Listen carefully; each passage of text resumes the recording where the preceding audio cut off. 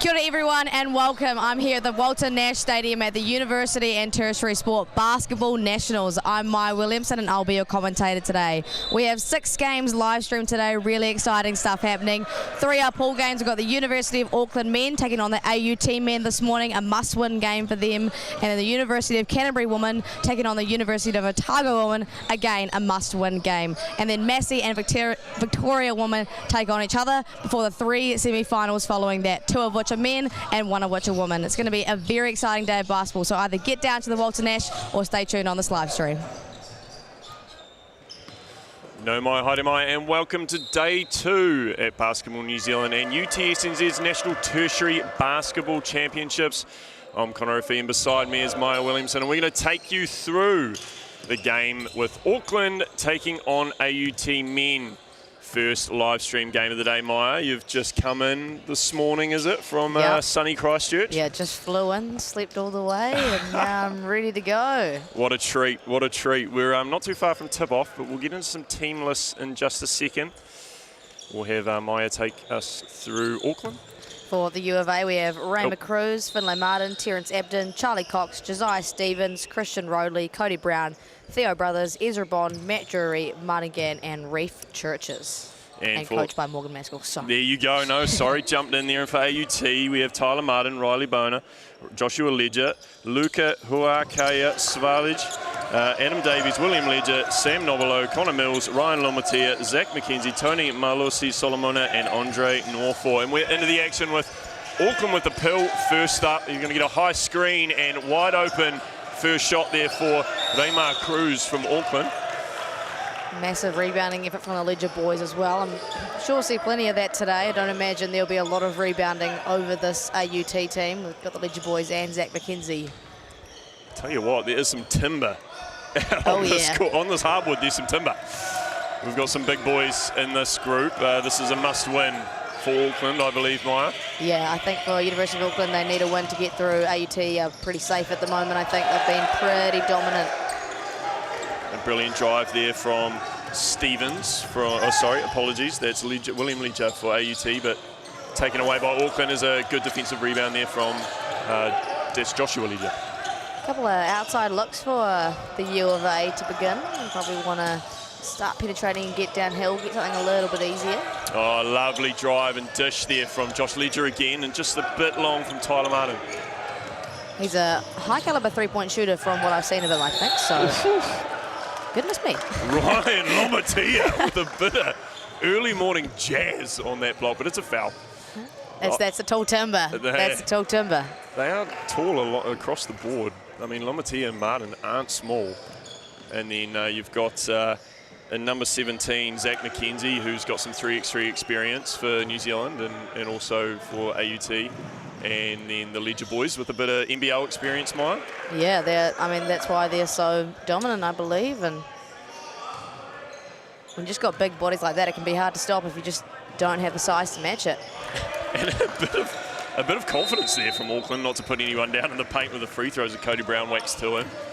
And they're off to a quick lead. It's a fast-paced start here in Walter Nash and Lower Hutt. We'll say lower, probably a little bit upper, but here we go from McKenzie from the corner. He doesn't mind to pull the trigger. Yeah, a couple of missed outside looks for both teams here. I'd like to see a little more patience from AUT.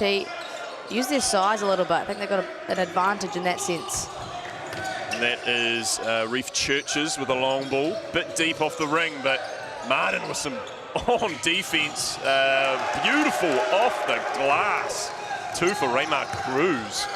And Auckland 4 up. Yeah, they knew they had an assignment to get done and they want to do it. Oh, what a find on the weak side. Beautiful pass. Drive and dish early from AUT. And just kind of what they need, the answer that they've been searching for these last few minutes. And if he can get hot, it's going to be a dangerous day for the U of A. It's down to a 1-point lead for Auckland as Rayma Cruz drives, finds streaking Cox on the sideline into number 32, that's Churches. Some good wide open and high defense there from AUT, and Ledger streaks away, puts him on skates and is fouled. Cruz will take that one. That's not a bad strategy. Just get Josh Ledger downhill and, he's likely to score or get to the free throw line. So Yeah, he's obviously a skilled boy. Played some minutes with the Tuatara this year, so I'm pretty sure he can translate that kind of skill to a tertiary kind of competition. Yeah, we've seen the development of basketball, especially across the world, but in New Zealand, the bigger boys getting, and the girls, opportunity to rush the floor and get the 100%. Ball in the front court. So, I mean, why not? Yeah, there's been a massive shift to, you know, what they call positionless basketball, I suppose, and fives who can do kind of everything as opposed to your stock standard post player, actually more desirable nowadays. So Josh Ledger understood the assignment, I guess. He did, and he makes both AUT now in the lead at 5-4. As first time we've seen Edden on the ball, and some hustle defense from Martin, but he's going to just get a checking hand check foul there. I don't mind that early doors, just to put a bit of pressure on the ball handlers. It's good, and you know, if he's likely to force turnovers, you know, why would you not just allow them getting into their offense and get a quick bucket yourself? Abden here to Cruz off the sideline inbounds. He's going to find Cox on the wing, back to Abden. Nice little motion move here. Round across to Abden again. It's getting a little bit cluttered up top, but he's on the dribble against McKenzie, and shot clock. Beautiful defense from AUT. Switch nicely there, Maya. Yeah, really great perimeter defense. Just allowed any paint touch really in that position, and just kind of fiddling around with some actions at the top. Got to make some inroads and getting your feet in the paint and actually forcing the defense to play defense. 100% is first time we've seen Lamotia bring the ball up on the paint. He's an absolute stalwart of a national championships. I think everyone I've been to he's at. As McKenzie drives high off the glass, no good, but too much mana in that one. Too much mana from Zach McKenzie. Oh, way too much. A little bit more there. There's a tough drive there from Auckland. That's just coming up a little bit short off the ring. And Martin streaking away. Oh, my goodness. That was quick, probably a little bit too quick. A little bit too much mana again. A lot of mana going on in the Walter Nash. Good mahi and mana early doors as Abden looks to slow it down now. As Auckland through Churches, drives, body moving away from the rim, and a floater comes up long. And we could see some showtime here from the Ledger boys as we see that is William, a younger brother of making two.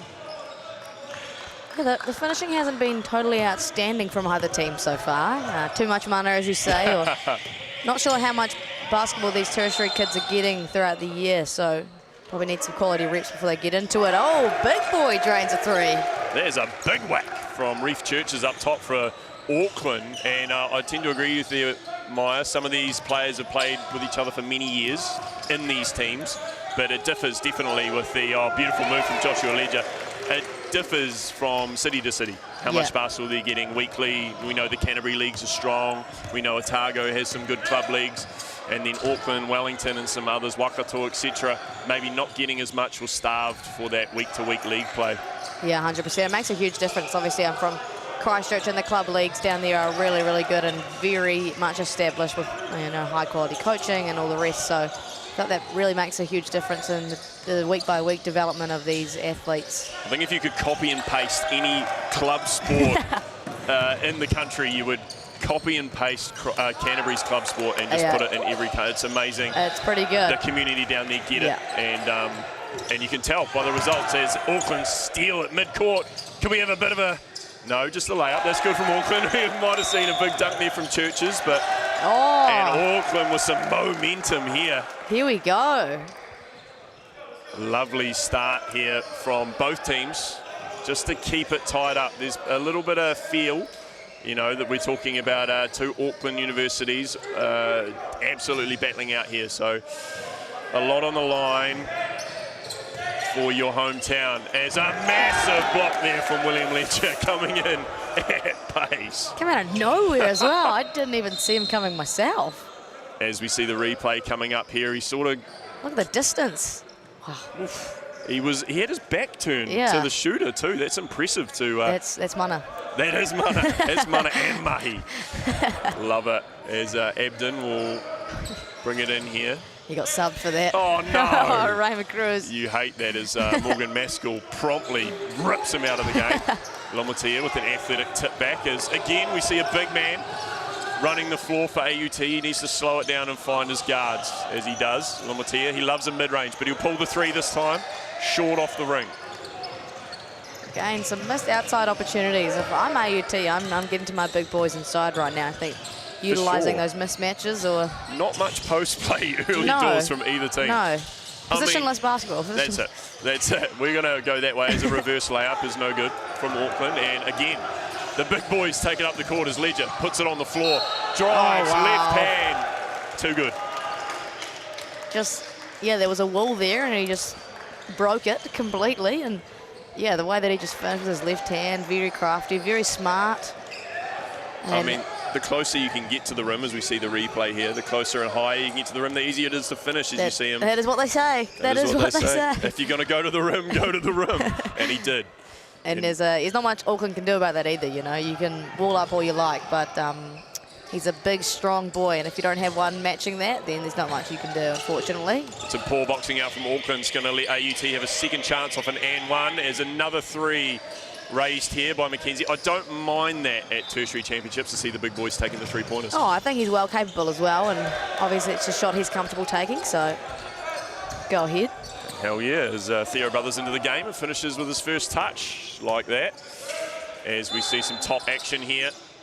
Ledger puts the butt out, and Lomatia looks to settle it as he gets some good defense from Churches at the top. Mackenzie feeds it down to the paint. We see a post move for the first time in the game, and Ledger decides right, flicks it to Brother on the right. There you go. And we'll get another slowdown from Martin. He looks to put it on the floor, decides no, and we get a screen from Lomatia. Does he pull the mid-range? He does. I was waiting for it, and the door was open. Somebody closed that door. Oh, no, I see the breeze coming in, yeah. I can feel it. The northerly, it's ripping. It is Wellington, after all. It's windy wellies. And 11 all, we're just feeling ourselves out in the first quarter. Auckland with 21 into the game. Ezra Bond feeds it off. He gets it back with the drive and dish. Good movement here from Auckland as we see their wings switching places as well. Another drive and great defense from AUT just to collapse a little bit on that drive. He's going to have to get it up, and that goes long. It'll be a shot clock violation and some awesome defense from AUT. Yeah, great defense. They switched a lot of those screens and managed to stay in front with their hands up, and not a lot going on offensively for the U of A there. A little bit of spacing congestion, I believe, and made it easier for AUT to defend. So looking pretty good on the defensive front. Definitely is Lomatia again to Martin. Auckland collapse as well. They kick it out to the wing, and Ledger, that's William, comes up in and out. Look, for a team of three tall timber, they love a three-point shot. Wow. Yeah. From Josh Ledger says, yeah, no, you can catch that in the stands, brother. And we see the replay, fake and a drive and some help side defense from Ledger. Helping the guy up and then, hold up. The Ledgers seem to be good at turning their back and getting to a block quickly. So whoever's teaching them to get out of bed and run to the kitchen has done well, Mum and Dad. Well done, Mum and Dad. Good job. Inbounds play here. Churches will take it at the baseline. He gets some good defense from both Ledgers. Abden now will call for a screen at the top. Gets it left onto his favoured hand. He pulls the trigger. We're looking for an open three, and we don't get it. But hey, I don't mind that play. Shot clock was low. He got a good shot. Yeah, kind of had to take that one. And I think from what I've seen of him earlier this year at 3x3, he is a capable three-point shooter. So, you know, you're not mad with that. Probably just want a little bit more, again, dribble penetration from U of A. They seem to be a little bit struggling with their offense at the moment. But, again, first quarter. Oh, brilliant feed down low from Lomatia to Ledger, who just comes up a little bit spicy on the English off the glass. Spicy. Yeah, that's a good way to describe it. Yeah, like just a little bit too much razz. Yeah, razzle dazzle. Probably potentially a little foul there from Mackenzie, but this good defense sees the referee and will play on as we get it, as we thought, into the Ledger's hands. No surprises there. No surprises. Mackenzie into his favoured corner, doesn't pull the trigger. Good defense there from Auckland. And back into his favourite corner, a three on the way and foul. Coach killer. That is an absolute coach killer. That, standing on the sideline, that one is also, yep, that gets you. That gets you as a coach, doesn't it? It gives you the little chills down the back. You can just imagine what Coach Morgan Maskell was thinking. And he gets tugged for that ill discipline. Mackenzie at the line for two. He we're talking about bigs that are not afraid to shoot it. I mean, I would have got hauled off if I shot a three-pointer back in the day, Maya, but you were big back in the day. Yeah, Ryan and I talked about this yesterday. I'm 6'2", and in 2006 that was considered a centre. Wow, how times have changed. Oh my goodness, yeah. Well, to be fair, I didn't have the skills of a guard either, so play on. You had no choice. That's right, Mackenzie makes both. So he does have a tendency to want to pull the trigger from three, and it doesn't look like Keith, etc. from AUT, the coaching staff, don't mind that. So play on, and it's a close game. Why not? Yeah, absolutely. And he's obviously had some recent campaigns with the 3x3 team as well, so he's used to shooting the two ball quite a lot. Absolutely. There's a beautiful drive there from Brothers, who's going to get the M1 and go to the line for two. He's got a chance to tie it up at 14 all. We'll see how that goes, but I like the way this game's flowed so far. Absolutely. Good, like, tick for tack. I think AUT probably the heavy favourites coming into, given their personnel, but I like the way Auckland have just really stuck around, got a couple of easy buckets, a bit of mana in there. And, it's clear for them that they have to win, and they're doing everything they can so far. There's nothing harder than getting up for a must-win game at 9:45 in the morning at a tournament. I mean, the 8 a.m. game is hard enough, but as Tyler Martin throws up the three and he's just short. Oh, and a one-handed rebound and put Oh, it my back. Goodness. You have one man in one hand and the ball in the other. That's impressive from William Ledger. I haven't seen that much. I don't. That might be a Stephen that's a Adams new one. type. Yeah. Might have learnt that from Big Steve. Must be nice being that strong, that athletic. Oh, good God. I'd kill for the athleticism those two boys have. And as we now with Ledger again steaming down. Can he find Mackenzie in the corner? No. Oh, good defense. I got a feeling that was all ball. There's a great find over to Abden, and he's plays it nicely. Just a little bit of a hezzy and gets it up off the glass. They're just hanging around, They play disciplined defense, the U of A, and they just chip away, chip, and I think they've done a relatively good job inside on these big boys, given a bit of a disadvantage in that sense. There's been a little bit of Mexican basketball, one-on-one going on with Auckland, but they're doing well to stay in it as we finish the quarter, 16-all. And I've got to think, if you're the two universities right now, if you're Auckland, you're pretty happy. 100%, and I think it comes with the experience of Morgan Maskell, who's coached for years on end. He'll know what to do with these boys. Again, we've spoken about it. I'd like to see a little bit more maybe ball movement and dribble penetration before they try to get some shots up. I think AUT have done a great job defensively, but it's probably made it a little bit easier by the U of A, just hanging around the perimeter rather than trying to attack downhill. And I think for AUT, give it to your big boys, If I was that big and strong, I'm asking for the ball in the post all day long. As we see CEO of Basketball New Zealand, the Tall Blacks legend, Dylan Boucher, chatting with previous head coach of the Manawatu Jets, Tim McTamney. Some pretty cool people trotting around basketball tournaments these days. When I first got on the block at Basketball New Zealand tournaments and walked up to a few of my idols, Phil Jones and Ed Book, it was pretty... growing up watching the early 2000s Tall Blacks, it was pretty awesome just to be able to chinwag at a basketball tournament with your heroes. So, I mean, New Zealand's a pretty small nation, and it gets even smaller when you go to a basketball tournament. 100%. Every 2 seconds you're talking to someone that you know, and all really great people. That's the coolest thing. These guys have the legends of the game in New Zealand, but they just yarn away like they're someone normal, and you kind of have to pretend, this is just a normal conversation, but you're fangirling a little bit inside. For sure, and they know how to give back to a lot of our absolute legends of the game, or either got family or friends or, nieces or nephews in the game, and they're wanting to give back to the game, which is absolutely outstanding, and we need it, to be honest. 100%. So if you're listening out there and you played in the women's league or the men's league back in the day, we want you to come down and referee your local leagues, or we want you to coach. There's lots of people out there, lots of kids, lots of families that are wanting to put schools, associations, club teams that want to put teams in, but we're 100%. just lacking in coaches and referees. This beautiful game that we have in New Zealand, we need it to keep going and keep growing. We've had some amazing results this year internationally, Maya. Oh my goodness, plenty of them, and obviously notably the under-17 boys, 4th in the world, which is super hard to even comprehend. Leighton over there, coaching on the far side. Yeah, just recently came back from being sick with meningitis as well. So, yeah. Did he? Yeah, he got really ill. So it's Wow. amazing that he's here, actually, and, you know, managed to recover well, which is great, and wishing him a speedy recovery as he continues to recover. Oh, that's pretty impressive to come back from meningitis and be coaching at a 3-day basketball tournament. Auckland up from the corner. Reef Churches, another big man shooting the three. This is yeah. If I was watching this game about 20 years ago, it'd be completely different. But I like it. I love it. To be honest, is unfortunately a little slip there from Adam Davies. First time we've seen him in the game. He's got the goggles on. I don't mind that at all. Nah, I love that. Yeah, that's mana. If we're talking about mana. I'm big on that. I do love a pair of goggles, especially on a basketball court. Whenever I see someone with goggles, I'm like, you are the man, and you're going to give 110%. You know that he's going to hustle. Yeah, look at that. And he's going to be rewarded for it. I thought that was... He spoke a bit too soon. Chucked the lumberjack on that one. As Cruz will go to the line for a couple. And, well, I mean, he's going to hustle.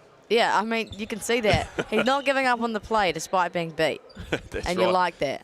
As a replay here, you can see a nice little hezzy from Churches. Gets him left, right, and then straight down Bloody Nose Lane. I like that from Cruz, though. Probably recognised a little bit of a mismatch. You know, new guy in the game. Took him off the dribble. Bit of athleticism on that one, too. Yeah, he's got the warm legs, and he knew he probably had it over the man in number 9, Davies, for AUT is Boner. The first time we've seen him handle the ball up the court here. And some big minutes, score bench issue here, some big minutes early from the big men from AUT. We've all three of them, Mackenzie, Ledger and Ledger, all playing minutes right now. They haven't been subbed yet. Yeah. Whether that becomes a factor, I mean, they're fit, they're young, but that could be a factor long into the game. Yeah, and you want to obviously prioritise the playoff games, and I think he might just be getting stitched up with some tough passes here, old Adam Davies. I don't mind a cross-court pass, but it's a bit of a, if you're driving into the lane, whip it. But if you're on the three-point line hitting it across, it's some massive danger and risk in that one. He's tall and he can throw it far, but you see Davies was starting a cut inside. And yeah, I think that was the issue, coming forward into the ball, and the ball was probably going backwards, and just, what can you do? Right now, a bit of momentum swinging Auckland's way here with a 5-point lead, and they'll be wanting to keep this up. There's a big fake here from number 14, Brothers drives, and then a bit of contact on the bigs. Be interesting to see how many that is on. Looks like that'll go on. Was that Mackenzie or William Ledger? Was it 10? I believe that was 10. It didn't hold up. Was it 2? I think that was 2. Yeah, that looked like 2. So it's going to be interesting to see if they pull him off here with 2. To be fair, could probably do with the break. He's played some big minutes already so far, but Auckland stretches the leads out with another free throw. Yeah, I'm pleasantly surprised by this. I thought AUT were the favourites coming into this, but you like to see the underdog teams kind of give it a run, eh? You got to feel that they will know everything about each other's games. Oh, I'm sure these guys have played each other probably a ridiculous amount of times. Probably played with rep teams as Mackenzie pulls another trigger. That's off. But who's there in support? Lovely from William Ledger underneath, sniffing it out, and probably a little bit of touch on the handball. Play on. I think Zach McKenzie will count that as an assist. So we've got a mouse here, a reverse mouse, a big on a small. As Cruz thinks better of it. High post catch from the big. Finger roll no good, but a beautiful O-board, athletic O-board, as Ledger says, absolutely not. And Lomatea streaking away, Martin on the wing. He'll shoot that, don't worry about that. A little bit short, and the guard's not shooting the ball better than the bigs right now. No one seems to be loving making a three-point shot at the moment. A swing now to Brothers, a step back 3, and a nice action, just can't get it to fall. As a nice defense there in the front court by Churches. Brings it back for the 3, and there we go from Cruz. Ice in the veins, big 3. Yeah, that's massive from the U of A. A couple of O-boards, and then they get a steal, they get a stop, and they get a bucket. They're just probably playing with a bit more intent than AUT at the moment, and it's showing in the little things. Are you thinking making a miss here might be a timeout, Mo, or you play on? I'd say so. They didn't use one in the first quarter, so they do have 2, which makes it a little easier to call one a bit earlier. But you can always trust your players to get you back. But I think, yeah, if it's a miss and one more make, I'd be using that thing, as it'll get out to a 10-point deficit, and that's not too favourable right now. No, for sure, and I feel like the bigs could probably do with a break as Ledger. He's probably going to get called for a 3 in the paint, but he doesn't. Left hand as Coach Maskell is calling for a travel. I think that was a slap on the calf, a pivot foot maybe. I'm reading his mind here, but yes, it was a good finish. Well, nice left hand, and it's back to 6. So I think we'll leave that timeout in the pocket unless Auckland make another 3 here potentially. Oh, beautiful cut there from number 21. That's Ezra Bond. Beautiful find there too. Great basketball. They're just doing all the little things right, the backdoor cuts, they're getting O-boards, they're getting steals. Nothing too complicated, but they just seem to be chipping away quite nicely. The second unit from Auckland is doing a lot here.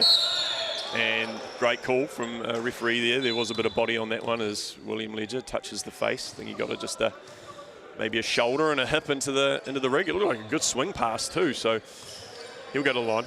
No drama. He's nice. He's just standing there. Oh, he won't go to the line. He was passing. My bad. I even said he was passing. I don't know why. No one's in the bonus yet, but hey, it happens, man. It was a long day yesterday for you, wasn't it? It was. As Lumatia swings it to Martin, he swings it again to Ledger. He thinks better of the 3. Another cross court to the weak side pass picked out. And, oh, what a beautiful find. No way. UOA, that is a beautiful basketball play and hustle from Cruz. Back to number 14, Brothers, and athletic find, athletic finish. 100%. It just seems like AUT are maybe overcomplicating things a little bit for themselves right now, and just wow. Here's the replay. Look at this from Brothers to flick it back. Oh, and a beautiful finish from Cruz, and that is almost like Wateni Zalesniak and the Warriors flicking it back for the try. That was outstanding. Acrobatic. It is. You can say. Midi from Tyler's no good, and you've got to think at 10 points here, 6 minutes to go in the half. Potentially, the coaches aren't moving on the AUT sideline, but I would be smacking the hand. They are very relaxed at the moment, which can be a good sign, but I think these AUT boys need a little bit of a wake-up, to be honest. Foot stayed on the ground, says the referee, no make, so AUT live to fight another day. As Lomatia might get into his work here, I wouldn't be surprised if he goes to that pattern in midi. He gives it off to Ledger, which isn't a surprise, as Martin goes to work. He drives. UOA collapses nicely out to Martin for the 3. No good, and another miss from AUT. It's clear that they're sending bodies to the paint. It seems to be a strategy from Morgan Maskell here. Every time they get a post catch, there's 3 bodies. Every time they drive, there's 3 bodies. Oh my. There's got to be a timeout here, and there is from AUT. But a beautiful finish from Ezra Bond, and you've got to think this second unit from UOA is just taking on Auckland and saying, you guys have played all these minutes. I'm just going to run at you. 100%. And yeah, there's that, and I think there's just a lack of urgency probably from these AUT boys. They may have come in possibly a little confident, and then these guys are giving them a run for their money. And yeah, this is a surprise probably. But I think, if you're putting up 3s in volume and not making them, you've got to change your strategy at some point, right? Like, as I was saying, they're sending bodies. You've got your kickouts, but you don't have to shoot every kickout you get. That creates a long closeout situation, and if someone's coming at you from that far away, you've definitely got a driving lane there. And if you are Zach McKenzie or one of the Ledger boys, I'm pretty sure you can get to the rim pretty easily. So, maybe just a little bit more patience and less complacency from these guys. But it's great to see U of A getting up in a game that they need to win, and they're executing really well. It's at 12 points here. And I absolutely agree with you, Maya. They're finding great open looks. It's just when you're down 10, shooting yourself into a hole probably isn't the best structure, and hopefully the coaches are talking about it right now. They're finding the swing passes, they're finding open lanes. Auckland's collapsing really well, and that helped defences. Big tall timber jumping straight up right in the middle of the paint. You can't do much about that. Yeah, I mean, great strategy from Morgan Maskell. Obviously recognised the strengths of this AUT team, and he's probably also thanking the heavens they're not shooting very well, Giving up that many open 3s is a great thing when they can't make them. If they do start to hit, it might be a bit of a different story. For sure, and if you're Morgan Maskell, who's currently riding the referees on the sideline over there, you probably want to stay a little bit quiet. Yeah. One of those tactics, if you're up, just maybe a couple of jokes and laughs with the refs, and you got to retreat to the back of the bench. Keep that rapport. Yeah, there he goes. He's gone back. Well, he's getting some calls as well, so you don't want that to go away.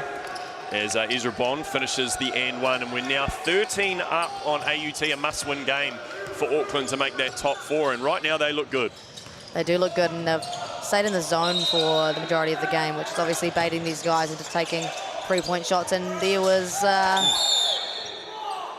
Oh, that was some decent body there on a bigger player from Raymar Cruz, and he's going to get called for that one. He'll be ripped off and replaced by number 12. That's Brown. 3 there. That's his 3rd foul. Oh, that could come back to bite Auckland. He's been really good for them early doors. And I believe only 7 players have played, so... I'm not too sure how deep they are in guards, but if they can play that first and second unit, they should be okay here, as Martin's struggling to find a player, but who's there? None other than Josh Ledger, and AUT decide to hit the 3-ball again, and it is just not coming off. Early morning at Walter Nash. Yeah, I don't know, maybe they didn't sleep very well last night or something, I'm not sure, but I'd like to see much more intention from these AUT guys to get downhill, especially if you're Zach McKenzie. Huge shot fake. You can probably get to the rim in one dribble, you know. Yeah, it just seems a little complacent so far. There's another foul there. I believe that's on McKenzie, and we'll wait to see. That's just one for him, which is nice to hear, but I feel if they're lagging, if they're giving him that much space, potentially it's time to put the ball on the floor and find somebody else. There's another make for Auckland. Athletic, strong take for Brothers, who's not scared of going straight down the lane and chucking up that floater off the glass. Yeah, these guys are tenacious. They're not scared of anything. Happy to go downhill and, yeah, really putting their bodies on the line. Good screen from Ledger, and Limitea finds his there you go. padded in mid-range jumper, and he finds the 2. We have a score from AUT as they cut it down now. You spoke it into existence, Connor. I did. I've been watching Limitea play basketball for as longer than I can remember, and he scored many of those as McKenzie chucks a hand in the cookie jar, and luckily doesn't get called for his 2nd foul. Yeah, they need to be careful on that foul discipline as well. You know, they're getting beat off the dribble quite often and reaching their hands in, like you said. You want to be very cautious of that, because I don't think this AUT team can afford to get their starters in foul trouble. Brothers, a strong drive, but great defense from McKenzie, as Auckland probably have the right of advantage to shoot the 3 if they want to, but Abden does the right thing, slows it down, gets a high screen, goes right, now back left, step back, drive, great cut, and strong defense from AUT with a good D board. That was a nice little boomerang pass he did there and had that back cut on there, but the help-line defense did a great job at stepping over and walling up. On the floor call there, but we saw a good action there from AU2 and exactly probably what they needed to do, which was get it down to their bigs and work from there.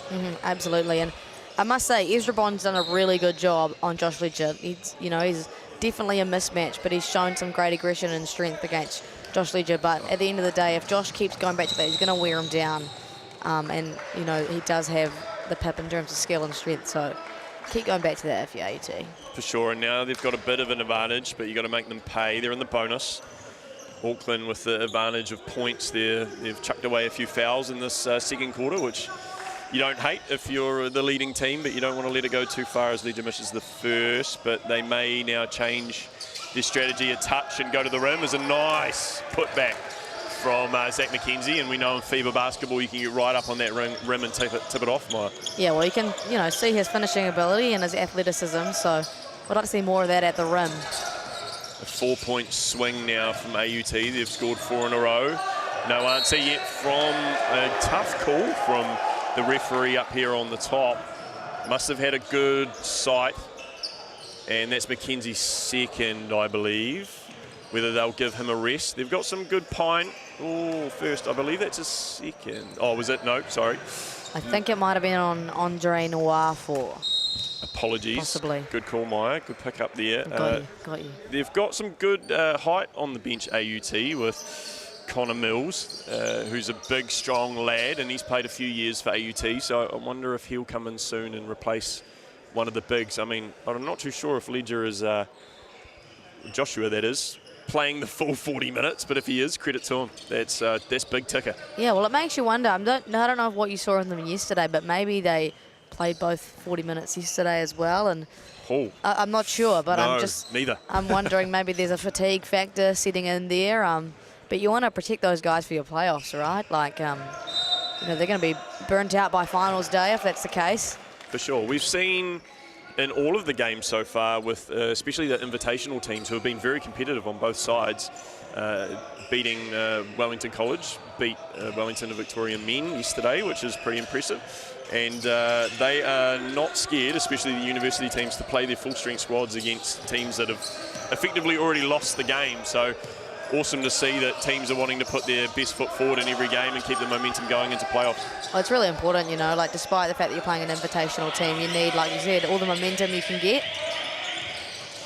As Ledger backs down and finds Noir4 on the baseline, and a strong finish, and that's what AUT needs to get back into this game.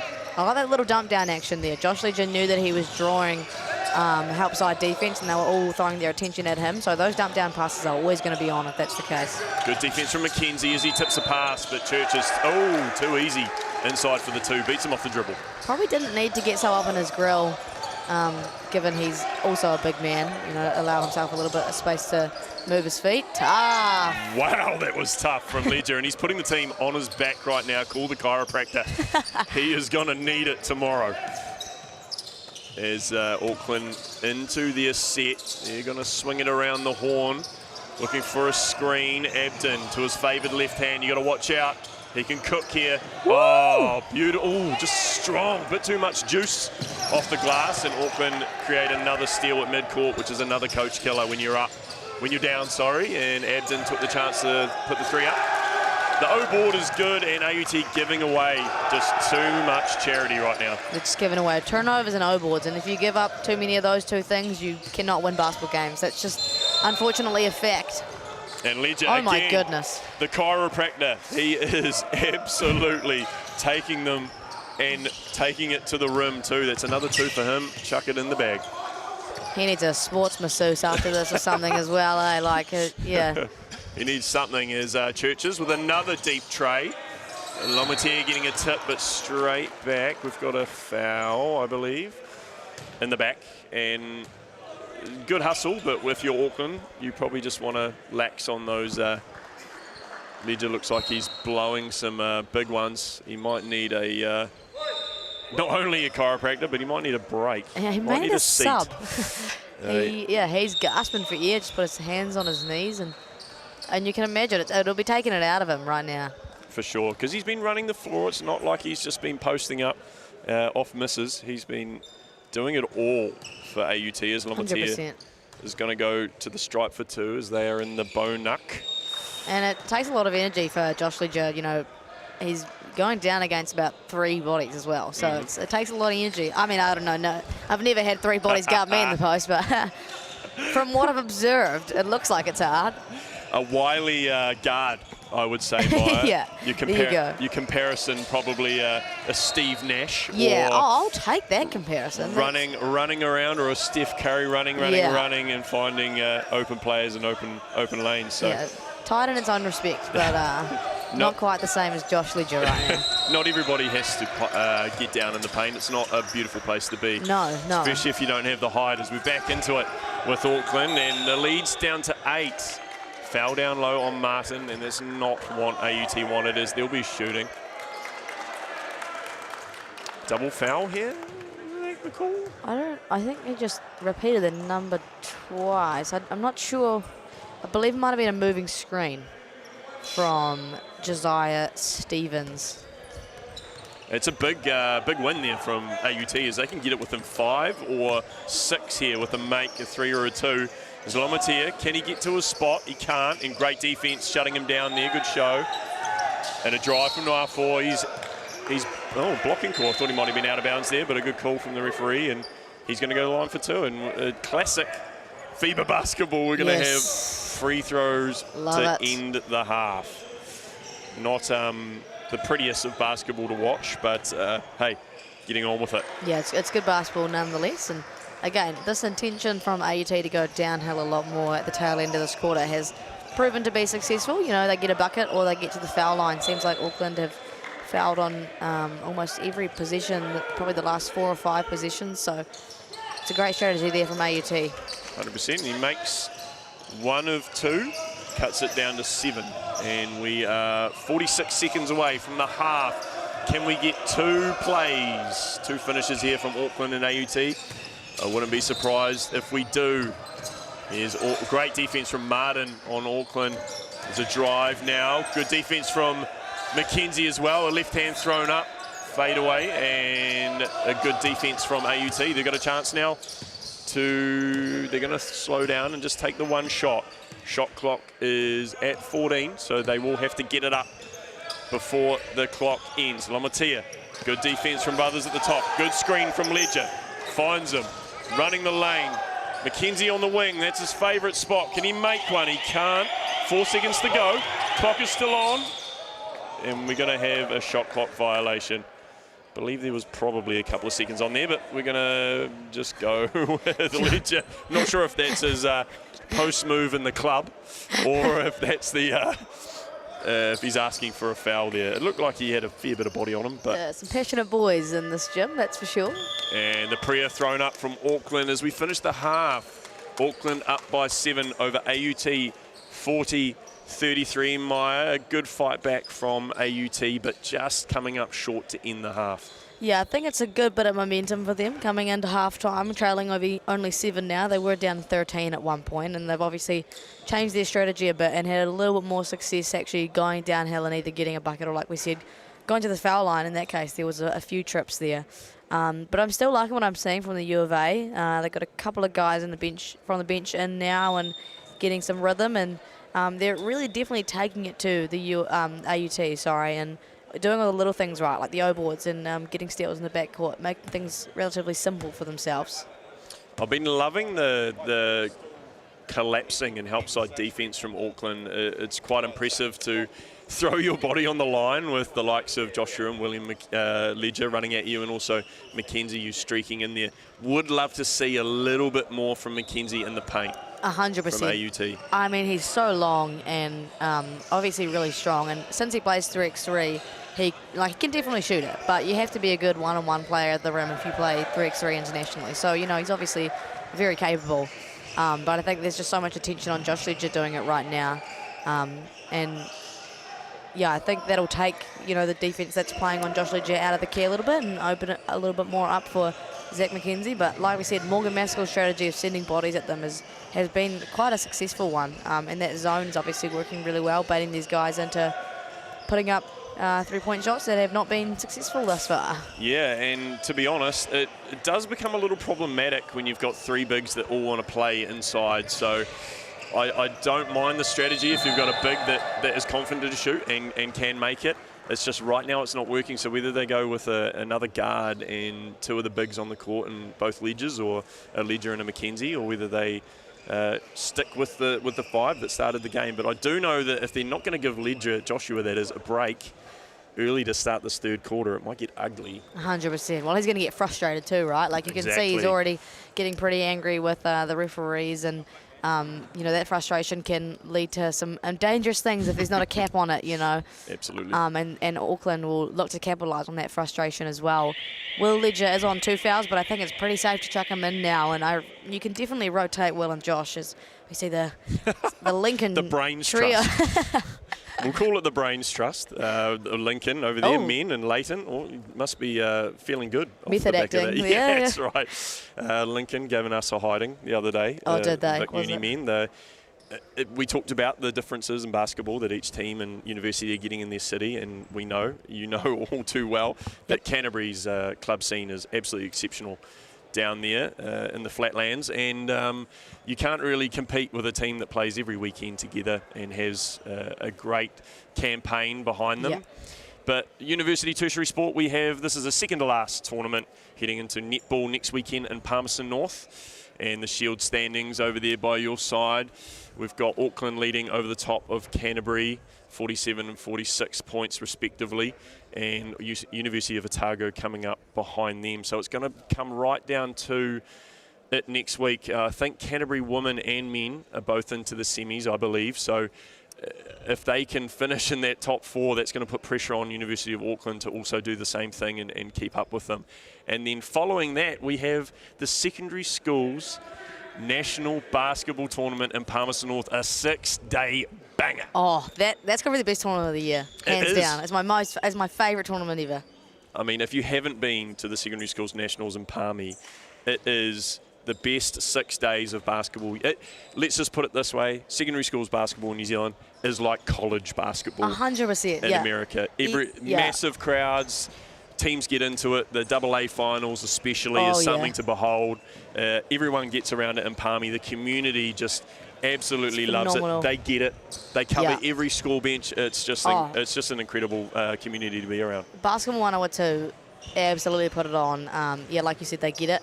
And they really play into the spirit of it, and it's such a great opportunity for kids from all around the country. I went twice, one year with a relatively competitive team, the other year with a not competitive team. But I had so much fun both times, and that's what it's all about. And it's kind of cool now. We're transitioning into a stage where there's no real dynasty, I guess you can say. Obviously, Westlake have gone back-to-back with the girls, but on the boys' side, like, no one went undefeated. No one went undefeated last year, and it was a race to the finish, you know. And that's such a cool environment to be in when you don't really know the start of the tournament, like, who's actually going to win, you know. Like, we had eras where it was like, okay, Rosmini, or okay, St. Kitts. Yeah, exactly. Oh, my God, I saw Charlie Sledger-Walker, just quickly shout out to her, one of the great tall ferns and St. Peter's Cambridge legends.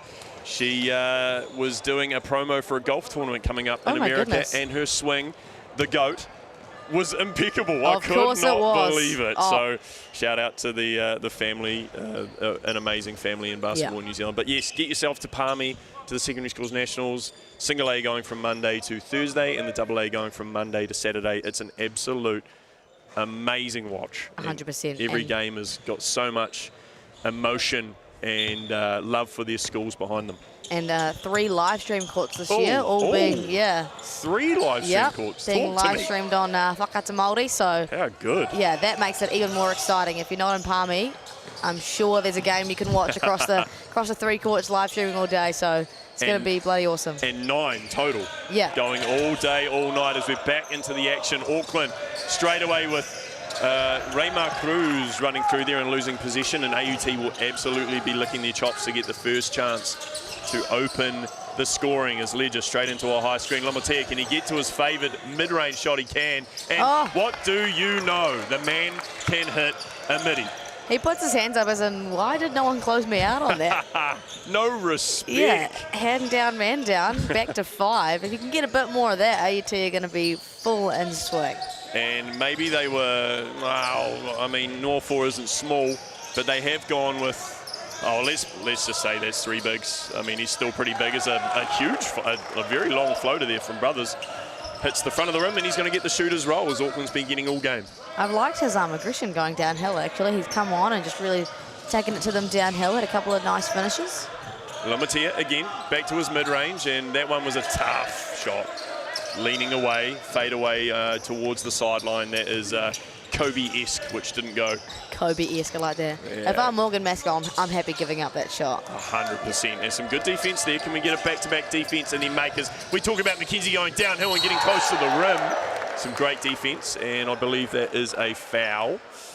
But I don't mind that either. One of the first times I've seen him going downhill, and some good defence. Yeah, there you go. I'll take a foul on that any day. 100%. Yeah, force him to go to the free throw line. But that's what happens when he goes downhill. You know, if it wasn't for the foul call, he'd probably be getting a bucket. Tell you what, that's a scary look going downhill if you're Auckland. But I tell you what, the confidence going to the rim and defending at the rim is pretty high right now for Auckland, as they're still up by 7 as McKenzie misses the first, and free throws are definitely going to come back to haunt AUT in the bonus to end the half there, missing quite a few, and then McKenzie makes 1 of 2 there. There's been a few left out there for AUT actually, and not a bad strategy for Auckland to send them to the line if need be.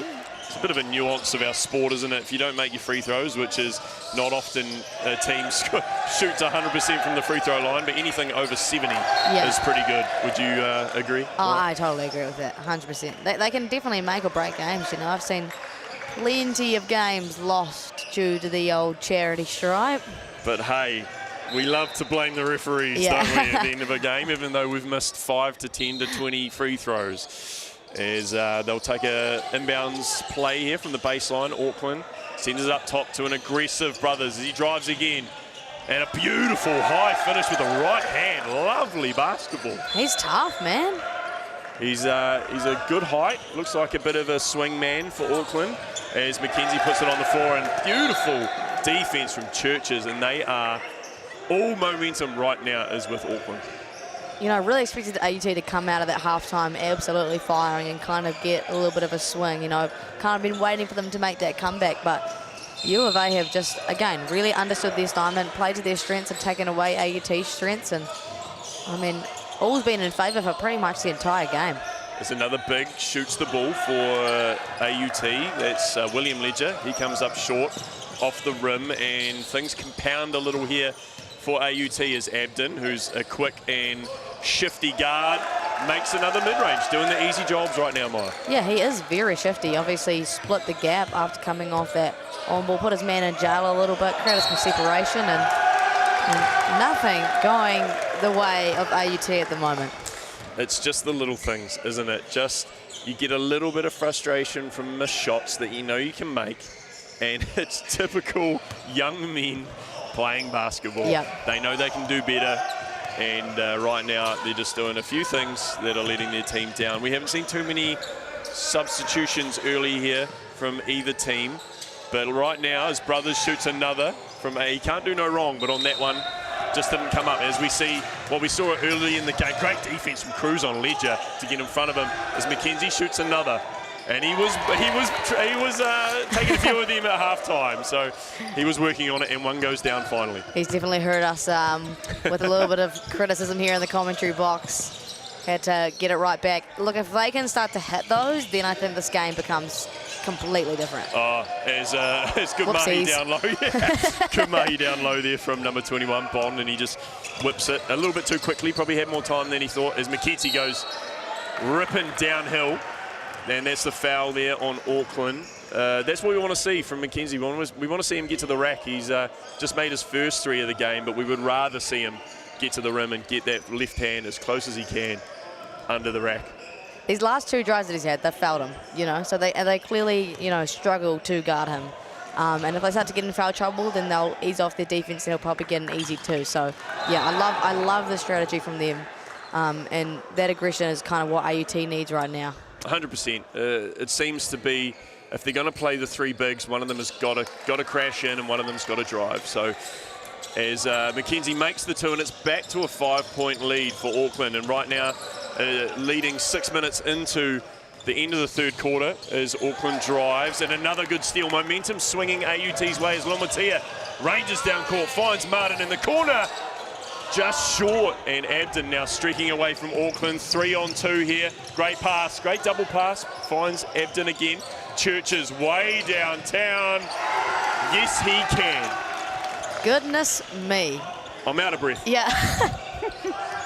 He is like, what would you say, like 6'8", 6'9"? Mate, he has got a great little technique there, and that was at least 3 or 4 feet outside the three-point line on the wing as Lomatia drives up. Beautiful cut. Oh my yam. I would have fallen off my chair if that went in. Take my headset off. Hecker. What beautiful athleticism from coming from the weak side here, as you'll see. Lomatia driving the cut from Ledger. Beautiful dish, and ooh. Brother, ooh, that would have been... That would have Otago laughing at my commentary in the background. Thank you, Caitlin. I think everyone, you would have heard the screams through the microphone as Ledger misses the first, and we talked about free throws being key right now. Down 7. You know, I like the intention to get a highlight play, but if you're down this much, I think you just got to lay the ball up, especially if you're going to spot the free throws. Oh, Ledger probably close to a technical warning there, fiddling with the ball down low. Back to 7, Abden puts it on the floor. I love his action when he gets into the paint. He can shift straight off on that hezzy. His brother's aggressive as we see early doors. He just comes up a bit strong on that one, but we like to see that from brothers. He's been making those. 100%, but great defense there from AUT, taking it in the chest and just pulling out, forcing him into a contested shot. Oh, lovely. Great dish, brother to brother. Now we see it back to 5. We're talking basketball right now here at Walter Nash. And we have a tight game leading 5 minutes into the third quarter. Auckland leading by 5. AUT streaking back into this one. Good high screen here. Abden, ball on the floor, finds Churches in the corner. A good cut from Auckland. Churches says no. Takes on Ledger. Great defence from AUT. Here we go now. Some momentum swinging AUT's way. Can they make Lumatea for 3? Whack! No Right timeout now. from Morgan Maskell. No timeout. He's trusting his boys. He does not want to burn one here in the second half as Churches. He's made one just before. Hand in the face from Mackenzie. Great defence. AUT, and here we go, Maya. Here comes AUT. I feel like I've just been waiting for this to happen, you know. And the things are starting to finally connect for them. Defensively, they're actually getting stops and finishing their positions. And offensively, I think the biggest thing for them, they've actually found some offensive rhythm here. Their off-ball movement has been super impressive. They've got a couple of back cuts these last 2 possessions. It's going to be a matter of whether that man in the middle, Josh Ledger, can keep going. As Mackenzie, ball on the floor, behind the back, finds Lumatea. Can he get to his midi? No. Mackenzie will pull the trigger from the corner. No foul on the play. Got a bit of body, and we'll play that on. I don't mind that 3-pointer. Oh, we've referees actioning to the bench, but play on. Lumatea goes right. Nothing doing. 5 seconds on the shot clock. Can he get to his mid-range? He's going to have to shoot it or pass it, and he decides to throw that to the Hutt Valley River. Straight to the Basel New Zealand sign on the baseline. Good hands there from Massey. Terrence Abden just locked him up. Like, Clamps. that was, I've got to say, that turnover was as a result of Terrence Abden putting the clamps on. He was elated about that one after the turnover. As we see number 12, Cody Broughton back in the game for Auckland. Abden, a great dribbler of the ball, finds Churches at the free throw line. He puts up the midi and it's good. I mean, that's old school basketball and I don't hate it. Yeah, you'll take it. Zach McKenzie coming really high off that DHO, and Terrence Abden has continuously split that hard show. So, you know, maybe you don't want to keep jumping out at that, because then it just creates a disadvantage situation, and U of A have really capitalised on that. If I'm AUT, I'm getting, oh my goodness, I'm getting Joshua Ledger out of the game at pace, because he is getting frustrated. You need to sub that man. He is going to lose his top. He almost does. He's very, what do you call it, very animated at the moment, And that screen, he's probably got away with one there, but, you know, he's probably going to start showing his frustration in an aggressive way, and, you know, that can make things dangerous. And, you know, given that they're down, you don't want to lose that momentum. You just work so hard to gain. Definitely. And a big stop here for Auckland. If they can, maybe a foul there. Abden, one of the smaller players on the floor, got his own rebound, but some good fighting defense. Team rebounding from AUT. Mackenzie now, ball on the floor, definitely a body on that one, and a great call. A quick call from the referee, a body that big moving that far sideways, had to be a foul. Again, they just foul him every time he goes downhill. Great find from Josh Ledger there. Yeah, big body there from Churches. He's got 3 fouls now, so that may cause Auckland to pull him out of the game. Nothing right now from Maskell. He's looking. He is searching down the pine. Who can I pull on? Oh, you've got to think, unless Brothers is in foul trouble, you probably want to pull on someone that's been aggressive as well. But I mean, 4 points. Ezra Bond's done a relatively good job. Yeah, on the bigs. I think, you know, it's just not having the actual height of Churches taking him off leaves you in a pretty vulnerable position. Obviously, AUT have no intention of taking out any of their big men. So, as we see throughout this third quarter. These poor guys getting tired just like watching it. My body and back is struggling.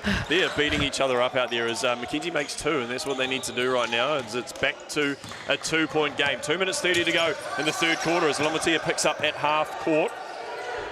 Ledger now moves across. Abden swings it into the middle to Churches. Good cut there from Auckland, and great active hands from Mackenzie. What defense shown there from AUT as well. Nice. Lumatea picks it up in the backcourt. Can they get something going here as Ledger into the corner? He'll slow it down. Finds Martin for the open 3 short. And not probably what they were after, AUT. No, I think that's kind of a heat check kind of shot. If you haven't had a few and don't have momentum, you kind of want to work a little bit more for, you know, high quality uncontested looks. Although that was uncontested, to be fair. Maybe it was. That's new school basketball, isn't it? You're on a fast break and you find a man open on the 3-pointer. They're always going to shoot that. 100%. And I think for Tyler Martin, he's both a good 3-point shooter, but he hasn't put one up in about 2 quarters. I feel like all the big men have been doing the work. So That's a pretty early shot for someone who hasn't thrown one up in a long time.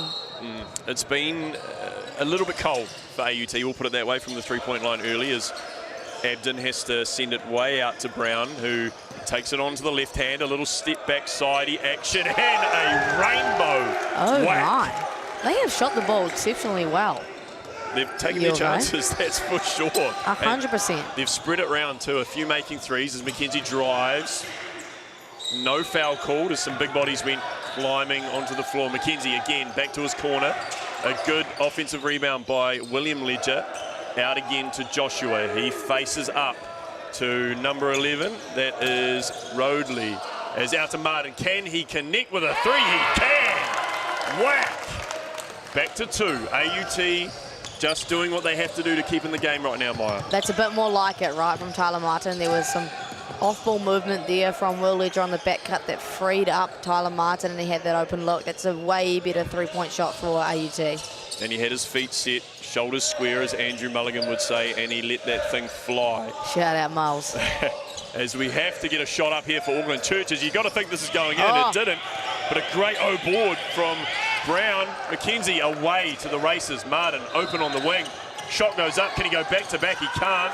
McKenzie will fight for the O-board. He will take it down. He's got to swing it to the weak side. Lomatia probably could have slowed down and taken the mid-range, but he'll take the three. And yet again, we see AUT probably letting themselves down on a mismatch on the front court. Oh, it's just been a tough day at the office for AUT. And, you know, in the modern style of basketball, if you can't shoot from beyond the arc, it can be pretty tough to win basketball games, unfortunately. And they'll slow down here for one.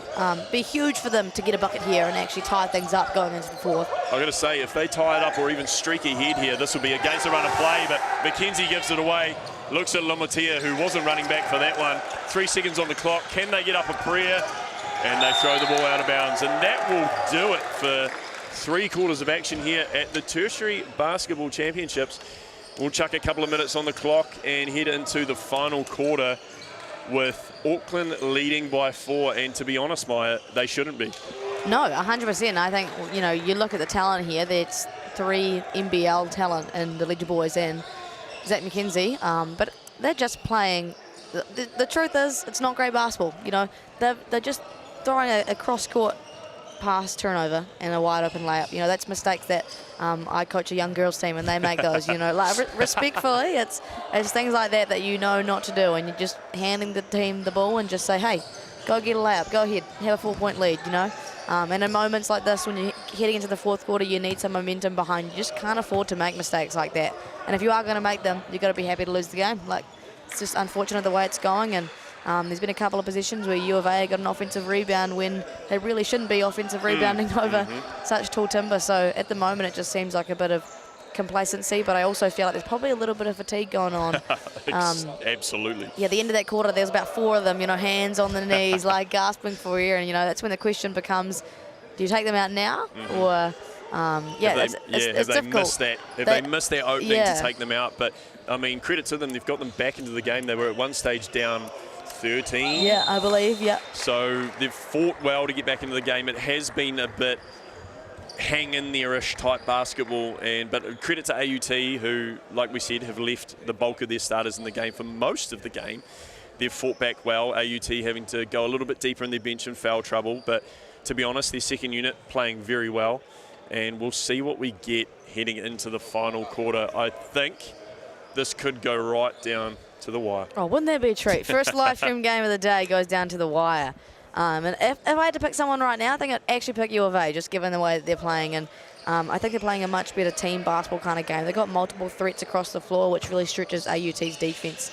And they're actually executing and converting, which is a massive difference at the moment. Agree. I think the way that Terrence Abden and Raymar Cruz are handling the ball at the top of the three-point line, and the way they can go and trail, have their defender trailing on their hips so they can make the decision from there, whether they go forward or come backwards, I think is something that AUT can probably take something from and think maybe that's something we could do and get those bigs more active in the paint. But 100%. We'll see. Morgan Maskell asking for a clarification on something over on the sideline. as we enter the fourth and last quarter. AUT versus Auckland. Auckland leading by 4 as Tyler Martin gets a high screen from Joshua Ledger and screens again out to William Ledger. Denies the 3, and we're talking about paint basketball once again as Joshua Ledger has been in there a little while. We pitch the tent. McKenzie from the wing and misses another. Follows his ball though, which I don't mind if you're going to shoot that. Look, that's great basketball, right? Draw a double team, extra, like kick out pass with an extra pass. That is good basketball, but unfortunately for AUT, it's probably not the shot they want to seek out, right? Like, they're not hitting those, and for Zach McKenzie, like we said a million times, you want to see him go downhill. You want to see him get at the rim. You want to see him get in the paint. I would like to see a little weak side action there where maybe Lomotia and McKenzie switch, get him out of the corner and running in from the paint as Ledger throws up the floater, gets some active hands and knocks it out of bounds off Auckland. Well, also in that case, you've got one guy rovering 2 on that weak side. So if one of them's going to close out to the top, you've got a wide open cut that you can find, and that's obviously a higher probability shot. The closer you get to the hoop, the more likely you are to make it. It's always easier to coach from the commentated box or so from the couch. So easy for me to say sitting here, eh?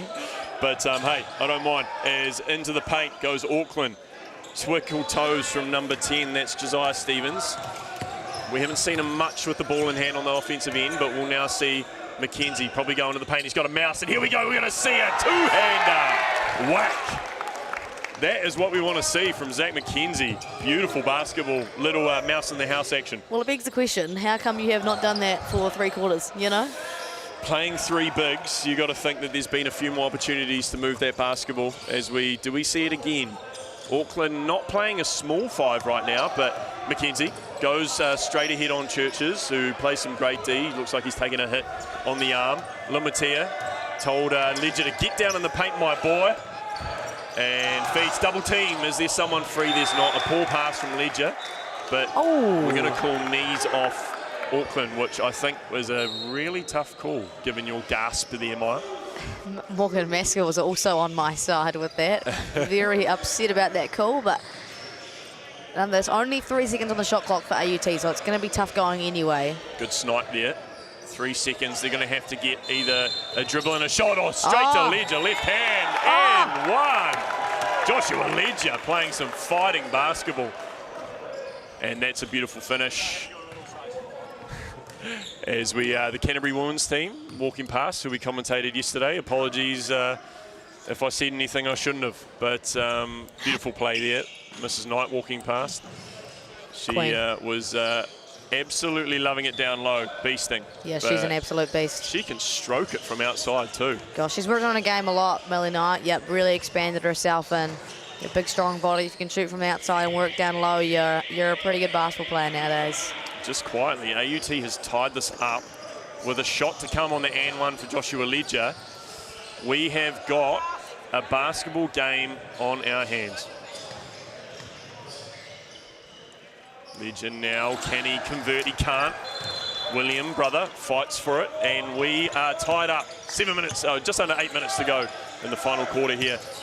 Day 2 of Tertiary Basketball Championships is Brown. He loves that step back in rainbow, just short. I don't mind that. No, you know, he's had a couple of those and had a bit of a speed and foot speed mismatch, so why not? Here's some great movement early off the offensive play here from AUT as Ledger, the chiropractor, going inside and getting the foul. Easy basketball. That's much more like it, right? And we said that a million times, and I think as well it took the 2 guards exchanging on the top to kind of take their attention away, which meant it was more of an isolated look for Josh Ledger, which is what he's been missing all game long. He's been coming up against triple teams all game long, so trying to take that away and letting him work against only one person. He's probably going to score like 80% of the time. And he does. I couldn't set it better, that action at the top, and you see Ledger swing down into the paint and got that ball and went to work. So something to think about for AUT as Churches is on the bench. They've got a smaller 5 out there from Auckland. Can they dominate the paint now? Whether that's O-boards or points, as Brown stretches the lanes. Now Brothers back in the game. He drives. He drove aggressively in the first half, and that's too easy. That is way too easy. he's shown a real capability to get downhill, and these guys should know that by now. So a real saviour bucket there from Brothers, given the momentum AUT has at the moment. But wow. Back to back. Yep. We've got paint points happening for AUT in this. I tell you what, until the length comes back on the court for Auckland, this might be a little tough stretch here, as probably a defensive foul there from Lomatea, but play on. Strong shoulders as Mackenzie gets hacked from Abden, as we're going to argue, I believe that's shooting. It looked in the same motion, but that's why I'm here and not on the court refereeing. Super easy to sit here and say blah, blah, blah.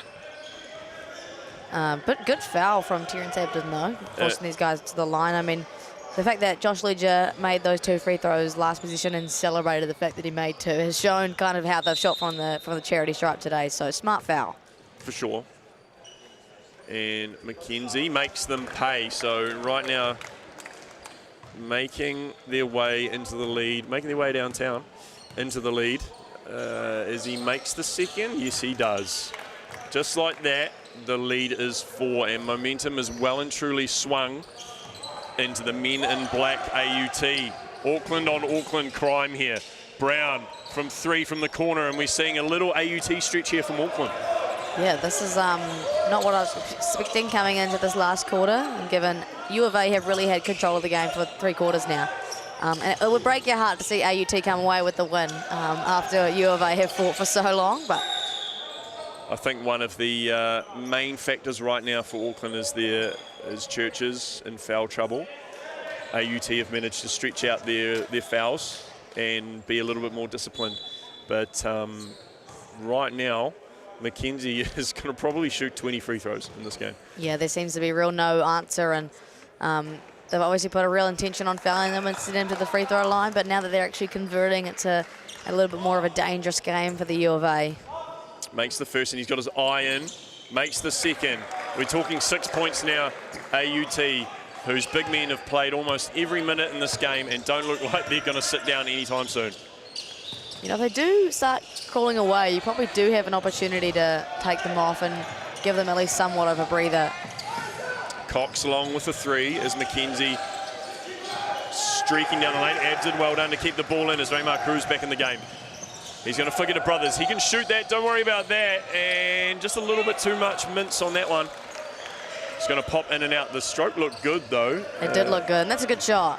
They've executed all game long. It's just quite unfortunate that at this point in the game, they're starting to not execute when you need to be executing the most. There's currently 3 players on the Auckland bench with their shirts still on, and many on the AUT bench with shirts still on. There's a beautiful feed inside to Martin, from Martin to William Ledger, left hand, no drama. Lama. I like that. No drama, Lama. No drama, Lama. Bit slow on the Lama, but we'll play on. As Brown feeds off here to Cox. He shot the one earlier. He'll drive, good spin. And thought about the shot and made a pass to nobody, to the Ghost. To the Ghost. Oh, and a strong left hand from William Ledger, and that's a bunny. Raymar Cruz driving. Oh, beautiful block there from Ledger. Tells him to get out of his house at Walter Nash. It's not his house, but play. Oh, what an athletic take from William Ledger, and we have a timeout to Auckland. Up 10, and AUT are frothing. Josh Ledger with a massive flex there, letting everybody hear about it. This is the basketball we've been waiting to see from AUT, right? I think the U of A guards have put a lot of pressure on them for about 3 quarters now, and then it's finally playing catch up. The absence of Reef Churches has really hurt them, and AUT have really capitalised on that. Took them a while, but they finally found a little bit of rhythm, and that'll be essential for them heading into playoffs as well if they do win this game. Kind of finding that identity a little bit more. I don't know how much they've actually played with each other this year, but obviously they found their feet coming into this last quarter. And they've made the most of some defensive changes. They've found probably second, 2.5, third string, or not string, but subs for Auckland that have had to come on with the likes of Churches sitting down, and they've taken the opportunities to get some active hands and some strong straight up defense and made the most of some free throws down the other end, which they weren't in the first half, as we see men's coach from Te Herenga Waka, Victoria University of Wellington, Jaden Smith, and Massey University's head coach having a chat, digesting a bit of basketball going on, as we see over on the far court, Lincoln taking on Wellington College, who have played well in their own right here at the tournament. Down a good amount of points to Lincoln, but a good showing for young men from the centre of Wellington. Yeah, cool for them to come out and have the opportunity to play here, obviously preparing for secondary school nationals, and they were last year's champions. They are. They're missing Plumtree, right? Troy Yes, Plumtree is at Basketball Without Borders, and shout out to those 11 male and female young men and women that are at that tournament over in Australia. Yeah, Australia. Yes, Australia. Australia. Yeah, and Church is back in the game for Auckland, which may heat things up as Brown gets the handoff, and great call from the referees. both Ledger and Brown play on. No smiles from Brown, but a lot of smiles from Ledger. Yeah, he's an animated guy. He's actually quite entertaining. I would have liked someone to mic him up or something. Give us a bit of content. I do. One thing I do enjoy at a basketball tournament, and talking to my women who have not necessarily struggled through this tournament, but just have been a little bit unlucky, is they're doing it with a smile on their face. And I bloody love that. Yeah, that's all that matters, right? If they're having fun and, not getting their heads down, then you can't be too unhappy. Cox drives, fade away too. That is a tough shot. Oh my goodness. Timely bucket too. It is, and that brings it back to 8. And I tell you what, they need a big stop here with 4 minutes and 14 seconds counting down. Last quarter, so they swing it into the paint. William Ledger going to work. They can't foul. Good defense from Cox and Brown together. Can they now put together a shot and a make on the offensive end? You've got to think they've got to start chancing their arm here, Auckland. Mid-rangers probably aren't going to do it as Amar Cruz fakes, gets Martin in the air. Churches fakes. Step back, fakes. Someone's going to shoot it. Raymar Cruz, rainbow, and an athletic D-board from McKenzie. Raymar Cruz just passed up that midi that he had before. I think there's a little bit of hesitance now from U of A, who haven't really executed in this last quarter. But in this stage of the game, you just got to shoot your normal shots. Oh, what an outstanding pass from Josh Ledger, seeing his peripheral vision. Tyler Martin wide and swung it across to the weak side. Another missed AUT three-pointer, but some awesome defense there from McKenzie. He's out of bounds, and that'll be Auckland ball. What a great block, athletic. As per usual, we've seen plenty of that today, actually.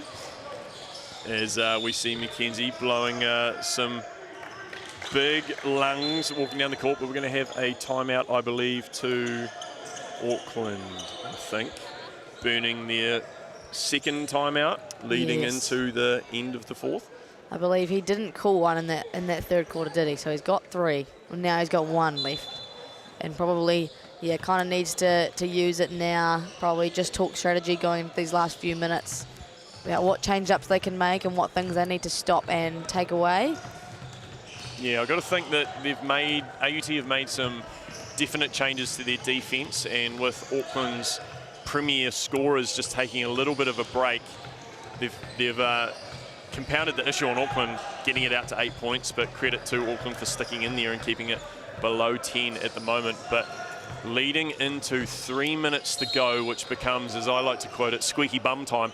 Squeaky butt time. Quite literally never heard that, but there you go. What does that actually The bums mean? start to get squeaky on the bench, If I'm with stuff doesn't start to head your way, it gets a little bit squeaky. So I think there are lots of smiles here for AUT, which there wasn't in the first half, so you love to see that. But I think Morgan Maskell's going to have to cook up something pretty extraordinary to chase down 8 points with 3 minutes to go. Look, if someone's going to do it, it'll be Morgan Maskell. He's a smart basketball coach. And if not, he'll ask the referees for a couple more fouls. Please. Please. please. We've all been there. We have. We've all been there, unfortunately to say. We don't mind giving to charity and giving away to charity in basketball. Yeah, that's just how it is. Receiving is a great love. And here we go. Out to Cox with Auckland. Brown driving. He's got a bit of space. Probably, yep. He was calling a soft foul there, the referee, but I think the way he was driving there could have gone either way. He was going away from the basket. It's a tough foul to call. But we got a foul, and he's going to go shooting. Yes, I believe so. No, It's not really. no, It's not too. Oh no, it's not. Okay. Fair enough, fair enough. We're not in the bonus yet. AUT's got a few up their sleeve, which you like when you got the lead heading into the last quarter. There's nothing like giving away a few charity stripe points when you're leading, as Abden struggling to find someone to get it into. Churches is there, though. The long, rangy big man for Auckland, who's sitting on the wing, is Brown. Chucks up the rainbow. No good. And it's getting to the business end now. If they don't start to convert, this game's definitely going to slip from their fingers. And this is where you've got to think AUT will start to put the ball on the floor and get it as close to the rim as they can, as Noir4 goes back again. Andre Noir4, that is, for AUT, and another foul, and Auckland now in the bonus. It's going to be dangerous.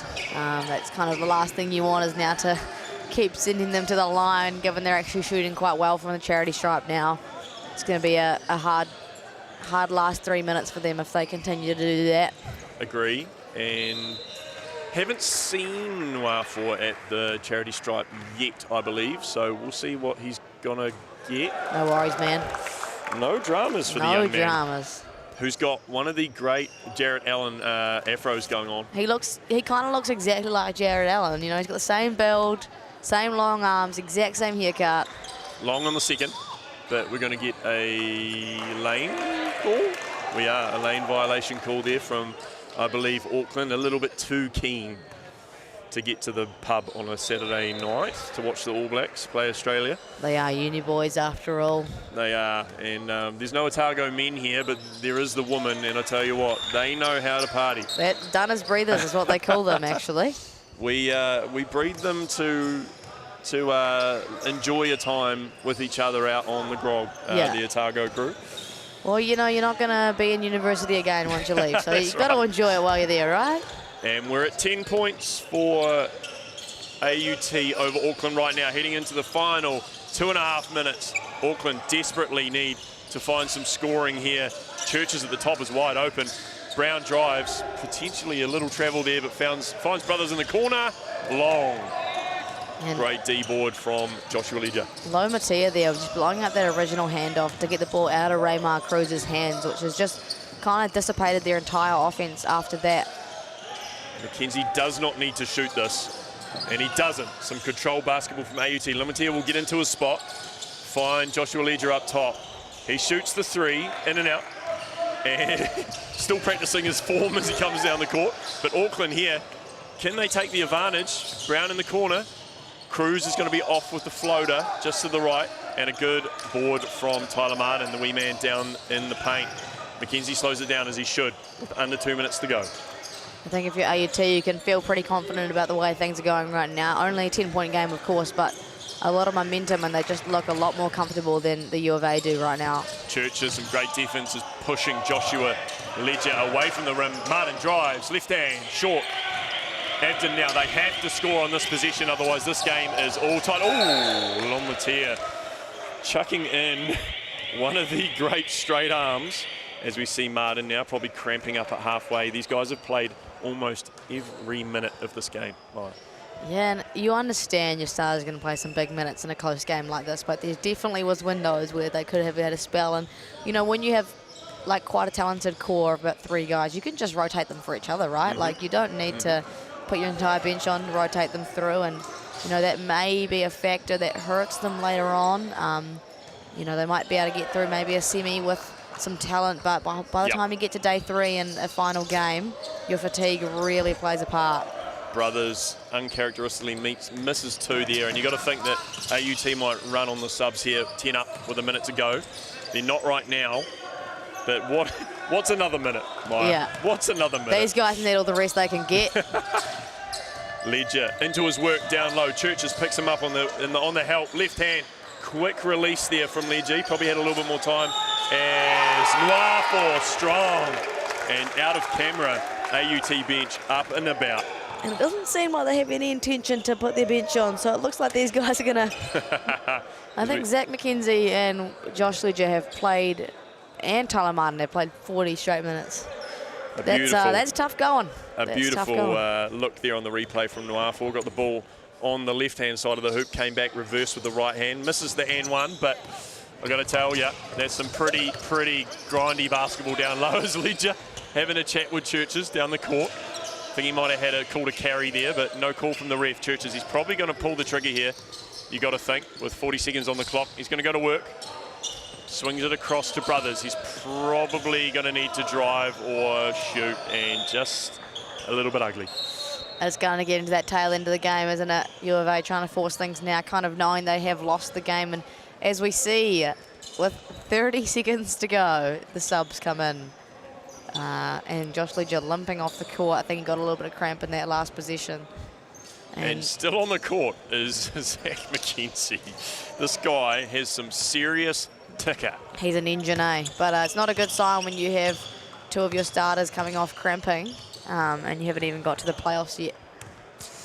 They're going to run this one out in AUT. This is a famous victory over Auckland. I tell you what, down by at least 13 at one stage. They've come back to win it by at least 8. I don't think they're going to shoot. Connor Mills throws it across to Riley Boner. Okay. He is going to take a shot. I don't know if he airballed that on purpose, but we will say he did.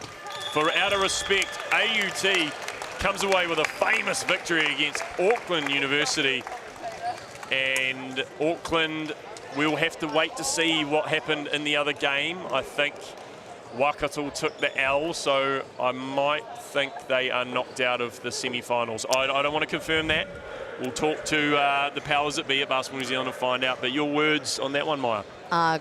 Great fight back from AUT. Like, that's a great attitude to be down 13 and come back and kind of got themselves out of that level of complacency they probably approached the game with, and completely kind of found their identity, I felt like, and things are really flowing for them at the end. So if they can carry that momentum on, it's going to be great.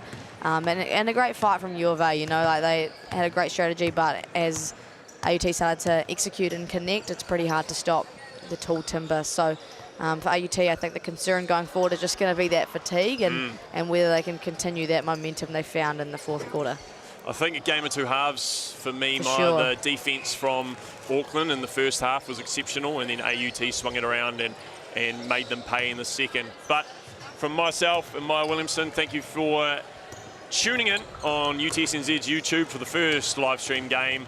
We'll have another one coming up. Looks like Otago versus Canterbury next here in Walter Nash. Thank you for tuning in, and we'll see you in just a moment. Ciao.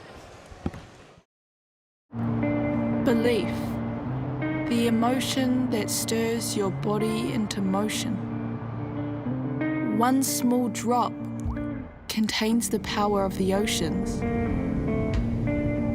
And yes, with all this chaos and commotion, you'd be forgiven for thinking, what's my personal motivation? The new normal's so abnormal that now normal's an abstraction. What happened to civilization? This world is a distraction. But still, belief will never fail to cause a chemical reaction, fizzing up your synapses with purpose and possibilities to put into practice. Yet those ones. And so you pause, breathe, and say, what do I want to do for me? The future me. The one who needs me to believe that I can make a difference unequivocally in whichever way I deem. Even if that's flipping me into we. You see, that really is living the dream. So yeah, it's a pretty simple plan. Believe you can.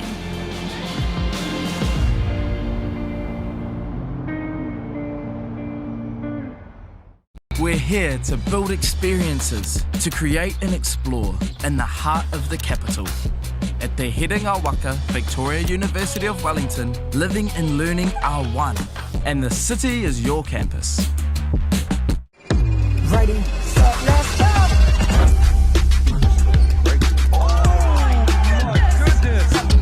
I'm on the way up, I'm on the way up, I'm on the way up, going all the way up.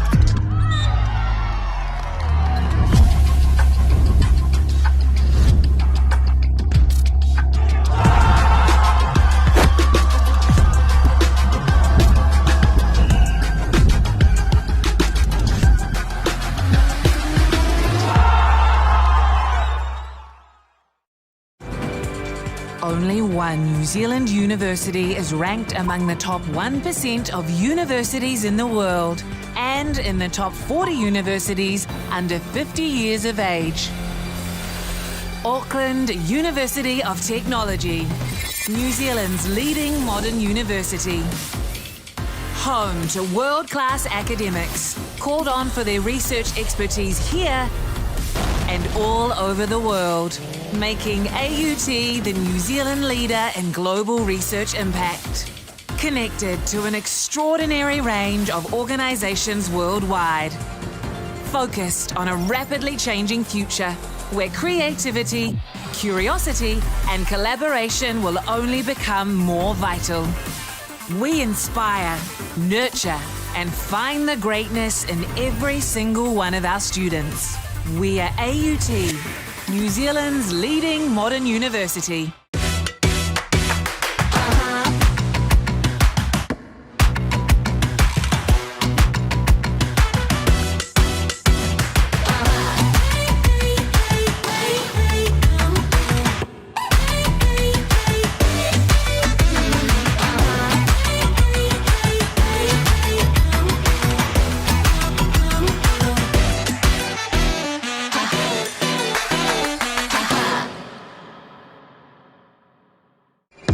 Ready, set, let's go.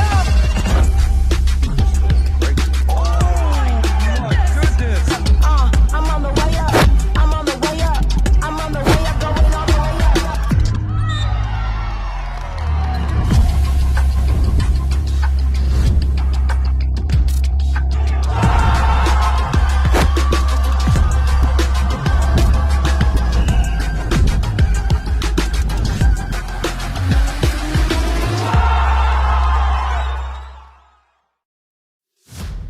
This season, Basketball New Zealand takes coaching to the next level, featuring BNZ Kiwi Hoops and 2 Degrees Girls Got Game on Coachmate. For coaches, discover engaging practices with ready-made plans featuring easy-to-follow games that kids will love. Or tap into your creative side and make your own sessions with our library of great activities that you can learn in under 90 seconds. And level up your coaching skills with lessons, tips, and official resources. Managing a team this year? Get your team in sync with improved team management features, like sharing training and game information. Create polls, see who's attending practice, and communicate directly with parents to arrange things like carpools. Or just share the fun with photo uploads and team chat.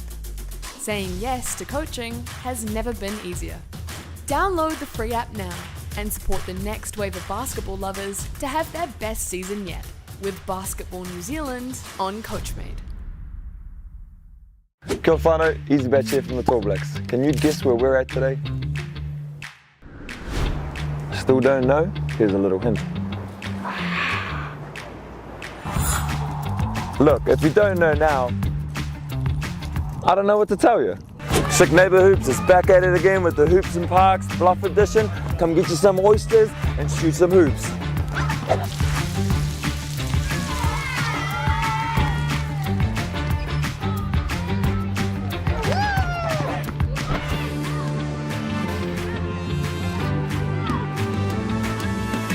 Kia ora, I'm Alan, work for Awaroa Whānau Services. We just got this main event on of opening up the new hoop here for the local kids. Just lights up their faces, eh? So it's super important that we have this hoop down here in Bluff because it makes it accessible for all our young people and helps keep them in the game and play basketball.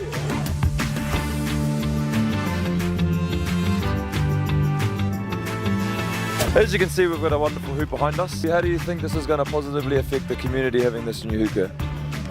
Probably for like people who just want to play basketball and like skate around or something like that. More people come down, get out of the house, and yeah. Wonderful. And there you have it.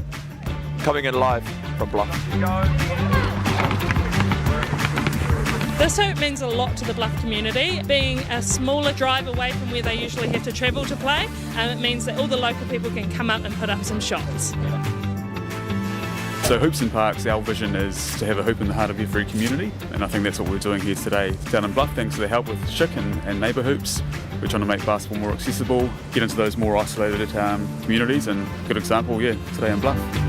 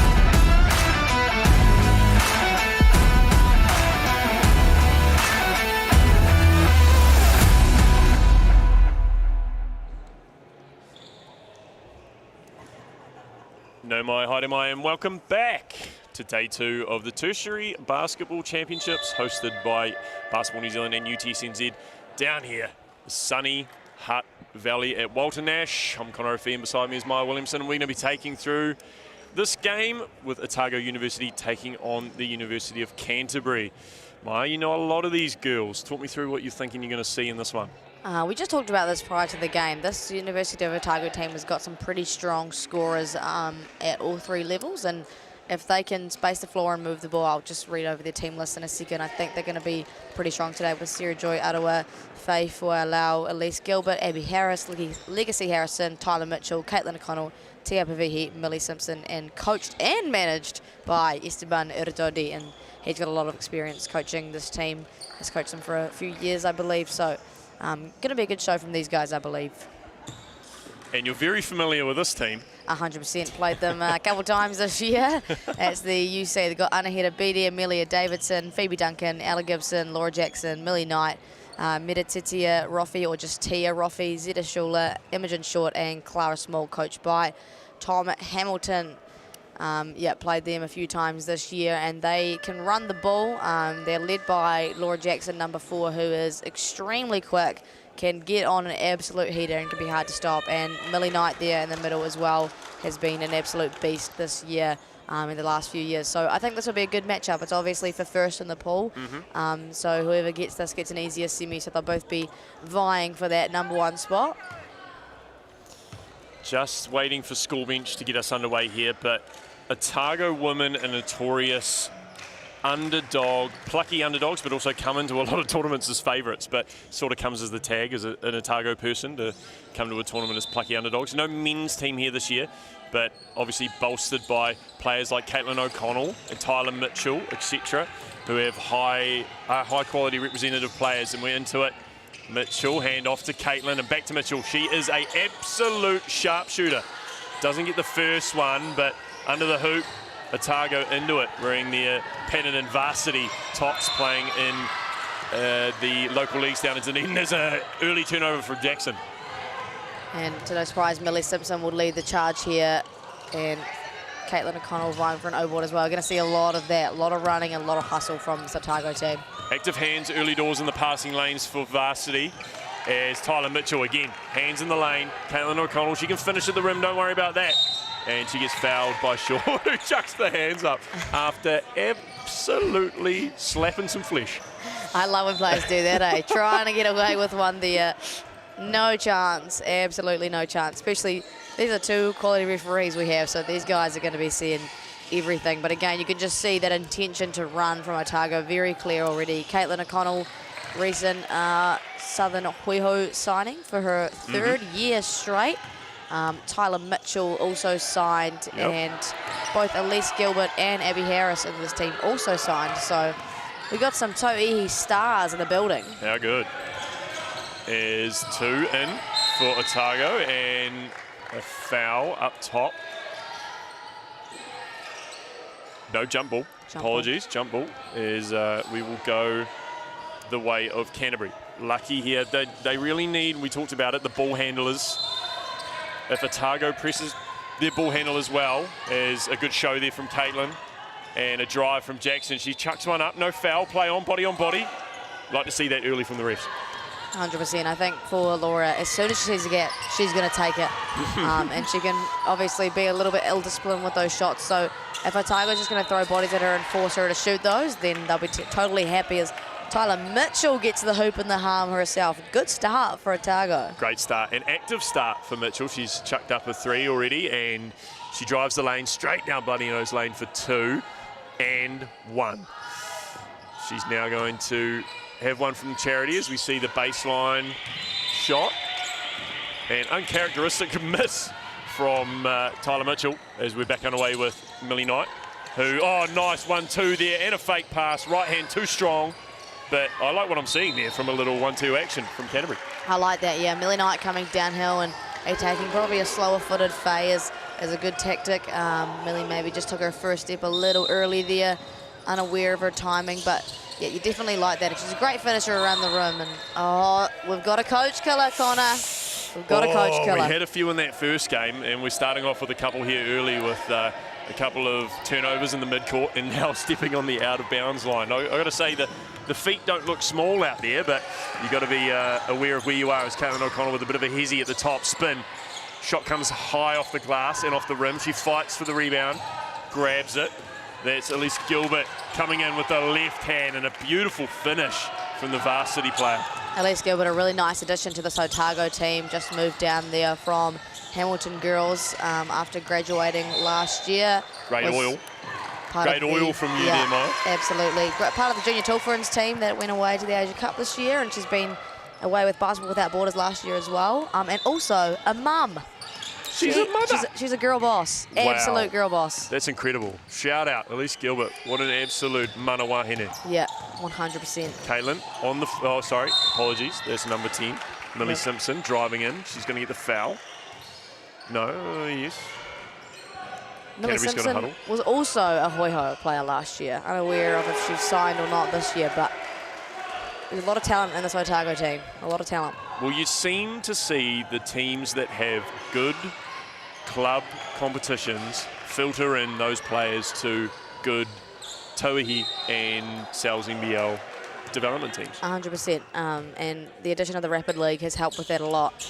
A lot of development happening for those younger players, both high school and tertiary aged. Definitely. Yeah, 100%. Absolutely. And that, like you said, it's like a trickle-down effect. We spoke about this in our prior game as well, just that club competition week by week.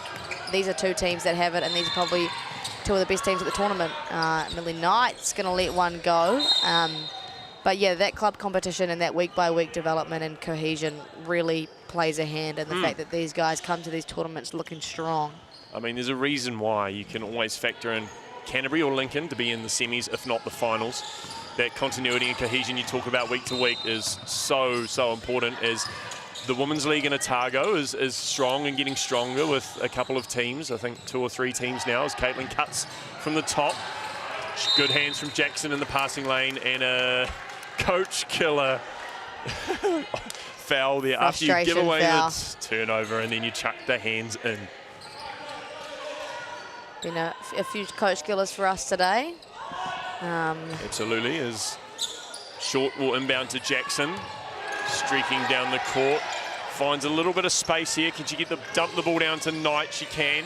A shot from Knight, she can shoot it, just a little bit off, but that's going to start hitting soon, Maya. 100%, it's a great look. But like we saw in our game this morning, we don't want to settle for too many outside looks if they're not going to go down. Is into the action now, varsity, as Gilbert drives, spins, cut from Caitlin O'Connell, and unfortunately a wee treble, but that's all right. Varsity making some good moves towards the rim. Like we spoke about prior to this game, if Otago can continue to move the ball, then they're going to find openings, and they've got a lot of talent going downhill, and some girls who can cut off the ball really well and girls who can spot up and shoot really well. So, you know, that amount of threats is going to be hard to stop for UC. There's a pretty nonchalant foul there on a little post move for number 23. That's Ella Ruby Gibson. Beautiful name. Don't mind a double banger name. Yeah, I love it. Ella Ruby. Ella Ruby. Is back into it with Canterbury. Knight, she wants in, calling for a screen, denies, goes with a spin, left hand is good, and a beautiful move. Really nice patience. You know, had that original spin and just took a second to regather herself before taking an extra step through. It's a dangerous looking shot for Tyler Mitchell. She's always going to shoot that. Oh, beautiful O-board and cut there from varsity, and does not get the roll on the layup. Short now, looking for options. Jackson fumbles, midcourt, Mitchell back with possession. Caitlin O'Connell calling for it on the wing, denies. Simpson calling for a screen. That'll be for Lau Searle that comes over and gives it. Caitlin, another beautiful cut. She's active in the lanes. Yeah, she cuts off the ball extremely well, just sees those gaps and notices her teammates don't have a necessary advantage and finds that gap herself, and has drawn quite a few fouls to begin with already. Yeah, Canterbury up to 4 in 4 minutes. You know, not favourable. That's some hard-nosed defence on some very quick offensive movers. So Canterbury need to keep their hands down and focus on staying in front of their man, or woman, as we should say, as Caitlin O'Connell makes both. Otago now extending their lead to 9-5 as some subs into the court. Otago talking nicely about their defensive options here. They're picking up three-quarter court. Yeah, their back-court pressure has been extremely useful for them, forcing UC out of offense and a couple of turnovers as well. We talked about it pre-game and even in-game that those pressuring the ball handlers, and it looks like that's what they're doing here is Knight into rhythm and whack. Yeah, that never looked like it was missing. That was game over as soon as it left her hands. 9-8. Canterbury keeping themselves in it right now. Otago starting to find their rhythm too. As a little pass handoff there. Action. Simpson driving.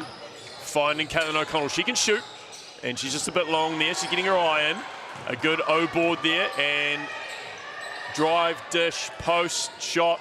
No good from Varsity as Canterbury will breathe a bit of a sigh of relief there. As Jackson onto the left hand. Driving. She got a bit of contact and a foul. And I don't mind that intent from Jackson. I like that, you know, had a bit of a speed advantage there, and obviously Otago trying to keep up, turning the bodies a little bit out of rotation. Laura recognised that and gets herself to the stripe. A relatively good shooter as well. I'll just touch wood as I say that. I don't want to give her the commentator's curse. You absolutely do not. But yesterday's game, she was active and played a lot of minutes, was hungry inside and outside, and plays as you expect from any Canterbury team. Plays hard defence too. Oh yeah, she is Hundy. She hails from the dirty, dirty south in Invercargill. How good. You know, she's got that kind of southern mongrel about her, you could say, and she's carried it on to her tertiary days in the club competition week by week. I'm pretty sure she's just 40 minutes flat out every week. Wow. And she's given us some absolute trouble. Yeah, when she gets hot, she's pretty damn hard to stop. And there's some great defence from her right now as we're talking about her. And if you're saying that Otago are plucky underdogs, then Invercargill, like you said, mongrels. Yeah, the further south you get, the more mongrel you get, you know what I mean? And the more R's rolled. Yeah, hey, 100%. That's right. You got to make up for being from Invercargill somehow. You know? You got to make it obvious, don't you? As we, Otago swings it to Mitchell, and new player on the court for Varsity is number 2, Pavihi. Yeah, Tia Pavihi also went away with the Junior Tour Friends last year, and their Oceania Cup team has moved from Queen Margaret College. She had a 70-point game when she was in high school one time. Yep. Wow. That is impressive as the three goes up from Jackson. Maybe a little bit off balance as Duncan put some pressure on the rebound. She was a factor in the game last night, last game on live stream, as Pavihi throws up the 3 and she gets the shooter's roll. 67 more now, Tia. That is an incredible 70-point outing. Yeah, she that was a put your team on your back kind of performance for sure. Knight for the 3. That was a beautiful little spin and pass from Duncan down low. Jackson, she's going to pull the trigger all day. Bang! Whack, whack. And a timeout straight away from Varsity. We talked early doors, if Otago can move the ball, cut and use their bodies well, then this game may be trouble for Canterbury. But Canterbury have shot the ball extremely well to start. 100%. And, you know, if you can maintain that, it's going to be difficult for Otago. But always the question is, when you start the game shooting well, can you maintain that? But I think for Esteban, Coach Esteban of Otago, you don't want to give Laura Jackson any kind of space because she's kind of like a streaky shooter. You know, if she starts hitting it, she's just going to shoot everything and make everything. And you really don't want to give those up. But it's a good start offensively for them. It's just probably just cleaning up that half-court defense after they get out of that trap. What are they going to do and how they're going to execute? I think those cuts from O'Connell, obviously O'Connell and Mitchell playing a lot of time together. A lot of these players, obviously, the continuity and cohesion of playing week to week, but they know exactly where each other are going to be, and the foul trouble that Canterbury might find themselves in, although Otago getting that way too, with 3 fouls in this first quarter already. If they continue to cut and get to the rim, it looks as though Canterbury are going to play that hard-nosed defence, and it may actually come back to bite them with free throws. We'll just have to see, eh? Just have to see. This is what you want, though, from a game they're playing for a #1 seed, right? That's right, as Legacy Harrison into the game for Varsity. It's Otago. And number 13 too, that's Abby Harris. Back to a shooting Legacy Harrison, who just comes up a bit lame off the 3-point, but Knight will slow it down, get into her action. She drives on the left hand. Do we see the spin again? No, we see Duncan running off the wing, strong to the hoop. Unfortunately, just a bit long. Yeah, well defended by Otago, very well disciplined there, and then giving themselves an opportunity to go out in transition, but more well-disciplined defense from Canterbury, and now they'll go in trans. Oh! Harrison with a beautiful crossover on the fly, as we see Ella Ruby Gibson just control it. We see the two head honchos of Canterbury setting double screens at the top for the same person. Knight now on an island over on the side. They're going to have to get something up. It's 3 seconds. Jackson going sideways. Holy moly. And we see a jump ball in the middle that's going to go Otago Varsity's way. That's an Invercargill mongrel if we've ever seen one. Holy mongrel. She launched a Caitlin Clark 3 and almost got the offensive rebound. I am in awe of this number 4 for Canterbury, Jackson, just being everywhere and anywhere. Now try to guard her. No, I'm all right. I'm going to stay here. I had that assignment for about 10 minutes and I hated every second of it. Good defense from Knight on Mitchell. She goes back to the left, finds Harrison in the corner for 3. Clean as you like it. And that's great basketball. It's super simple. You know, drive, draw 2, kick, open shot. It literally can't get any simpler than that for Otago. Keep it simple, stupid, as Duncan drives. Finds Jackson. She'll jack that. Don't worry about that. And comes up off the back iron. Pavihi with a nice rebound. She's taking it all the way coast to coast. Good defense. Jump ball. That was a great call from the referee. Both hands in there and looked like ball on ball. Tia not happy about that one, but I like that aggression coming down in transition, trying to go coast to coast and trying to get these guys in some foul trouble. Obviously not successful with the foul call on that one, but they're still on 4, so they've actually done a good job at cleaning that up these last few minutes. Was there a... They haven't called a jump ball, they've called a foul. Maybe referee Regan Ashley overruled that one. I'm not sure what happened there, but... Okay. Regan Ashley, a very experienced, sort of a wily young veteran now. Hails from Canterbury as well. Maya, you've probably seen him in a few games, whether your own games or NBL games, etc. Yeah, seen him a lot throughout the year. I think he's from Ashburton, but that's close enough. We won't hold him against him. No, I'll forgive you, Regan, for hailing from Ash Vegas. There's some good, hearty people that come from Ashburton as well as Invercargill. That is true. And Otago, the whole of the Motu really is short now. Gets around the defender. Maybe should have used the glass on that one, but fighting underneath is number 24. That's Roffey. We talked about her name last night. Rolls off the tongue as Mitchell swings it. Weak side to Pavihi. Time. Shot up and short. Canterbury will let that one go and give themselves a breather. Did that touch anyone? That must have. No arguments from anyone from UC, so. And Otago does the right thing, getting the ball in quickly as Mitchell. Hand down, man down. Look, you just can't give her time and space from beyond the arc. Absolutely not. And it's a known fact about her. It's not like it's anything special or you know, just becoming discovered. She is a lights-out shooter and has been for years. I think she's won almost every 3x3 shootout at the Tertiary Basketball Championships. Yep. And I don't think she missed one this year as Canterbury's number 9, Davidson, goes around a screen that was not set correctly. And that is just basketball, isn't it? 100%. A little bit more momentum going Otago's way now. Playing maybe a little bit cleaner and possibly just a deeper squad, I think. A couple more threats across the floor. Sarah Joy Arua in the game as Harrison back to Mitchell, fakes a shot, but she will absolutely take it from the top, just off. Maybe it wasn't as set as she could have been on that step aside, but Otago with a nice little cushion right now at 7, and they won't mind taking a few of those shots that usually go in from Mitchell. Yeah, 100%, and if she can get her hand in her iron early, that means that she's got all game long to just knock them down. Oh, good hands by Harrison. Short under a bit of pressure now. They need to get it up and over and into their set, so they've got a bit of time to get into their rhythm. There's number 8 for Canterbury, Schuler. Puts the ball on the floor, drives, and throws a wild one. For Phoebe Duncan, you need to get to that corner, right? All about your spacing. If you find that corner, you got an open shot, you got a long closeout, but you got to get there. She lives and breathes under the hoop, O-boards and putbacks, Duncan, and what I've seen so far in the tournament. But you are extremely right there, Coach. You got to get to the corner. You got to hit those lanes. The passes are going to come. How many times have I said that? Yeah, that's right. Arua gets into her work, but just a little bit strong off the glass. And Canterbury with a chance to slim down this lead. They need to find a ball handler here. Is number 12, Small. Gets into a bit of a tussle with Arua.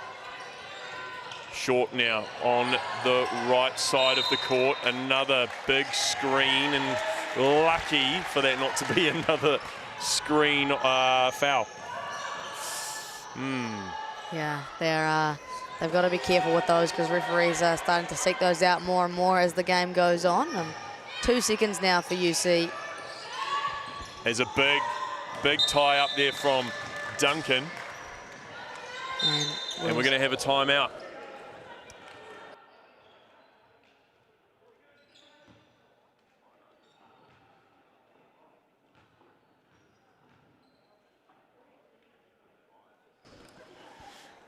And we have a timeout just to call our jets. Apologies for the comms there. Just making sure our teams are ready to go for the next games. Connor's a busy man. You know, he's managing these teams and getting Vic Uni into shape. So juggle a few balls, you know. Yeah. You've always been a bit of a jack of no trades, but we no trades. You know, you got to be master of something, don't you? But it's what we've talked about it before. You know, there's loads of people that do a lot of things here at basketball tournaments, and you just to get these things and basketball to another level in New Zealand, everyone chips in and does their part. So there'll be a lot of people here at this tournament to thank. School bench volunteers here early in the morning. Yeah. Our UTSNZ and Basketball New Zealand representatives. Our referees, of course, that are here doing absolute mahi for our teams. If they weren't here, we wouldn't be playing nothing. Exactly. We would have our coaches probably getting into scraps with players. Yep, and you don't want that, do you? That's right. And let's be honest, commentators are one of the hardest ones to find because as Kiwis, we find that we're short of a few words, but we love to say it when we're in the up in the stands, aren't we? 100%. And then everyone, you know, when given the opportunity to put a microphone on, you know, you become quiet all of a sudden, or nobody wants to do it. But it's good fun, isn't it? It is. It's such good fun, and I find it's a really cool way to still connect with people from around the country, you know, get to come to these tournaments and, you know, connect as we see the GOAT, Miles Pierce. Yes. We're talking about commentators, this guy. Tell you what, he's not short of a few words. Mate, he could do 40 minutes by himself perfectly fine. But I listened to a bit of his commentary this year in the Sales NBL with Justin, and just so good to hear from Miles, and so much basketball expertise. It's, yeah, he's got it going on. That voice too, just that can do things. Yeah. You know, put me to sleep and make me happy at the same time. 100%, eh? Put me to sleep in a good way. In a good way, yeah. Not dogging on you, Miles. No, not boring me, Miles. No. You're doing great work. He, I, you know, obviously had a few conversations with him last year at secondary school nationals, and just kind of hung on to every word he said. You know, when he talks to you, he's a good amazing man. Experience. Been all around the world, played in New Zealand and Australia, etc., and for the Tall Blacks too. So. Here we go, back in the action with Canterbury. Is short up top, finds the night, and these are a couple of players here, these three, that need to get it going for Canterbury to nail this down. A short chucks one up, as her last name says, and we will be heading downhill with Pavihi, who chucks one in to the middle, which was great defense from Canterbury to touch that one over the out of bounds. You can see just Otago trying to push the pace, which can result in some errant decisions happening. But that intention to push the pace, a good one. And that's a tough pass inside to Harris. She doesn't make the first or the second, but she can make the third. There's a big smile on her face running down the court. Love to see it. Step pad. That is step pad. Oh, 2 shots missed, 1 made, 2 rebounds. You'll take it. Yeah, You'll take it. I'd say that'd probably be my stats at the end of a game anyway. As Jackson, if you're lucky. Yeah, I was very lucky as Jackson throws it to the left hand, to the right hand, and Knight probably travels. She does. And that's unfortunate. She doesn't mind. She's into her work. She knows that there's more ball to come her way. No drama. Keep a level head. 9 minutes to go in the half. Only down 9. And basketball's a game of momentum, right? You know, we've seen it plenty of times throughout plenty of tournaments. Game just comes in ebbs and flows. So if you're used to it, you're definitely not too worried. 100% is Caitlin Clark back in the action. Fires it over to Harrison, who's down low. She Bit of a bailout there. Yeah, she throws her hands up to her hands up to her head, not her heads up to her hands, in frustration of herself to running into it, basically running straight into a brick wall. But here we go with Urua on the baseline. She's going to try to find Caitlin O'Connell at the top. She'll fake the shot. Lucky she left that pivot foot on the ground. We talked about this last night as Harrison throws a long one. Urua fighting for the ball, throws it back into the middle of the court, and Canterbury away with Jackson. Knight in the corner. Can she find her? She can't. She slows it down and probably at the detriment of the offense here, but number 12 for Canterbury. That is small. Doesn't come up big there. She sits down into the corner as Jackson gets into her work. Short in the shot clock and couldn't get it up. Couple of empty possessions both ways. As Sarah Joy just proved me wrong, but good body control there. 100%. Yeah, Nice UC finish. probably could have capitalised on that prior possession, and yeah, Laura Jackson will look to do that. I think I just want to get downhill a little bit more. You know, like Millie Knight was open in that corner. You got a downhill drive and a kick, she'll be wide open. Yeah, she was hitting those lanes perfectly and is cool, calm and collected by the looks of Canterbury. Doesn't look like much frustration going on. They probably knew what they were going to come up against. A great screen from Knight. Gives her an open shot here, fakes, drives. You got to think this one doesn't go in, but Knight's there to get the rebound. She's going to go back to work. Put her on your back. Unlucky not to get to and one, but that's fight. Fight from a Canterbury. Absolute battle down low. Absolute battle, and we're going to have to see more of that if UC want to stick around in this game. There's a good call there from referee. She looked like she made all the contact there from Bavihi. Short, up to small, driving. Good hands from Harrison, all ball. Knight flying it in, just making a mistake on that three-pointer. It feels like she kind of is taking a little bit more of the load on her shoulders and just trying to make things work. Probably less team basketball we're seeing from UC compared to the style that Otago's playing. Maybe forcing it just a touch as Urua, maybe a little bit too keen on that one. Definitely I agree with the forcing nature of Canterbury's play right now. I feel like any slim chance they're getting, they're jacking it. I think maybe if they can get some high screen action with Jackson and Knight, like they found over here with the swing back, I think they're going to put them in good stead to get some more, probably wider open shots. Would you agree? 100%. You can see it in Otago's offense. They have really nice spacing, two players in the corners and an action at the top that creates driving lanes, and everything from there can just be decision-making based, right? Like you got go downhill, you either got a shot or a kick out. You know, basketball's actually quite simple if you make it. Basketball's simple.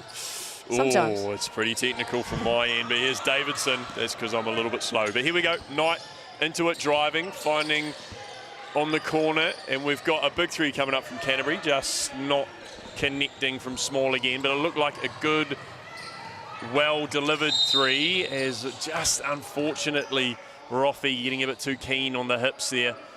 Didn't get in front of her defender and just came across too late. And that's that foul trouble that we fear of, right? That's 3 fouls already for Roffey. And she's a big presence inside, so that'll be tough for UC to shield. And obviously they don't want to continue to give up those fouls. And Otago, on the flip side, are just going to keep running at them, right? Yeah, they are. And you got to wonder if Canterbury might need to start jamming to try and stop that fast break. Get in. If those at home that don't know what jamming is, it's basically reverse boxing out at the other end. You want to mark up your defender, get on their back to make sure they can't run away and get a fast break happening. Just slows their momentum just a little bit. But Canterbury now, Duncan, faking, passing. She now has to move. Spacing for Canterbury just a little bit lacking right now, as Knight's going to have to go Mexican basketball style one-on-one. Down low, and that's tough. She's so tough. Super aggressive, super physical.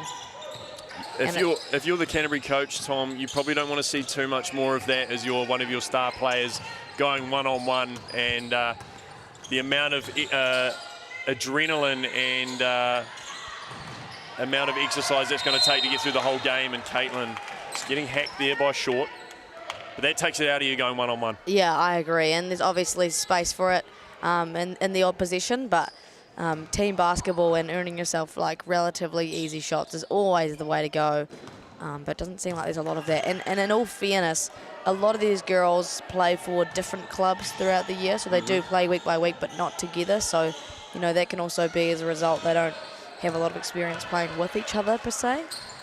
I do love that. It's a bit of a nuance to the tertiary basketball scene, as some people will play for their varsity teams and some in the university and their university club teams, and some won't. So like you mentioned, Maya, they have affiliation, especially if they're from Canterbury or Otago, right? Growing up, you probably played for a club before high school, etc., and then go back to it. So a pretty cool, oh, beautiful, absolutely beautiful body control there from number 8, that's Shula, to make that finish. And again, Otago just want to make it messy. Mitchell in the corner wants it back, but will go to work and off the glass, back to back. Absolute stunning makes there from firstly Canterbury and then Otago. Yeah, great touch there from Elise Gilbert. Kind of grounded herself with the 2-foot stop, turn around, nice little jumper. You like that from her. And very high off the glass. Hands in there, but good defense from the referees, and Duncan, who's making her way to the rim. Just the finish lacking so far. Mitchell hands it off. Out of bounds, good call from Regan Ashley, and Canterbury will get a chance to get into the 20s. You like that, though, from Tyler Mitchell. Called for the ball early in that low post and then had Millie Simpson cutting off of it. They've done a really good job at utilising their off-ball cuts, and it's obviously been proven hard to guard for this UC team. Agree, and the action again from Canterbury at the top, swinging. Shula again trying to find Duncan. And an interesting swing pass on the baseline. Duncan with a running floater. And Tyler Mitchell absolutely selling that she did not foul there. She's going to say all ball. She'll take that one to the grave. But as you'll see the replay here, Duncan, we're going to say that's a pass. And hands on head from Tyler Mitchell. She just cannot believe it. I mean, being a player, and I'm not going to call myself a player, but I've never ever had a foul in basketball. No player has ever fouled in basketball. No, of course not. No, they don't. No players ever fouled. No, it doesn't matter what you do. You could tackle them, and it's not a foul. But the referees just don't understand that. Now leaving Mitchell this wide open at the top is dangerous, and she finds an awesome pass underneath. Simpson went to work, and that's 2 really easy points for Otago to just extend that lead now to 11. And it's no surprise that Otago are moving off the ball. You've got to be a little bit more aware, bump your cutters and disallow those easy catches. You know, a one-on-one opportunity in front of the rim is likely going to end up in a bucket. And the coach is doing another 3 up here from Duncan. I like that good amount of space there for Duncan. You've got to shoot that. I love what Otago is doing here, dumping it into the middle, making it messy, so then when it comes back out, they can get into their set, and Canterbury's a little bit lost. Even if they're not on the fast break, then turning it into something just a little bit more shaggy as Canterbury. Beautiful pass aside to Jackson, but the hands in the lane from Varsity. And again, just that scrappy defense there from Otago. Now, obviously no chance to go in transition, but obviously just play a really nice basketball, really well spaced here, and able to utilise actions really nicely. Now we see Otago driving, and a little bit messy, but Bull got back and in the hoop with the left hand from Faye for Lau Searle. Probably, if you're Canterbury, a little bit angry that fell back in her hands and the defence was not closing, but we know there's a little bit of foul trouble over there on that Canterbury bench. As Maya, you might need a coffee or a Masashi, a Masashi energy drink. A Masashi energy drink would give me. I was fully agreeing with what you said, but I was mid-yawn, so I just couldn't verbalise. But I promise I was nodding my head. You can't see that I'm nodding my head. Sometimes on commentary, we will be watching the screen, talking. Sometimes we'll be conversating at each other. And mid-sentence, I've looked over at my fellow commentator mid-yawn and thinking to myself, wow, take the hit, man. This is a not a great yarn, is it? I was fully agreeing with what you were saying. I couldn't help myself.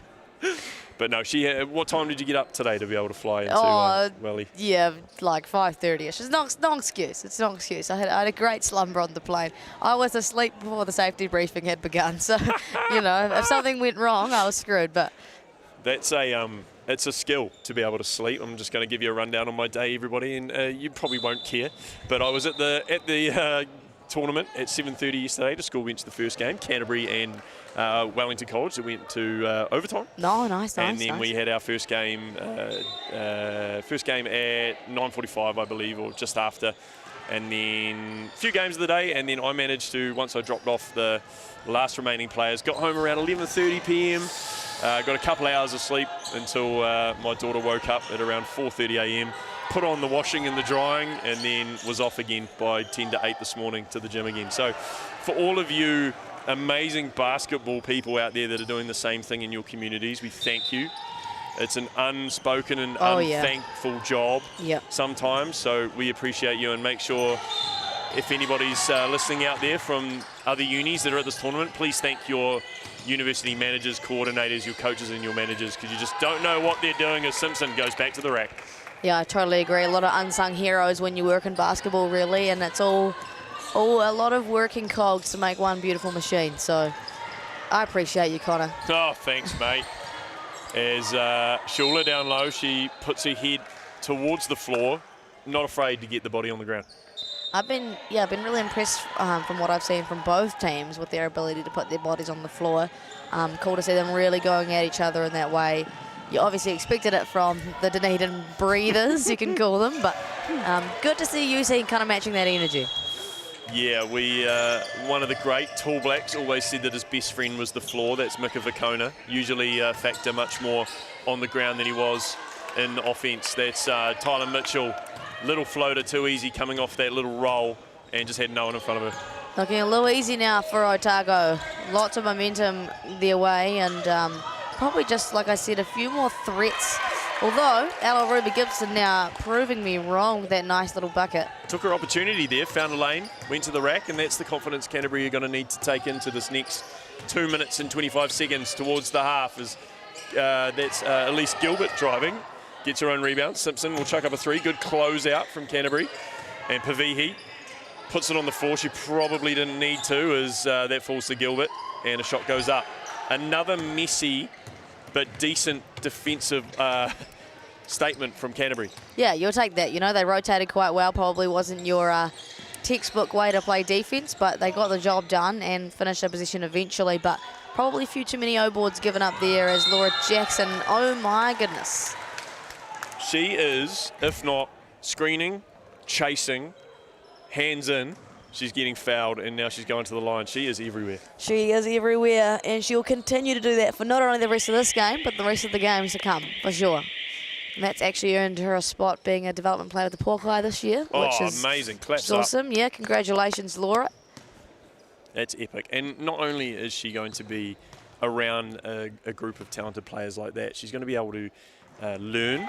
She's going to be able to watch and train, I think is the big one, right? That train in that professional environment is huge for our up-and-coming players in New Zealand. 100%, and going up with some really great, both local and international talent, it develops you straight away. You know, it's probably going to be tough going, but a lot of development opportunity coming for Laura, and I mean, you can see it, right? Yep, and Rapid League beckoning, I would say, some minutes in the Rapid League. Yeah, it's rapidly beckoning, nice, I like that. Rapidly beckoning for the Rapid League.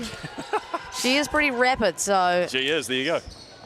She probably won a few athletics tournaments in her time down at, when you're from a small town, speaking from you know, my lifestyle, early doors as a young bloke, you have to do everything. So in Invercargill, I'd say she would have done a few sports. As Harrison, looked like she faked to shoot, decided to swing back to Mitchell. She will 100% shoot that.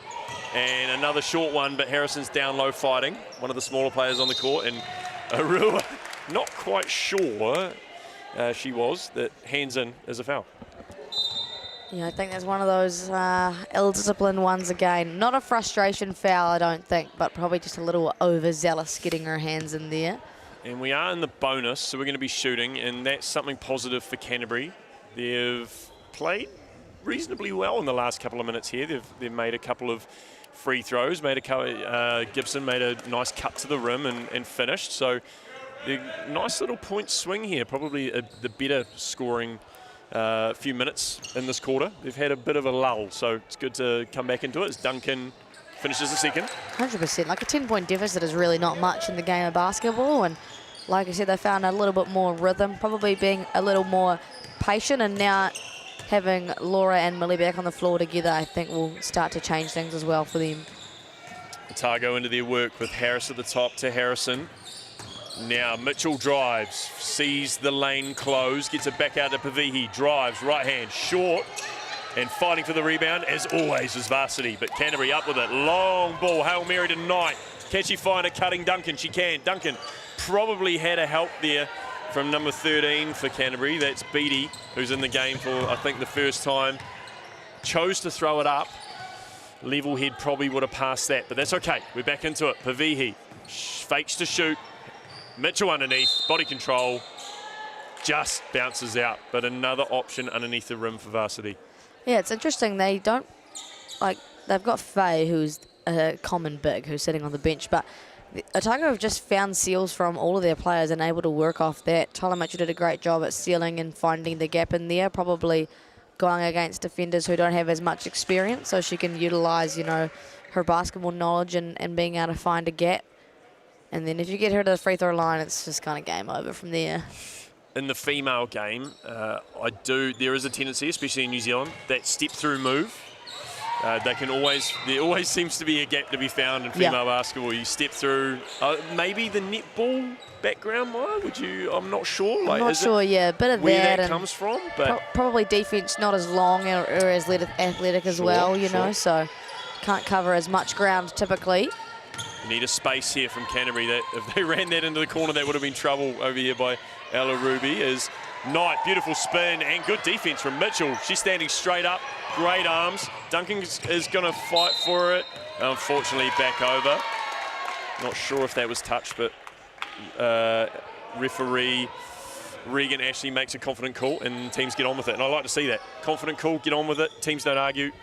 We're away. Next play mentality. Next play. 16 seconds on the clock. Counting down for Otago. You got to think Mitchell will hold this. 11 points. If you're Canterbury, you really do not want to see one go down here as Mitchell gets a double screen. Looks inside. Orua drives. Great defense from Duncan. Outstanding finish to the half from Canterbury. They will call that half? No? 0.4. I believe that was the shot clock that we heard. Oh. Call there. Maya will see what happens here in 0.4 seconds. I don't think there's going to be a tip. I think we'll see a Hail Mary or just a pass. Oh. And probably got the shot off, you got to say. Yeah, good effort. At the half, Otago leading by 11, which, to be honest, the way that Canterbury started this second quarter, I think Canterbury will be pretty happy with that deficit. 100%, yeah. They got to a point where it was about 31-18. So to have brought it back like this, you can be pretty happy with it. I think it's just going to be the quality of shots that UC are getting. It kind of seems like every bucket they get is a bit of a grind, and that's a really non-sustainable way to play basketball, unfortunately. Obviously, Otago probably find the gaps a little easier, so I think that's going to be a difficult thing for, you know, the UC coaches who are having a hearty discussion over there, trying to figure out what it is they run to kind of achieve that. Yeah, and it just seems to be Canterbury relying on the Knights, the Jacksons, and Shorts to create. So maybe they may just have to figure something else out to get a couple of those players underneath, bang some bodies, take some energy out of Otago, because they have got those energetic legs to run the floor. They're dumping it in high and creating a little bit of mess for Canterbury. But I like what Otago are doing. They're not necessarily relying on anyone, but you know they have the reliable Mitchell, Caitlin O'Connell, Simpson, etc., Gilbert to clean up if it's not three-pointers down below as well. Yeah, well, and you've got a lot of threats. You can run your initial offense and try to get looks for whoever you're running it for, you know, Tyler Mitchell or Caitlin O'Connell, but they've just got an absolute clean-up crew under the rack. Yes. And, you know, either it's a put-back layup or it's a kick-out and a continual of your offense, as we see the happy birthday balloons for Catherine Jealous. Oh, it's her birthday. Yeah, it is her birthday. Happy birthday, Catherine. Sitting there with the Musashi energy drink cans. I might need to go grab one. If you're listening, get one of them at pace. Yes. Over here to Maya. She is needing one. But It might just be boring. Yeah. I'm kidding. No, there is a bit of that. As my female players coming in from Te Waka, Victoria, University of Wellington. As you can see, Ryan, Georgia, and Tiako coming in. Ryan doing an awesome job on her debut mic session last night at the Canterbury game against East. She was absolutely exceptional on the comms and said she would love to do it again. So we might have to keep it to that. Yeah, might have to get her in here again for another squiz. She's a good kid, Ryan, from when I've met her. I know she used to be down south, right? And actually, did she forego her year 13 year to pursue law at Vic, which is kind of unheard of? Yeah, look, young girl genius. She seems to have a great head on her shoulders, very mature. I would have thought she was at least 21, given the way that she holds herself and can talk. I know that a lot of men that age can barely put their pants on, Maya, and I was probably one of them at that age. So incredible that we've got young ladies, young wahine in New Zealand that are like that and are going to be our future, probably in basketball, if not maybe on commentary. Yeah, it'll be awesome to get more wahine into commentary. You know, there's not a lot of us around the country, and it's cool to see a couple more getting into it. I know Crystal Ledger Walker did some NBL games this year. Oh, they're amazing, aren't they? Yeah. We had Charlize and Crystal in my last year working for BBNZ. We had them do, I think it was under 15 nationals up in Auckland, and they had some of the best ratings and some awesome DMs from people around the Motu. I'm not surprised, you know, great people, funny people, and very smart basketball people, which is, you know, that's all you want to listen to. And love to kōrero, those two. Yeah, they definitely do. Put them together as well, the sister duo. Oh, gosh. You can't stop them, either on the court or off the court, those two. Yeah, absolutely. But you need that in your commentary box, right? And, yeah, good to see, like I said, more wahine getting into it. I know Kayla Manuiri-Dangi has also been doing some this year. She'll be at secondary school nationals, which is cool. Awesome. Yeah, so, you know, we're getting there. Yeah, we're getting there. We are. It's a slow grind, and like we talked about earlier with Kiwis not wanting to give their 10 cents on in a microphone, and it is much easier than it sounds, ladies and gentlemen. So if you're ever at a national community event local that are doing a commentary and they respect you to be a wise person to give your thoughts, don't be afraid to jump on and talk about the game you see in front of you.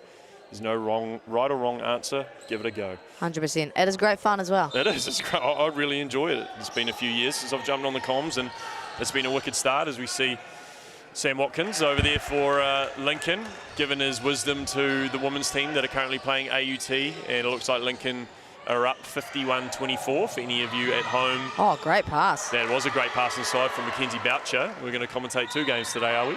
At the same time. Imagine that. Yeah, Lincoln with one of the, you will probably be able to talk about it, Maya, but Lincoln with one of the great setups for university sport, or let's put it basketball, with scholarships and professional high performance sort of based structure. So pretty lucky for some of them, some of the male and female players that are down at Lincoln to get that quality service from the university. 100%. They, you know, give it a few basketball scholarships every year and have a really good program there.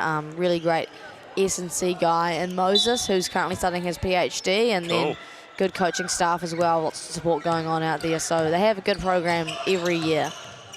Into the third quarter now. Canterbury controlling the ball for the first touches. Short, up the top, looking. We're going one-on-one with Mitchell, which probably isn't the wisest, but she'll throw it up anyway. And we talked about the shots needing to be a little bit better. Has not started that way, Maya. No, and again, that was one that it was kind of a grind, right? Like if that went in, it was an absolute grind, and they haven't done a lot of work prior to getting in the paint to try and open any driving lanes for themselves. And if you continue to play basketball like that, you're constantly shooting contested shots, which are hard to make and drain a lot of your energy as well. Absolutely. There's some good defense from Canterbury. As Shula's looking for her ball handler, and Jackson, who mishandles but gets it back. Handoff, driving, fouled, and that's better from Canterbury. Get into your action and get to the rim. And that give and go, or gets, or whatever you want to call it, is a really hard action to guard. Obviously, all your momentum is going forward, and you're trying to chase that running backwards, and then, you know, you add the speed of Laura Jackson in there, and it's hard to stop. And Tyler Mitchell again arguing that one, but she did get her hands in the cookie jar. And you know, if you're UC, you want to go back to actions like that. They're going to get Laura Jackson going downhill. She's never fouled. No, she never has in her life. Never fouled in her life. Well, no basketball player ever has. Exactly, as Jackson makes the first. And cutting into the deficit here, if she makes the second, well, she doesn't, unfortunately. I think they might have put up an extra point there, but they've taken it back down. Well done, school bench. Auckland boys on the school bench, thank you. As Arua sends it down. High action back up to Mitchell. She's looking for a runner, as Otago always is. Finds Pavihi on the wing, on the weak side. Goes up, right hand, too strong. And a little bit too hot from Arua crashing in.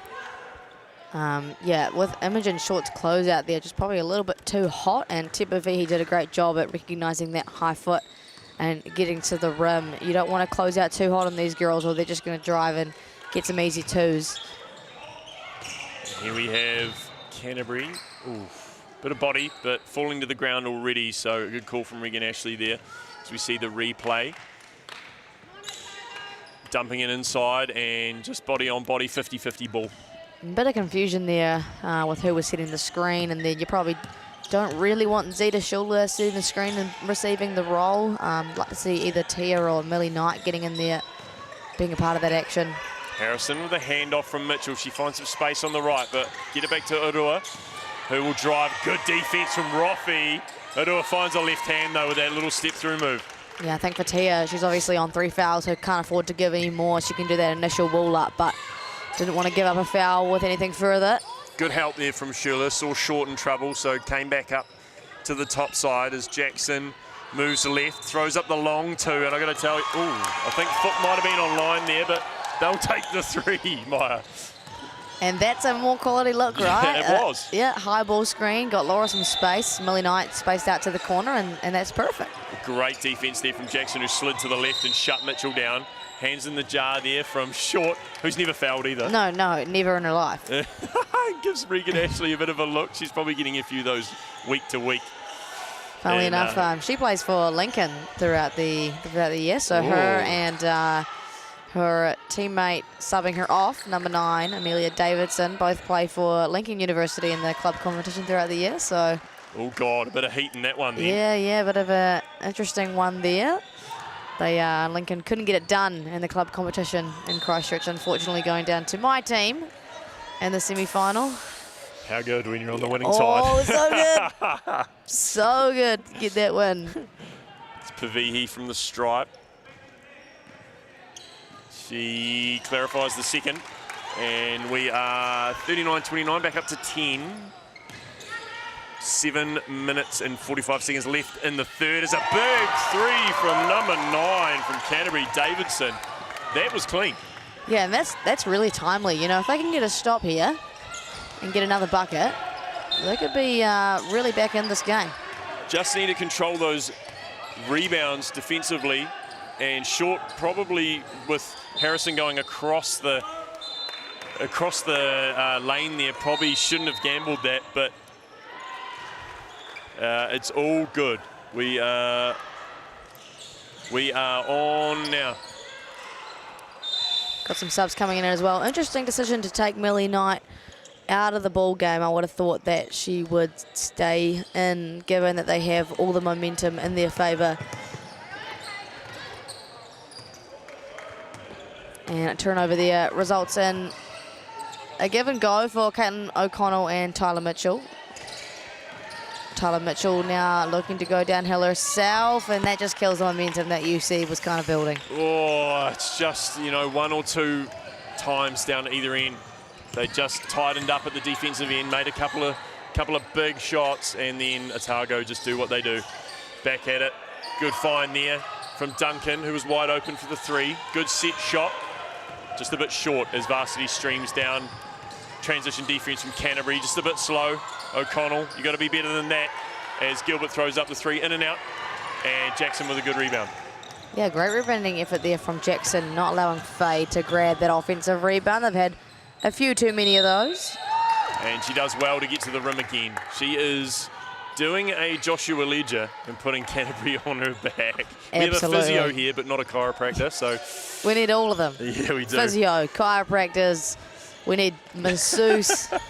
I walked past Joshua Ledger actually, going out to the toilet before, and said, get on that cold bath, mate. And he goes, where's the closest pool? I was like, jump down to the river, brother. In you go. Well, I did hear the AUT manager, I believe, talking about taking them to do ice baths, which they probably need, and a couple of these UC and Otago girls might need some as well. So Jackson's got potentially something bothering her. They're asking for a sub on the shooter, which is not often Doesn't often happen unless there's an injury or blood or other. Might be a blood nose potentially. They were pointing to the, Yeah, it looks like she might have blood in her nose. Safe to take her out as Shula makes her free throw for her. And we are 41-34 with 6 minutes 20 heading into the end of the third quarter. Dumps it down from O'Connell. Great action there from Mitchell to number 3 for Otago University. That's Folau Searle. And she'll go to the line for a couple. Unfortunately, no Tia or Millie Knight on the floor is going to make it pretty hard to cover Faye. And you've got a couple of other girls who also like being inside with Lisa Gilbert and Tyler Mitchell. So it's going to be a hard cover for as long as they're sitting on the bench. And just creating that offense here, really you're looking at 5 non-ball handlers for Canterbury. Yeah, I agree. Yeah, it's going to be a tough one. Maybe Gibson might have to get the ball in the early offense. So I imagine Shula and number 12 for Canterbury, Small, who has the ball, who had the ball there. Shula's barking orders, driving. Good defense from Gilbert. Stayed in front of her man. Duncan drives, wild shot, but a foul. It's not bad, you know, downhill Good drive. action. Yeah, and got the kick out and then a long closeout and then downhill. And it's good enough for Esteban to call a timeout. There you go. He's seen something that he wants to shut down. And I don't mind that from Canterbury. We just mentioned no ball handler there for them, but that did not matter. They went to Absolutely. work. I think he's put Laura Jackson back in the ball game, which is probably a wise decision. And if I was him, given the small deficit, I think I'd chuck Millie Knight back in there too. We saw Millie early be active, whether that was in offense or getting down low and chucking her body into it. As we see on the other court, Lincoln streaking ahead by 35 over AUT. Yep. But yeah, for Canterbury, I just don't think they're doing too much wrong. They're active players in Knight and Jackson and Short are doing well. It's just a few haven't fallen, some wild shots, some shots that they probably shouldn't take, and the ones that were good shots just haven't gone. So positive all round for Canterbury. Just need a couple more to go. 100%. I think if you look at the two rosters, there's probably deeper talent in Otago's lineup, so there's not as many options for University of Canterbury to go to. And I think that's why, you know, in moments like this, you probably do want to put players like Millie Knight on, who can go and get a bucket. But like you said, like what we've seen from them, and there's been really good flashes and not down that much, so. No. Just never know, heading in like we saw in the game before, with AUT coming back from at least 13 to take down Auckland University in the Battle of Auckland. It looks like Jackson is... Oh my days. she's got the black war paint on her nose, and she's looking just as gritty as she plays now. As the charity stripe does not go from Canterbury, and Simpson now looking for a high screen, drives, open lane, right hand too easy. Yeah, there's not much else to say about that, right? No. Wide open right hand layup. You don't really want to give too many of those away. Help side defense like you talked about. Varsity's got so many weapons, so everyone was looking after somebody else, and she got that gap as Otago makes them potentially pay here off the defensive hit out. Gilbert, wild one. Probably had a little bit more time than she thought early in the shot clock to throw that one up. She'll be regretting that. Yeah, that's probably what Coach Esteban talked about not wanting in his timeout, which is unfortunate. But it's fortunate for UC now, who get a chance to go. But Millie Simpson doing a great job on Laura at the top there. I'm just thinking to myself, has this tape got her nose closed? If it does, and shot goes up from Canterbury, and that's cash from number 9, Davidson. That is ice in the veins. But is that got her nose closed? Because if it does, surely not. Then she is fully mouth breathing for the rest of the game. That'd be a too tough a go, surely. Oh, at both ends, Davidson with the 3, then the block. Give her the ball. Give her the ball. This You've got to goes give her the through ball from right 3, now. yeah. Swing it into the corner. Oh, Laura, missed opportunity. Hungus. Absolutely hungus from Jackson. Davidson was begging for it in the corner. She deserves it after that. Money, block. Can she get another one, surely? Good switch here, but we've got experience, yep. Gilbert's going to go to Mitchell, who's got the mouse in the house there. But another one! Davidson, I tell you what, revelation for Canterbury here. Now she gets the ball on the wing. over on the sideline, apologies, in the back court, into the front court now for Canterbury. Jackson, a.k.a. Hungus. She's going to dip it off. Oh, good hands from Otago. It looked like the lane had opened as Caitlin Clark, O'Connell, sorry, puts the head down. And, I might live to regret that one. But that's a great compliment for Caitlin. It is a great compliment. Is Canterbury now potentially with the number advantage? They do. As the Small dumps it off. Ella Ruby Gibson puts it up. Unfortunately off to the left end. A nice carry call there from Regan Ashley, one of my favourite calls on a basketball court. So again, momentum going for UC. Back to 6. I tell you what, if they can get this defence cooking, Otago have gone across the lane a couple of times. It's hard to get those calls when you're going away from the bucket. Jackson, can she find an open player or an open lane? Good D from Simpson. Millie, been in the game quite a few times here, experienced player for varsity. Got an experienced crew. Experienced 5 on the court now, and it looks like, was that Canterbury with the timeout? That was Canterbury. There's a lot of deliberation happening over there with the coaching staff, probably trying to talk strategy and about how they can not only stay in the game but actually bring it back. As Lincoln have a comfortable 30-point lead on the other court there. I feel that. That's something that we've dealt with ourselves. They are a well-drilled, very high-caliber female squad over there. Yes, I wouldn't be surprised if we see them in the final. I would be very shocked if they weren't. Also winners of the 3x3 tournament, tertiary tournament earlier in the year down in Christchurch, down in sunny, just the words gone out of my head there, the Selwyn district. Yeah, Rolleston. I'm looking for Rolleston. The city How could you forget? The city of the future, Maya. How could you forget? Help me out there with the city of the future. A friend of mine actually just moved down there from Auckland, of all places. Oh, that's a lateral move. It is. It's a move that you would only do if you were traded in the NBA. But hey, no judgment. They've got a good basketball outfit. A beautiful stadium. Oh, beautiful stadium. Yeah, wonderful. But like this, Walter Nash looks lovely in here. My first time being in here, actually. It is. Yeah, look, I've only been here a few times, but I love the lightness of the surrounds of the walls, above the cork walls. You've got, lots of light coming in and good lighting above. As Knight back on the floor, puts it on the floor. Good control, good body. Right hand, a little bit too much Raz. She'll get it back in the corner. You betcha she's going to shoot that. I'll tell you what, if that went down, as Jackson grinding and putting one back, we are back to 4. And that's hustle, right? And that's purely as a result of hustle. 2 O-boards results in a bucket. Hustle and muscle from Canterbury. Caitlin O'Connell dumps it off to Millie Simpson. Drives, left hand strong.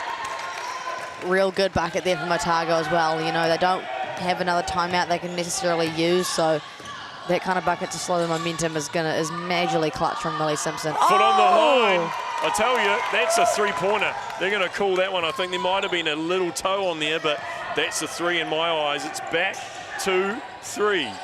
Pavihi driving strong through contact. 2 points. Every time we used to get close, Otago are able to take control back with a nice timely bucket. Jackson with another crossover. She's got the absolute bag of tricks working. Swings it to Duncan. We need Duncan to stay chilled here. She gets a Knight with another 3. No good. And Jackson fighting again. The Gritster. Shoot it. Out to Davidson. She's made a couple already. She made another. And we are back to 2. This is wild. I'm going to lose not only my voice, but my breath as well. Look, if I'm UC, I'm finding Millie at the moment. That's 3 that she's hit. And she's on a heater right now. Simpson driving, dishing to Gilbert on the weak side. Fine, back to Caitlin O'Connell. She'll be looking for a cutter or cutting herself. She cuts herself, throws a little back one up. And UC have the opportunity to tie it up or even go ahead with 1:30 to go in the third quarter, Maya. Find Millie. There she is, on the floor, into the corner. A big 3, that's going to be long. And that's okay. They got a little bit excited there, and so did I. Whew. This is basketball. This is why we do it. This is it, and here we go. Simpson saying, no, I don't want that. Moving players around is 13 for Otago. That's Harris. Pavihi, step back, midi. No good, but they're going to fight for the rebound as Harris will get it again. Abby Harris, that is, dumps it inside. Gilbert, nice body control. They need to get something up. 8 seconds on the clock. Caitlin O'Connell, Pavihi, three-pointer on the way. That's short and off the backboard, I think, so that'll be shot clock violation. It is. Great call from referee Regan Ashley, and I need a breath. Deep breath, Connor. Deep breath. That was a clutch defensive position as well, right? Like, you're down 2, momentum's in your favour, you need to stop. And the nose tape is gone. Oh, now she can breathe. No more mouth breathing for Laura. And I tell you what, same for me. No more mouth breathing. I'm excited. I'm excited. Simpson D'ing up Jackson at the top. Oh, round the back. Jackson, two-pointer on the way. Hits ring, but will get the board up and out. Oh, my goodness. It couldn't have been any closer to be in if it went in. Simpson. Holy hecka, Rebecca. It is, it's momentum swinging both ways right now. Otago University up 2. O'Connell driving, spinning, stepping through. And a good foul call from my angle. That looked like a foul all day long. Great patience from Caitlin O'Connell as we see Laura's O-board and defying gravity almost, that ball. Oh, physics just wasn't my strong suit at school, and neither was the basketballs there. As Caitlin O'Connell makes the first, takes it back to 3. This is where all that hard work can quickly be undone, but 4 points going into the end of the third. I think Canterbury would take that. 100%, and it's only 3 now. Don't let it go down, and they don't, fortunately. Caitlin misses that one, and at the end of the third, Canterbury only down by 3 to Otago University, and all day long they'll take that down at least by 11 to 12, maybe potentially 13 in that half. 100%, and we spoke about Otago just looked a lot stronger than UC did, and probably a lot more threats across the board, but UC have just fought tooth and nail, kind of taking a page out of Otago's book in that sense, and really fighting for it, and then, you know, aided by the hot shooting of Amelia Davidson. Oh my goodness, how good was that? You can't take her out now. You got to keep finding her. And 2 blocks as well. Yeah, 2, and like back to back. Massive blocks and almost in time with the 3-pointers at the other end. It was a hell of a stretch there. If she runs it back, she runs that video back when she goes on to UTCZ YouTube later, that is going to end up on TikTok. Oh, it's got to. It's got to. Come on. Go viral on TikTok for that. She deserves it. She does. She does. There was an exceptional couple of minutes of play there from Davidson, and Canterbury just doing what they needed to do. It wasn't necessarily the prettiest, but they found their way back into the game. Only down 3, heading into the final stanza, the 4th quarter, and both teams being talked to by their coaches. If you're Otago, Maya, you're thinking, get back to that first quarter, dumping it in, cutting, and getting to the free throw line or getting those 2s. That's all they need. Yeah, I totally agree. I think they've shown that they have what it takes for it to work. Probably got just a little bit flustered and out-hustled by UC, but obviously it's always the identity to go hard and hustle hard. So I'm sure they won't be straying away from that, and I believe they've got pretty much their starting crew on here. So I won't be surprised if we go back to seeing, you know, the classic Otago they started out being, and that Caitlin O'Connell drive was a little flash of that, you know, so I'm sure we're going to see much more of that. Absolutely, and I think Tyler Mitchell, to her own credit, may be facilitating too much. I haven't seen her shoot in quite a while. Maybe she sat for a little bit there, but she is a very hot shooter. So if we see her make 1 or 2, it could be all she wrote. But we are heading into the final quarter. Otago with the ball to start. Caitlin O'Connell will inbound, and we're underway. 3 points in it. Otago University leading by 3. Harris will get it across, hand off to Caitlin O'Connell. Mitchell now driving, finding no space. Pavihi, mid-range, no. Harris lost the ball. Ball on the ground. Knight, shot clock going down. Oh, low shot clock foul. That is tough. That is a tough result for Canterbury. Tia Pavihi is an absolute beast going downhill. She's just so much strength and pace coming at you. Probably a little scary for Millie Knight there. I got to say, Canterbury defence hasn't shied away for too much. So, 5. We've got 5 on short. She's on short. She's not happy, and that's a ball handler out of the game for Canterbury, which they sorely need. She's not stoked. I've seen a bit of fire in her during this tournament, so yeah, not surprised that she was given away to the refs as she was walking off the court. It's a gutting result as well for her, given that she knew she couldn't foul coming into this quarter and did it straight away. Definitely irks you. And in a game like this, they probably would like to have her on the court. Pavihi misses the second, and a good rebound from Knight. That wasn't going anywhere but into her hands. Jackson now leading the offense for Canterbury. Runs around the horn. Caitlin O'Connell now on her, and she's a thief in the night. And she got that ball way too easily if you're Canterbury.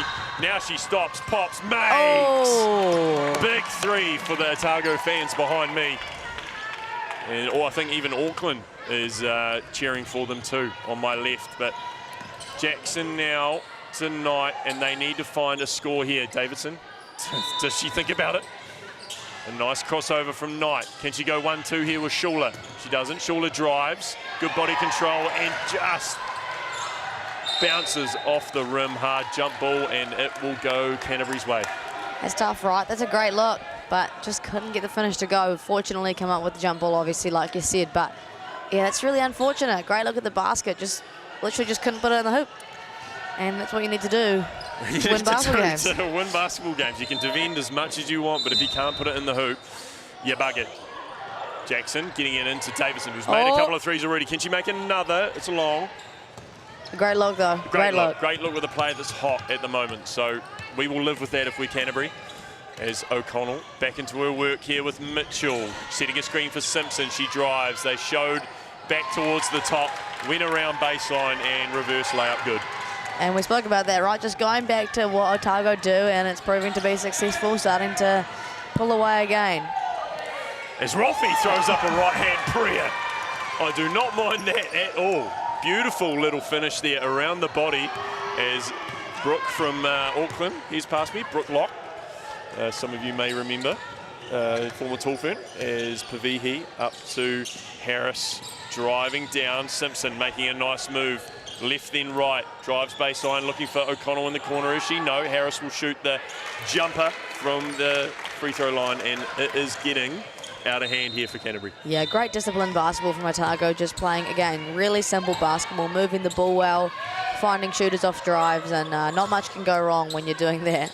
Caitlin O'Connell catches a stray there, but we're fighting. We're fighting for every ball as Emily Knight throws up a really long one. Davison with the rebound. She can't do no wrong right now apart from that shot. Not her best work. She's allowed one mistake. She is. But she's still got a look on her face of determination as she comes into the defensive end. A good seal there from Harris as she goes to work and gets the 2. And yeah, we're just starting to see Otago's depth and their talent kind of shining over what UC have at the moment, and Millie Knight doing exactly what she needs to do and taking some leadership and structuring this offense just a little bit more.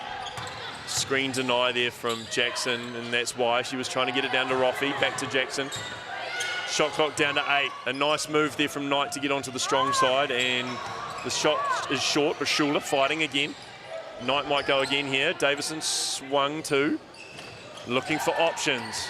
Nice cut there from Jackson, creating space for Shula. And another 3 just can't go down. Good look, though. It's a good look, yeah. It just seems like a massive grind at the moment for UC to, you know, get some offense going. Yeah, not super pretty textbook kind of offense. And, you know, complete opposite for Otago, who seem to be getting all the shots they want at the moment. That's right, and Caitlin O'Connell fouled, driving to the rim. I'm not sure if that's shooting or not, but we'll see in a minute as timeout to Otago, who just want to chat over how they can sustain this lead leading into 6.5 minutes. Up next, we have Massey University taking on my own Victoria University Women's Pool B. It's a big match here. Is that right? Yeah, it is, because this potentially could figure out who is third in the pool. Oh, and no, that is a huge game.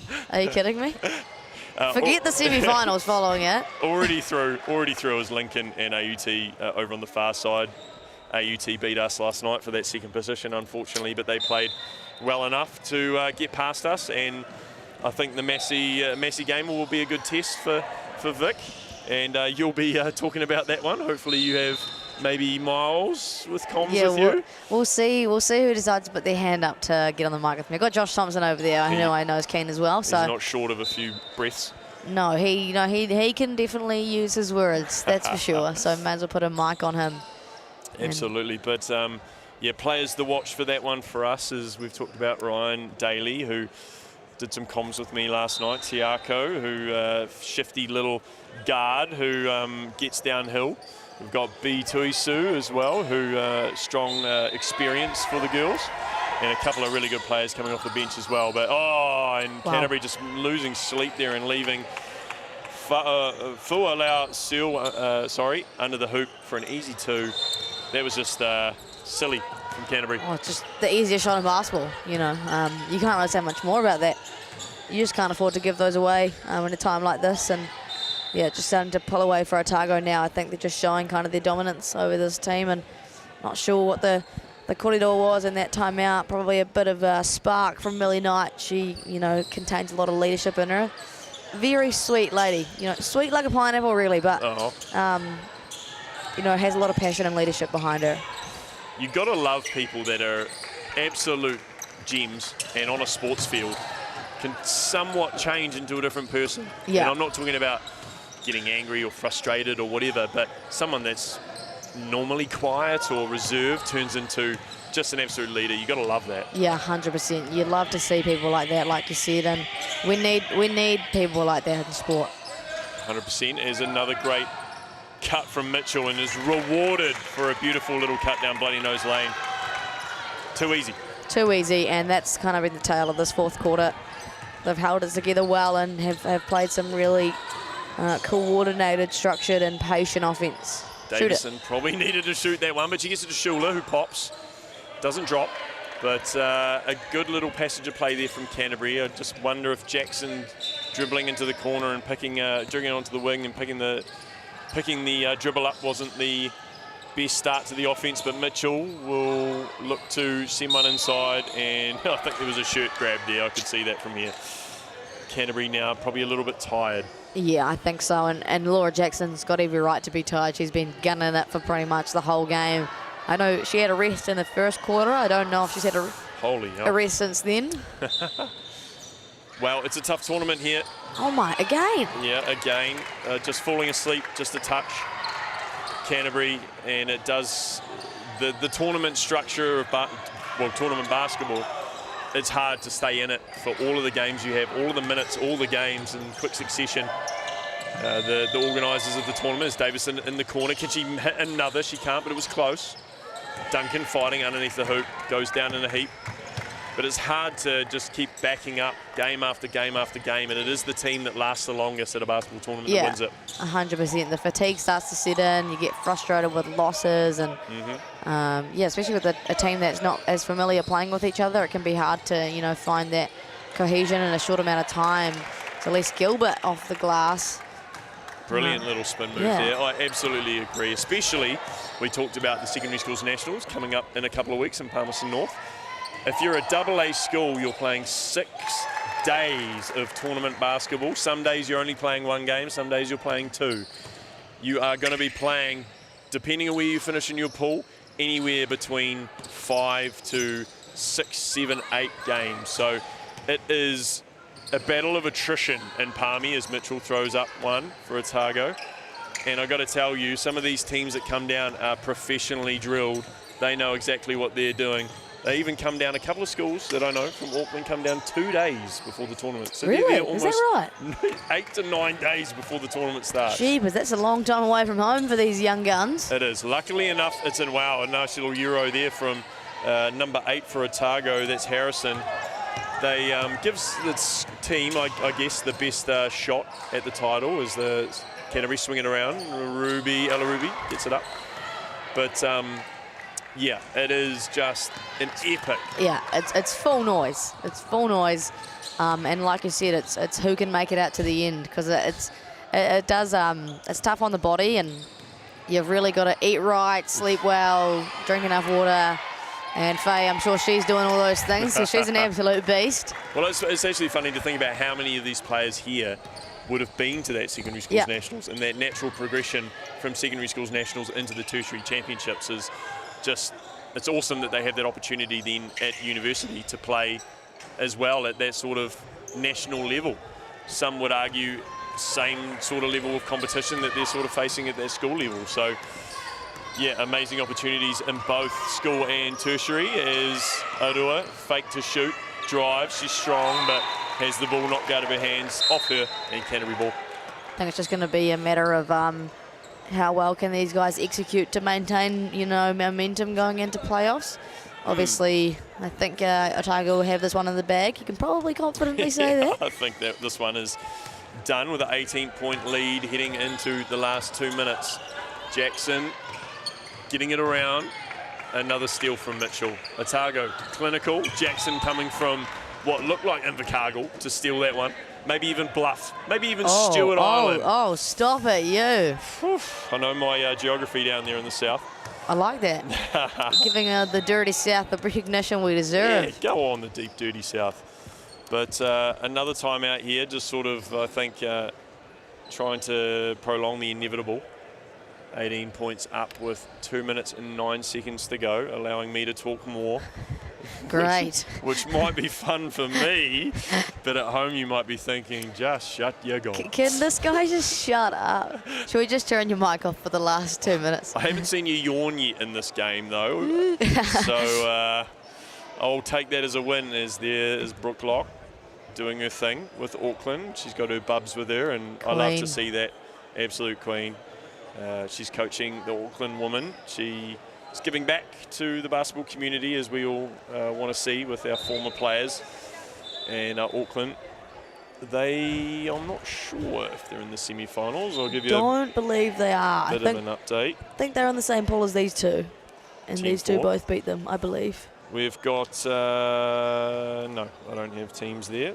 Hold on, just bear with me, team. I'll try and find my game day app and give you an update on some semi-finals. Thank you, Connor, for all your work. We appreciate you. We have men's that is confirmed first. Schedule.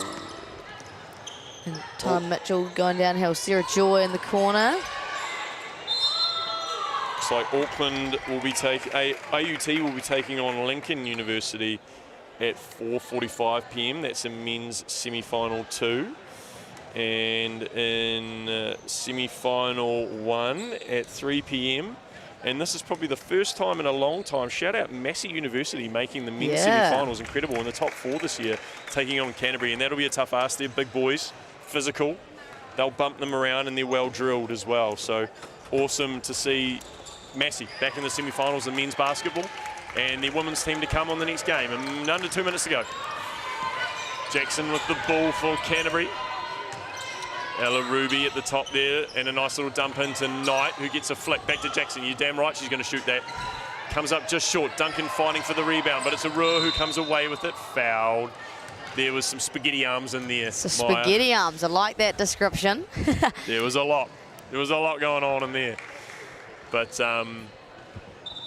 as Jackson takes a look over to us for confirmation, yes, that was a foul.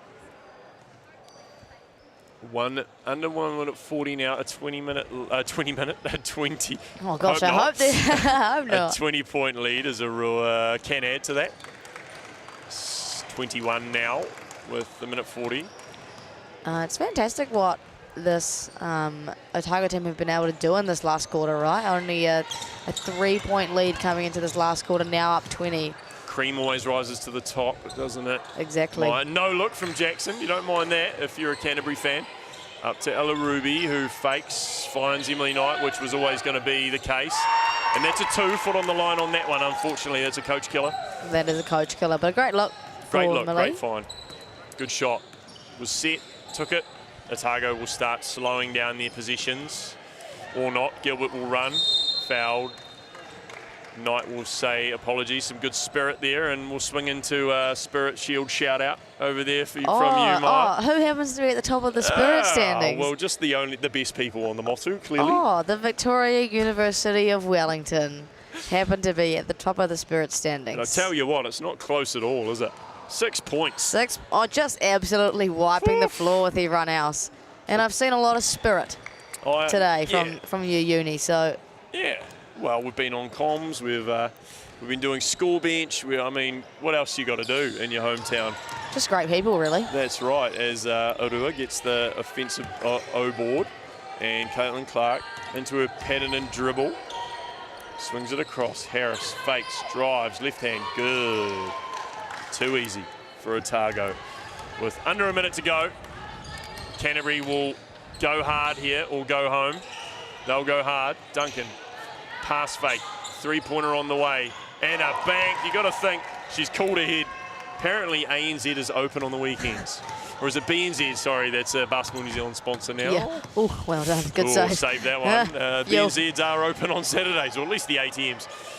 As Harrison, she's got a bit of space, decides not to shoot it. Caitlin, as the floor general, Orua, step through, spin, points. Points.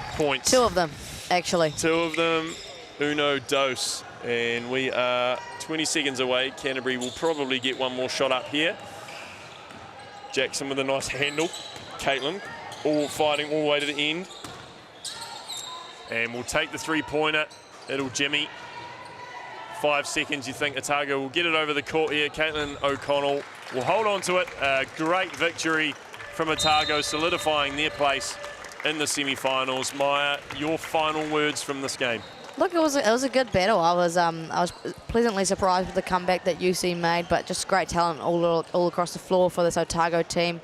Play a really nice style of basketball, and I won't be surprised if I see them in the grand final match tomorrow. Oh, I'm picking. I haven't looked at the crossovers, but I wouldn't be surprised if Otago Lincoln is the final, as the girls come around and shake hands. Thank you for tuning in. Up next, Massey versus Vic Uni Woman. You'll be with Maya and friends, or friend. We'll see. I'll leave you alone. Thank you very much for tuning in on UTSNZ YouTube. Make sure you stick around. Plenty of action to come in the next 2 days at the 2024 National Tertiary Basketball Championships. Stick around. We're here to find our futures in the city of influence and opportunity, to make discoveries and create change. At Te Heranga Waka, Victoria University of Wellington, your next steps are on your doorstep.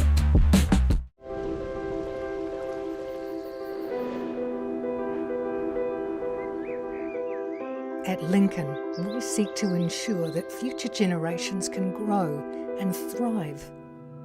That means providing a world-class learning environment to grow fresh solutions to real-world problems, including using the world's resources wisely and sustainably. Come to Lincoln University, a place to grow.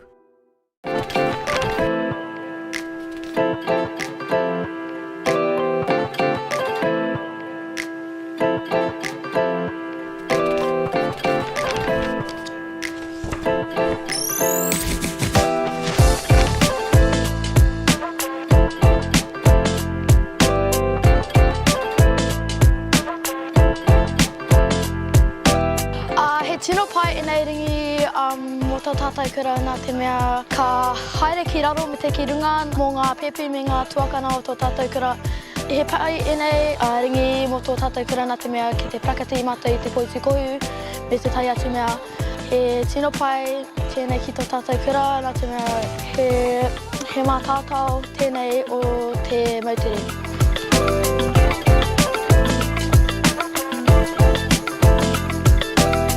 Before we had the hoops, we had to use our hands and we had to use wire.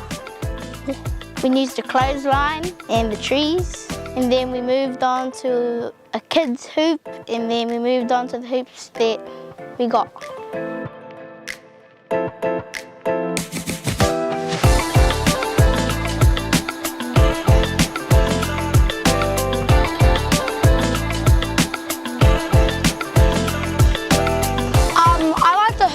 school because they're better than the old ones, and we use them a lot more.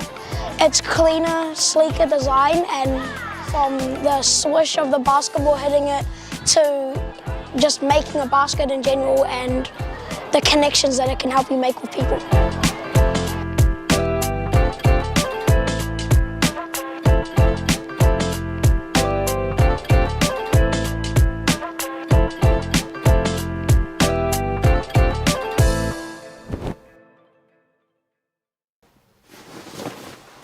We believe where you live shouldn't decide your destiny, and that any place can be a place of learning.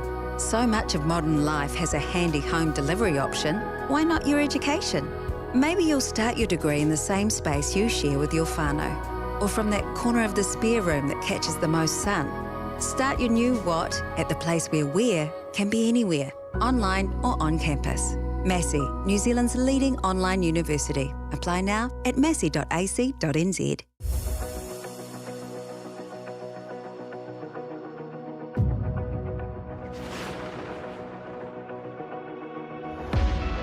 Imagine getting your foot in the door to your dream career in the sport industry. As you represent your uni, building lasting friendships, connecting at national and global events, connecting with peers and mentors who help connect you to your future. Make this happen with UTS NZ. I've definitely made some really personal relationships and friendships through volunteering. It makes you always feel like you're part of the team. In the sporting industry, it's so hard to gain connections, but volunteering through University and Tertiary Sport New Zealand, you're sitting at a table with people with over 20 years experience. I learned through hands-on experience in my marketing internship, skills that I could apply into the internship that I got at Foodstuffs. If you're ready to connect your skills, goals and experiences, join our team! Join our team. Join our team. Because you can build your confidence. It can take you from an application form to the other side of the world.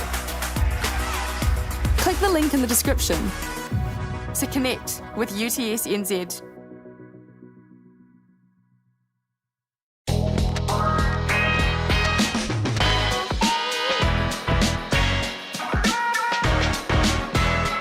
Hey, I'm Dylan Boucher from Basketball New Zealand, here at Kakaramia School.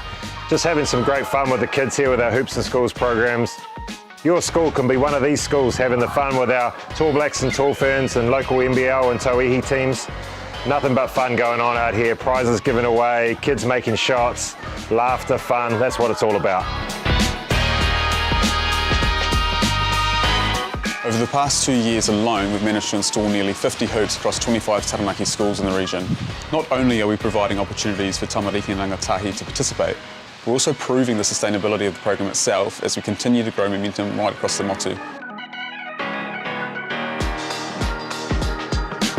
Hoops and Schools continues to deliver amazing opportunities for kids all over New Zealand, giving them access to basketball no matter where they are.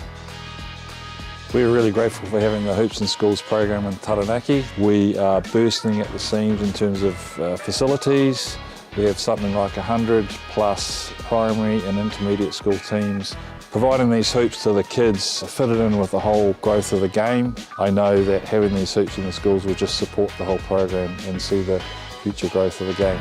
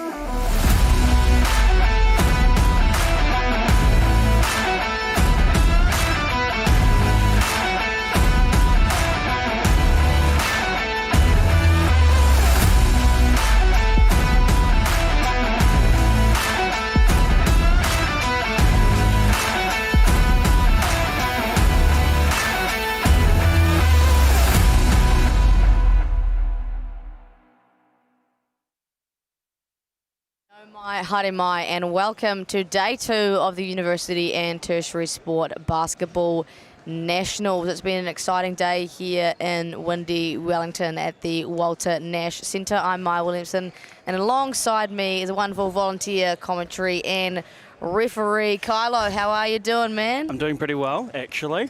Pretty tired after that last run. Girls want to fight it out and get into their roles and their positioning in the table. So we're looking pretty good.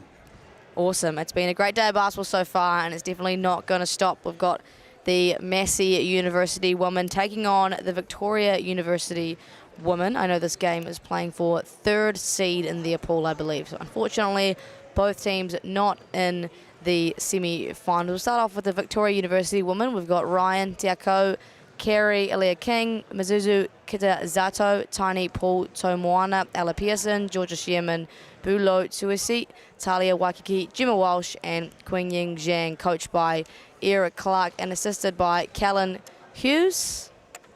We'll move on to the Massey University team list in a second. We've got Rainey, Hannah, Lulu, Rigos, Sophie Frost, Mariah McCarthy-Wilson, Tegan Dargaville, Joanna Jackman, Laurie Goldsworthy, Alexia Davis, and Yamaya Eastwood. The coach name does not appear to be on the team list, but I'm sure they do have a coach. What have you made of it all so far, Kylo? It's been pretty cool to watch, especially going into the Tauihi not too far away around the corner, Maya.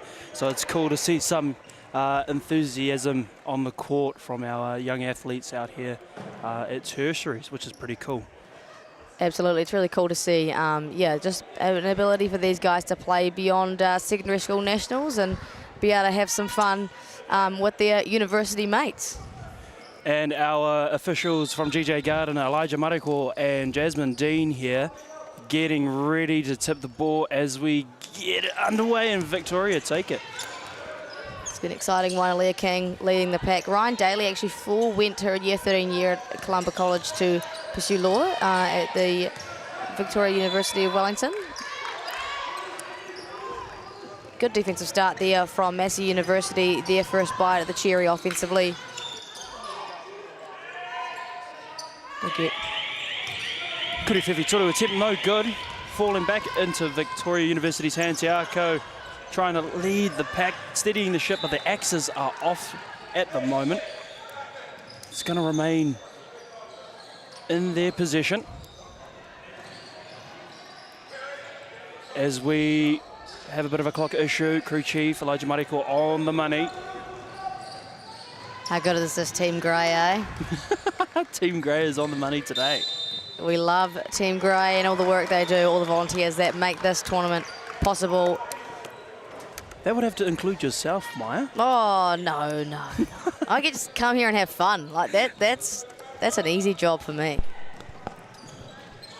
We've got some people to do some serious mahi. Massey University looking to get their first points on the board. Nice ball movement and a little stop and pop there for Laura Goldsworthy. Someone must have opened a door or something. Got a bit of breeze in that one. As we saw from the performance by Vic yesterday, they seem to be nice and easy, working the players a little bit better than their last game. So we see a drive there, a throw no good, coming back down for Massey. Mariah with it. Both teams still looking to get their first bucket of the day. Being very patient offensively, Joanna Jackman forces one up and can't get the finish to go. Can we see Vic's first bucket? No, we cannot. An errant turnover in transition. Georgia just losing the ball there, just on her fingertips, as we see some substitutions come in. And a little bit of confusion again, maybe regarding the score bench, or Team Grey will have a quick kōrero about that one. Looks like the boss is just going to run a bit of admin here. Not 100% sure what has happened, but a good opportunity for the teams to huddle up and have a quick kōrero about how things are going so far. We have University of Otago women there on the school bench just came away with a good victory, and there's going to be some exciting semi-finals following these matchups. Directly after this, the Massey University men take on the University of Canterbury. Lincoln and AUT oh my goodness. Lincoln and AUT men play at 4:45, and 6:30 the Otago women take on AUT. I find the abbreviations hard to say nowadays, Yeah, Maya. got AUT, blah, blah, blah, blah, blah. You know, you got what I was trying to get at there. Joanna Jackman with the seal inside, an errant pass tipped away. Will stay in possession of Massey.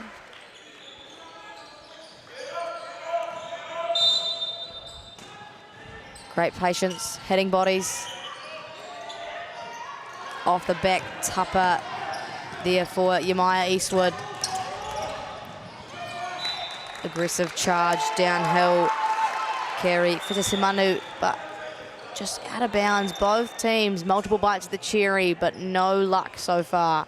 A lot of hands inside the cookie jar early, but a lot of turnovers and errors seem to be the reason why we are having a bit of a hard time in the office. It'll be a little bit of a long game if they don't clean it up nice and early. Both teams just still finding their feet today. A little step back moment off the front rim for Alexia Davis. Let's see what Victoria University can cook up here. Great ball reversal to a wing. Alexia Davies. Sorry, Georgia Sherman passes up that opportunity. Corner three there for Tiako. Some hustle on the rebounds. Ends up in a foul call against Vic. Fitasumanu just putting hands again in the cookie jar. Getting a foul call, but showing that you need to be on your money and on the ball the entire time. They're not going to just let you go. As we see a foul and a huddle being called, and it looks like it's going to go against Ryan Daly. And it is. It's an opportunity here for Yamaya Eastwood to get the scoring underway for both teams, actually opening the bank account for herself, Massey, and the game in general. Can't do it on the first look. Great thing about free throws is you get two. And no good on the second. Big rebound there for Georgia Sherman. Now a semi-trans opportunity. Great pass down low. Missed layup there from Aaliyah King. Massey now pushing the pace.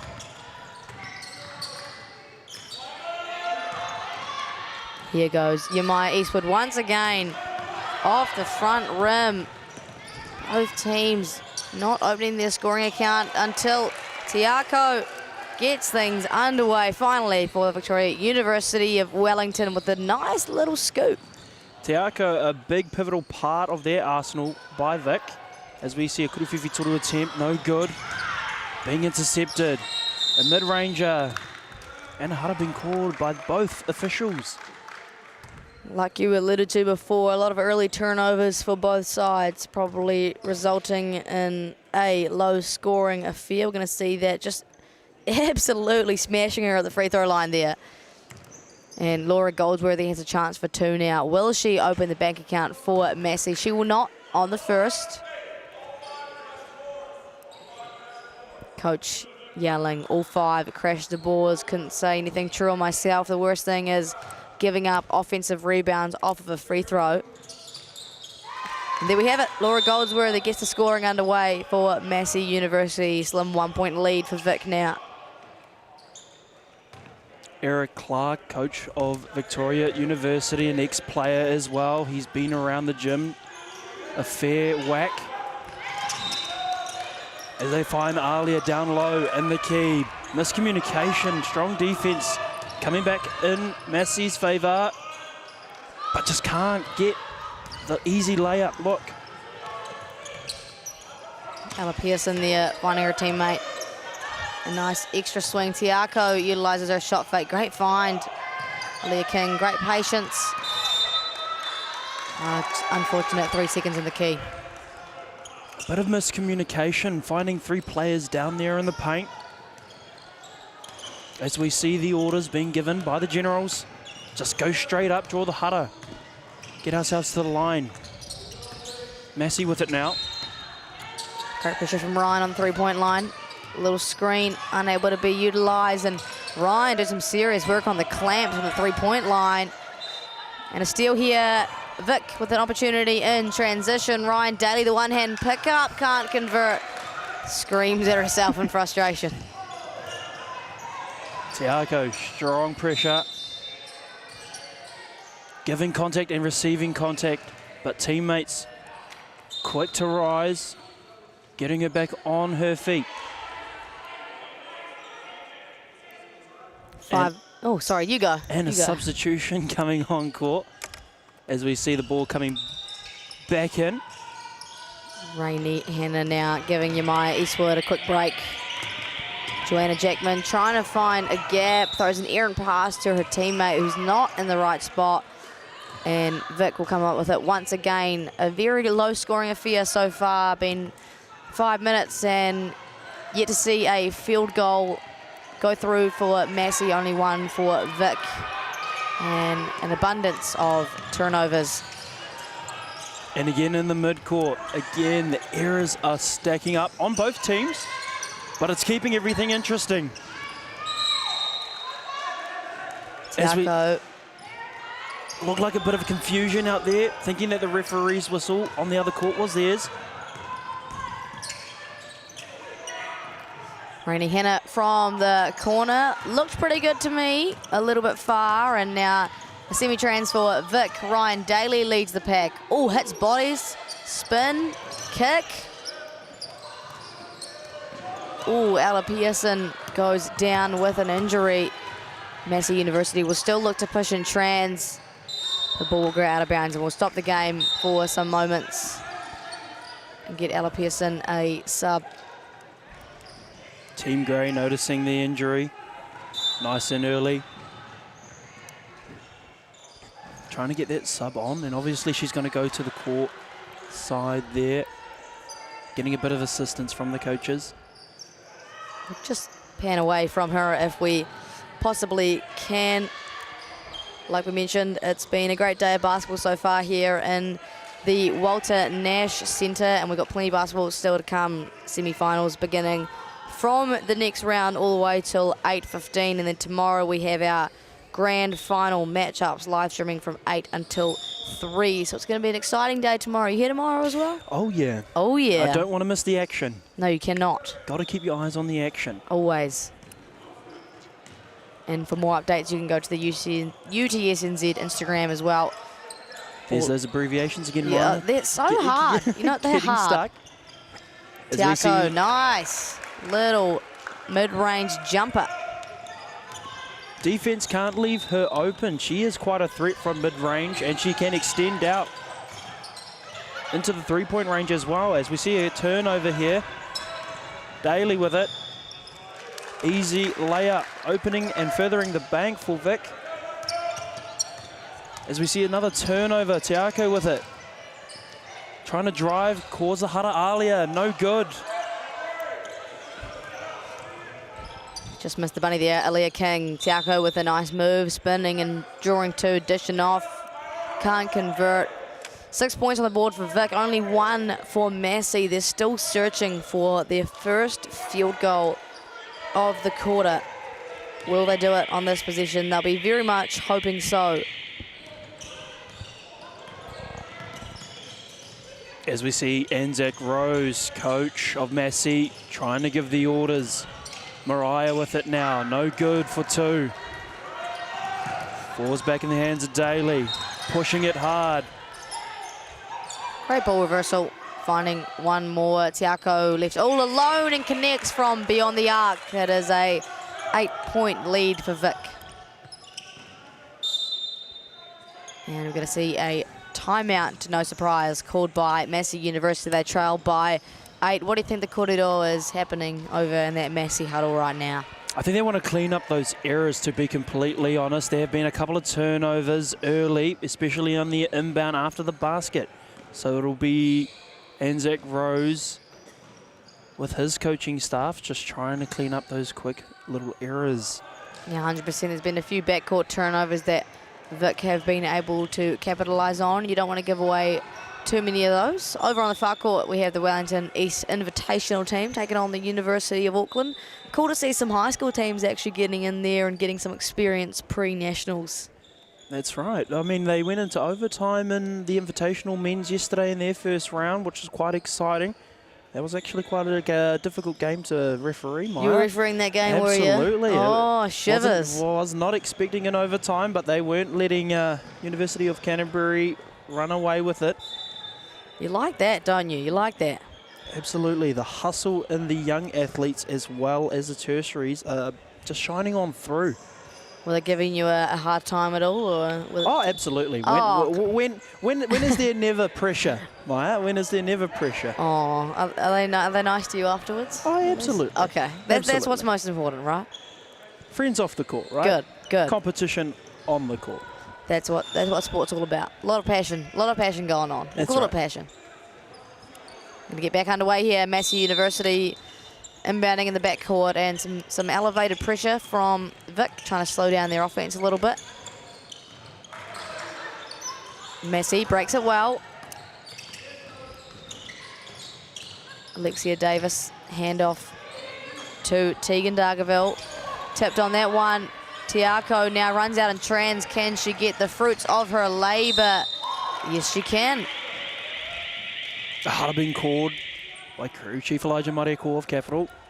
It looks like it's going to go against number 6, Mariah. Just trying to get her hands in the cookie jar. And she does. But just a little bit too much enthusiasm, I'd say. Nice recognition there from Tiako. Stripped that ball and sprinted like her life depended on it to go out and trans and receive that ball. Can't convert on the first free throw.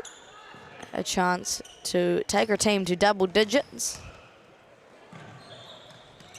And back rim on the second, but no worries. The offensive rebound is cleaned up. Tiny Putomoana can't convert, unfortunately. Massey still yearning for their first field goal of the game. And there it is not. Vic now pushing the ball once again. Taylor, Waikiki just a little bit out of control. Liked her intention there with the pace, but just mishandled the ball and out of bounds. Massey clearly trying to push it nice and hard, cause a bit of frenzy, obviously leading into another era. Mariah with the Kuriwhiwhi Toru attempt, no good. Tiako with it, dribbling it up high. All the way, finds the open man, goes up, and she sends herself into double digits. Tiako with a great find, handled that pressure really well, broke it with ease, and another turnover for Massey University. Vic very happy to go in trans, turn the ball over, right back. Will Massey put one through the hoop. Joanna Jackman, a great wall up. No basket. Called by Team Grey, I believe it was on the rebound. We'll see a baseline inbound now for Massey. It was awesome to see Mariah put her body on the line just to get that turnover here at mid-court, seeing the action right in front of me. And then to get the steal off of the back of that as well. It's really good to see. Coach is having a quick kōrero with our Team Grey about that foul call there. And seems to be no issues on their end. So we'll get back underway. 3 ball, no good. Vic now with full intention to go downhill. Great dime across the baseline and just mishandled it. Tiny Putomoana.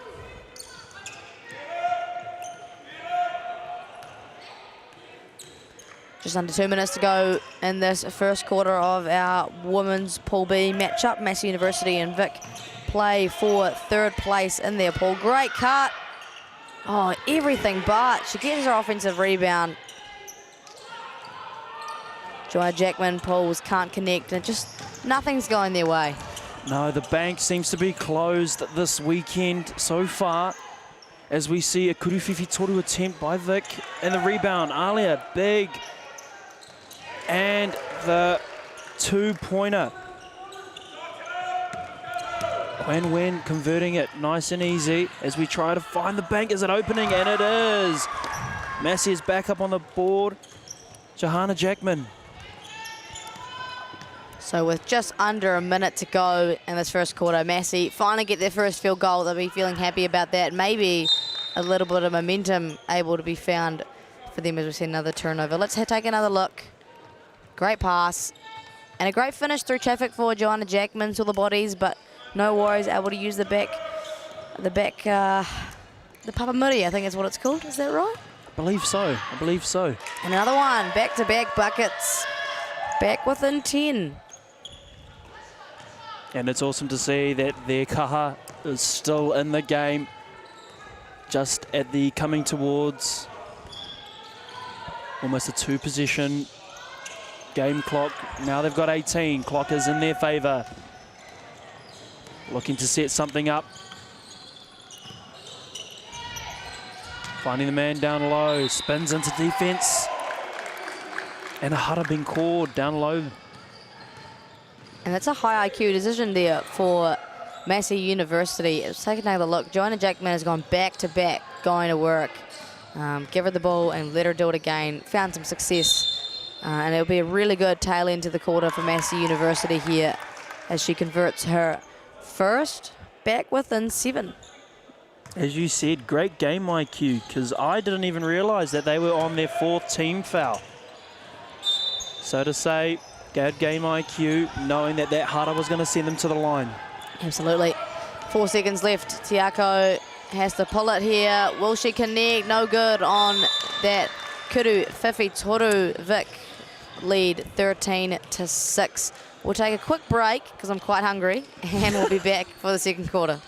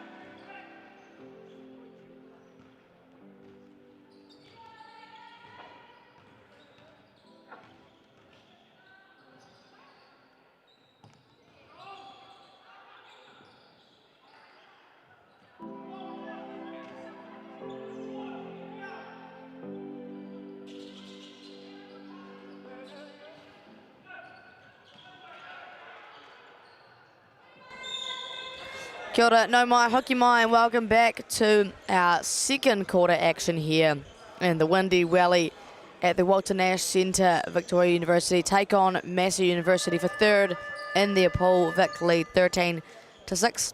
I'm Maya Williamson, joined by referee Kylo. What have you made of it all so far? It is quite a game to watch. It is a good team matchup, team against team. It's still a little bit early for me to decide who will come out on top, but it'll be a competition right until the end, I believe. So it'll be a nice, fun watch, not just for us here courtside, but for everyone watching at home as well. Absolutely, it's always good to have these kind of games that go back and forth. We've had 2 of them so far on the live stream, and I don't doubt that they will stop going forward. All of our semi-finals starting from 3 o'clock onward. Last game being streamed at 6:30, so stay tuned for more great basketball. Massey University getting us underway, opening the half, unfortunately, with a travel, Lulu Rigos and Vic, led by Tiako Ipiha, have the chance to open the scoring for themselves in the second quarter. Patient basketball. Yeah, I was about to say, took the words out of my mouth. Sorry, man. The analysm is awesome, even if that's a word. We'll count it. We'll count it as a word. Taylor Waikiki connects from beyond the arc, extending that lead back out to 10 for Vic, who have looked in control all game long. Great patience from Massey, firing one away. The offensive rebound fortuitously falling in the hands of Tegan Dargaville. Tiako doesn't even look tired after playing a whole quarter of basketball. Downhill, kicks, draws, fires, no good. Offensive rebound once again, Aaliyah King. Couple bites of the cherry, no good. We're gonna have another look at this Kuru Whiwhi Tolu from Taylor Waikiki. Straight money in the Walter Nash Arena. There's nice rims we've got going on here. They're finding their groove nice and early with a foul being called. Q-Wan being called for the Hara there for push. Yeah, a little bit overzealous with the contact. I like that she's being aggressive, because if you're aggressive in the perimeter, you disallow them to get into their offense.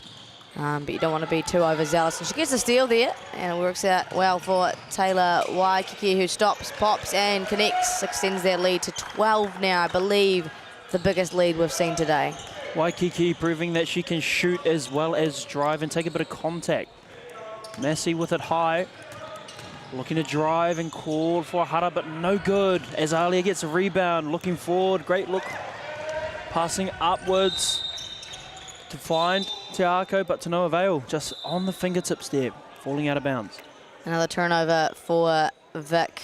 There's been a few of those both ways. Not only today, but not only in this game, sorry, but the two games we had earlier as well. So a lot of turnovers happening probably for a team that doesn't play a lot with each other throughout the year. You lack that cohesion that you get once you play with your team all year. And Taylor Waikiki is all over it. Can't get the make, but Aaliyah King will clean up. Not once, but twice. Double dipping in that one there, where she finds Tiako for Kuru Whiwhi Tolu, but no good, just off the tupper there. Trying to play a bit of defense. And great patience. But another turnover again, and Vic with just a plentiful amount of chances to run in transition, and an easy two for Tiako. And to no surprise, Massey University want to talk things over. They have a 14-point lead. What have you made of the first 2 minutes of this? It seems like they want to be talking a lot about the defensive end. For me, it'll be just focusing again on those inbounds after the basket. Seem to be the reason why the bank isn't opening up for them. But Vic are just proving that they can shoot as well as drive it to the paint. So they are going to be a threat coming out of this timeout, because they are just catching their wind. Especially if we see Alia and Tiako come back on. See if they can't close them out. Absolutely. I think this may also be a younger team on the Vic side than Massey. Not calling anybody old, of course. But they just seem to be outrunning them a little bit, and I don't know if Massey are struggling to keep up at the moment. But if you're Vic, you want to get turnovers and run all day long. Any advantage is good advantage, is what I heard earlier today. Look at you. Right. You a coach alongside a referee, or just... I don't want to say that I am, really. You can claim it, surely. As we see the boss has come in, the great white shark, Dylan Boucher, showing face. And another great New Zealand face, Connor O'Fee, the manager of the women's Vic team, and does a bit of everything. Got on the mic with me early this morning, so we've got some famous faces in the house. We also had Miles Pearson here earlier this morning. Not sure if he just dipped out, didn't want to see the rest of the day, but got some Stillworth names, that's for sure. We see Massey with it. Keeping it outside. Eastwood, and yeah, take that. And Hara, yeah. drawing the hara nice and early out of the timeout. This might now start to work in their favour. As we see a 0-2 foul count, they're gonna want to up it. Yeah, Maya Eastwood can't connect on her first free throw. Plenty of bites to the cherry for Massey, but just unable to connect and convert early in this ball game. Plenty of time to go. She connects on her second. They trail by 13. Ryan Daly will give Tiako a break. Awesome to see the rotation of the Arsenal being utilised here. As we see Alia with the ball, trying to find. Hugh outside, draws it back in, mid-range up, and it's good for Vic Uni. Waikiki with another 2 as we see Massey finding the man outside. Nice patience yet again. Kuriwhiwhi Toru attempt just off the tupper. Alia with it again. Waikiki. Nice patience on both ends, allowing the offense to move the ball first, and another errant pass. Once again, turnovers proving to be an issue, one of the biggest issues in basketball in New Zealand, alongside offensive rebounding efforts as well.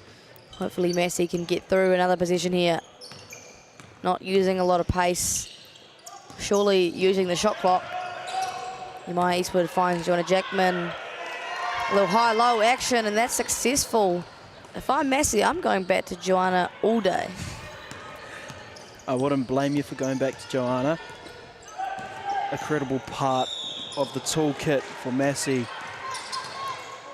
A bit of spice in the step, and she does convert. Ryan Daly. Yeah, Ryan getting in her a bag, going downhill, little shake and bake spin high off the glass. I believe Ryan had her debut commentary gig yesterday as well, got on the mic and had a good time. Seems like everyone's been downgrading to a referee. You're not a downgrade. Don't say that about yourself. Come on. As we see Q with it, but no good. Gets her second chance and finds the open man. I like the segue away from that. just didn't address it. Just move on. We'll leave that in the past, shall we? You didn't say anything. No.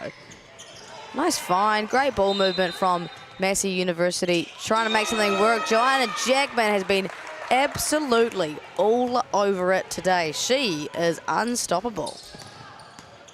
We'd want to see a bit more close on Jackman as we see a mid-ranger go up, no good. Going to fall back for Massey as we see a big substitution team coming in for Massey. The old four-way sub.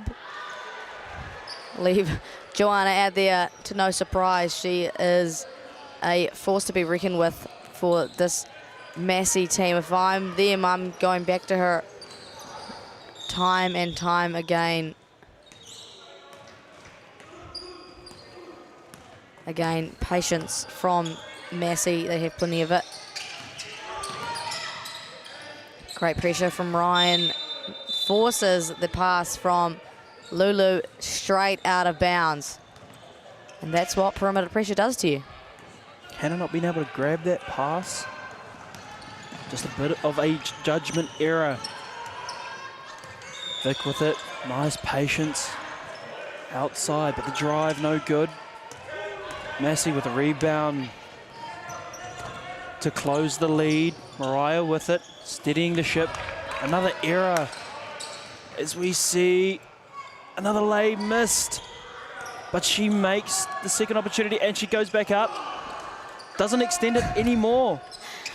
There's just heads and hands. Two wide open layups given away. You don't see that very often at this level of basketball. They'll be frustrated with themselves, but they'll for sure not do that again as we see a foul committed against Vic. That is their third of the quarter. No fouls this quarter for Massey. If I was the coaching staff for Massey, I would definitely be pushing the foul count higher and higher. again, getting another advantage, using the foul count. Mariah with it now, looking for the man. Screen was hard. She finds a gap, she takes it, you can't blame her for that. And oh, that's a fast woman throwing a dime in transition. Give me that, Taylor Waikiki. They lead by 16, the biggest of the game, and it feels as though it's only just going to get bigger and bigger. And it might just get bigger and bigger with the defensive plays by Massey, just leaving men open like that to drive. As she can't convert, but the second chance opportunities here. Looks at the three, but goes for the mid-range shooter. No good. Taylor Waikiki within a really aggressive mindset at the moment. Obviously, the absence of Tiako and Leah King forces her the ball into her hands. Ryan Daly forces the ball out of Massey's hands and finally converts the wide open layup and celebrates it. A big mene on her face, a big smile. A lot of contact absorbed. Two-pointer, no good. Massey looking to push their lead, but no good. Massey with another opportunity, and as we see them asking for more subs. Let's see that one more time. Ryan just stealing Joanna's lunch money, converting, and you can see the applause from the crowd. You don't typically see such an excited reaction for an open layup, but given the circumstances, well done, Ryan. Stealing their lunch money they are, as the bank seems to still be just a little bit closed. There's Mariah with a three, no good. Taylor, the machine, no one faster than her on the court. Looks very pretty in transition, and they're out to a 20-point lead now. Massey just unable to convert. Joanna Jackman, massive offensive load on her shoulders. Ryan maintains possession. A lot of transition basketball happening for Vic, not so much for Massey, and they are dominating. Waikiki asking for a bit of a sub here. Bit of contact absorbed last time, was not looking too good here. Mid-range shooter. Bang, nice and hot. bang, Laura Goldsworthy. At this point, for Massey, any open shot is a good shot for them, and I like the way they're finding gaps and taking it. Here goes Mariah McCarthy Wilson downhill, controls the ball well. Laura Goldsworthy, can she go back-to-back middies? Oh, no luck. Another errant pass. We've seen a few turnovers happening here. We see Laura Goldsworthy, mid-range specialist. Pull up, bang, bang, give me that. A few more of those, please.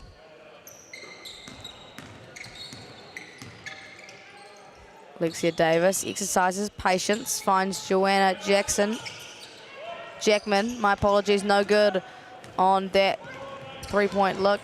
And Vic in trans once again. A lot of contact absorbed on the two-point shot, but no good, and it falls yet again. Yeah, that's a question that I'd like to ask you. Is there a line at which you draw for allowing physicality as a referee? I don't know how many questions I've been asked. You and Miles seem to ask me a lot of these questions, but yes, there are a few lines that we have to ride. We want to allow the game to flow with a bit of physicality. It is not netball. It is not. You are right. It is not netball, but it's definitely not rugby. So there is a fine line between what is and what is not good hustle. As we see good hustle here, that led to a turnover. Athletes giving each other a bit of props there under the basket. Just under 30 seconds to go in this first half. Vic University have had game control for what seems to be the entirety of today's matchup. Massey opting to slow the ball down a little bit. Great pressure from Ryan Daly. Laura has got the hot hand at the moment. Good looking stroke, no good. Clock in their favour. Looking to keep the pressure on. And the three is high, but no good as we go into half time. 36-14. Vic leading, Massey just a little bit behind. What are your quick thoughts before we go to a break? Bit of a quiet one for Massey there. They seem to have cleaned up that defence coming out of that timeout. But again, just a lot of pressure from Victoria University. And it's been working in their favour to get back down and obviously push it nice and hard. Absolutely great lead for Vic so far. It's been real fun, and we've got a whole another second half of basketball still to come. So wait around, we'll go to a quick break and we'll be right back.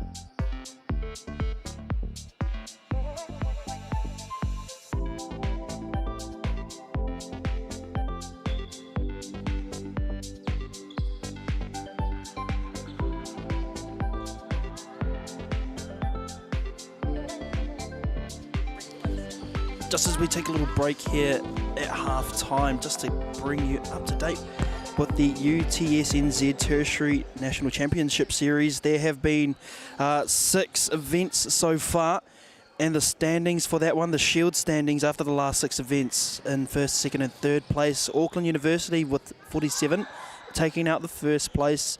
University of Canterbury, 46 points there, just behind by 1. And sitting in third, University of Otago with 37 points. So they are in the contending after the last 6 events here.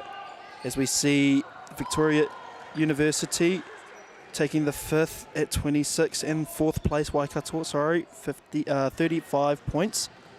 AUT sitting at 6, 25 points, and Lincoln University 14, and Massey rounding it off in the 8th place with 13.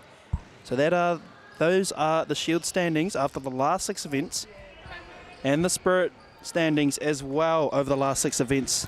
Victoria University of Wellington sitting at the top of the Spirit stands in 8th place.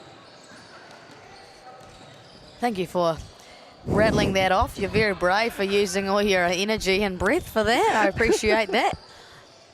We are back underway with our University and Tertiary Sport Nationals basketball edition. This is our second to last UTSNZ event of the year. Been an exciting year, and it's not stopping now as Ryan Daly of Vic University extends her lead 38-14. It's been pretty dominant for Vic so far. They have dominated that first and second period, just leading the game how they want it to be played. Massey just have to reply now as we see defensive pressure, but a drive, a big block. Mariah outside with it, trying to steady the ship. Shot clock against them here. Kurifevi Toru attempt, no good. It's going to come off the tupper, falling back for Vic Uni.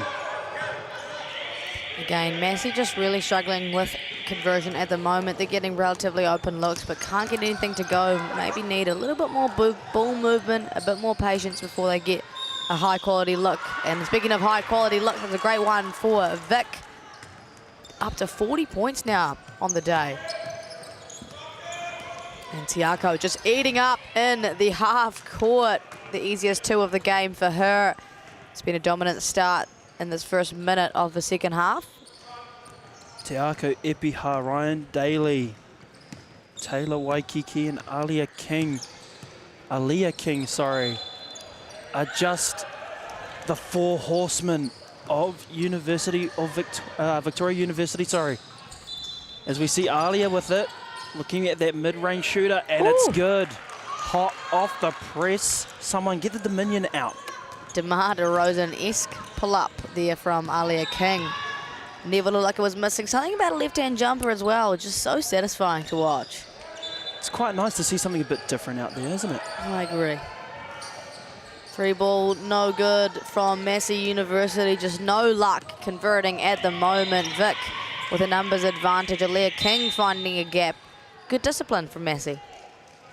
As we see the out-of-bounds call just underneath the basket, as we have a look at the shot just before by oh, wow. What was it, sir? Aliyah King, as we see a turnover yet again. Some good defense. But it was a nice jumper, setting the standard early. Vic now trying to find that open man. Is that going to be a Tiako? No. Pass it out wide. Three-pointer shots goes up, no good. And just off the fingertips there. Yeah, unfortunate to come off the hands of Lulu there. Ball dribbling out of bounds. And ball given a little bit too early. Subs coming in for Massey University. Just too eager for the action there, Maya. Just too eager as we see. Never a bad thing. Kurifevi Toru attempts no good. Massey coming the other way with it. A big block there. Massey outside, looks for the deep two, but hits the out of bounds area of just above the hoop. Maya Eastwood a little bit overzealous on that one. Massey University have just struggled to get into any rhythm today. Aliyah King obviously having no issues at all. Offensive rebound for Ryan Daly. Finds Tiako, finds a gap. A lot of contact on that one, and yep, referees have got us. Maya Eastwood called for the hutter there, and it looks like it'll be called on the ground. So as Vic brings it back in, Tiako finds herself with the ball. Driving it again, and a hutter's been called for an and one. She sends herself to what would be called the Resine, but the strip. Charity stripe. The charity stripe. And our referee's doing a great job today. Got to give the Team Grey a shout out, right? Basketball wouldn't be possible without you referees, and we appreciate you all. I'm sure you've heard that before? Heard that before. Good. Many a time. Good, our referees deserve some appreciation. A hard drive for Massey University as it converts. Maya Eastwood with that one. Tiako finding Aliyah out wide. Pass and shoot. And it is good out there by Ryan Daly. Yet again, proving why you should close her down. Yeah, Ryan Daly proving herself to be a threat. She's obviously been able to get downhill and finish well at the rim, but just an offensive rebound there. But she can also shoot the tray ball. So can Joanna Jackman. Just not this time around. Bit of commentator's curse on that one. I apologise. I find the commentator's curse comes true at the charity stripe as well. Oh, I have yeah, I've got a bad track record, man. I can't even talk about it. It's terrible. First time experiences with that one yesterday. Massey coming up with it. It's all right, man. It's all right. Her legs are down. Yeah, it's quite the thing, isn't it? It is. You don't realise it, and then it just, you say something, and then you're like, uh-oh, I've just jinxed them, and then it all just falls apart, and then you feel bad. Every time I say something, I just say touch wood to kind of like avoid all responsibility, you know? Alia doesn't have to touch wood when she makes that one fall. Foul by Desire. Good strong defense here, but the heavy drive absorbing a bit of contact. She lets it fall. Yamaya Eastwood now becoming a common name being said at the moment for Massey.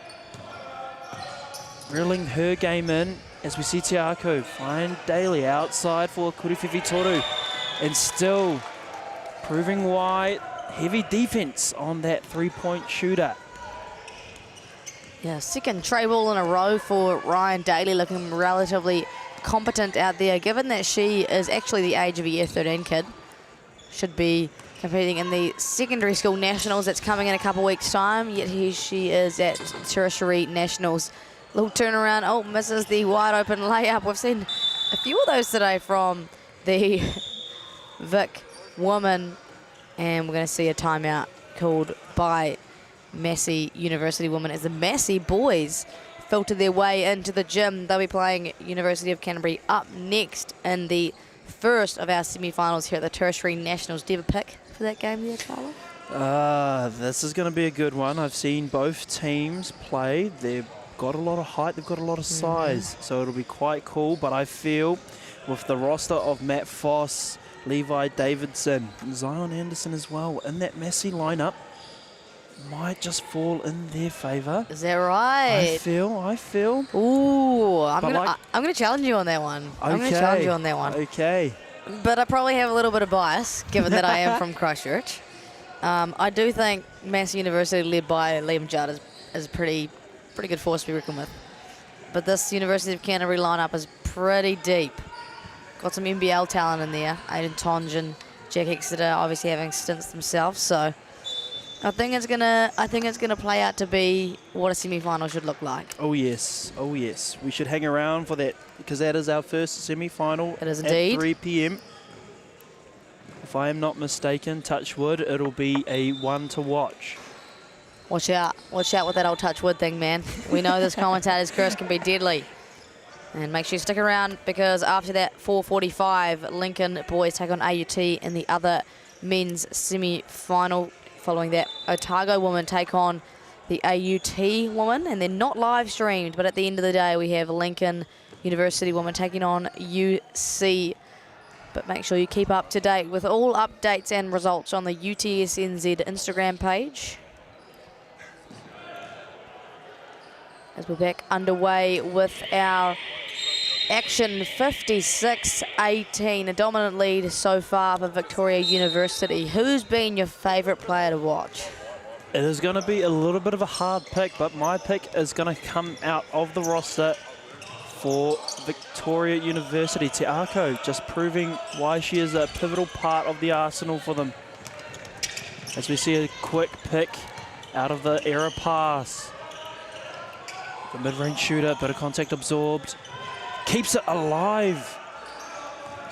Alia with it now. Red Ranger, no good. Keeps it alive again. How many stats is she going to rack up in the last 10 seconds? Both teams just seeming maybe a little bit more relaxed, realising this game is probably a little bit out of stretch. Both teams maybe just deciding to have a little bit of fun with it, and that's what it's all about. As the bank is open, BNZ welcomes Yamaya Eastwood on this Saturday afternoon. As we see a familiar face to the commentary box and around basketball, Miles funneling his way in. Kuriwhiwhi Toru attempt no good for Vic, but a big rebound, puts it back up second chance opportunities are good and always welcome. Miles is coming over to the commentary booth and giving me a little forehead kiss. I appreciate that. I'm glad I didn't get one. I don't want to contract nothing. As we see. What do you think that Miles has? That's one of the goats of New Zealand basketball, and you're acting like he's got an infectious disease, man. I'd be careful if I was you. A bit of inside joke banter there. Oh, gosh. You better be careful, man. You know Miles calls me a circus midget. Oh, no. Can't believe I just said that on live stream. But, yep, you know, I feel somewhat honoured to have a nickname from Miles Pearce, but it is a bit of a rough nickname to have, if I'm honest. That just proves how deep your relationships can go when you're surrounded by good people in basketball. I'll take that. I'll take that. It is about who you know. Keeping familiar faces around is always a welcome treat. Massey being a bit patient with it. Waikiki kick to Kian Wen. Pull up. Blocked away by Joanna Jackman. She's all over it at both ends of the floor today. And there is mid-range assassin Laura Goldsworthy going downhill. Mariah McCarthy Wilson, no good from beyond the arc, and fouling in the front court. Frustrated with her miss, maybe. And it looks like, as we have a quick replay, our Team Grey, yes, having a corridor. A bit of a corridor there, and they have agreed that the Hara here be upgraded to an unsportsmanlike foul, meeting a couple of criteria there. As we see Waikiki shooting her first one. Obviously with an unsportsmanlike foul, Maya, they will have the 2 free throws and possession, so they will keep the ball as well. Do you want to talk a little bit to what the criteria is for an unsportsmanlike? Well, there are a couple of criteria that have to be met for an unsportsmanlike foul. There are about 4 of them, if I'm not mistaken. Can you remember them all off the top of your head? Not off the top of my head, no, and that's a bad thing. Getting exposed to Team Grey. But the honesty is the best policy. Can you remember any of them? I do remember a little bit, but in the commentary mindset, I can't think of them. Oh, no. All of the stats are flooding my brain. Gosh, all this he's information crumbling. Overload. He's crumbling under pressure right now. I've said it before and I'll say it again, commentary is not for the faint of heart. As the defense was strong there, Alia with it, looking for the man outside. Q-Wan absorbing contact, and it's being disallowed. Oh, and they're going to call a travel. A bit of a hikoi. Frustration on her face. She thought she got the hoop and the harm, and she got the complete opposite. Unfortunate, but fortunate for Massey as they earned himself another possession. They do trail by 35, but still working hard. Jemima Eastwood, get in there. Shooter's touch. Emotion on her face as she watches that one dime off the backboard and back in. And the pick. Good look for the defensive pick there. Finds a man, pass off is good. Goes back out wide, finds the 3-point shooter, no good. Massey coming back with it, but the big rebound. Daly with it now. Taking it nice and slow, using the clock. Alia left open wide. Can't convert. And it seems like the teams are now just slowly starting to just play a bit more slower as we click down to just over 1 minute left in the game. Oh no, in this quarter, sorry. You're losing your mind. I am losing my mind. You put pressure on me, Maya. I didn't do anything. Don't just ask a refereeing question. All right, what's a refereeing question you can answer? How about, who's your favourite player you've ever refereed? My favourite player? Oh wow, that is a really good question. Oh, thanks. That is a really good question. Actually, you know what? I've refereed you once and you were really, really good. When was that? A little while ago. Was I a young gun? Yes, you were a young gun. You were fiery from mid-range. That's what I remember. Yep, that's what they call me. Maya pants on fire. Oh no, I completely made that up. I was trying to pull something out of thin air just then. Great find. Kuri Whiwhituru off the Papa Moody and the tapa, no good. Ryan Daly. Great patience. Ooh. Great wall up from Massey. Aaliyah pretty much just passed it to the referee. Aaliyah visibly a little bit disappointed with no call there, but she walked straight into two big brick walls. Massey now trying to just steady themselves, playing with a little bit lesser pace. Contact, yes. Going to the line for two as we see 8.9 on the clock. Joanna Jackman, an absolute machine today. She's played plenty of minutes and been a big part of this Massey team on both ends of the floor. So we appreciate you, we see you. You can imagine there are some tired bodies sitting in the tail end of day 2 of this tournament.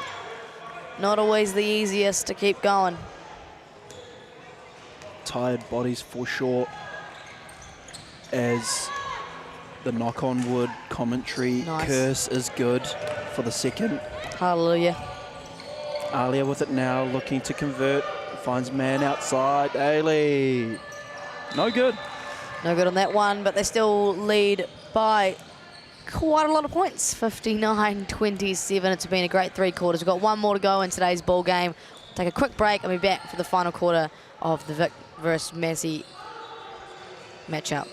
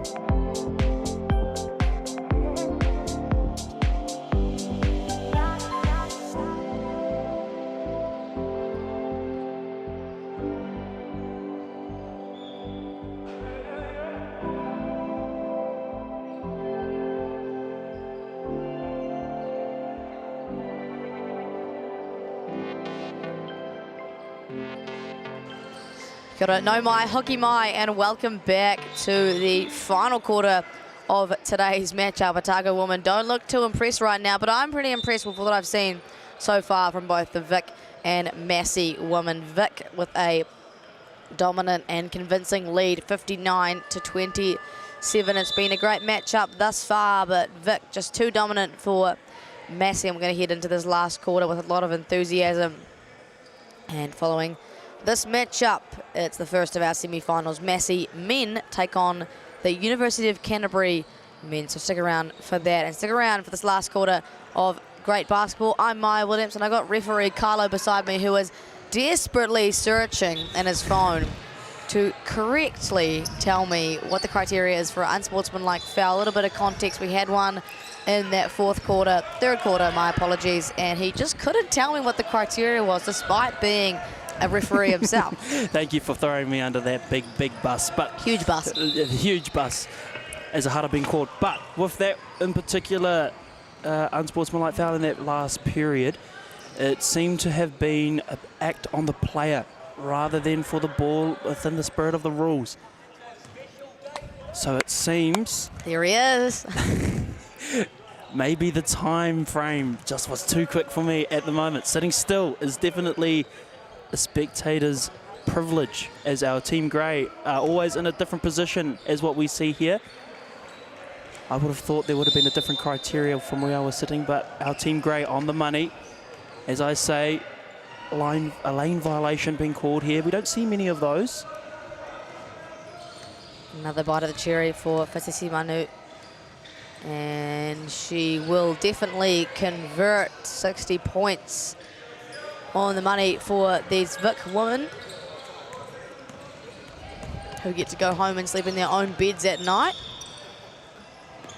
Te Ako got the tip, looking for that turnover call, but no good. Massey keeping it alive.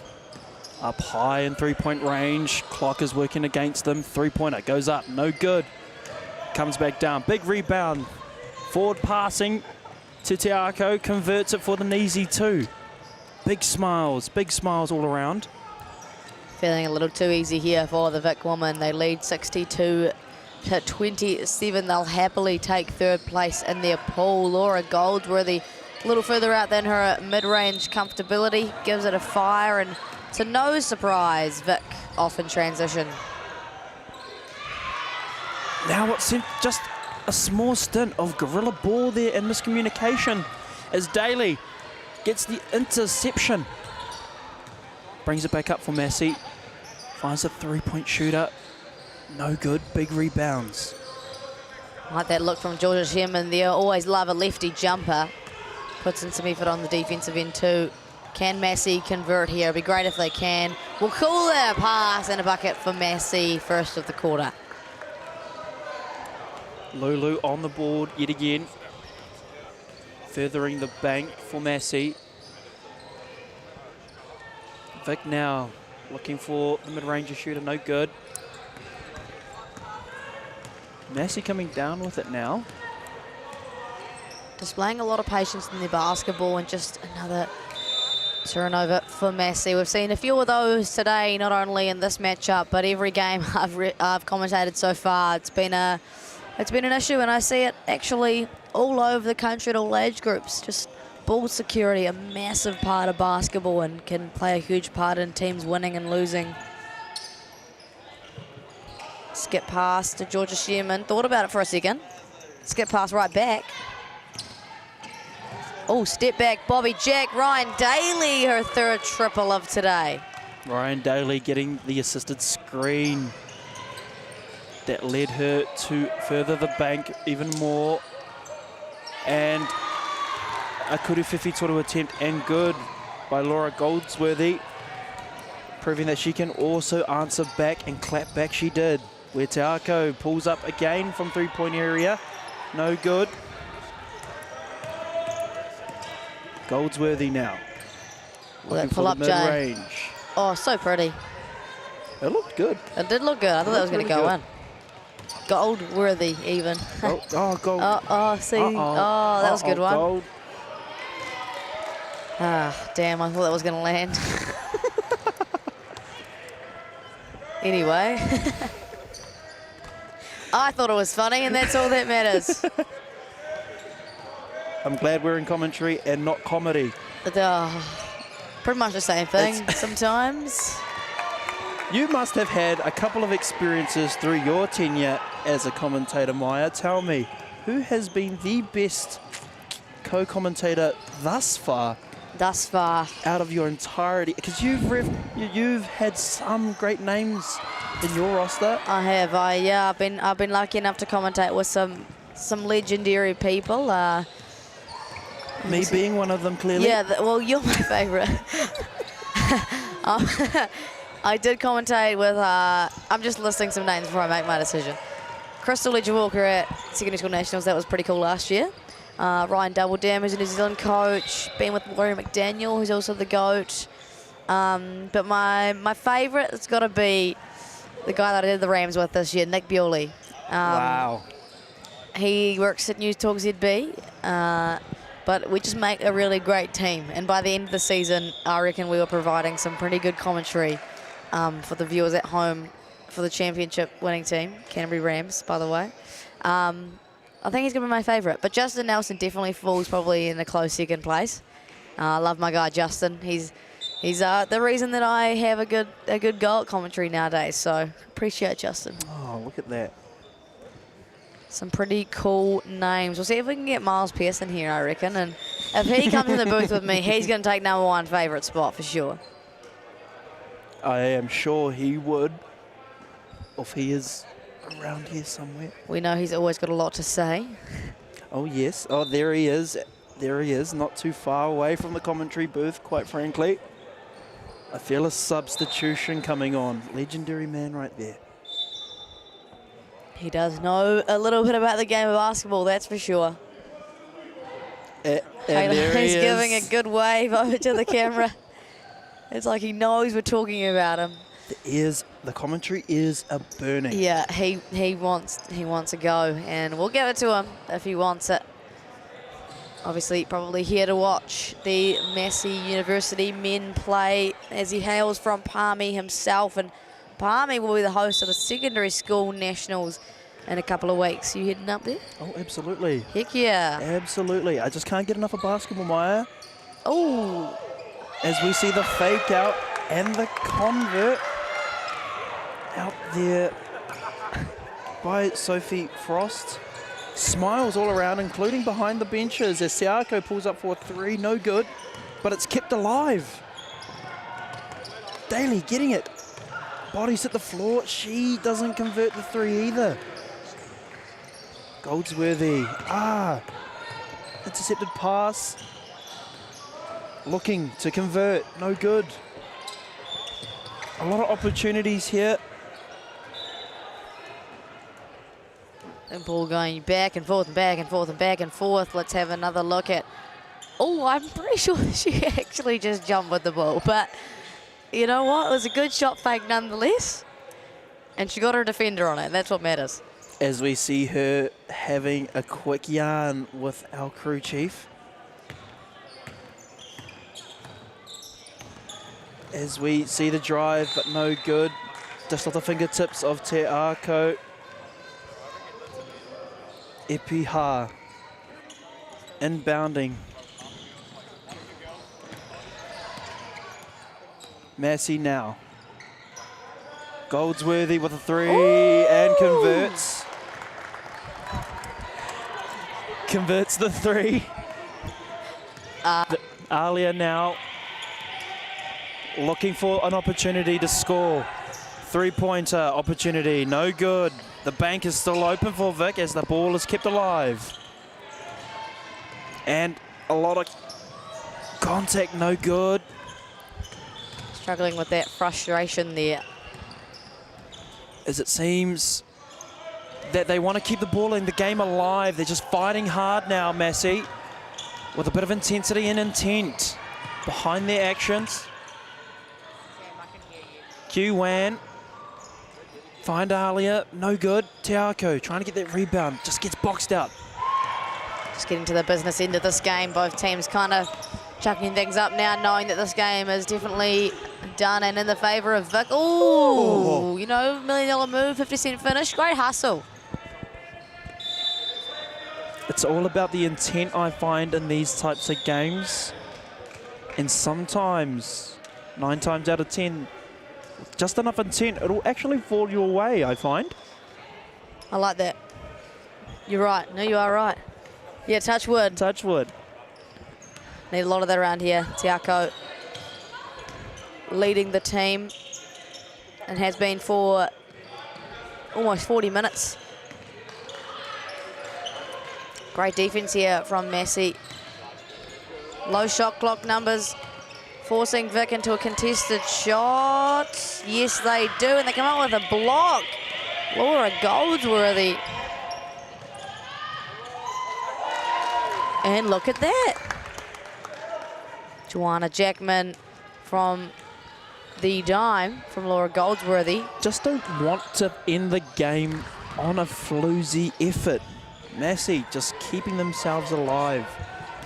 Proving that they're not just going to let themselves roll over. Massey trying to find an opportunity here. Mariah now with it. Great skip pass, fumbled out of the hands of Renee Hanna. 2.5 minutes to go in this ball game, and then the beginning of the end. Massey men take on UC in the semi-final matchup that's live streamed here at 3 o'clock. Tiako, open as she'll ever be. And from 3 o'clock onwards, there is semi-final action happening. And it looks like Crew Chief Elijah Mariko just called for the inbound violation. Stepped in court just a little bit, and I find that even in some of the tougher situations, there's always a 6th defender on the court. You're right. Bloody coach killer, that one, that's for sure. Confidence killer as well. Renee Hanna, great ball control, manages to find a gap. She can't convert, but that's actually a great look. Made something out of nothing. Fatesi Manu now using her speed. Little turnaround, Jay, no good. A scrimmage out there for the ball as it stays in green hands. Speaking of green, Tiako converting her 2 points. She's tough, man. She's tough. I wonder what they feed them nowadays. Yeah, what do you reckon? I don't know. I grew up as a Weet-Bix kid. I don't think I could keep up with that type of physicality. You're from Wellington? Yeah. Or, right. So you don't know what they're feeding them at Vic? Don't know what they got going on in the halls? I don't know what's going on in halls. You never know. Probably not Weet-Bix. It's not a thing anymore, apparently. No such thing. Oh, dime!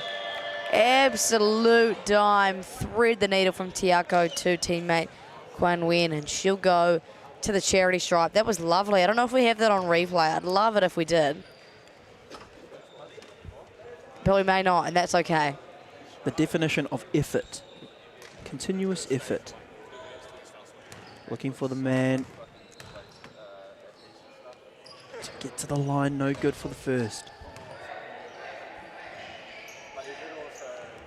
Coach Anzac Rose speaking to rangatira of Team Grey, Elijah Mariko there.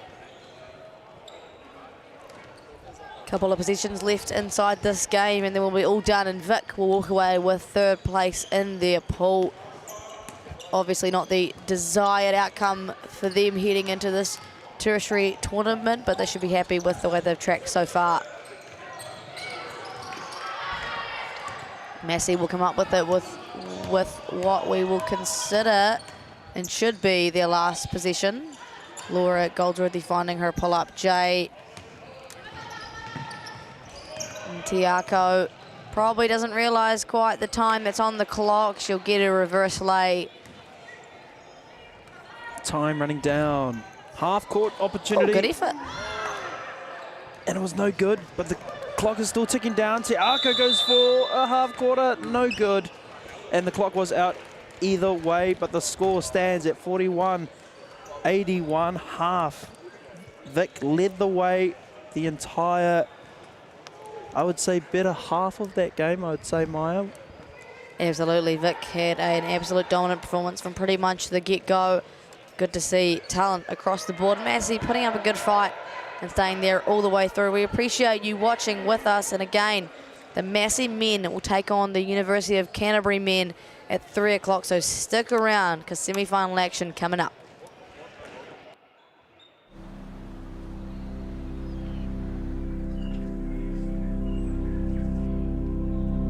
This is a big moment for the University of Otago. The next chapter in our story. Firsts have always been a part of us. Our pioneering, forward-thinking spirit has brought us here. I te ao kohatu, ki te ao hurihuri. It founded the first university in New Zealand. The first medical school. The first to teach law. With world-class spaces. And world-leading initiatives. I te tai timu, ki te tai pari. This is a place of many peoples. Of many voices. Of many aspirations. Of many firsts. University of Otago. Otako Whakaihuaka. A place of many firsts.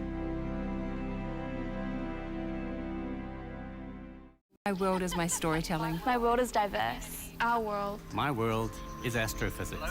It's always been a dream of mine. I don't know what my career pathway will be. I approach architecture from the point of view of my culture. I want to contribute to my people. It's a way I can give back. I want to change the perception of engineers. I want to take my tohu home when I graduate. Right now, it's about me. And this is my chapter.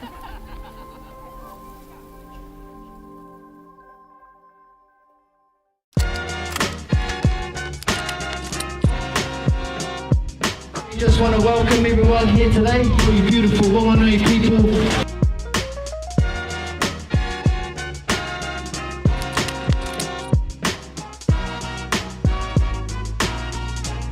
These hoops are pretty mean, eh?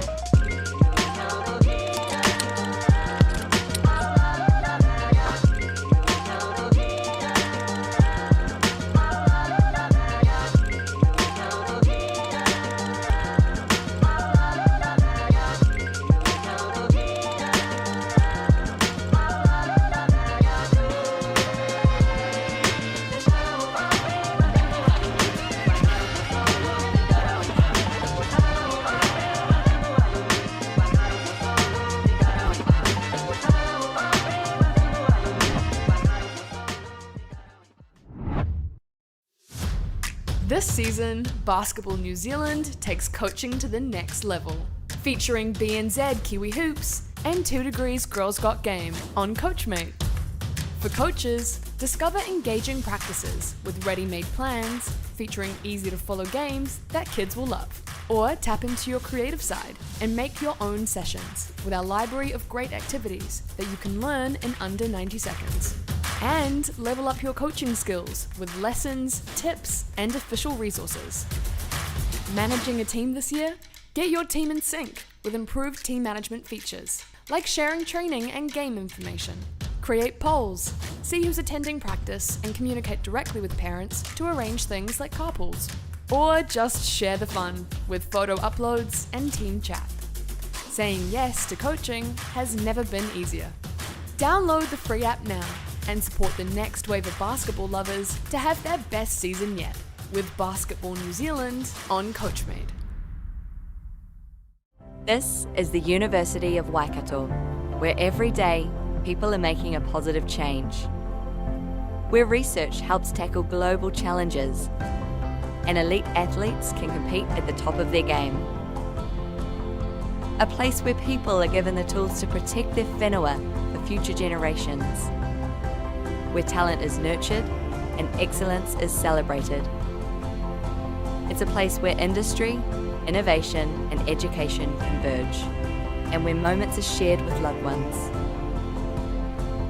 It's a place where teaching and learning has no borders, and people of all races and cultures work together as one. Our people, our future.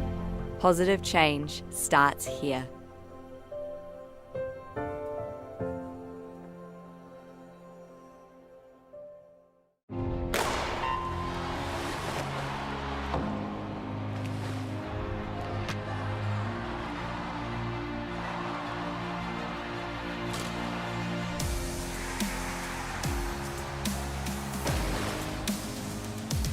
FISU, World of University Sport.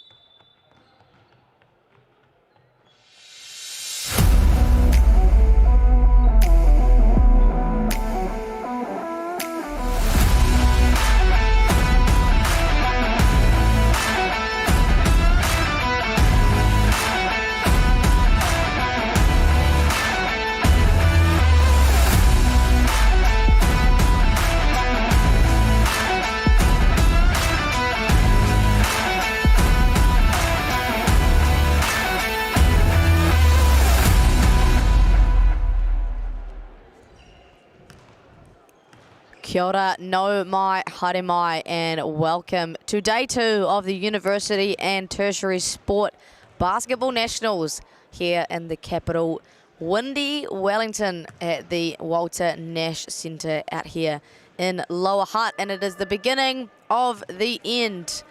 The men's semi-final 1, Massey University take on University of Canterbury. Massey, Zion Anderson, Levi Davidson, Matt Foss, Jack Grieve, Noah Johns, David Jovanovic, Liam Judd, Cal Lawson, Ronan Lethbridge, Joshua Pine, and Xavier Perrin, coached by Jason Perrin and assisted by Chris Sherrick. First time in a while these guys have made an appearance in the playoffs at the Tertiary Nationals, so exciting to see them here today. University of Canterbury sporting with Jake Banks, Adam Bayer, William Blight, Jonty Bond not here, both because of COVID. Jack Exeter, Tom Higgins, Taylor Matthews, Sam Start, Aidan Tonch, and Noah Watson. The coach actually is Scott Kiddo. They would be coached by Pete Van Hassel, and Sam Riley tested for positive for COVID. So Scott Kiddo has taken the reins this year. Exciting to see this one get underway. 2 high caliber teams. And Jack Exeter will control the tip for the beginning of this men's semi-final.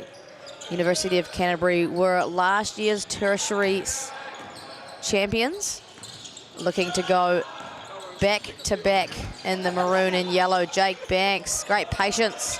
Aidan Tonge tries to open the bank account for UC. Higo will clean up and open their bank account. Aidan Tonge, this could be his last campaign with UC. Been a long run for him. He's a great leader. And he's done a lot of great work with the Canterbury Rams the last couple of years and some stints with the 3x3 Tall Black, so he's all over it. Downhill drive from Matt Foss. The bank account opened on both behalves.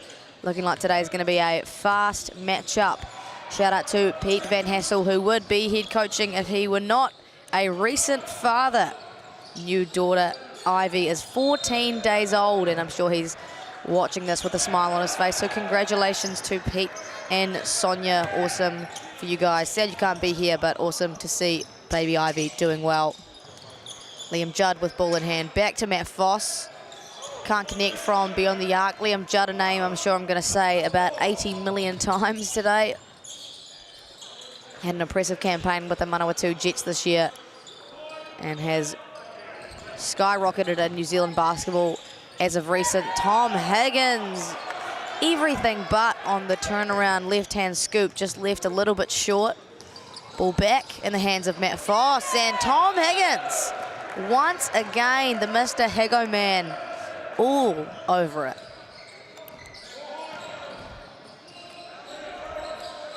There are the UC men in the flattering maroon. Ball inbounded to Matt Foss. High ball screen there from Liam Judd. Finds him on the low seal. Errant pass. 8 seconds to work with. Step back. Get Jack Exeter up in the air. And one. The acrobatic hoop and the harm for Liam Judd. A heads up play, they call it. Let's take a look at that. Gets the step back. Jack Exeter up in the air, mullet flowing and everything, drops the 2 and makes it a 3-point play. Massey regained their first lead of the game. I will be joined by Josh Thompson in a few minutes, so I promise to all watching at home, it's not just my Williamson's voice you'll hear for 40 minutes. Josh Thompson, the junior Tall Ferns head coach, will join me in a matter of minutes. Aidan Tonge, the workhorse. We're going to see that a few times today. I can predict a strong presence under the rack with a really nice touch around the rim. Liam Judd finding the single gap. Bang, bang from the corner. Zion Anderson, nothing but net. Liam Judd drove, draw 2, kicked. Wide open shot. That's how simple basketball can be. Jack Exeter stopped back. Bobby Jack connects on the mid-range. They trail by 2. Zion Anderson, the hot hand, utilises the high on ball. Ball back to Liam Judd. He'll step back himself. Cuts all the way through, right on the top of the rim. Finishes beautifully. Aidan Tonge, defended by Cal Lawson. High post catch for Tom Higgins. Great find to Jake Banks. All air on that one. Can't convert on the dime from Tom. Cal Lawson from beyond the arc. No good. Here comes Aidan leading the pack, denying the handoff. Third missed layup, he collapses, a little smile to himself. Very uncharacteristic performance so far from Aidan. Usually a very high caliber finisher, from that position. You can imagine maybe a bit of semi-final nerves. There is a little glare on this court too. We can lay it down to that. Noah left all alone, everything but on the 3-point line for Noah Watson. Matt Foss just using his speed, getting downhill and finishes. They trail by 6. Just under 3 minutes have passed. 4 minutes have passed in this first quarter. Tom Higgins stops, pops, and draws the foul. Fast-paced game to start off with. We'll have another look at that. Great footwork from Tom Higgins, hands all over him. He's at the line for a pair of kuru toe tukus. You can just see Josh Thompson is walking in the door right now. I'll have a commentary, buddy. Thank God. Patience here from Tom Higgins, who connected on the first and connected on the second as well. They trail by 4 now. Matt Foss, ball in hand. Great pass to a popping Carl Lawson. Zion Anderson looks for a second of the game and connects. And as that happens, Josh Thompson joins me in the commentary booth. He's still having a little snacky, so I'll let him finish his food. But hello, Josh. Noah Watson will pull trigger himself. A lot of kuru whiwhitorus going up today, and I don't think we'll see a shortage of them. Zion Anderson downhill. Great patience. Carl Lawson. The bank is open on a Sunday. BNZ welcomes Cale Lawson and the Massey University boys, who lead by 10. 18-8 is the score. Let's have another look at that high arcing shot off the backboard. Under 5 minutes to go in this first quarter, and Massey look all over it. Josh is chucking on his headset now. Kia ora, Josh. Maya, how are you doing? Sorry Good. about that. No, you're all good. I definitely messaged you far too late. I saw Miles Pierce in the building, and I was like, yo, he'll get on a game with me, but he just wanted to watch, just wanted to observe the Massey men. Yeah, How you doing, Josh? Yeah, not too bad. Massey men are playing pretty well this tournament, so not surprised that I walk in and they're winning. Yeah. What have you seen from them so far? Obviously, you're with the Lincoln men. I only got here today, so I don't have a lot of information. So if you can give us some insight, that'd be great. Obviously, the star power from Massey Uni is the Liam Judd, number 9. The Manawatu Jets player. And number 10, I really like number 10. Xavier Pern. Yeah, he's been really nice, and he shoots the ball quite well, and has got to the hoop quite a bit after watching a few of their games. And their point guard here, Matt Fost. He's speed demon, eh? Speed demon, yeah. So been impressed. Yeah, obviously we played UC last night, so. Did you guys get the dub? No, they beat us by that man there. Jack Exeter had 31 on us. Oh, Jack Exeter is a talented wee baller. So is Liam Judd, the man, the myth, the legend, the flowing mullet as he jogs back after hitting that tray ball. 21-8 lead there, Josh. I know. They have been shooting the ball impressively. Like, I talked to a few of the Waikato boys this morning, and then their feedback was Liam Judd just lit it up in the morning. Yeah, he's actually shot the ball really well this year. That's speaking for his Sal's NBL campaign. Was a relatively capable shooter last year, but for Manawatu this year, I found he found his stroke pretty comfortably. Makes him a lot more versatile. He's a great athlete as well. Jack Exeter buries those. Massey still comfortably lead by 11. Led by that duo right there. Matt Foss finds his feet. Oh my goodness! It's raining. Yeah, it's raining threes today from Massey. It'll be interesting to see if they can keep it up for the full 40 minutes. It's a pretty hard thing to maintain for that long. And Tom Higgins has been the charger for UC today. Yeah, him and Aiden Tonge down low have been really impressive for University of Canterbury throughout. UC got away with one there. A couple of misses from Zion Anderson. That ball movement here from the men in maroon. Yeah, they really like that middle on. Well, UC do, as we see Tom Higgins with the 3. Looked good from where we were sitting. Well, that's a great look for Tom Higgins. You can't be too upset about an open 3-point look like that, and pretty much went in, just unfriendly rims, of course. Yes. Great find, but great recognition there from Aiden. And I was just saying, shout out to our man at home, Pete, with his new baby girl, yes. Ivy. Yes, shout out, Pete. PVH. Obviously, he's runs the UC basketball program, and they've been quite successful over the last. However long Pete's been there, I think. Like forever. For 20 Feels like years? forever, something like 20 that. years. For Pete, as long as I've been involved, he's been with UC. Pete, I know you're watching. Give us a number on how long you've been at UC basketball. Yeah, we appreciate that. Zion Anderson, that's his third triple of today. Massey men up to 26 to Canterbury's 12. Yeah. What makes this impressive is Massey are spread between three campuses, and they come together for this tournament. So the fact that they've gelled together and playing good basketball is very impressive to watch. And I was just saying, prior to before you got here, I haven't seen the Massey men in the playoffs at Tertiary Nationals for a while. No, it's been a long time. We'll have to get a check on that one. TY, we'll have to get TY to buzz us in on how long Massey has been since Massey's been in a final. Do some research for us. Liam to Matt Foss, who connects. Oh my goodness! It is absolutely raining triples in here. Yeah, this is like... I think the only points they've scored since I've been here has been triples. They were on 18 when I got in here. It makes you question though, like can you do that for 40 minutes? I feel like it's pretty hard to sustain that. It is hard to sustain. I know that, our girls in their game this afternoon, we hit 23. Wow. That's a lot. Yeah, we did, yeah.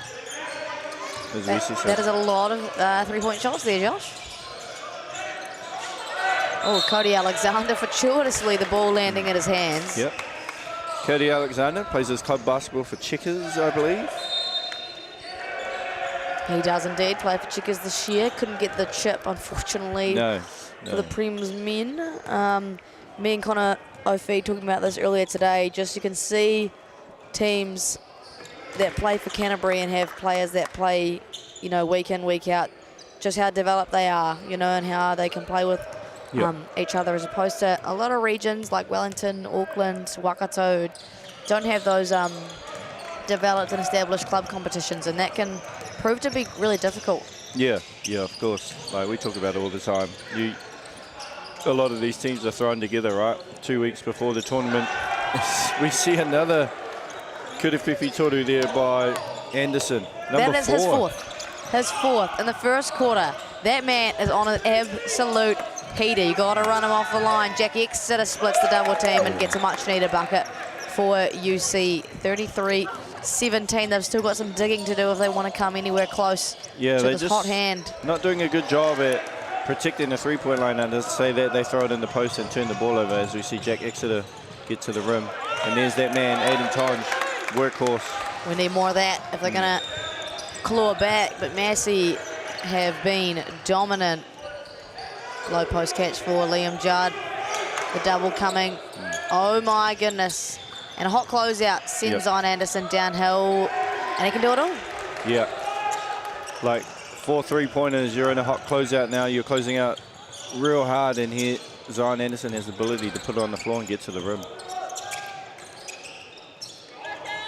As we see a nice crowd kind of building here for these semi-finals.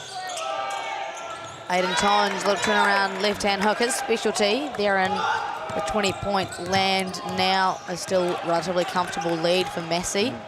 I would say if I'm UC and Massey have been shooting the ball like this, I kind of don't mind. We've been able to tick the score over a little bit to get to 20. Yeah, that's pretty good effort. Yeah, Zion Anderson again is owning this first quarter. Jack Exeter will send it at the buzzer, can't connect, and that's a 37-21 point lead. A very high scoring first quarter. I know you got in late, Josh, but what have you seen so far? 3-point shooting has been the ultimate difference right now. I think it was on 18 when I got here. They've 28. They've hit like 8 threes, as we see. Some legends of the game. Yep, Miles Pearce, Mel Bennett, assistant coach for the Tukumanu Queens this year in 2024. The change of pace for Mel Bennett, who's also simultaneously full-time at Auckland basketball, so she's juggling a little bit this year, but obviously likes to keep herself busy and Miles Pearce, just an absolute legend of the game. A household name in New Zealand basketball. He's looking like Father Christmas out there with that grey beard. Yeah, he's definitely got a lot of hair on him, that's for sure. Lovely dude, though. Great to see him. What do you think UC needs to adjust, Josh? Like, is there something you're changing right now, or is it kind of just like they're not going to shoot the ball this well all game? Like you're going to have to respect that now. Zion's hit, what, four threes? Yeah. Foster's hit a couple. Liam Judd's got a couple. So, you know, you may think of double on an on-board, double screen, double teaming off the screen. That little pin down action, you're going to have to start switching that, or lock and trail, forcing him to the basket. But as I say that, Zion Anderson has got to the basket and made some tough, you know, mid-range jumpers. So 100%. If I'm UC, I'm like unhappy with our defensive effort. Offensively, they've been able to score 20 points, which is a positive note. Yeah. So you're going to kind of have to stick with the positive note for Scott. So yeah, it's going to be tough. 20 points in that first quarter is actually quite a lot. It just doesn't seem like a lot when the other team has scored 38, you know? 100%. But yeah, I agree with what you said. I think you don't need to run them all off the line. I'd be running Zion off the line right now, but he's probably the only one. You obviously make adjustments as you go. And saying that, it kind of looks like UC set up in a 2-3 here. Yeah, interesting look with the 2-3 zone. Obviously, when you normally zone a team, they're not a very good shooting team. Yeah. So we will see what happens moving forward. It's going to be underway. The men's semi-final one. Massey, a dominant lead. Kudos to a hot shooting start.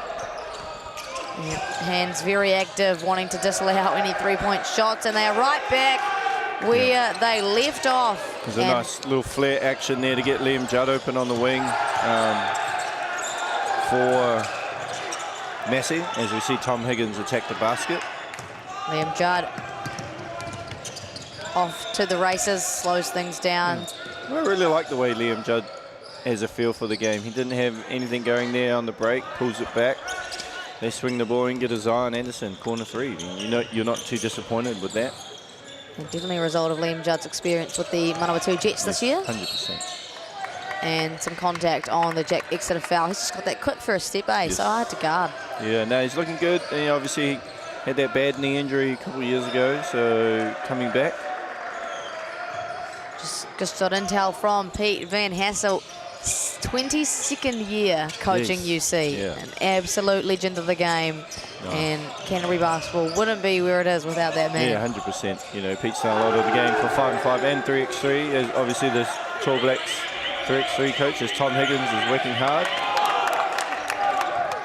He is such a beast as he gets 2 more points on the board. They're going to have to get him and Aiden going if they want a chance at clawing back this game. Definitely doable. Yeah, I also think Noah Watson needs to get going on the offensive end too. Number 13 for UC. Yeah, just shuffled his pivot there, Matt Fost. You're going to see the absolute beast that is Tom Higgins. Yeah, just completing his own board, put back. Maybe. Very strong. And even, you know, questionable foul even in there as well. So a little back screen action here. Yeah, a lot of movement going on for UC, which is good. They're creating and generating a lot of good looks as Tom Higgins lets ones fly. And O-board falls into Jake Banks' hands. Aiden Tonge will pull. Yes, sir. Thank you very much. And the crowd erupts behind us. Not Aiden's strong point, but he has improved at that throughout this year, as we saw with the Rams.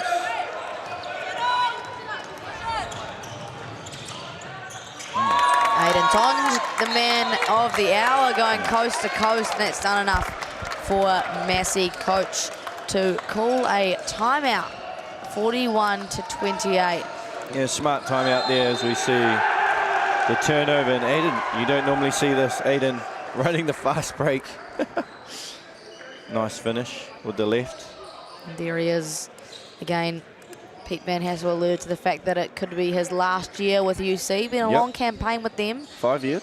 Something like that. Yeah, he's obviously won Tertiary Nationals last year, and they just won the 3x3 Oceania competition, they right? beat Off to Sydney University in the final. Off to Worlds later this year, I believe. November in Xiamen, China. Yeah, in China. So pretty cool for Aiden, and he's had an awesome year with the Rams getting the back-to-back and then being away with the 3x3 Tall Blacks. So, yeah, for sure. yeah, and I just thought his jump from last season's NBL season to this season has been incredible. No, he was really improved. You know, big part of it, as we see Catherine. Catherine Jealous. Happy birthday, Catherine. Yeah, happy birthday to Catherine. Thanks for all your mahi, and you can't forget the man, the myth, the legend, Jaden Rosanowski. Sitting to the real legend, Dylan Boucher, the CEO of New Zealand Basketball, in the house. Yeah, he is. He's the GOAT. Good to have him, and cool to see him supporting, and his daughter Mackenzie Boucher playing for the AUT women, who are playing on this court against Otago at 6:30 in their semi-final. Yep. There's where we see a little bit of a pressure here put on by UC. I think they got in out of the zone now. Yeah, I think that's a smart move there from Coach Scott Kiddo. As we see.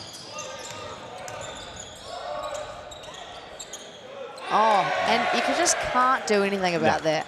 Right, that's great defense from Jack Exeter. Cut him off. But Jack Exeter's what? 6'2", 6'1"? Yeah. Against the He'd be lucky to. 6'7". Yeah. Yeah. Aiden Tonch, bit of an inverted ball screen there. And Aiden makes it work. High touch off the glass. He is going to need to do a lot more of that. Oh, and they are back in this 2-3 here, Josh. Yeah, I think they just a little change up there. I don't mind this little mix up of the defense just to try and throw Massey off to see what they're running, but they need to do something about the easy penetration, and then now we're getting kickouts for threes. And Massey seemed to have cooled off slightly from the beginning of the game. UC only trailing by 13 now, was 20 at one point. Yeah. High post catch, back to Noah Watson. Controls it. Tom Higgins left all alone. That looks good, and it is. Nice. And like we said, right, Massey have cooled off a little bit, and UC have kind of gone about their business. Great ball reversal over to Zion Anderson in the corner. It's become cold for Massey and UC within 10. Jack Exeter can decelerate. Yep, with some of the best. Yep, he is an absolute athlete. Finds Higgins inside. Mismatch. Just too big.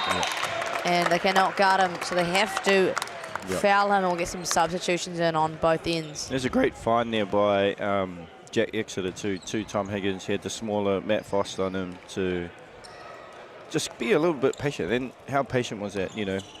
Double team, little dribble to get himself a better angle. Teetering on the 3 in the key, but managed to get the foul before that call came about, and rattles in from the charity stripe. And all of a sudden, a 20-point game has turned into 9. And that's what semi-final basketball is all about. Back to 8 for UC, and they'll head back to their 2-3, which has proved to be a successful strategy now that Massey have cooled off significantly. Yeah, he's missed a couple threes there, Zion Anderson, so he's a little bit gun shy. Great effort there from Liam Judd to get the ball back out to Fost. Finds a gap. Zion now attacking that long closeout. Can't get the floater to go, and great rebounding efforts. Hands all over it, and it will be the Maroon men who gain possession. Great effort there from both teams there, just fighting for the ball. And I think Massey still have a timeout. I don't believe they used one in the first quarter at all. So that's a great sign for them in case they need it. Matt Foss looking to apply pressure on Jack Exeter, and doing so really well. Forces the ball out of his hands. Great backdoor. You know, that's a 3-year connection there between Aiden Tonja and Noah Watson. You know, nice backdoor, great finish. Yeah, an athletic finish from Noah Watson, somehow getting up and under the defense and drawing that contact on the arm and finishing through it. And just like that. Yep, we're with a 6-point game. Off the back rim, Massey need to answer here. You see UC into the matchup. Great defense here from Jack Exeter. Gets a little bump off to Zion, but cannot connect. And nothing has gone the way of Massey this entire quarter. It's been all UC, really. You know, they've shored up their defense. There'll be a hands foul going against Cal Lawson. Has the difficult matchup of Tom Higgins, who's been a force to be reckoned with. Great to see old mate Higo back playing ball in Canterbury this year. I know he was out for a while. Yeah, he had a bad run of injuries, right? And then now he's kind of worked his way back and looking to go back-to-back UCR. No, sorry. Were they? Yeah, they back won. to back. Yeah. Yeah, they beat Otago last year, I believe. I have the sheet here. Can you give us the official confirmation? Oh, no. Otago won. Last year? It says here. Yeah, Otago beat Canterbury. But I'm pretty sure Canterbury beat Otago in the final. Yeah, I'm pretty sure Canterbury won last year. Yeah. So we've got a bit of a typo error So here. do a bit of a fact check. Yeah. Yeah, because Zach Hannon was in that team. Yeah. Yeah. Yeah, I'm surprised Zach Hennon's not actually here today, but... Yeah. Yeah, Will Blight and John T. Bond, obviously not here either. COVID. Yeah, both tested positive for COVID before coming here, which is quite unfortunate. Which the assistant coach, Sam Riley, did as well. Yeah. Scott Kiddo got the call up. He's been an AC with the Prems team all this year, so definitely familiar. As Liam Judd has to force one up, courtesy of great defense by Noel Watson. Oh, tough from Jack Exeter off the glass, off the rim, and they trail by only 2. Yeah, it's great find by Matt Fost there underneath for Cale Lawson for the finish. Trailing by 4 now. Massey needed a bucket there, holding on to some kind of hope they have after giving away a 20-point lead. Hands all over it. It's going to stay with UC. Yeah, UC have done a good job on the defensive end. Just really being disruptive and forcing them into drives and tough contests. Sorry, I had to mute myself to No, sneeze you're right. there. UC moving themselves really well. Obviously, the offense that Pete has run all year with them has a lot of ball movement and self-movement in it. And then quietly just looking at the foul count too, 5-0 to Canterbury. So obviously UC have been more aggressive to the basket as we see a timeout called by, I'm just waiting. Just done our fact check. It is Canterbury. It was Canterbury that did win UCSNZ last year. So that was Pete Van Hassel taking that team. And an array of talent. Fletcher Arnold in there. Tom Higgins was in there. Tom Higgins, Chris Tupaya, Junior Zach DeYoung. Junior. Yeah. Yeah, so if UC can go back-to-back, that'd be an impressive feat. And I'm sure they'll do it in honour of new dad, Pete Van Hassel. Hopefully we have something to say about that. Yeah, true. Yep. You're right. Because we haven't won it since 16. 2016 was the last time Lincoln won. Can I have a look at that? Well, I mean, can we trust this anymore? I don't know. Well, I can definitely say it was 2016. Right, and then it's been Otago, Canterbury, one appearance from Vic Uni. Just a bit of a side note. I know my junior Tall Ferns manager, Kat, is watching. She taught Matt Foss in intermediate, and he was a hockey player until then. Oh, wow. Yeah, interesting. And her mum coached Xavier Parnham. Wow. Yeah. It's a small little world, isn't it? It is, it is. As we see Higgins knocking down the first. And just a blink of an eye, it's a 3-point game line. I think this is more representative of these two teams' abilities. You know, I think that's what this game should be. Probably just that hot shooting start from Massey. You just can't really find an answer for that in a quarter, right? Yeah, like for sure. A team shoots like that, you literally cannot do anything about it. But this is probably more representative of where both these teams actually are. It's the 2016 team. I know you've seen some names in there. some faces that you may know. Yeah, you've shown me this picture. James Lisserman in there. James Cawthorne. Yeah, Nick Earlwood, Ben Williams, James Lisselman. Yeah.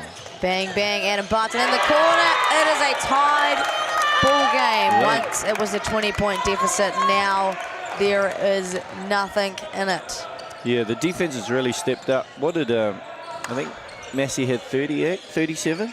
38 in the first quarter. So 7-point quarter here from Massey. And 24 points for UC. Yeah, they've really just tightened the screws on the defense. It is partly because Massey has cooled off until then.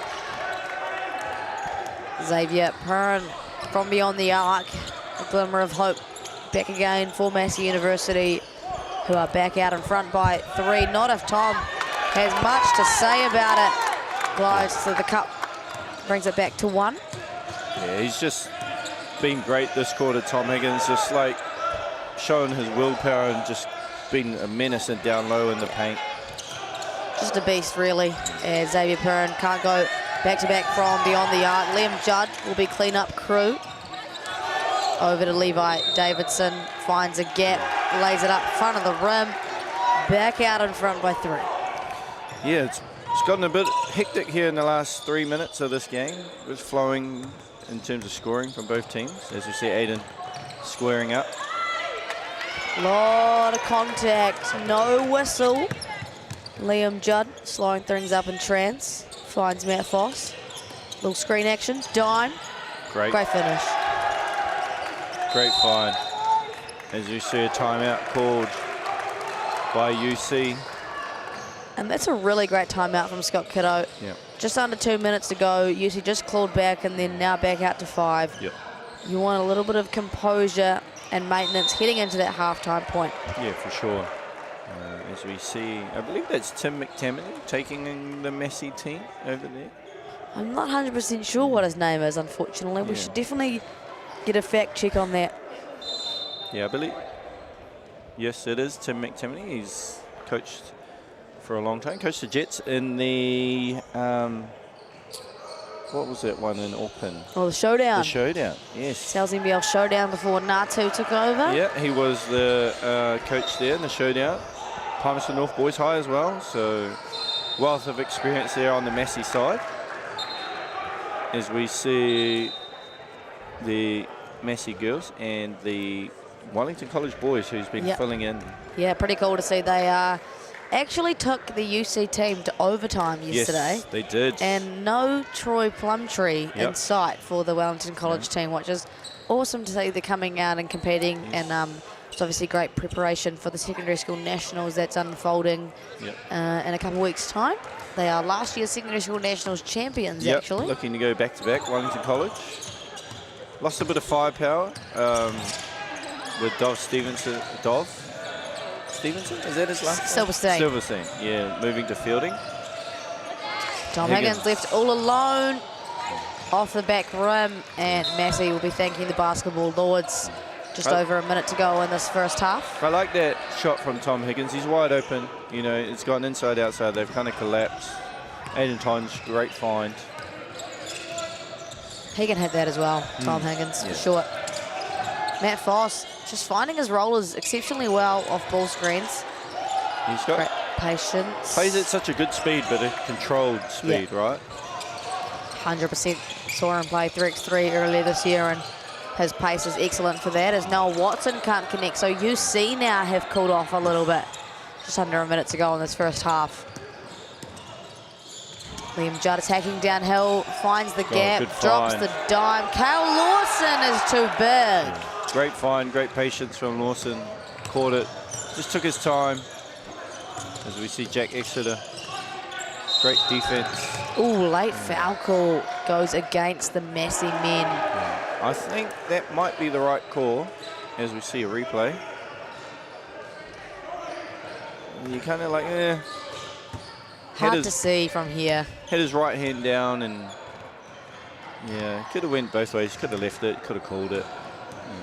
Important free throws here for Jack Exeter, and never looked like it was missing. It's amazing. UC have not committed a foul this quarter. Yeah, it surprises me, right? The physicality they play it really surprises me that there is no fouls. Jake Banks got the Liam Judd assignment. Ball on a string. Oh, was expecting someone to be there, probably. In typical basketball, you would want your teammate to be out there in that spot. He tells his teammate, just stay out, you don't need to cut. Yeah. Probably could have laid that one up, Liam Judd. Yes. I really like the way he plays. Unselfish. You know, he is, you know, quite a star power player in this team, but he's been really good in terms of sharing the ball. 3, 2, 1, and Noel Watson will end the first half with a steal. UC men trail 48-54. It's all go for the semi-final action here at the Tertiary Basketball Nationals. We'll take a quick break and we'll be back for the second half.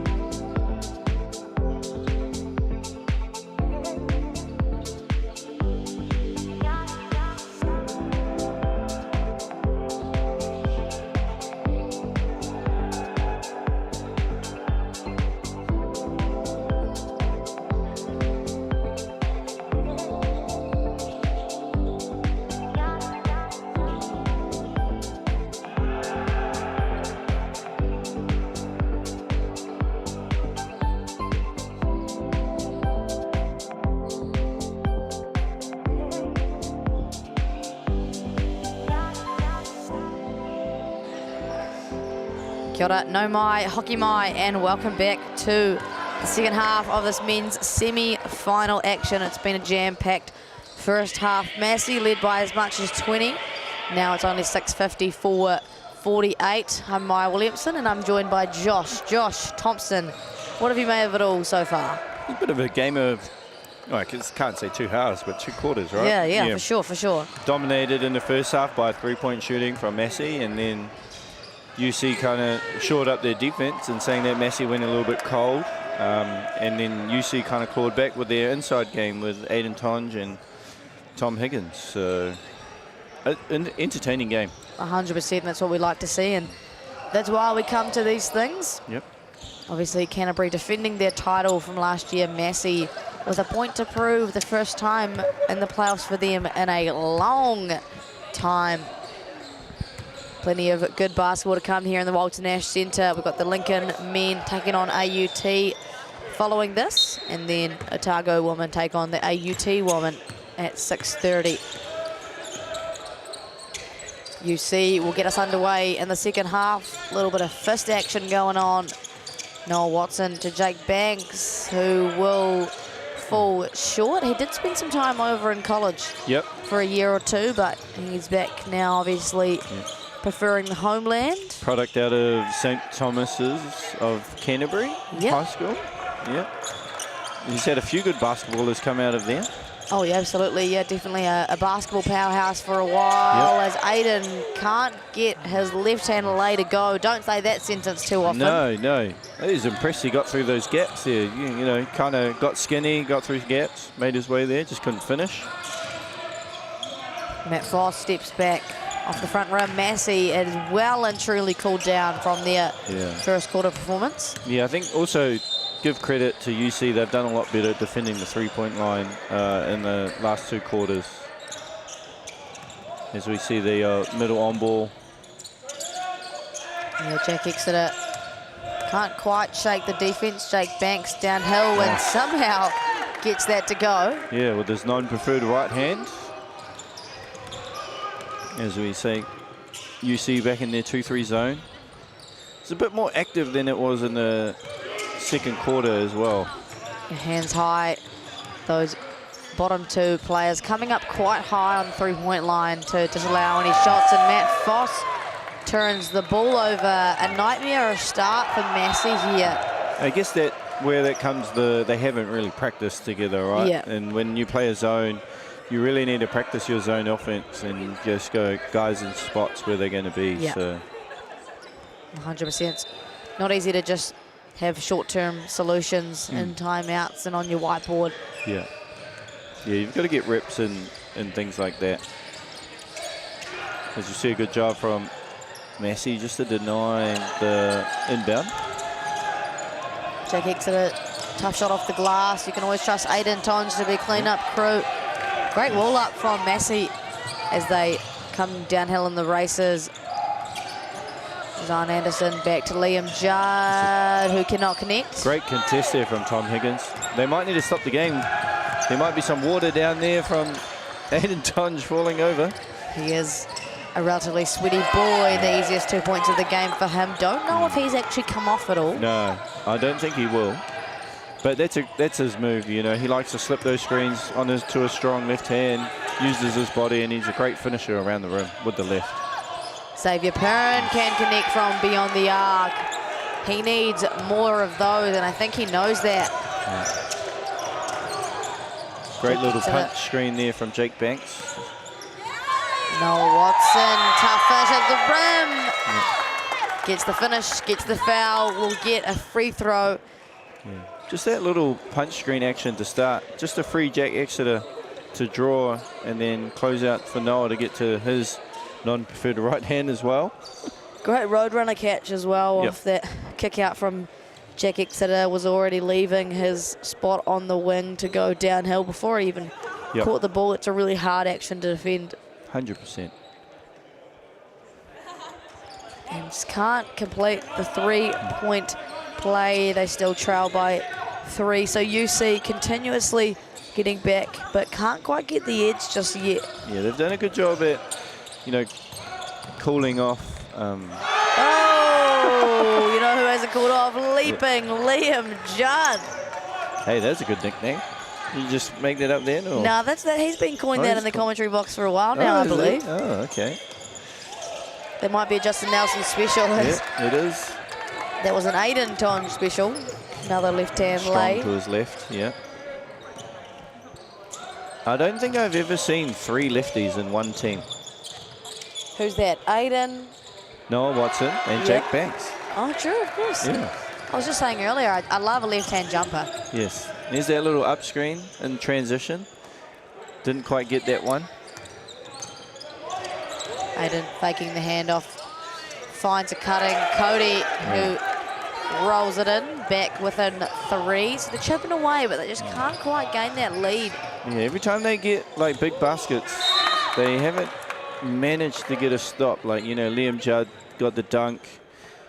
And then also, as we see the dunk replay, as I speak of it, nice, rip baseline. Where's your help? Yeah, too strong. Yeah, he's, you know, you wouldn't be too upset if Liam Judd beats you off the dribble, but you've got to have help side in there, especially if it is the likes of someone so talented like Liam. I've seen some nice dunks over this tournament. I believe one of your boys had a, he's had a couple. He had a messy one. What's his name again, sorry? Brody Cooper. Dunked on the Higo show. Tom Higgins, sorry to throw under the bus there, Tom, but he had one against Vic as well. Oh, wow. Dunked on Hamilton out of Cashmere High School. Man, no mercy. And he caught a lob today. Gosh, he's not a huge boy as well. We'll just put that out there. Oh, great defense there from Canterbury. Just to smother Zion Anderson there to a turnover. Nice tips on that one. Liam Judd will come up with it. Head up in transition, finds Zion well contained. Yeah, they've done a better job on Zion closing him out. Nice behind the back look. That's a high quality pass from Liam. Puts his defender in jail, notices his disadvantage. Oh, another great heads up play from a young NBL star, Jake Banks, high off the glass. It's back to 1 point. Great defense. Way to get back after tough reverse layup from Jake Banks with his right hand too, I believe. Great skip pass, Zion Anderson. Hesitates to shot now. Yeah, Zion Anderson's just kind of cooled off from everywhere at the moment. Oh, Jack Exeter whistled for the foul. No contest from him. So probably knows that there was a little bit of contact on the arm. As a fun little Lamb. Yeah, Massey University woman supporting their men. They unfortunately just went down to Vic woman and finished 4th in their pool as Zion Anderson connects. What was the score in that game? It was a big difference. Oh, okay. Yeah, Vic won by, I believe it was 30 or 40 in the end.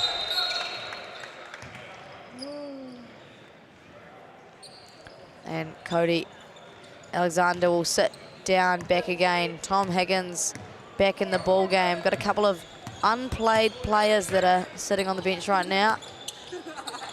Taylor Matthews and Sam Stark have not made an appearance yet, and not a deep bench for Massey either. Jack Exeter! A highlight play from the bouncy man himself. When you kind of put yourself in that situation, as we see on the replay, he can't complain about that one. Definitely sold that very well. The forearm and the hip, you can't complain. Yeah, if you're Matt Foss, you can't jump, just contest it. If he makes it, that's tough. Yeah. And with that, UC gain their first lead in a while. Yeah, since early in the first quarter when I wasn't here. I think so. It was like 2-0, and that was the lead. Oh, as we see, turnover there. Matt Foss just losing control. All the momentum for the men in maroon and yellow. I would have put money on him shooting that after hitting that first one. Yeah, Jack Exeter likes his matchup now. Oh, Higgins fakes out Xavier Perrin, finishes with the left. It's all UC at the moment. Yeah, all momentum with University of Canterbury. Xavier Perrin, shot fake, kicks. Lawson just gets stuck. A lot of contact on that one from Noah Watson, and he knows it too. Little ill-discipline from him, getting his hands in the cookie jar as opposed to moving his feet. We'll see that again. Like stagnant, right? Messy. See, 3 or 4 guys just kind of watching the dribble happen. There's no real movement. Just kind of relying on their 3-point shooting, which has dried up since the first quarter. These are big free throws here for Massey University as we have Xavier Pernam. I think this is going to go down to the wire, Josh, just how we like it. That's what you want in playoff basketball, you know. Championships on the line. Absolutely. Yeah. Noah Watson splits the defense, finds his left hand, but just rims out the layup. A couple of errant finishes from both sides today. Liam Judd likes that matchup. Turn around, well defended. Zion Anderson stops, pops, connects. Back to even Stevens. He's got a nice wee little floater there. I find good shooters often have... I'll stop what I'm saying because Aiden Tonge has got an and one, and that's exciting. And one for Aiden Tonge, the UC GOAT. We'll see that one more time. He just cuts down the lane. There it is there. Just stroll down the lane. Yeah, that's unaware defense for sure on a chance for a 3-point play. What I was saying was I often find people who are good 3-point shooters also have a really nice floater, and that's Zion Anderson. He does. Yeah, he kind of missed his last few until that one he got to the baseline going left. And he just elevates so high when he does it. You see, back out in front by 3. You see this zone has been real bothersome for Massey. Jack Exeter on the break. Just so bouncy, so athletic. This is where we just settle. Good settle. Upwards handoff, and then double using that high on ball. Not a lot of impact happening from those on balls. Jack Exeter steps back, connects. Big time shots from a big time player. He has completely taken over at the tail end of this quarter. He just had nothing going there, and he just said, get out my way, I'm going to step back and hit a tough Excuse me, in your mouth. And that's what Jack Exeter can do, right? You know, he's supreme confidence in what he does and backs his abilities. And as he should, he's obviously getting the best of that Matt Foss matchup at the moment. Matt Foss looks for an answer of his own. Massive 3 there from Massey. All momentum with UC right now. And they just needed a settler, and Matt Foss gives that to them. He's had a tough game so far, Matt Foss, with that matchup. It's a hard assignment. Yeah, he's double pinned down into a wing on board.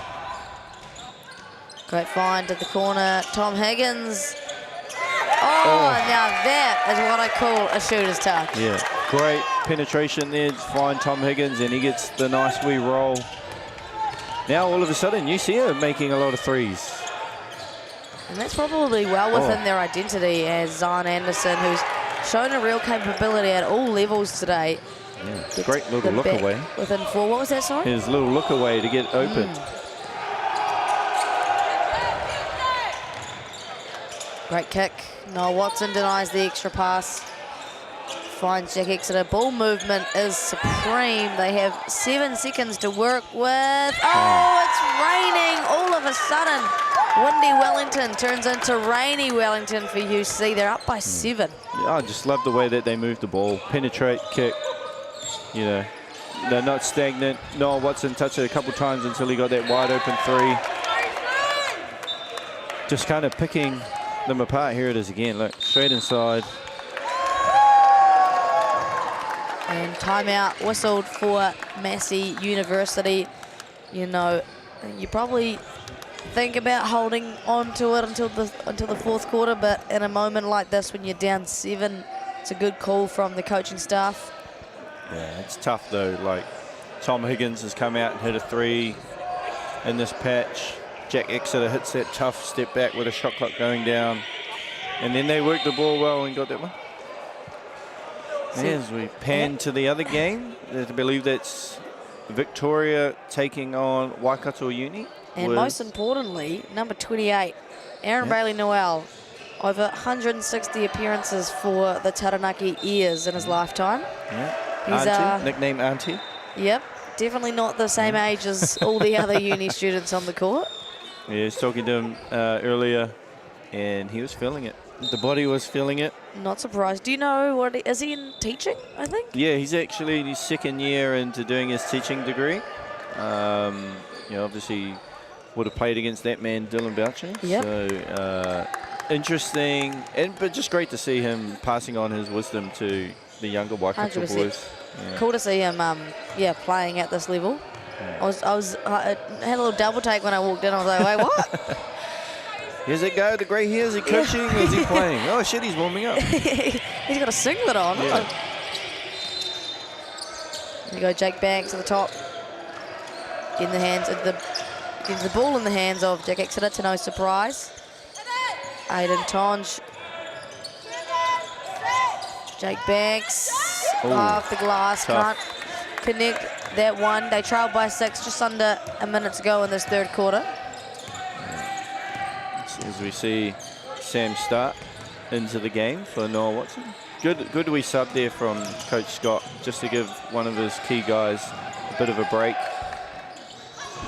And Massey have turned from Golden State Warriors to my Yes 7 and 8 team in terms of their three-point ability. I thought you were going to say My senior girls your team, senior probably the girls same team. thing. Yep, that's about the same ability from the three-point line, actually. Ball in the hands of none other than Jack the Man. Yeah, here we go. Aiden working on Kale. Oh, lovely finish at the front of the rim. Yeah, Up by 9 now, the biggest lead since this game tipped off. Last minute heave. No good by way of a travel from Regan Ashley. Would have been a nice bucket for Massey to have. I think that was Zion Anderson. What did I say? Regan Ashley? No, like he called the travel. Oh, the Regan call. Ashley's I was like, the Regan Ashley shooting. Isn't he the referee? Regan Ashley did not travel himself. He's one of the senior refs here in this tournament. Obviously has wealth of NBL experience. He's the GOAT. A lot of GOATs in the building at the moment. Is he from Timaru or Amadou? I thought it was Ashburton. Ashburton? They're all the same. All the same. They're all the same. Aiden Tonge, almost gets that one to go. So an exciting third quarter leads to a 9-point lead. Canterbury up 80-71. Thoughts so far, JT? Oh, it's flipped the script a little bit, right? Canterbury now are starting to hit their shots, working their the ball around to create good opportunities. And I must say, Massey have created good shots and opportunities. They just haven't hit them like they were in the first quarter. And that zone has been very beneficial for UC. They've kind of just suffocated a little bit, run them off into, instead of wide open threes, it's a contest floater at the rim. And I'd say Aiden Tonge was the third quarter for Canterbury too. Yeah, massive difference maker between him and Jack Exeter. That two-man game is pretty unstoppable. A jack of all trades, that's for sure. Massive bouncy dude, and kind of own Matt Foss. Maybe a lot of age between those two, I believe. I know Jack Exeter's a little older. Matt Foss maybe newer to the scene. Yeah. Yeah, I think that.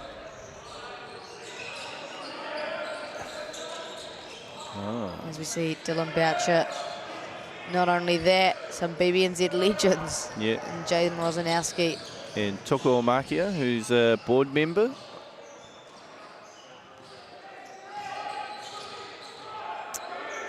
And son, obviously, in the NBL, played with the Southland Sharks. Matariki Kapia. I remember him, a young gun. I know he's been a couple of years over in college, actually. Came back and played for Southland this year. Probably not the most desirable of locations in New Zealand to move to, but, you know, any chance at the NBL is a good chance. And yes. Well, we've spent weekends in Southland for the Shit Cup 3x3. So it's a great time. I love Invercargill, and I've got plenty of friends who hail from the dirty south, and I do love it, I promise.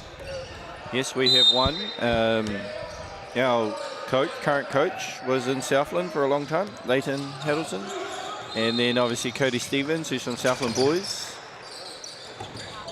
A lot of contact on that three-point shot, not whistled. And a bit of a flop warning there. A couple of words exchanged between Jake Banks and Xavier Perrin. All love, I'm sure. Heat of the competition. You know, it can be a very emotional game, basketball. 100%, lots of passion going into it. Ball back in the hands of none other than Jack Exeter. A little bit too much on that one. Yeah, if I'm UC, I'm playing the ball. Aiden Tonge touches the ball every time we're down on offense. You know, he's made good decisions with what he needs to do.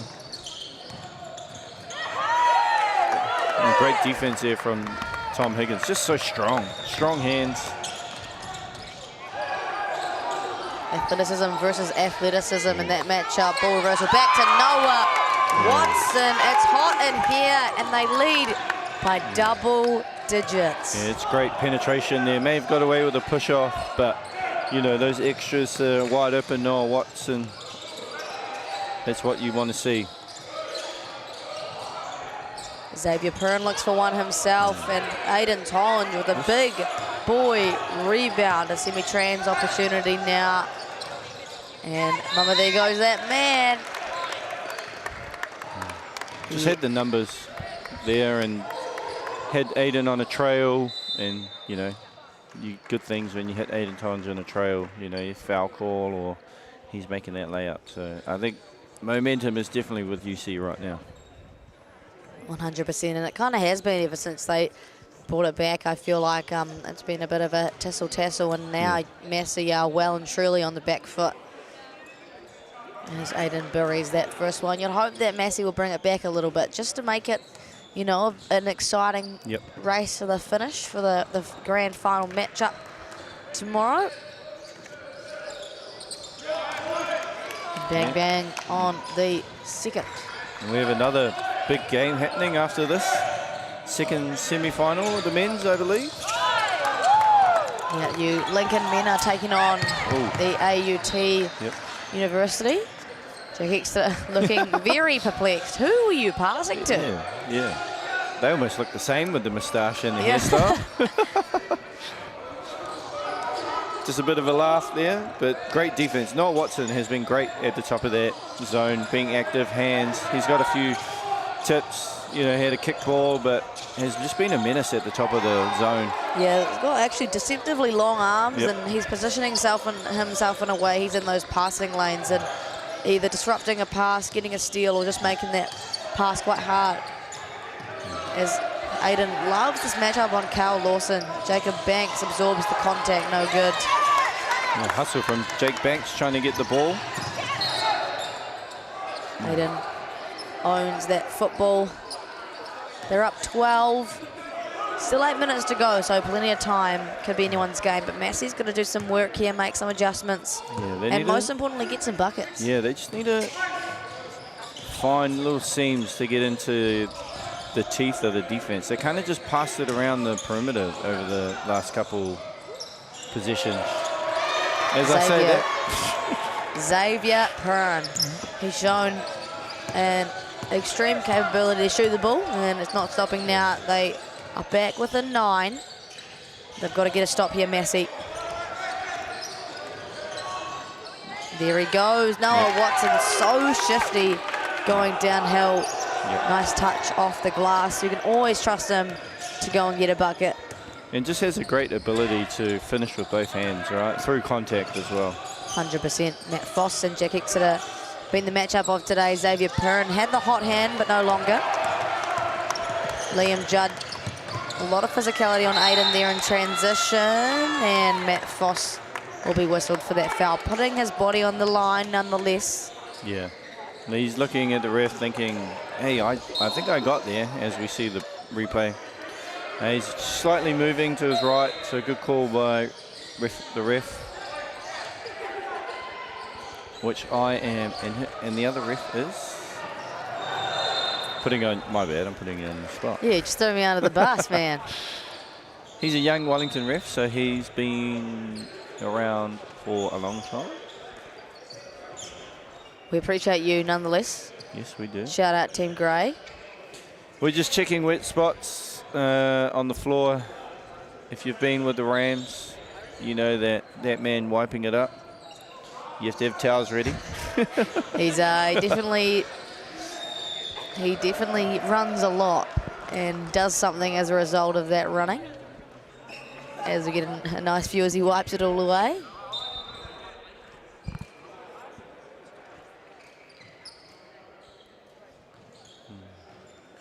Yeah, I think Massey, you didn't really have a plan B if their three-pointers kind of dried up, did have they? No, it's kind of been a fight from this point onwards as opposed to playing some nice basketball. Yeah. Imagine if this team had Zach Cannon in it as well. For those of you who don't know who Zach Cannon is, an extremely talented ball handler and guard for this UC team. That was a huge part of the Prems team that won the Canterbury Men's competition. Yeah, Will Blight, Jonty Bonds. Yeah. Zach Cannon out with a back injury. He struggled with it all year, and I guess it's just time to look after his body until he goes away to 3-on-3 Worlds as Matt Foss. Yeah, bricks. I believe that was him, Noah Watts, Aiden Tonge and Adam Barton, I believe. Adam Barton, yeah. So, good team. Cheeky said it stops and pops off the back rim. Big rebound there from Lawson. Big, much needed stop there from Massey. Now they just need a basket. Just to kind of put some pressure on UC, as we see Liam Judd. Great footwork underneath. Lawson just can't finish it underneath with the tip. Uncharacteristic of Liam Judd to miss something like that. Yeah. He was obviously very frustrated with that one as UC up by 13. Aiden Tonge left all alone. Ooh, there's some wind in here or something, I think. Someone opened the door. Timeout by way of Massey University, I believe. Yeah. They trail by 13, 6 minutes to go, and that leaves them with just one timeout. Yeah. If I'm Massey, I'm probably thinking I want to put a bit of pressure on. You can't just let UC bring the ball up, get it into their set, and Aiden and Jack Exeter done such a great job at getting into the paint and forcing the rotations to get, great looks. So, a bit of pressure here if you're Massey. Yeah, 100%. I think you got to at least force them to withhold and withstand backcourt pressure. And then in that way, you obviously shave seconds off the shot clock and, force them to play an uncomfortable offense as opposed to walking the ball up and getting to whatever set they want. But easier said than done, right? They've only played probably 7 guys and they've probably played a lot of minutes throughout this tournament, you can imagine. As we see Matt Foss take a seat for Massey, so just taking their point guard off. Interesting, see how that works. As we see UC switched up, they're into man-to-man now. Oh, interesting change-up. We'll see, maybe that'll be just one possession, or will it be for the duration of the game? In and out for Xavier Perrin, and everything going UC's way pretty much since the halfway mark. Yeah, that was a good wee action, double screen, fake handoff and then handoff to Zach Pan. He managed to get into the paint. Oh no, That's Watson. a tough just finish. So acrobatic, so athletic, and a great touch around the rim in his bag. He was almost touching the floor when he let that one go. Yeah, that was unorthodox, but obviously that's something that he does on the daily. 91-76 and a moving screen, everything, and I mean everything, David going UC's way. David Josevic. Ooh. No, Watson once again at the rim. We're going to say that name time and time again. UC asserting their dominance all over this ball game. just under 5 minutes to go, but it seems like UC are going to look pretty comfortable unless Massey make a big change right now. And it hasn't been just one guy for UC, right? Like, you look in the first quarter, Tom Higgins kind of kept them afloat with his work inside, and then Aiden in the second quarter kept them afloat, and then, you know, Jack Exeter took over, and now Noah Watson is it's his turn now in this quarter. So it's just been an all-around team effort. And that's what makes them a team that could be vying for a championship tomorrow. 100%. Can't speak too early. Obviously, it's never over till it's over, but Massey are going to have to make some pretty big changes if they want to crawl back and make this competitive in the last few minutes. And that's a good start, getting a stop.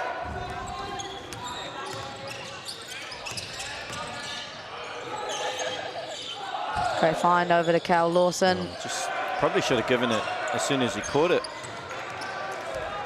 There, Parnham would have had a layup, but kind of just held on to it for a little bit too long. I like this from UC. Just work your way through. Use Aiden as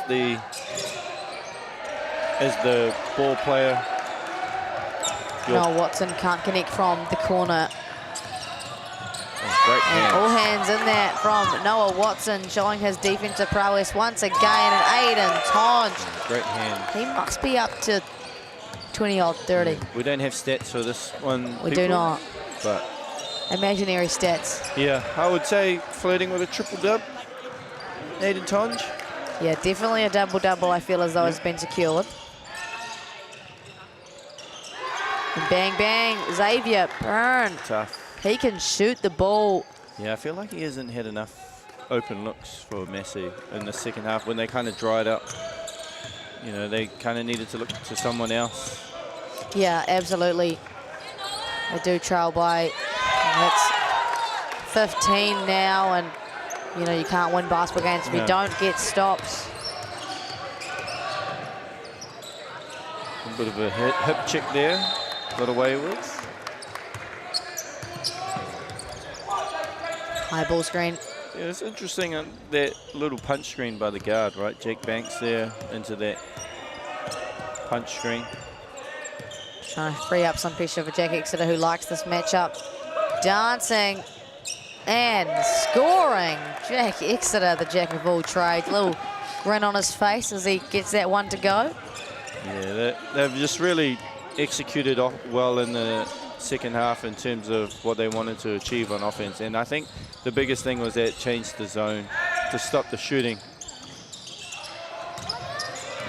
99-82, make that 99-84.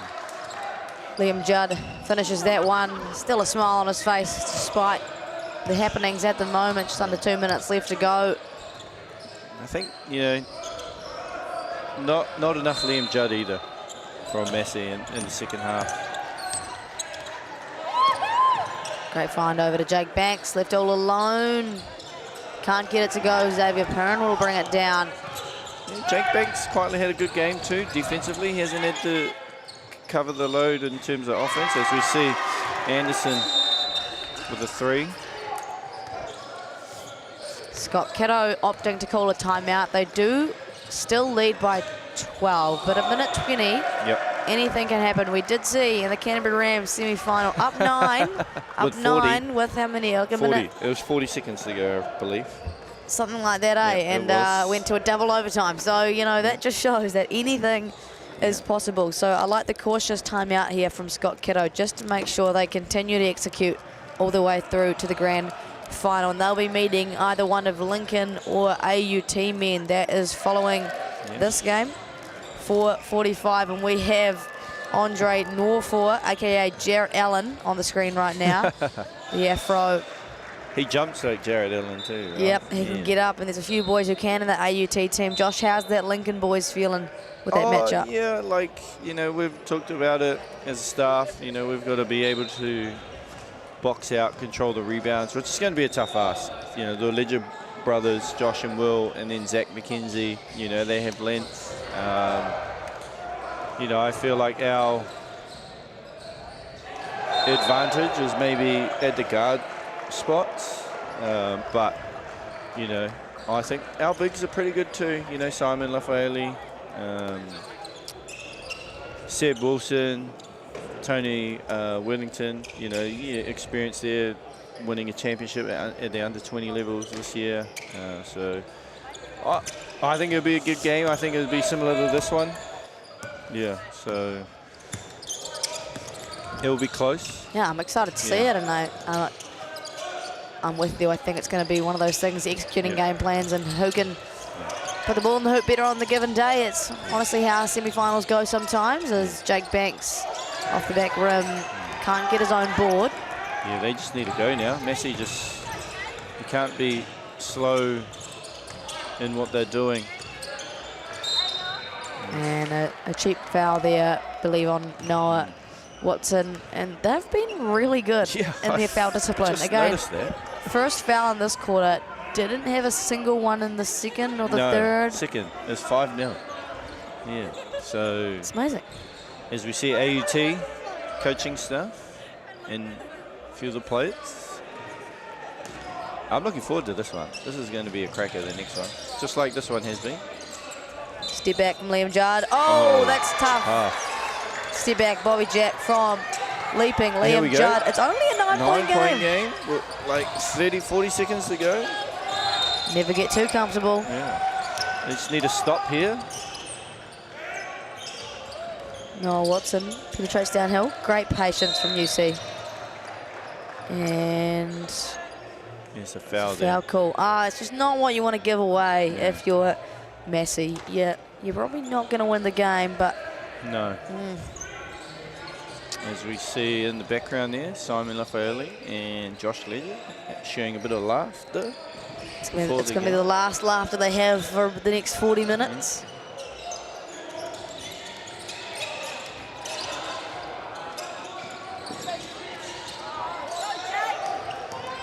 Everything but for Jake Banks, and Messi will have their last possession of the game. Matt Foss, short rim, the tail of the tape for the 3 quarters following the first. Liam Judd won't connect. And that's all she wrote for the UC men, who take the dub over Massey University, 99-90. At the beginning, kind of looked like Massey was going to get away with one there, but a great fight from UC, Josh. 38 points in the first quarter, I believe. It was indeed. 90. That's impressive defense. I think the winner was the defense from UC. They kind of shored up the 3-point shooting and forced Massey into driving into the paint. 100%. Thank you so much for joining me, Josh. It's been good fun, and stay tuned, everyone else, because the Lincoln men take on the AUT men following us at 4:45. Stay tuned. Belief, the emotion that stirs your body into motion. One small drop contains the power of the oceans. And yes, with all this chaos and commotion, you'd be forgiven for thinking, what's my personal motivation? The new normal's so abnormal that now normal's an abstraction. What happened to civilization? This world is a distraction. But still, belief will never fail to cause a chemical reaction, fizzing up your synapses with purpose and possibilities to put into practice. Yet those ones. And so you pause, breathe, and say, what do I want to do for me? The future me. The one who needs me to believe that I can make a difference unequivocally, in whichever way I deem. Even if that's flipping me into we. You see, that really is living the dream. So yeah, it's a pretty simple plan. Believe you can.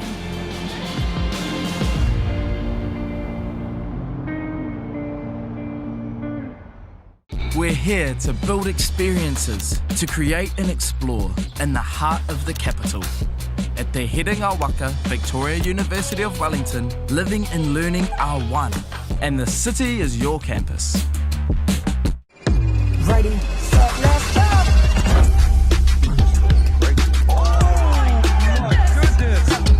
I'm on the way up, I'm on the way up, I'm on the way up,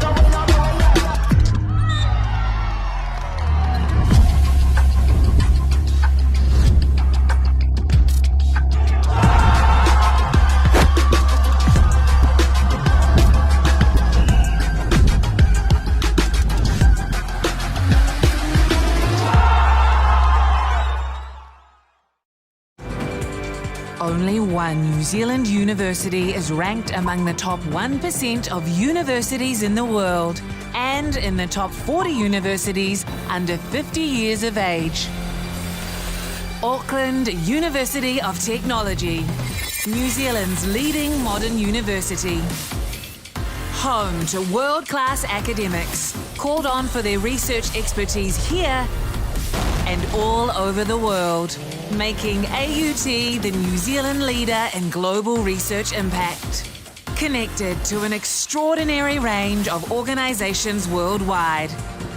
Focused on a rapidly changing future where creativity, curiosity and collaboration will only become more vital. We inspire, nurture and find the greatness in every single one of our students. We are AUT, New Zealand's leading modern university.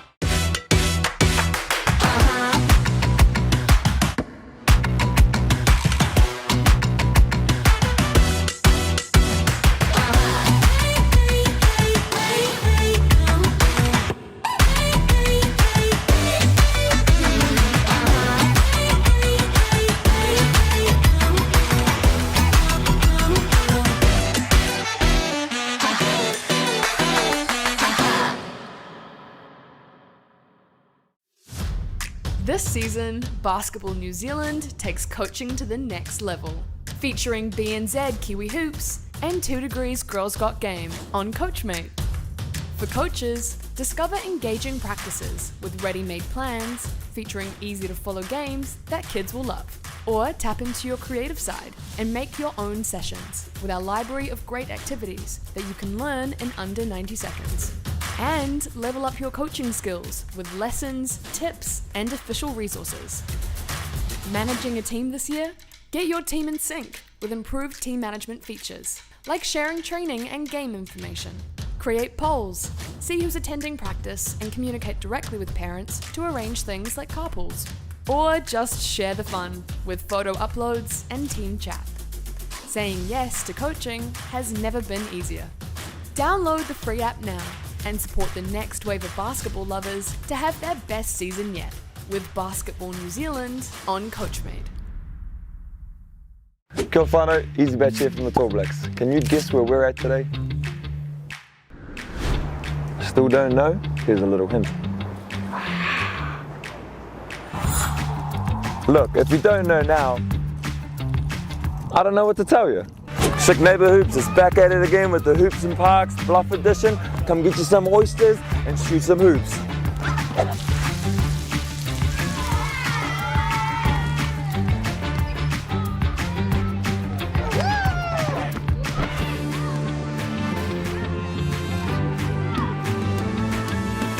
Kia ora, I'm Alan, work for Awaroa Whānau Services. We just got this main event on of opening up the new hoop here for the local kids.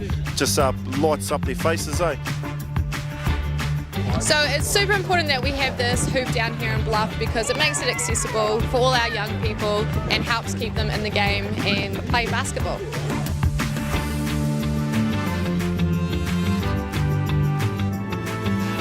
As you can see, we've got a wonderful hoop behind us. How do you think this is going to positively affect the community having this new hoop here? Probably for like people who just want to play basketball and like skate around or something like that. More people come down, get out of the house, and yeah. Wonderful. And there you have it. Coming in live from Bluff. This hoop means a lot to the Bluff community. Being a smaller drive away from where they usually have to travel to play, it means that all the local people can come up and put up some shots. So Hoops and Parks, our vision is to have a hoop in the heart of every community, and I think that's what we're doing here today. Down in Bluff, thanks to the help with Chick and Neighbour Hoops, we're trying to make basketball more accessible, get into those more isolated communities, and a good example, today in Bluff.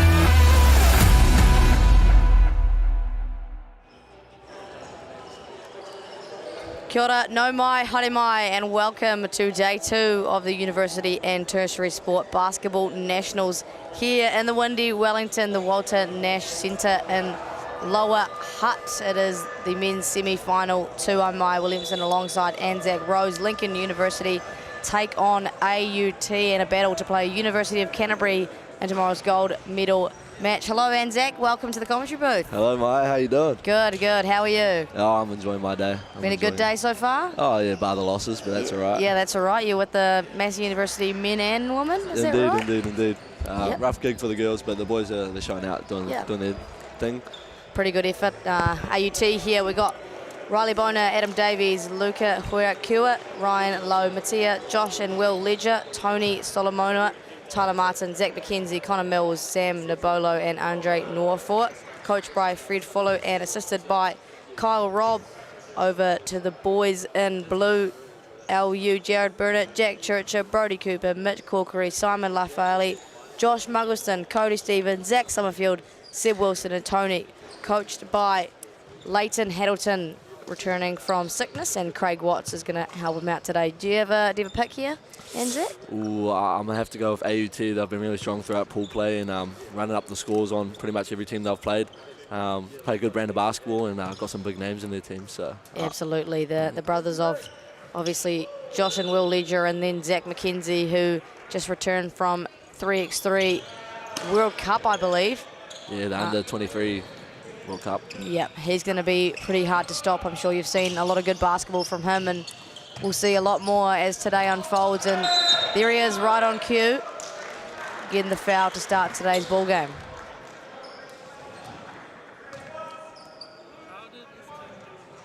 AUT is a team that really likes to get to the work in the low posts and the high posts. Like to find their shooters in the corner, but they get a lot of their points from the free throw line, so really working the whistle throughout the game. Lincoln do like to share the ball around. Got a lot of three-point threats, but like to play heavy through Simon Lafayette. Here they go. He's off. Brody Cooper going downhill, but again, it's that size that they're going to struggle against. Josh Ledger, a defensive menace. An absolute block party from him and his brother this morning. Yeah, Brody Cooper just missing everything on that shot. Here comes Lincoln with a three-quarter court press. Simon fronts, Zach. Off the foot, what a play. That's a veteran play right there.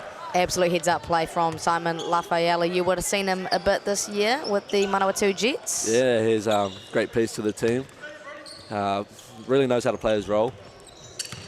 Bigger than you think.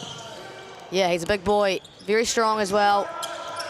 Super athletic, great rebounder, great inside presence, especially for this LU team. And Jared Burnett, one of LU's longest serving Rams, and definitely the leader for this Lincoln squad coming into Tertiary Nationals.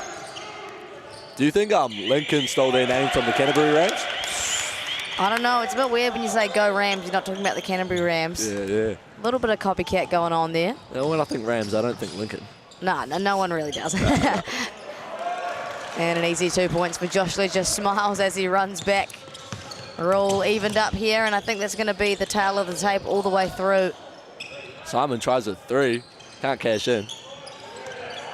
Seb Wilson, just a workhorse on the glass.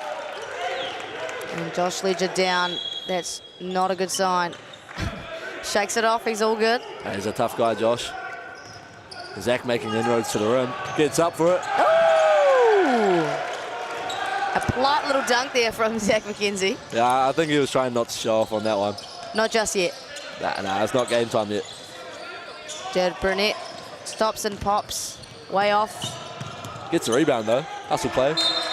Not the flashiest pass though. A little bit of a coach killer, that one. Going to see Zach McKenzie's throwdown one more time. Like we said, not trying to show out just yet, I don't think. Yeah, 2 points is 2 points in a big game like this. They Absolutely. put the Jets on though. And we'll see plenty of that to come. I know a lot of these AUT boys played some big minutes this morning. I believe Tyler Martin, Zach and Josh Ledger all played 40 minutes. It's going to be tough on the body for them to withstand this kind of pressure. Seb Wilson making inroads. Utilising the extra step. Double whistle though from the ref, so have to be pretty certain on that call. AUT put their hands on their head though. Have you Massey boys played both these teams?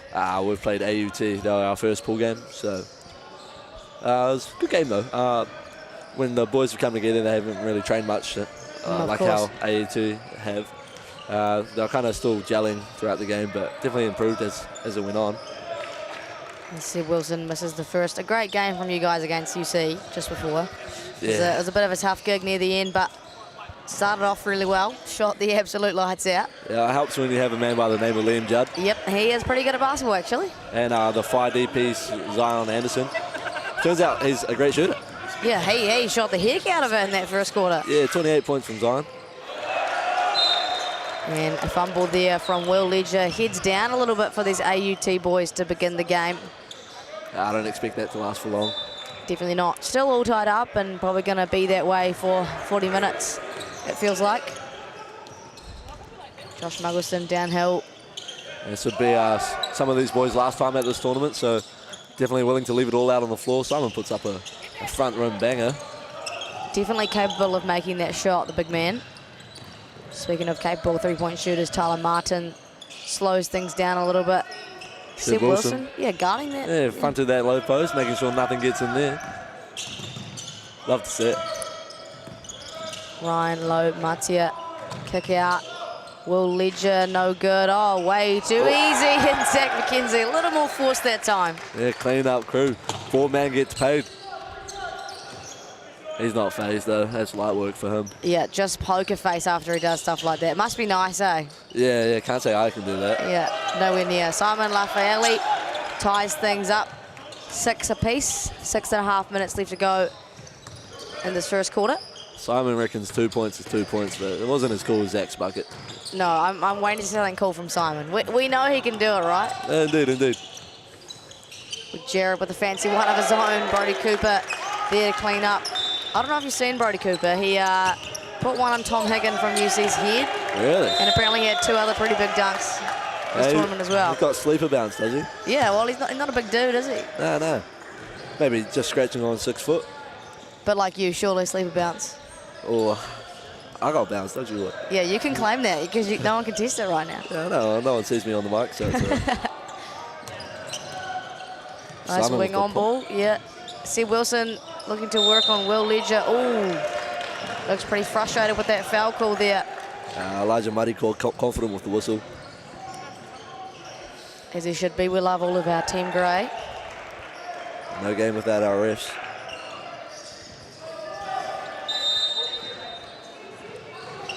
See another big man in here, Tony Malusi Solomona. Just big bodies for big bodies. Lincoln not quite have the size to agree with that. Maybe stronger on the guard front.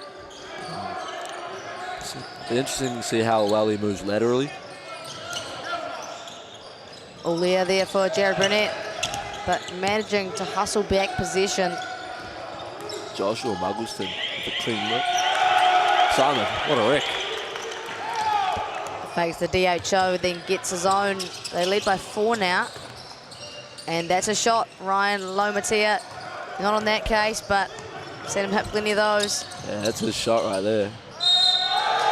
Too big. Simon Lafayette, the hoop and the harm. Looking a little bit too easy. Yeah, I think Josh really wants to see a replay on that one. He's not going to, though. He's not happy about that. Oh, I thought that was a foul call. Oh, so did I. Am I tripping? No, I heard a whistle. Nonetheless, still a big bucket there from Simon Lafayette. Jared trying to get across for that trap. Well, there must have been something else because they didn't actually count those points. I think we totally missed that. I don't know. Oh, well. Didn't see what the call was. Cody Stevens now in the game, hailing from Southland boys down in the dirty south. He's gone a long way. Is that Brody Cooper to go and take his seat? With some well-earned rest. Good hustle from Seb Wilson, but that means Josh Ledger can now go downhill. Josh Muggleston trying his hand at defending Josh Ledger, but that's a tough assignment. Josh throwing out plenty of smiles. He must be happy about something. He's an animated dude, that's for sure. He was very theatric this morning. Game against U of A. Oh, that was quite a big win, so plenty to be happy about. Yeah, plenty to be happy about for sure. And he'll be happy about that too. Missed probably one too many free throws for his liking this morning, so he'll be happy to see that one go through. It's always good, especially as a shooter. You want to see an easy one fall through, so when you get in the corner on the wing, get it right on the laces and put it up and in. Absolutely. Is that a bit of you? Yeah, I love a good corner three. That's the hot spot. Yeah, you won't see me moving from the corner. If the ball comes to me, best believe it's going up. Yeah, well, that's a good skill to have. You've got teammates who can find you. Yeah, someone's got to do it. Exactly. Role player. Cody Stevens, nowhere to go. Playing off 1 foot, extremely dangerous in that case. And AT now with the chance. And Tyler Martin rims out. There goes the big man. Cleanup crew is present. Downhill, Ryan Low Matia likes that matchup on Cody Stevens, and we're all tied up. Nice little spin move there. Put it right in his chest.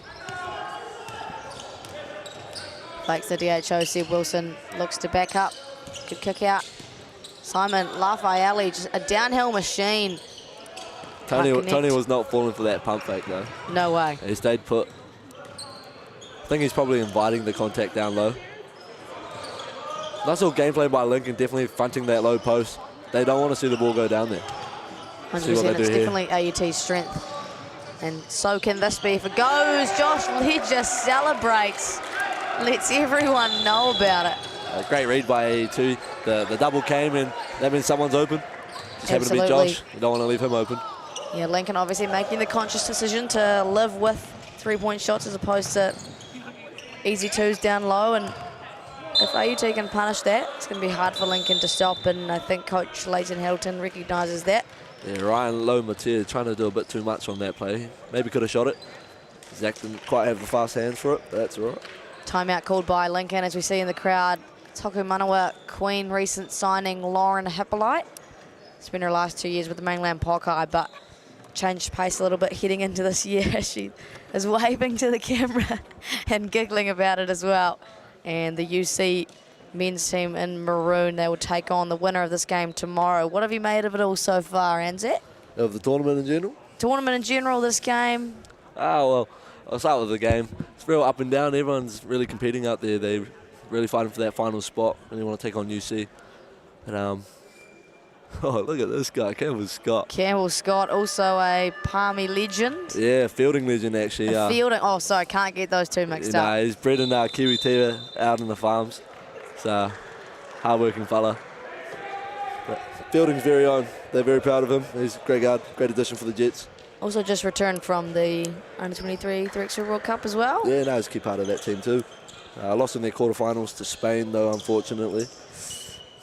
But Kiwi basketball putting it on the map, making these playoff runs, you love to see it. Yeah, absolutely. It's been awesome. A great year for us internationally. You can't forget the Under-17 boys who came fourth in the world as well. Yeah, another one of Fielding's finest in that team too, Lockie Crate. Oh my God, Fielding is just doing it all. I believe Dov Silverstein just moved to Fielding as well. Indeed. He's ripping the under-18s team as well. Fielding making a name for itself. Who would have thought? Jared Burnett can't connect with that corner three. He's still in the hunt though. Seb Wilson will give it a crack. Oh, everything but. Basketball Lords were not giving him that one. It's got to be the shooter's pet peeve. Jared Burnett says, give me it back. Josh on the hunt. Oh, wow. Bit of finesse off the glass. You love to see it. Defied gravity a little bit, did Jared Burnett, to get that finish to go. A lot of pace going on, and big man just bodies down low. But a happy feet, though. Travel called. Good wall up from the two Lincoln boys down low. And Jared Burnett with the play call here. Looking to get into their first action. Nice just falling asleep. Ryan Lomatia and Cody Stevens, easiest bucket of the game for him.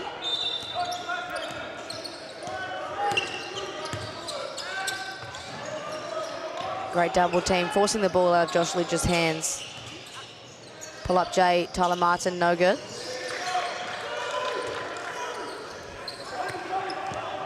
Those first couple dunks, Zach McKenzie's been pretty quiet so far in this game. Be interesting to see when he picks it up and what the result of that will be. Absolutely, he's a huge threat for these guys, and in that tail end of his Auckland game this morning. Once he got going downhill, he could just not be stopped. Yeah, that's really what he's trying to do, get out in transition. And Cody Stevens gets his O-board and converts. Lincoln now back in front by 3. About a minute and a half left to go in this first quarter. Big fella's going to try a shot. Yeah, AUT, they live and die a little bit by the three-point line as well. Yeah, it's that's the thing. If you try to run it from the three-point line, if you're off, you're off, and you're not going to get any points on the board. 100%. They played the U of A this morning, and for about 3 quarters, just chucked them up all game long. Got down about 13. Managed to crawl back when they got their big man going to work down low.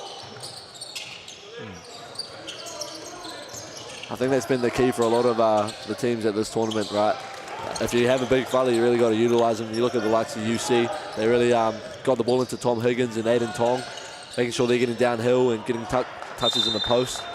Absolutely, and if you're AUT, you've got about 3 or 4 of those capable big men, so you want to utilise them in the right way as Lincoln turn the ball over once again. AUT with a chance now to take the lead. Just had Ryan Lomatea to his bread and butter that last possession. Pick and pop from Josh Ledger, can't get it though. A rear miss in the mid-range from Ryan Lomatea. Pull up 3, off the glass. Oh. Touched a bit of everything on that one. BNZ welcomes Cody Stevens in his bank 3 on this Saturday. Arvo, 15-19. A lot of physicality going on in that low post. Great hands. Tony Worthington going in transition. Just short off the glass. Nate McKenzie getting up for the tough contest. Got to be careful, 8 seconds here. Oh, just get away with one, do AUT. And they'll be wanting a bucket here going into quarter break. Josh going to work on the low post. Good extra to the corner. Nice. Corner 3 from Ryan Lomatea. That was pretty basketball. Yeah, you love to see the extra pass being made. Every coach's dream, really. Absolutely. You can draw it up all you like, but looks a lot prettier when it's actually executed. Jared Burnett downhill, tough. Josh will full court heave it. No good. Josh Ledger is very animated to end the quarter. Lincoln lead by 1. What have you made of the first quarter so far? Very physical. AUT's really trying to use their strength and their size, especially down in the low post. But Lincoln's doing a good job at fronting it to initially stop the post catch. And down the other end, they're really moving the ball well, looking for those corner 3s, especially on the baseline cuts. And playing out of the high post with Simon is really good to see. Absolutely. Now, you can put your coaching hat on if you'd like. Do you think either of these teams need to make an adjustment coming out of this quarter break? Well, I quite like the full court press that Lincoln came out with to start the first quarter. Maybe giving that another crack, try to force some turnovers, get some quick transition buckets. Other than that, defense, they're too small compared to AUT, so the game plan they got at the moment is probably their best bet, in my opinion at least. AUT, maybe try to look to get Zach McKenzie the ball a bit more, get him busy, you know. He's a real threat off the dribble. He can definitely shoot the 3 ball, so if we get him going, maybe the scoreboard will reflect a bit more positive for them. Absolutely. He's a massive threat coming downhill. Obviously, with playing international 3x3, you've got to be able to score at all levels, so he's obviously shown a capability to do that internationally as well. And I noticed this morning that last half of the U of A game, every time he went downhill was a bucket or was a foul, you know, and if you can get him catches and, you know, distract your other defense with the likes of Josh and Will Ledger, I think it'll be relatively successful for this AUT team. But that's what a semi-final is all about. Yeah. Close basketball going down to the wire. Yeah, you have all the skills, everyone's going head to head. I guess it comes down to who really wants it the most. I was scrolling through Instagram one day and came across some Zach McKenzie highlights from the under-23. They're really well put together. He really shows his skills and what he can do, so I really hope he puts it on the floor. Yeah, I'll be excited to see it. You know, we got a little taste of with the 2 dunks. Yeah. Especially that standing one, it's pretty flash. See what else he can do, eh? Lincoln will get us underway though. Mitch Corkery, I believe that might be his first sighting as he comes into that ghost screen. Oh, and Zach Summerfield That's the 3 to begin. A hot start for the Lincoln boys. Here's this press that I was talking about, coming straight out the gates. Bit too physical there though on the middle man. Yeah, just 2 hands in the back there from Jack Churcher, overzealous with the aggression. You like the intention though, right? Yeah, indeed, indeed. Especially coming straight out of the quarter. Put a bit more pressure on AET, make sure that they're not comfortable at all. I like the intent. Yeah, and you don't want your good, strong big men getting easy catches, right? Trying to force the ball out of their hands for sure. And if you're full court press and they give the ball to Zach, who's got it right now, you're kind of forced to make him pass the ball, get someone else to make a play. Absolutely. Here he goes though for the 3. Oh, nice rebound from the little fella, Riley Boner. An unlikely O-board from the little man. Josh Ledger likes his chances going against Tony Worthington. Went for the ISO off the back rim. You can see the frustration in his face. Oh, behind the back from the ground. Oh my goodness, that was the most unlikely series of events. I don't know what I just watched, but it was cool. This will be an interesting call. I don't think they meant to do any of that. No, all started off with the behind the back. Yeah, you'll take the 2 though. No, for sure. Pretty comfortable 6-point lead. Lincoln look all over it at the moment. Riley Boner takes the ball out, gives it into his mate Ryan. High on ball, little hezzy dribble. He loves that look. Hasn't quite got it going yet, just this game. Josh Ledger still struggling. He's just been wanting to watch his language. He's getting a bit mouthy. And not directed at anyone, just himself. Gets a bit frustrating out there as a player. Oh, it is frustrating, especially if you get 2 early misses like that. Cody Stevens goes downhill.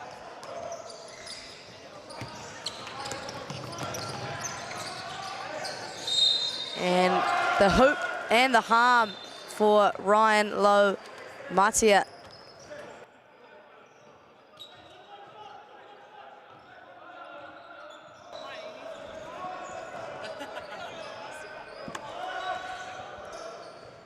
Just had a departing of Anzac Rose as his ride has to go. I'll do it by myself until someone wants to come join me. Oh, we've got Lauren Hippolyte in the booth. That was a quick replacing. Oh my goodness. I'm with a To'ihi star, Lauren Hippolyte. How are you, Lauren? I'm doing awesome. Thanks, Maya, for having me. I'll just put your mic up close to you. It's all right. We all start somewhere, Lauren. I'm blushing. This is high pressure. Yeah, how are you? Have you done commentary before? Or? This will be my first time. Well, don't worry. I'll take you through. I'm with the best of the best, so oh, I trust. Stop it. No, I'm blushing. I'm with To'ihi star commentator. Well, we're going to be seeing a bit of each other this year, aren't we? I'm looking forward to it. What have you made of the game so far, Lauren? Yeah, it's been a good game. I think Lincoln's young guns are getting a good run in now, so it's good to see some faces that I don't know out. Yeah, a little bit messy at sometimes, but that's expected. That's what you expect from a game like this, you know, a close semi-final battle. Very close. It's 2 really good teams, so yeah. Oh, Simon Lafayette, an absolute beast. That guy has done some work down low. He definitely has. I've been loving seeing his famous Euro step every game. And no one stopped it yet. So is it not on the scout, I wonder? Apparently not. Apparently it is not. Right hand layups for Simon Lafayette. He'll take plenty of those. Yeah. See if he can convert the 3-point play. Shooter's touch. And nice full court pressure here from Lincoln as well. Yeah, they've been running this press all tournament. It's worked out pretty well for them. They've got some good defensive guards that want to do the dirty work, so been really impressed with that. It's a bit of an LU thing, isn't it? You know, you're a long-time Lincoln Ram, former Lincoln. Emphasis on the former, yep. Oh, emphasis. She's graduated, that's for sure. Chapter's closed, but that was a bit of you back in the day? Yeah, we did love a press. Oh, nice finish. Tony Worthington with a nice little floater. Pretty good lead now for Lincoln, up by 7. Very early doors for these two teams. Plenty of time left in the half. Tyler Martin all choked up in the corner. Ooh. Oh, that LU defense. Ooh, showing off a bit of handles there. Mitch Corkery. Ooh, trying to get it Simon. Cody Stevens hailing from the deep south, Southland boys. Oh, a little too easy, but just way too much off the glass. Fast break finish from AUT, nice. Back within 5 now.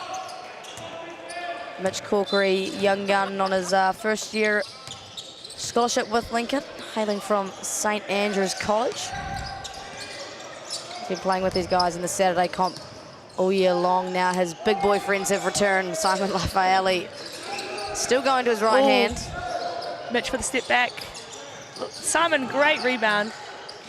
Absolute athlete, Simon Lafayette. He's posting up 3 people at the moment and 1 finish. God. Is that real? Are we serious right now? I do believe there was 3 people on him at one time. He's like, this is a great shot. I'm going to shoot it. This is a high percentage shot for me. Here's the playback. Yep, 1, 2, 3. Yep. All eyes looking at him, and somehow he still gets it to go. You'll take that. Look, you'll take it. At this point, why not? He is a freak of nature, Simon Lafayette, and AUT don't really have an answer for it at the moment. And converts the 3-point play. Back into that press. It's also just taking teams out of their offense, making them have to do something a little bit different here, running out of options. Absolutely, forces the ball out of the hands of the likes of Josh Ledger. Yep. Forces other guys to make a play, and they do so with Adam Davies getting to the rim for a very timely 2 for AUT. You don't have to take a timeout just yet. Simon Lafayette really likes this matchup. Drops the dime to Mitch Corkery. Good finish. Lincoln looking pretty relaxed in this matchup at the moment. And Jared Burnett, the GOAT of this Lincoln team. Good player. I heard he's all right at basketball. Yeah, good player. So good that AUT have to call a timeout. Is this his last year? I really hope know? So. I'm not sure if you know or not. I do believe this will be his final uni games. Wow. I know. How many is that for him now? About 80? About 10 maybe. Nah. Feels like it. It's when you're turning 25 next year, you would hope. Let's wrap it up. Although there was an old mate from Waikato. Oh, the name's just slipped out of my head. I did see that. 160 games with the ears, and he's back at Waikato University. You know what? And I respect that, though. Yeah. He's getting an education, so it's never too late to do that. As he should. Now, the good thing about the LU program is you can be on that scholarship, and they're pretty supportive of your basketball, and playing overseas, you're still able to do that and study. So you were playing overseas and doing your LU study? I'm not. Kinda. You were? I was, yeah. So graduated. Jared is still ticking away at that post-grad. So that is why he is able to play at these tournaments. So it's been a long degree he's doing. You know what? As long as it gets done. Finish it off and don't go back, please. So, Simon tried to get that finish again. I've never seen him do a Euro step on his right hand before. No. Josh Ledger getting a bit frustrated. Oh, here he comes downhill. Ooh, lost the ball. He is not too happy at the moment. Mitch with the finish. It's a 10-point lead now for Lincoln. They're looking extremely comfortable. And this full court pressure proving to be very difficult for AUT at the moment.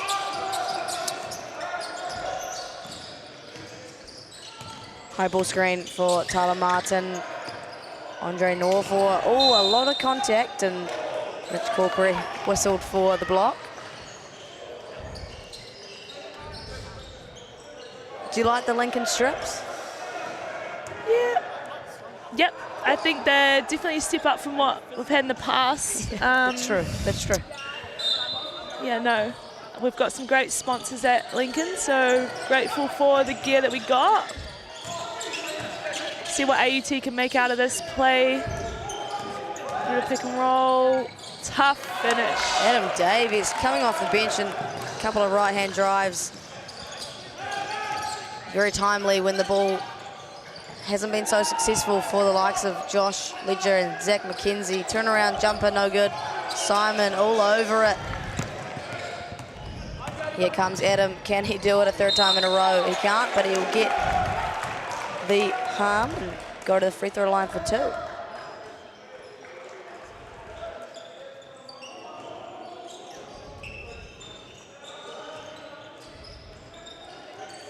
Two free throws on the way for Adam Davies. I like the way AUT walled up back then. It's hard matchup against Simon, but I think for the most part, as long as you don't foul him, you're doing a good job. Absolutely. I mean, sometimes he's going to make the shot over 3 people, and I think it's what you got to live with there. Yeah, what can you do about something like that? Adam Davies makes the first, and make on this one will bring it back within 6. Took that one off. Bit of a different defensive approach from AUT here, a little bit more complacent. Just allowing Simon Lafayette time and time again to get downhill on his right hand. I wonder if there becomes a point where they make an adjustment to take away that drive. It's got to be a job from outside the three-point line. As soon as he gets his head down, he's going to the hoop, that's for sure. Absolutely, pretty hard to stop after that point. Speaking of hard to stop, Zach McKenzie just can't get the finish with his left hand. A great look for an athletic downhill player like himself. And Seb Wilson gets his own. They lead by 10. Just under 4 minutes to play. There he goes again. Ooh, tough contest. 2 athletic bodies going up and down. Simon Lafayette throwing his body. We'll see this one more time. Yeah. That's a lot of contact. Seen much of this LU team, or is this your new home? This Lauren, is my how does new that home. feel? Yep. Nah, this is a bit of a drive out from the city, but I guess you can still call it Wellington, hey? I guess so. Yeah, I don't know. You're the local. You tell me. Been here 2 days. Yeah. Yeah. I haven't seen much of this LU team. There's quite a few faces I don't know a lot of the first years, but and I'm sure they don't know me either. So. Oh, come on. They just don't. It's fine. They don't know a lot. You are Lincoln University basketball. They are now the Lincoln University faces of the program. But it's good to see that the boys program has always had heaps of interest for scholars. It's been great to have some new people come in and play with the likes of Simon and Jared. And yeah, I mean, they definitely just put the work in, that's for sure. I did see a few trainings Leighton ran earlier before the tournament. Got some work in, that's for sure. Yeah, Leighton's great, obviously. Got sick earlier this year with meningitis and has had a pretty tough recovery, but awesome to see him back and able to be coaching at a tournament like this. For sure. And you've got to shout him out for an historical campaign with the under-17 boys at the World Cup this year. Oh, that was epic. 4th in the world doesn't really seem real when you say it, does it? Nah, that was awesome to see. Simon Lafayette. Victory. Speaking of awesome to see, Lincoln now up 11, courtesy of Simon Lafayette having an absolute ball game. Zach McKenzie recognises the under coverage and just gets to the rim. He recently finished a campaign for 3x3, I believe, in Malaysia. He's at the under 23 3 3x3 World Cup. Yes, that's the one. Huge. Obviously, you have to be a really good scorer if you want to play 3x3, so we know he can get to the bucket and score at all 3 levels? For sure. You played a bit of international 3x3 yourself there, Lauren? It is. It's my favourite form of basketball, that's for sure. Is that right? Yeah, love it. It's only 10 minutes.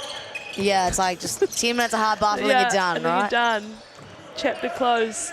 Nah, it's obviously great for basketball, but quick foul there.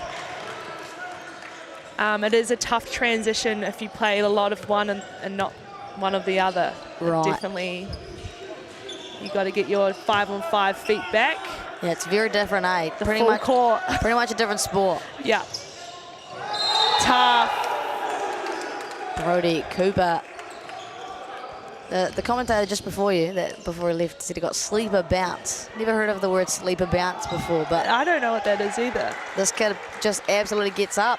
He's put a dunk on someone's head earlier in this tournament, and does that mean like he doesn't look like he could get up? Yeah, and then he just gets up. Oh yeah, I agree with that. He got up. Seen a few dunks from him throughout the tournament. Yeah, very impressive. Good on that first free throw. Lincoln been pretty dominant so far. And shooter's touch on the second one. Just over 2 minutes left of the half. See if AUT can chop the lead that Lincoln has down a bit. Corner shot, Simon with the rebound. Fast break is on. Great patience from Shooter. Jared. Oh, big rebound from Zach McKenzie, and he loves to go out and transition. Tyler Martin, a three-point shooter himself, connects on that one. Clawing it back slightly, just under 2 minutes to go on this first half.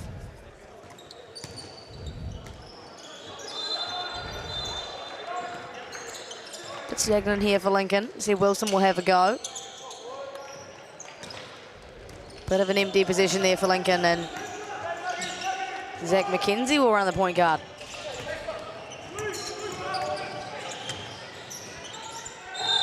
Uh-oh.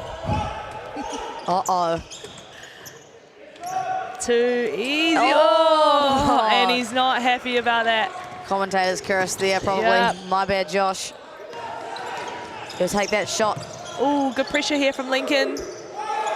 It's good to see Lincoln get the pressure on, even though they haven't made a basket. Just so they can get them out of the flow a little bit. Josh wants the ball back in the post. Why not on Simon? Oh, and he's gonna be called for the wrap. He's been so frustrated that he's flying his arm around his opponents, and referee Elijah Matako is always gonna see that one. Timeout from Leighton Haddleton. 50 seconds to go before we hit the half-point mark. You reckon he's drawing up something here? Yeah, I reckon could get two good looks here at least. I'd assume it'd be getting Simon the ball or getting something at the rim. They're getting to the free throw line, converting quite well, so see if they can continue that before they go into the second half. Yeah. Absolutely, plenty of good basketball to come following this one. We've got Otago women taking on the AUT men. Otago were last year's champions. Sorry to bring that up. They were. However, we did take the shield home. You did take the shield because they did have a bit of a, yeah. So technically you guys are the champions, or? I have been saying that we are, only because I live with Olivia O'Neill. Well, I live with Olivia O'Neill, so. Right, and she was in the Otago team, so you've got to claim it. Yeah. Well, if you've got the shield to back it up, it's kind of like proof in the pudding, right? It is. But yeah, Otago is looking tough. It's basically the same team as last year. Mm-hmm. Heaps of Hoiho players on their roster. They would be, a tough team to beat this year for sure. And coached by Esteban, great coach. Yep, knows what he's talking about. Knows what he's talking about. So that'd be a great game. Obviously, gunning for our U women, but Otago will be my second favourite for sure. I think the expected final was the Otago-Lincoln final. Yeah. 2 years in a row. Run it back, why not? Yep. Seb Wilson stops, finds Jared in the corner. Yeah, he connects from deep. The bench is loving that. Yeah. Jared Burnett, corner 3. Happy for them. Happy for Jared to see one go through before the half-point mark. I wonder if that's what they drew up. Surely. Surely a try for Jared is what you draw up a timeout. AUT trying to cut some time here. Good pressure from LU. Tough shot. Oh, tough. Ryan Lomatia loves that pull-up mid-range. A lot of contact everywhere, and we will see a foul called against Ryan Lomatia, and that means a trip to the free throw line. AUT in slight disbelief.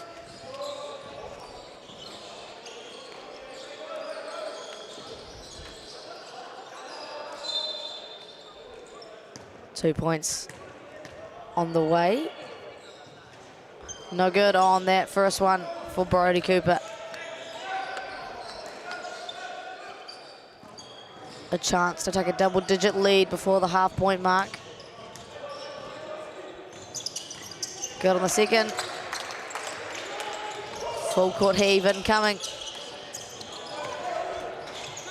Longest second ever. Yeah, that was a 5 seconds later. It is halftime here in the Walter Nash Centre. Lincoln have a 10-point lead over AUT in the men's semi-final. We'll take a quick break. Gosh, it's been a long day. And we'll be right back.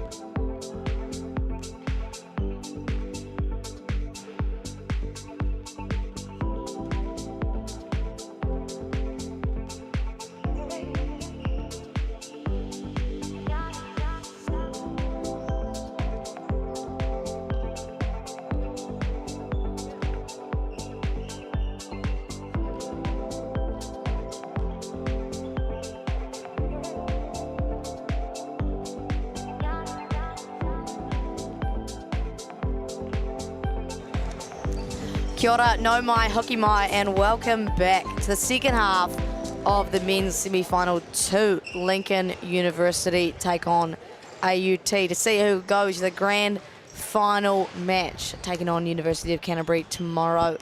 And it's been a ball game so far. Lincoln University lead by 10. I'm Maya Williamson and joined in the commentary box by the one and the only Lauren Hippolyte, making her commentary debut. Lauren, how you doing? How's it been? What's the goss? Doing great, Maya. Thanks for having me. Yep, first time in the commentary box. Thought, well, I'm spectating anyway. May as well. I've always got something to say. You do? That is true. So I might as well say it here. It's been a great game so far. Love coming to these tournaments. Definitely a highlight in my basketball career, representing my university. So it's great to see very highly competitive semi-final. Absolutely, and has been that so far. Lincoln University being the stronger team of the two. As Ryan Lomatea, he barely ever misses that shot. He does like that pull-up J at the knuckle there. He's not happy that he missed that one. Nice little blur cut. Better defended in the second half than it was in the first. Seb Wilson looking to work downhill. Oh, Brody Cooper left all alone. Simon cleaning up the boards there with that putback. He always ends up with an offensive rebound in his hands. Always. Baseline drive. Tough, couldn't get the finish. AUT just battling at the rim right now. Able to get a good look, just can't finish it. Good cut. And a great finish there. Nice style of basketball there for LU and a little bit of elevated pressure. Josh Ledger, the big point guard. Nice ball movement and a high on-ball action. Once again, an offensive foul call goes against Ryan Lomatea.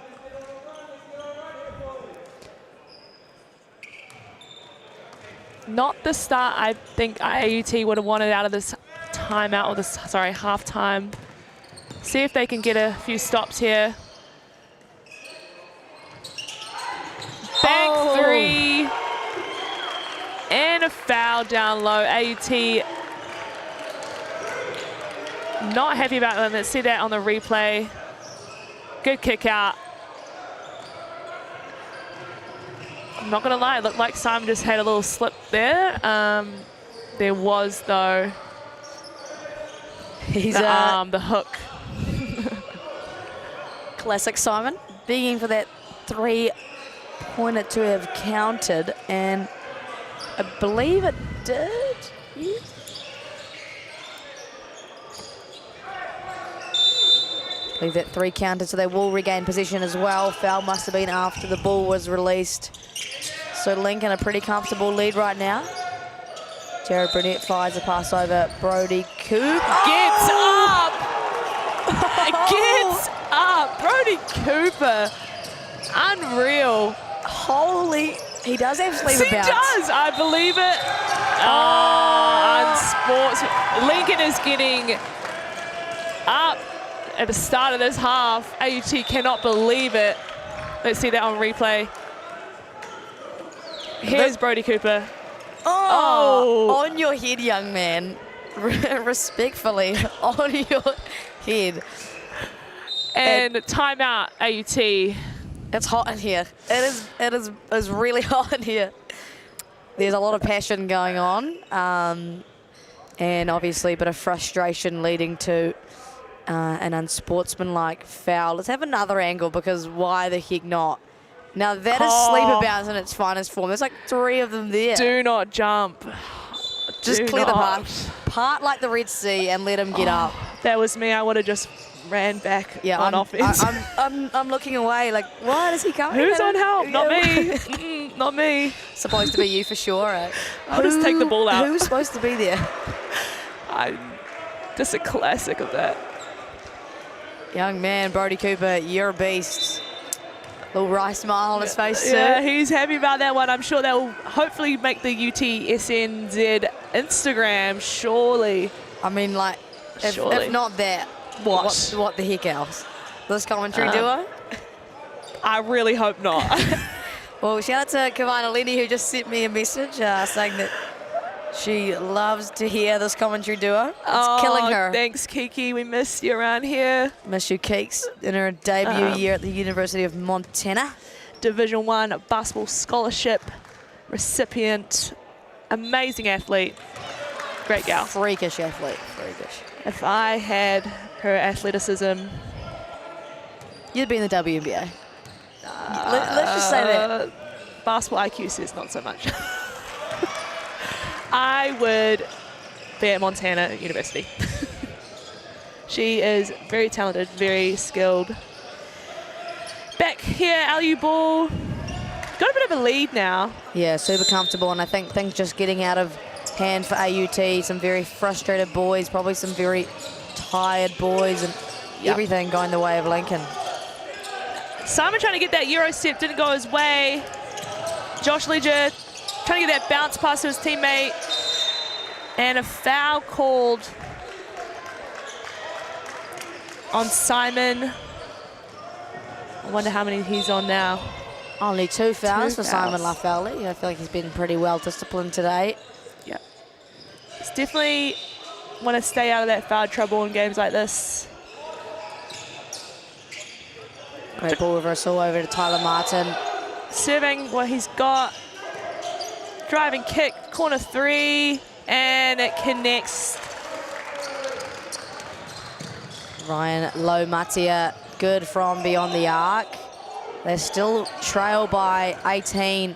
It's been a pretty good showing this quarter from Lincoln, so AUT got to do some dirty work if they want to get back in the ball game. Simon Lafayette left all alone. And that's just a classic. The fake dribble out. Sending everyone away. Defender's sleeping. And a pull-up 3, he's feeling it. Oh. And he connects again. Big shot. Heat check from Ryan Lomatia. Seems to be the only one consistently scoring today. Josh Muggleston, no good. Give the ball to Ryan Lomatia. Let's see what else he can do. And another foul call here in transition. Zach McKenzie asking for that unsportsmanlike. Some subs coming in for LU here. Simon getting a well-deserved break there. Interestingly, the last time the Lincoln University men won Tertiary Nationals was 2016. So they'll be gunning for another chip this year, and be cool to see Jared and Simon out. Yep. They definitely have had some tough ones back in the day. And the foul, that was definitely foul. Definitely a foul. No complaints from you, young man, as Andre Norfolk make his way to the free throw line. As a spectator now, I just see how crazy it is to react to fouls, but when you're in the game. Oh, it's so hard not to, right? I am just the worst. It is so hard not to. It really, like, and you go back and watch it and you're like, oh, that totally was a foul. Yeah. And it's just a shout out to all refs. I just think, let's give them the respect they deserve. We appreciate you, Team Grey, and all the work you do. Yep, for sure. Wouldn't be possible without them. It would not be possible. Got some high caliber refs here in New Zealand. Oh, go screen and then a non-ball. Jared goes downhill. Josh Ledger says, no, not in my house, thank you very much. And Zach McKenzie screwing up with the ref, question mark? I really hope not.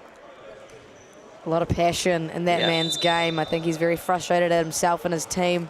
Shout out to Catherine Jealous, who's my absolute queen at BBNZ. Just bought me some Kai. Got to stay fueled, Maya, while you're on the job. It's a hard day for me, sitting here in a chair. And yapping. Oh my, I don't know how I've done it. I don't know how I've done it. I'm sure those burger rings will be put to great use. Oh, and the chicken, cheese and coleslaw bun. Oh, cannot be sleeping on that. Oh, a bit of a turnaround jumper from Mitch Corkery, no good. AUT with the ball. Let's see what they can do here. 6 minutes left in the third quarter. Josh Ledger, easy layup there. And that's what I'm used to seeing from Josh Ledger, just ability to go downhill to the rim, absorb contact and finish. Yep. I'm liking the way Josh Ledger and Simon, they bring the ball up really high as they drive the hoop. Just to give them options into that Euro. We got an offensive here from number 32, Lincoln. Tony Worthington, that is a first-year scholar at LU. I believe he actually might be on a rugby scholarship. No way. Or maybe, I know he plays a bit of both, so he's a multi-sport athlete. Old Tony. Go Tony, that's epic. Hailing from the one, the only Rolliston College. Thank you very much. A local legend, I assume. And those are the best. You love your locally bred dudes, right? You've got to have your local ledge. Ooh. A lot of contact, no call, and Zach McKenzie denies his team an opportunity to go in transition, opts to slow it a bit. A little bit of momentum in their favour, actually. Ryan Lomatia loses the handle. Here comes the local legend. Mitch Another Corkery. local legend. Oh, couldn't connect the three. Feet were set, though. I've seen him make quite a few of those. Josh Ledger, but it's cleaned up. Tech.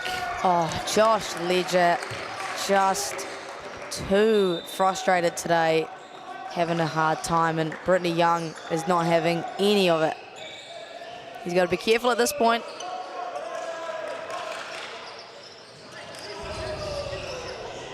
Jared Burnett. Woo! Shooting the free throws. Go, Jared. Whoops. Whoopsie daisies, for sure. That's all right. You're only human, Jared. You're only human. We've all been there. It is actually really hard to make those free throws. It's a lot of pressure. And when they nominate you and you're like, okay. Are you sure? Now I have to be the good shooter in the yeah, team. like, what is the criteria to be nominated, I wonder?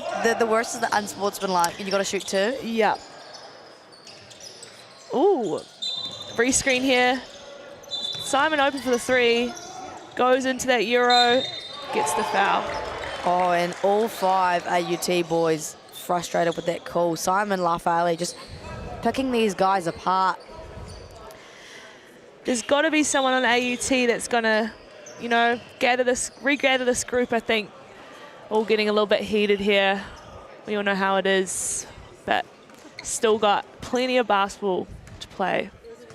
Absolutely. And with someone like Simon Lafayette, you just, like, if he's going to make a tough shot over you, let him make a tough shot over you, right? Like, you're sending him multiple trips to the line and getting yourself in foul trouble. Just got to allow him to be physical and athletic, and if he makes it, he makes it. And he's always looking for that contact when he's driving. So I think you just got to play him early. Not let him shoot the three. You can definitely knock a three down, but don't let him get you with that shot fake drive into that Euro step, which he's been cooking with all tournament. 100%. Cooking with for years, that's for sure. That's for sure. Ryan Lomatia. Big block from Simon. Hustle play. Who's going to get it? Lincoln get up with the ball. Fast break. Jack Churcher, tough shot.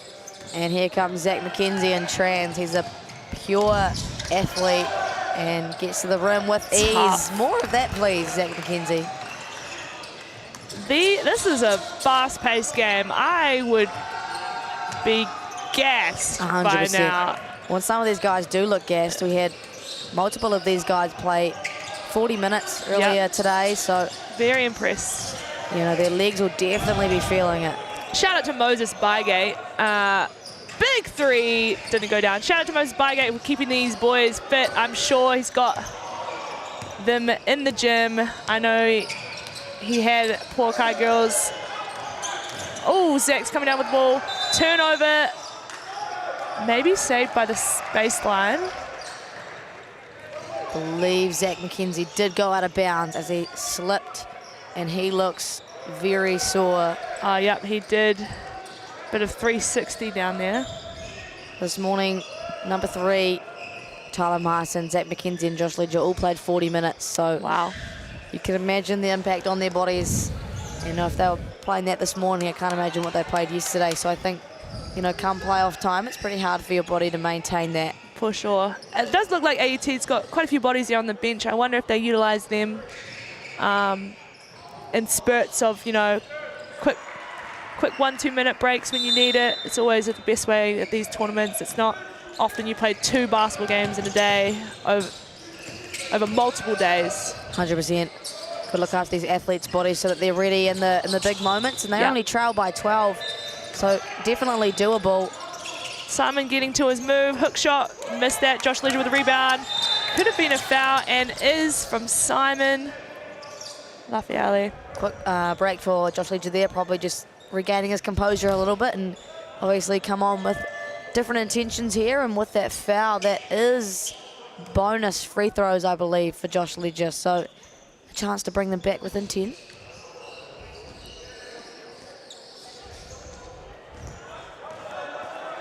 Big minutes from some of the LU boys here today as well. Simon looking rather sweaty, and Jared Burnett probably going to play, I'd say, a good chunk of the second half. Yep, definitely bringing that leadership to this team. Bit of a calm presence, handling the ball under pressure.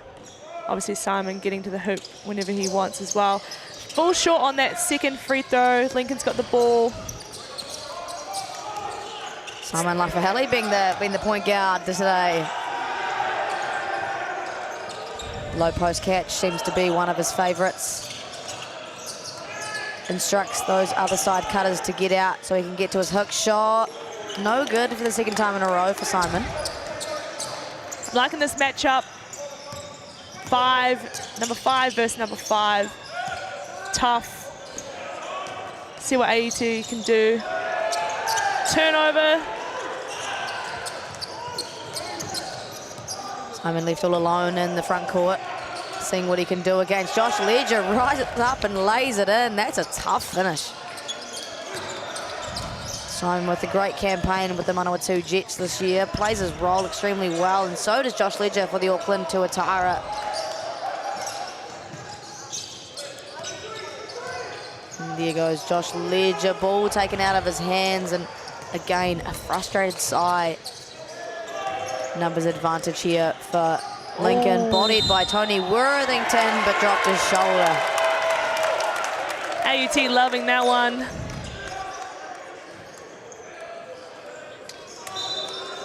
See that again. You can just see he drops his shoulder into big man Connor Mills, taking it like an absolute champ.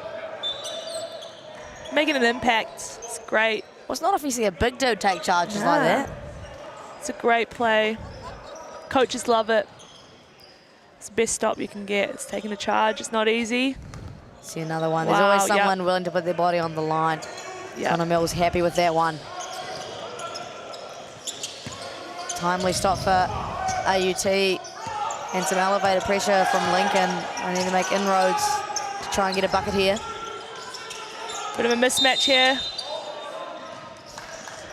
Josh Ledger personally thanking the referees for calling that foul. Brody Cooper, very physical, but you can see the intention, trying to disallow the catch for Josh Ledger and get the ball out of his hands. See Simon there telling him that to switch out. It's not the matchup you want here towards the end of the third quarter. Still got a minute and a half to go. So let's see if they can close that gap before they go into that last quarter. Got on the first for Josh Ledger, very calm and collected at the free throw line, and short on the second, but Connor Mills, the hustle man himself, and Tyler Martin. And it pays off, just doing the 1%. I love that. He is a 1%er kind of guy, and it's worked out on both ends of the floor. Oh, lost the ball. AUT got a bit of momentum here. Andre Noir for Simon Lafayette says, not in my house, thanks so much for trying. Seb Wilson controls the pace now. Lincoln only up by 9. Oh, a lot of contact on that one. Referee's going to be okay with calling a blocking foul. I think I'm happy with that as well. Yep. It's hard to know sitting here in the commentary booth. We can take another look at that, actually. Ooh. Once again, I love the effort, though. I love it. 1% guy, Connor Mills, shout out. I think it's more just maybe on the side of the body. Yeah. Feet were set, but tough call. Yeah, got to take it through the middle of the middle of the chest. And obviously for these refs, they don't have an instant replay, so they just got to make the call on the fly. And yep, they're doing the best they can. Couldn't convert that first free throw. Let's see if they can do the second. Does not have the shooter's touch. They'll be saying, ball don't lie about that one. Bit of a trap here from Lincoln. Tyler Martin with the hot hand. Oh, can't connect. There he goes again. He's everywhere. Tough three, short. Jared Burnett with the rebound. Josh Muggleson to control the pace. No real rush for these guys. Simon Lafayette. Oh, and the charge is called. I believe he's in foul trouble as Josh Ledger, an unlikely one to take a charge. Simon Lafayette on 4. That is a massive, massive foul. AUT's got a bit of momentum here. Let's see if they can close this quarter off. Could get it within 7 if they wanted to. Jared Burnett trying for the steal. Josh Muggleson keeps it in bounds. No real rush here for Lincoln. And Jared seems to know that. Using his veteran presence to calm the LU boys to finish off this quarter well. It's going to be a grind for these next few minutes without the presence of Simon Lafayette. High ball screen for Jared. Good Finds pass. Seb. Oh, could not convert. How you keep the ball though? We've got 3 seconds to get something up here. Oh, the crowd filling out to watch the semi-final again. One more live stream game of the women's semi-final following this. Oh, Jared heads up play. Couldn't get the finish. 3 seconds. The clock did not switch on, fortunately. Our schoolwatch volunteers under the pump a little bit. You always get a little bit flustered when in close games like this. I know I would. Oh yeah, 100%. It's a tough job. You get so invested in the game, you're like, oh, I feel like I'm actually doing a job. And the shot clock is the worst. Oh yeah. And then everyone's got something to say as soon as you mess it up. You know what? They're just volunteers over there, you know? Yeah, shout out you guys. Yeah. What would we do without you? Tournament would be running, that's what. For sure. Got 1.4 on the clock before we get into the last quarter of this men's semi-final matchup. What can AUT do here? It is silent in the gym. High pressure. I have a feeling they're going to look for a quick 3 here. You'd be silly not to. You can bring it within 6 on a make. Yep. Here's our guy. 1%ers. Oh, good effort there from Mr. Connor 1% Mills. I just made that up on the spot. You like that? I do. I really do. We're going to go to a quick break, but we're back for the 4th quarter of this men's semi-final matchup. It's all go here in Windy Valley.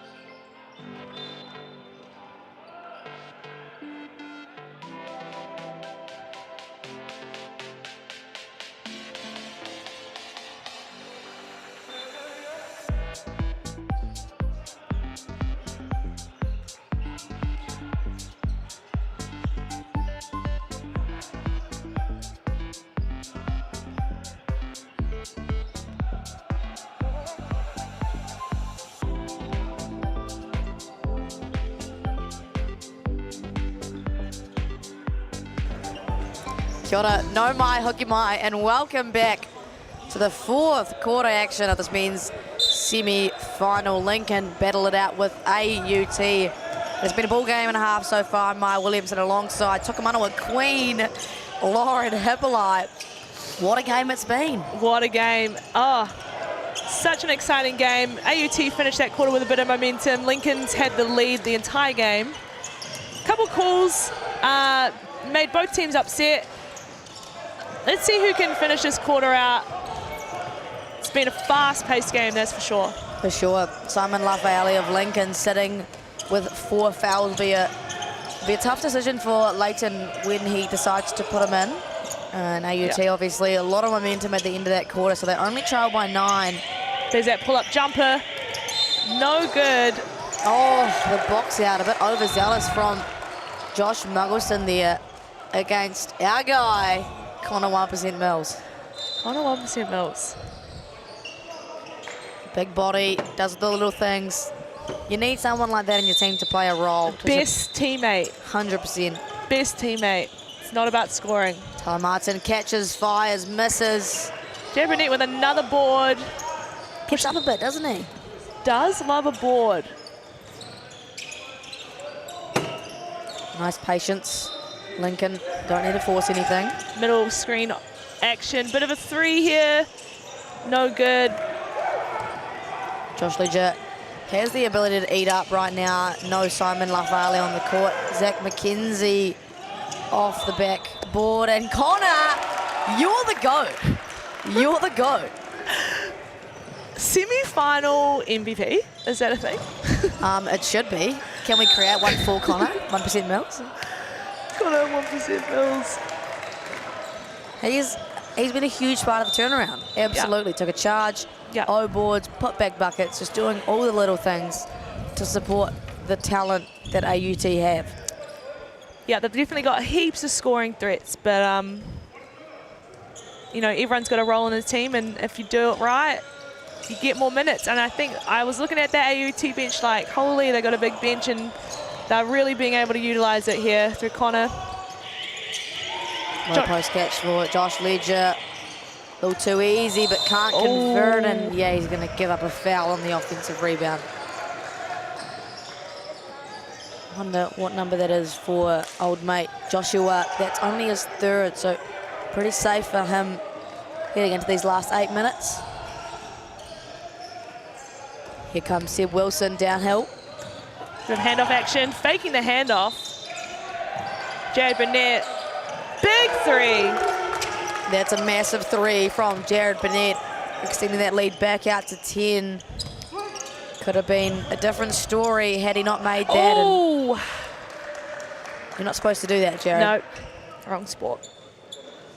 Like the defensive pressure from Lincoln, though, they've managed to maintain that kind of pressure for the full 30 minutes so far, which is quite impressive. Again, I'd be gassed. It just couldn't be me. Josh Lee just with some choice words to Lauren Words Hippolyte. of encouragement? I don't know. Now we're just going to trash talk him for the rest of the broadcast. What do you hate about Josh Lee? Wonderful. Start a list now. Start a list. He does have lots to say, in a good way, you know, like he's and I can relate to that. Lots to say, lots of energy on the court. Love to see it. So definitely the outgoing personality that you see in some ballers, you know. Yeah. Some choice words. The commentary box is quite a different one, but just under 8 minutes left in this quarter. The winners of this will take on the University of Canterbury men, who had a good win against Massey just prior, and they'll play at 3 o'clock tomorrow, also live streamed. But what better to do than actually get out to the Walter Nash and watch it in person? It's definitely not the same as watching it on TV. It's much better. The action 100%. is, and the talent here is great to see. Great atmosphere in here as well, and there was definitely some national icons. You got Dylan Boucher sitting in the corner over there. Miles Pearce was here throughout the day. Lauren Hippolyte's in the building. Maya Williamson's in the building. And the Maya Williamson all here. Mel Bennett was here during the day. Tokomonoa Queens assistant coach Mel Bennett. Now living in Welly. Great to see her around the local community, showing some love. Cody Stevens attacking downhill, stops, pops, can't connect. It's a 9-point game. Anybody's game at this point. Heaps of basketball to play. Ryan Lomatzia, you could just see off-ball movement there. Finds Connor 1%. Come on, Connor. Oh, now that would have just done it for me if he had made that. It's all right. Gets the ball back. I love sets a the solid confidence. screen. Ryan, in and out. Lit on the hoop. Tough shots. Walter Nash don't want AUT to win at the moment. Yeah. Let's see what LU can do. Not really getting much out of their offense recently. Back to that hook shot. Yeah, tough look there for Tony Worthington. Couple of empty possessions, like you said, for Lincoln. Not what you want down the stretch. Could be in a little bit of trouble if AUT can convert. Offensive foul. Been a lot of those, and here's another one. 18. Josh Ledger trying to contest the call. Elijah Mariko doesn't want a piece of it, and Will Ledger will say bye-bye. That is his 5th foul of today's matchup. Zach McKenzie gonna have to come back in limping. It's always tough getting fouled out so early in the game. Once I got fouled out 4th quarter, and it ended up being a triple overtime game. I think I actually remember that, Lauren. So you actually missed most of the game being fouled out in the 4th quarter. Was that old Nationals? Yep. Yeah, we don't need to talk about it. Yeah. I was there. Yeah. But we don't need to talk about it. No, we don't. It's it happens. It happens. Look, it happens. It's in the past now. Lincoln with the ball on the sideline. We'll move on from the triple overtime. I mean, I'd be pleased if we had a triple overtime here. That'd be exciting. I mean, you're probably going to get home and eat dinner and all that. But there are places to beat people's seat, but I would love it. I mean, you've got to support LU through and through. Makes for exciting basketball. Makes for exciting basketball. We do love an exciting semi-final. We know we saw that in the men's NBL. Oh, my goodness. Great Rams versus the basketball. Years, double OT. Oh, my. I couldn't believe that. I think that was the best basketball game I've ever seen. 100%. That's the best NBL game in years. Jared Burnett, big 3. That would have been big. Still a 9-point lead for Lincoln, 60-69. AUT have just kind of hung around. But they needed a stop there. A little bit of a frustration moment there for Zach McKenzie. Would have been a great position for AUT to get a bucket on. Here they go. They trail by 9. Sorry, they lead by 9. See what they can do without Simon on the floor. It's a great chance to have some other looks. Oh my gosh, and right back. 2 coach killers back to back. It's the white lines, people. Just in case you guys didn't know. White lines. There are quite a few lines rolling around here. Yeah, we'll give them that excuse. We'll give them that excuse, even though they've been playing. Grown men have been playing on this court all game long. All tournament long. Yeah, but just now it becomes hard to identify which lines. It's the fatigue. Oh, yeah, you're only human, boys. You're only human. Josh Ledger, bit of downhill momentum. Oh, tough call. Travel. All right. That's right. Great pass, though, from Josh Ledger. Obviously, he's drawing bodies as he drives, and he can find those cutting people like Connor 1% Mills. And Lincoln just pretty fortunate that that didn't go through. Kind of gotten away with one a few times. Wonder if Leighton's saving Simon for when he really needs him. I'd hate to have him get his 5th foul and be out. 100%. You know, at the moment, they don't really need him. They're coping well without him. as a jump ball is called, and that will go the way of AUT. 5.5 minutes to go. This is anybody's game. Anybody's game. I wonder if it does get a little bit closer. That's when you take the risk and chuck an old mate, Simon. Here he goes, going to the sub box. But Leighton calls time on this. See if AUT can get a score here. Gets stripped. And it's AU's ball. Haven't seen much scoring recently. No, it's slowed down a lot. 60 points are pretty low scoring effort. Yeah. From both sides. I think probably testament to some pretty good defense and some physical lads. Shout out Connor Mills. You have a bloody good dinner and sleep tonight, man. He absolutely deserves it. Take a seat. Put your feet up. Someone give him a lolly or something. Someone give him a foot massage, a 5-star dinner. Here we go, Simon and Jared, the combo of the day. What can he do straight off the bench? Fade away, no good. Probably a little cold, but applies that pressure, and Josh Ledger bumps him off. It's a big time bucket. Back within 7, ladies and gentlemen. Just hit Simon with his own move. Taking the long Floater. close out. Probably wanted to be a little more aggressive on that one. I like the intention, taking the long close out, getting an open look. Yep. And it's going to stay with Lincoln. 14 whole seconds. Lots of time to work. Really need to execute these baseline plays, get the best shot you can. Little exit screen there for Jared. Nice handoff, and he'll go downhill. Bit of a mismatch here, but Zach McKenzie, Big defensive three. prowess. This could be huge right now. Yep. It's getting a little bit too close there. 62-69. Lincoln haven't scored in a hot minute. Great skip over Tyler Martin. Tax on Simon Lafayette. Good defense from Simon. Josh likes this matchup.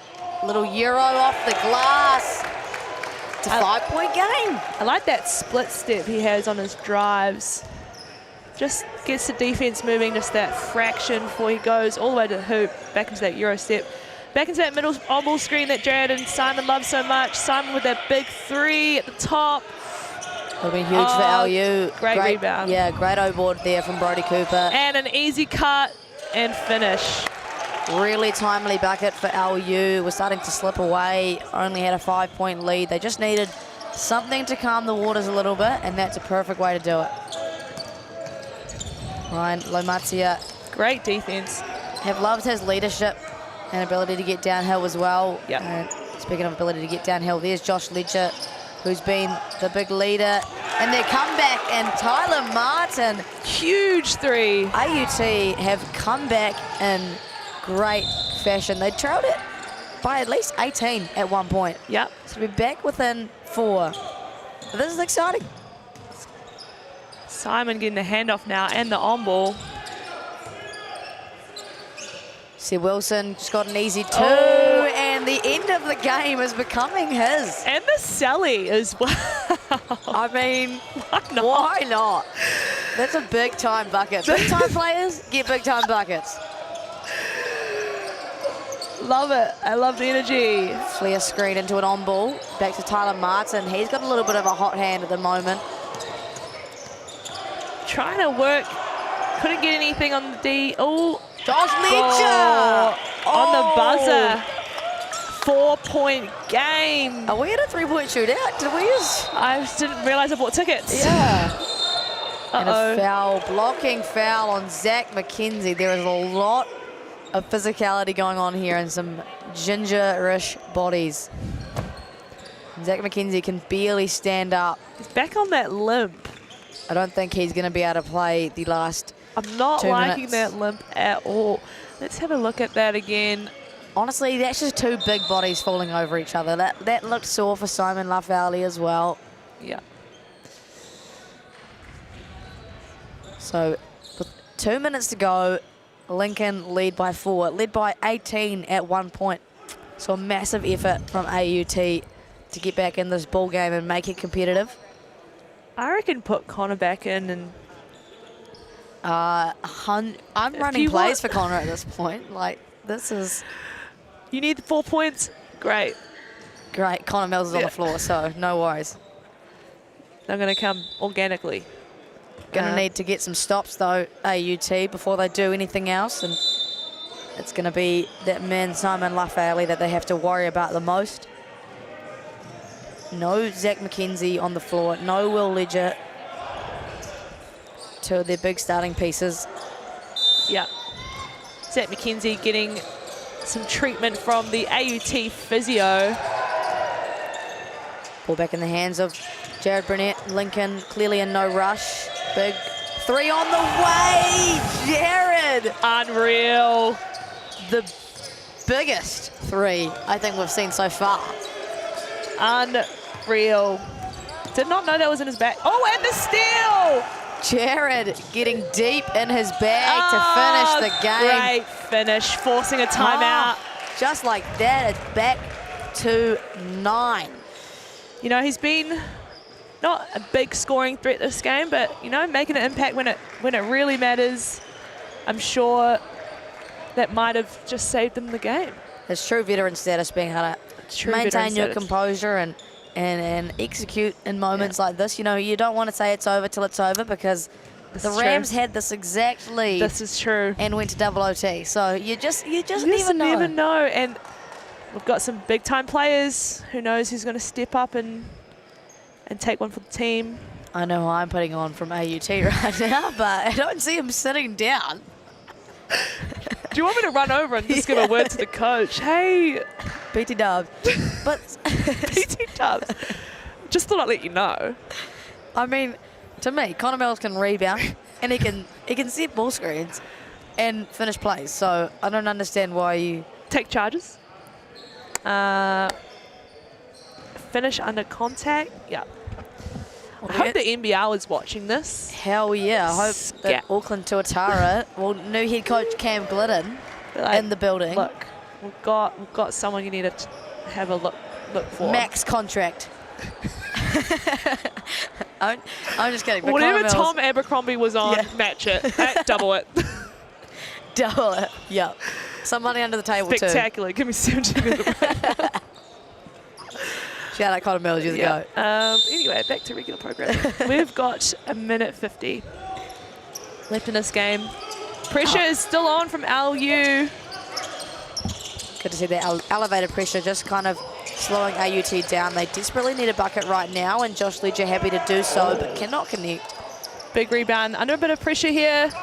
Lincoln is not afraid to push. Yeah, no rush on their end. They don't need to force anything, and ball back in the hands of the man who's done some damage in these last few possessions. Grandpa status coming in strong. Good Grandpa, really. And Simon Lafayette is all over it. Josh Ledger is not happy once again. Just going for a oh, and let's see that back. Nice little dump off there, little pocket pass. Simon could have gone for that left-hand layup, but instead he turns his body 180 for a reverse with the right.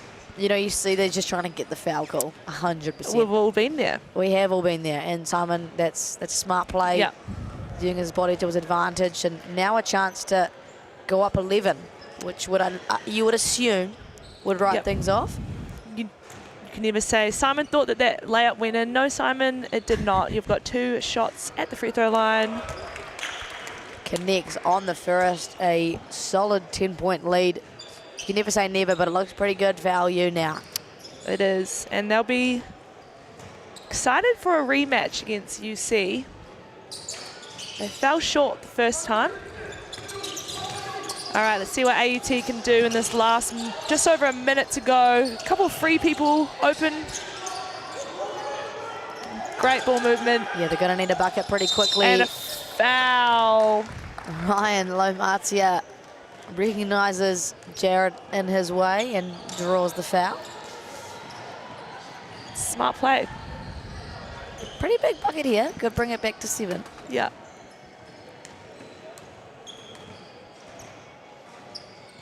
All composure from Ryan. Buries the first 2 more to come. Lovely jumper. Loves that from the knuckle. Bread and butter. All class from Ryan here. Can he go 3 for 3 in a big moment? Expect to see a little bit of pressure, full court pressure here from AUT after this make. Oh my. Simon gets what just happened? Pushed. Do we have a tick? And the is that let's see what the refs are just discussing this here. There was a hand on by Josh Ledger. Simon. That was extremely dramatic from That was- Simon Raffaelli. Almost cartoonish. And the it was like the arms one more time. flailing. The arms I mean, flailing. there was a push actually. Josh Ledger went 2 times on the push. I think Simon was trying not to fall, which made it really. And then it's not often you see that. Look, Simon, we know you want to get the board. Can you just wait 1 more second? I was just like so focused on the shooter, and then all of a sudden Simon's like falling. Good try, buddy. All right, we got 1 minute left. 7-point game. A clutch free throws from Ryan there. Huge. After counting that last one. Yep. So it's gonna be huge for LU to get a stop when they come down the other end. But if they can get a bucket on this position, that'll, it should theoretically be pretty safe. Do we want to call it early? No, we don't. I would never. Well, I did earlier this game, but nah. I've done that plenty of times and never worked in my favour. So I've just kind of learn from my mistakes. Yeah. See what LU can do in these last minute. They can hold their composure. Got the veterans out on the floor. And a few of those for AUT. They need to stop here. Preferably a turnover. Yep. And as expected, pressure is applied.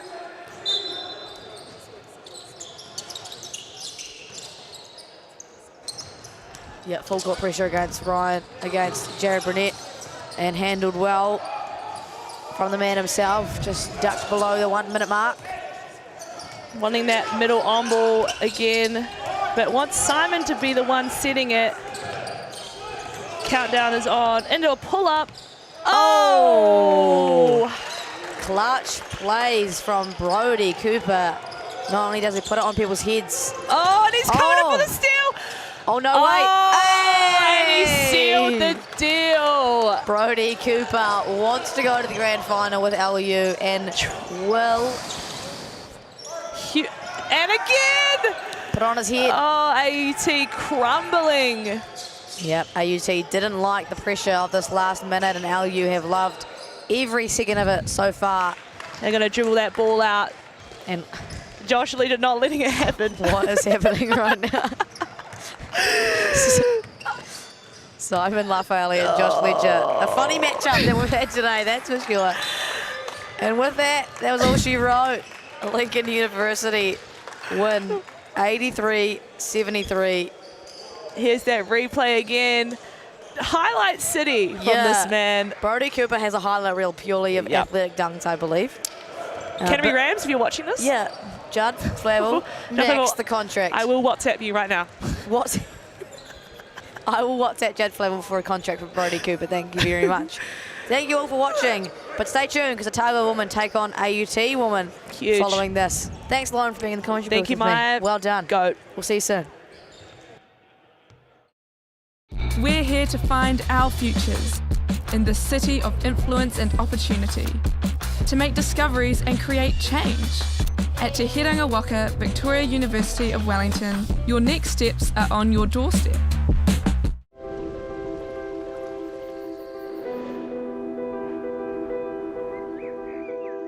At Lincoln, we seek to ensure that future generations can grow and thrive.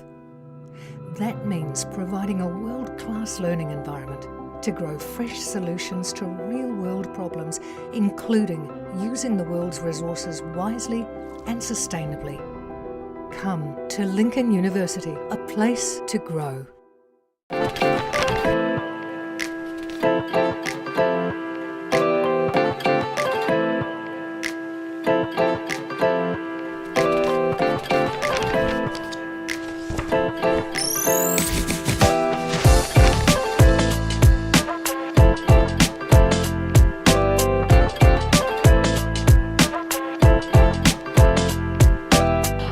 Tino pai e nei ringi mo tā tātai kura nā te mea ka haere ki raro me te ki runga mō ngā pepe me ngā tuakana o tō tātai kura. I he pai e nei ringi mo tō tātai kura nā te mea ki te prakati i mata i te poiti kohu me te tai atu mea.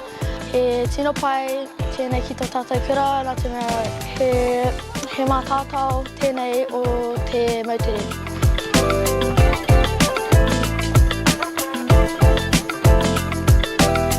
Before we had the hoops, we had to use our hands and we had to use wire. We used a clothesline and the trees, and then we moved on to a kid's hoop, and then we moved on to the hoops that we got.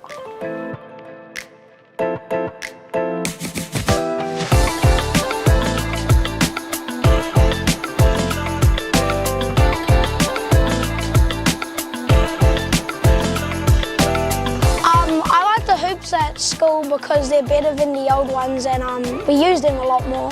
It's cleaner, sleeker design, and from the swish of the basketball hitting it to just making a basket in general and the connections that it can help you make with people.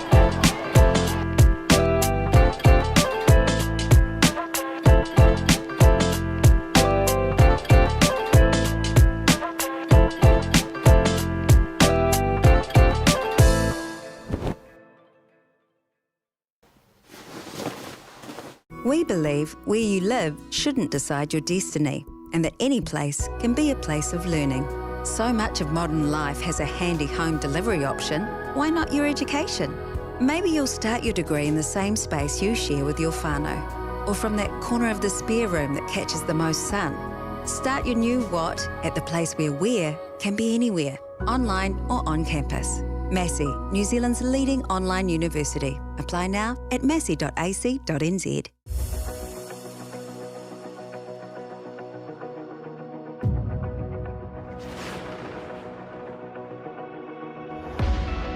Imagine getting your foot in the door to your dream career in the sport industry.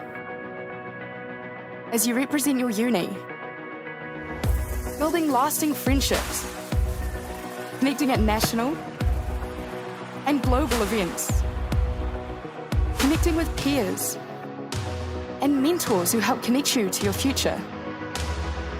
Make this happen with UTS NZ. I've definitely made some really personal relationships and friendships through volunteering. It makes you always feel like you're part of the team. In the sporting industry, it's so hard to gain connections, but volunteering through University and Tertiary Sport New Zealand, you're sitting at a table with people with over 20 years experience. I learned through hands-on experience in my marketing internship, skills that I could apply into the internship that I got at Foodstuffs. If you're ready to connect your skills, goals and experiences, join our team! Join our team. Join our team. Because you can build your confidence.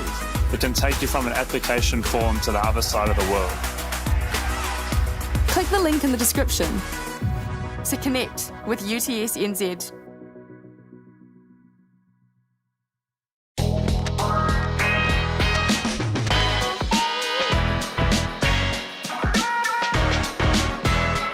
Hey, I'm Dylan Boucher from Basketball New Zealand, here at Kakaramia School.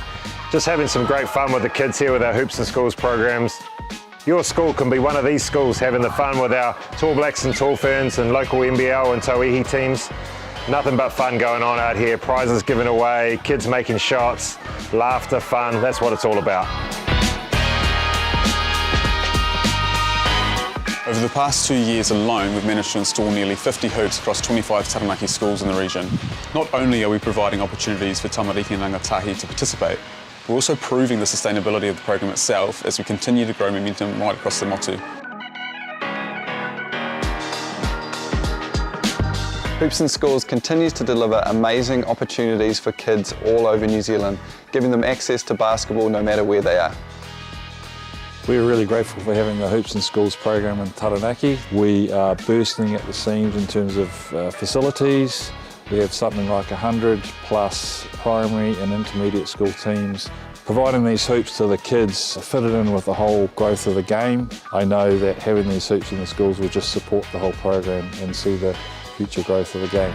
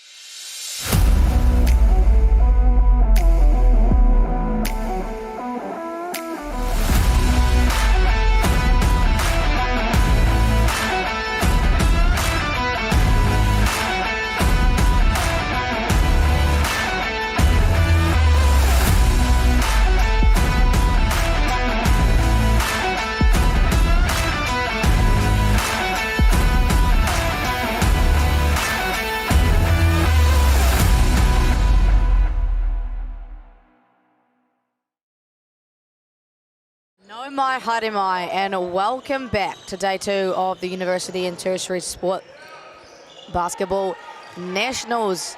It is the tail end of the tournament, and this is our last live stream to semi-final of the day. The Otago University women take on AUT. There they are in the blue. And yeah, we have Sarah Joy Arawa, Faye Fualu Cyril, Elise Gilbert, Abby Harris, Legacy Harrison, Tyler Mitchell, Caitlin O'Connell, Tia Pavihi, and Millie Simpson, and coached by Esteban Uradori, the absolute legend. And over to AUT, we have Mackenzie Boucher, Madeline Sherman, Anna Rachel Inari, Hannah Felici, Grishka Lau, Carolyn Inari, Nikita Marama, Nadia Rosa Inari, and Alicia Schuster, coached by Keith Langley and assisted by Fred, who I believe is the head coach of the AUT men's team, who just had a loss against the one and only Lincoln University men's team. How was that for you, Josh?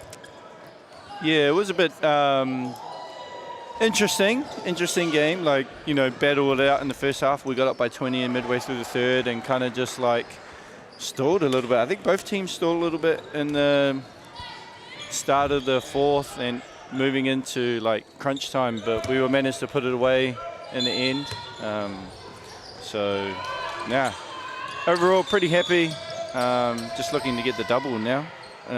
The girls. Absolutely, the Lincoln University girls take on, who is that they're taking on later again? UC. UC, that's yeah. a bit of a grudge match, and they take on obviously the winner of this game, Otago, probably the favourites coming into today. I think we can be confident enough to say.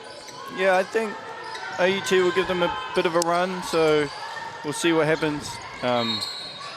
Otago will have to shoot the ball very well, as I say that, Tyler Mitchell. Right on cue, Tyler Mitchell, a Hoiho regular. Yeah, just was announced. Yeah, beyond the arc. She is known for her three-point shot. It is a pretty dangerous weapon in her arsenal. Mackenzie Boucher returning from a little stint over in American College. And Elise Gilbert whistled for a foul, not happy with that one. You've had a lot of experience with that woman there. Yeah, Elise Gilbert was now junior tour fan. She was actually our captain, so, you know, a lot of experience comes with her. She played at the World Cup. Well, actually, no, missed out on that World Cup team because she was pregnant with her boy. Yeah, she is phenomenal. Obviously had a great year, a couple of campaigns with the Junior Tour Firms, Basketball Without Borders at NBA Academy, and all while being a mum. You know, you don't often do that and achieve that, and now here she is getting her degree and playing basketball while she does that. So shout out Elise. I believe wanting to be a dentist. Is that right? Yeah. Wow, she really is a girl boss. Yeah, so looking forward to seeing her today and what she can deliver for Otago Uni. Just rims out on the first one. See if she can connect on the second. She'll line up and get the shooter's touch. AUT is still waiting to get their first field goal of today. Anna Rachel Inari handling pressure. This Caitlin O'Connell, known for her defensive presence there. Alicia Schuster trying to go downhill. Was up a pretty tough shot and a few great defensive positions early for Otago. Yeah, good hands there by Mackenzie Boucher, just to slow Otago down a bit there. Caitlin O'Connell will run the point as floor general, one of her strengths. And Millie Simpson will let one fly, no good. Rebound there by Inari. This is what AUT are going to have to do. Play a little bit slow, use their strength, which is the inside game. Just big bodies. I think Otago just kind of need to try to speed them up a little bit. 100%, yeah. And that's known, that's what Otago definitely are known for as well. They love to push the pace. Yep. Very aggressive looking team. Has a back cut pass, no good. Caitlin O'Connell, to no surprise, in the mix with her hands, and ball will stay with AUT woman.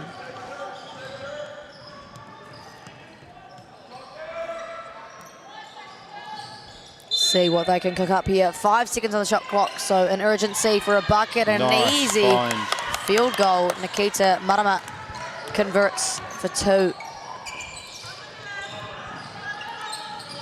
Tyler Mitchell. Skip pass over to Millie Simpson in the corner, who looks to attack downhill. Another Hoiho regular, and Faye, a lot of contact, cannot convert. Oh no, and there's Caitlin O'Connell. I think she's done her shoulder. Yep. They'll keep playing, and an easy 2 points for Anna Rachel Inari, and Caitlin O'Connell in the corner. Looks like she's trying to get her shoulder back into place. She's been plenty kind of complications over the last few years with that. Yeah, that's unfortunate, that one there. That's a big loss there for Otago, and just sad moment there for Caitlin O'Connell. You know, she's one of the regulars on this team. Hopefully it's just a stinger. Yeah, you never know with things like that. And here goes Tia Pavihi. Drops the dime off after drawing 2. Faye Fuialau will go to the line to shoot 2. As we see the replay here, great penetration by Tia Pavihi. A little dump off. Junior Torfern as well. Came to Oceans last year. Hailing from the Wellington area, so back in her hometown actually. Yeah. Obviously at Queen Margaret College. Yeah, Queen Margaret College. Remember, she had a 70-point game. Yes, she did. 71. Head girl as well. Academic. So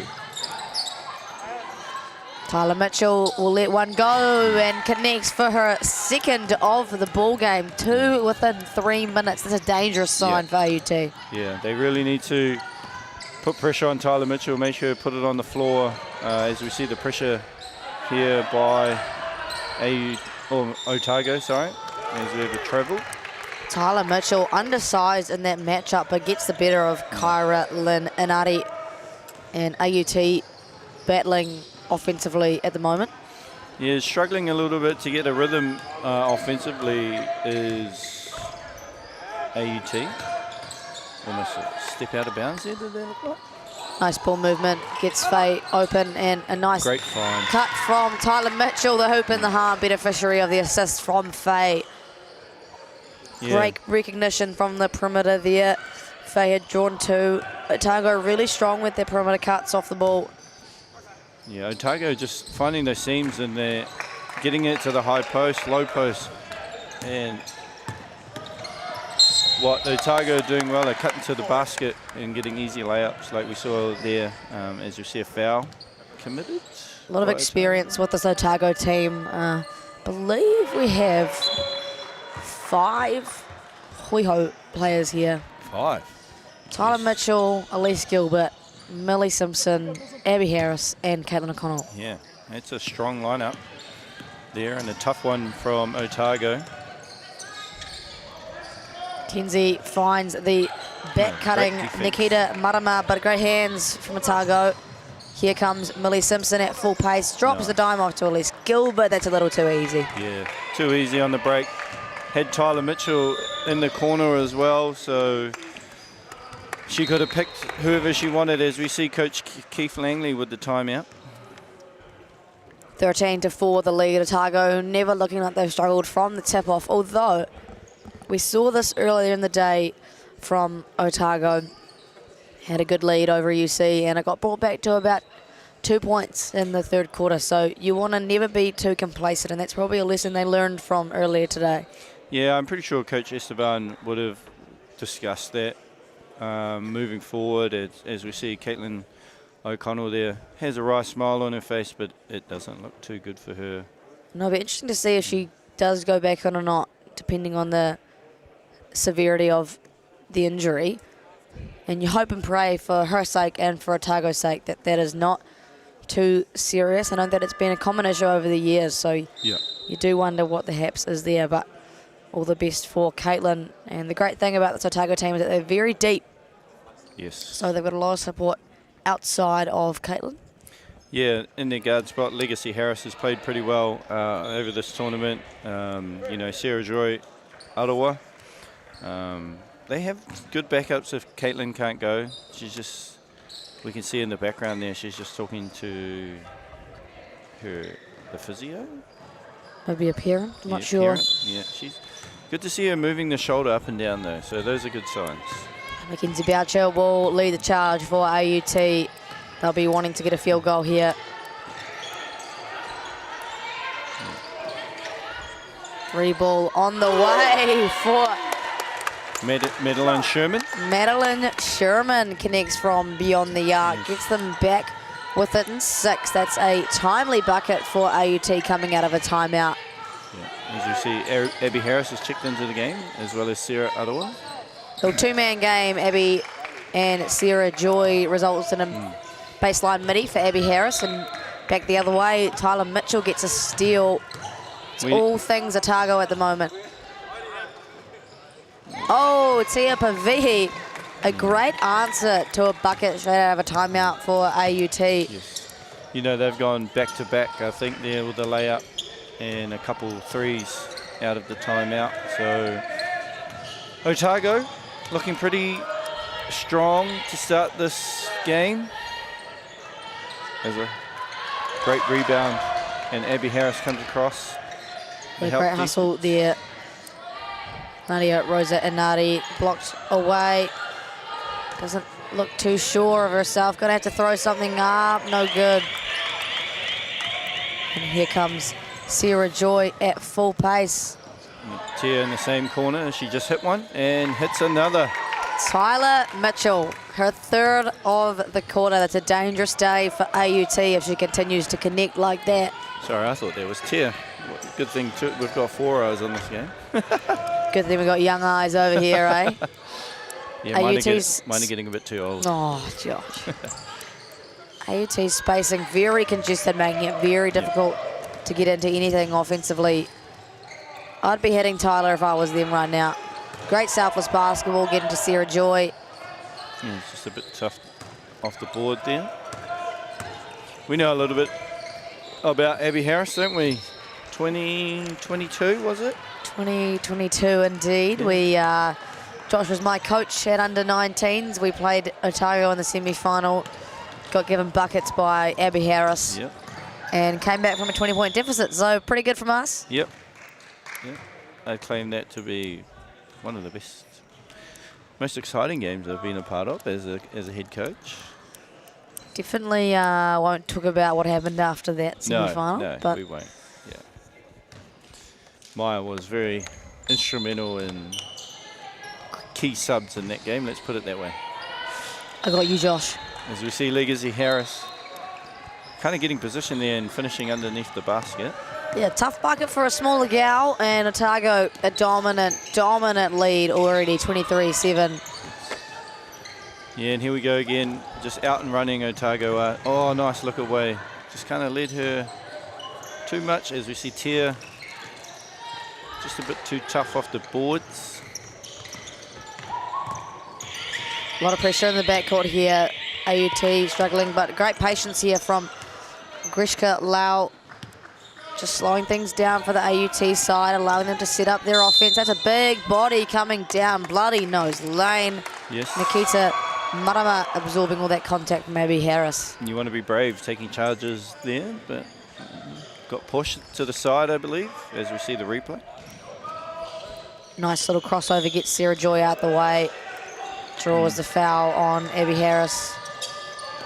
Mackenzie Boucher sees a gap and likes it, draws it, will go to the line.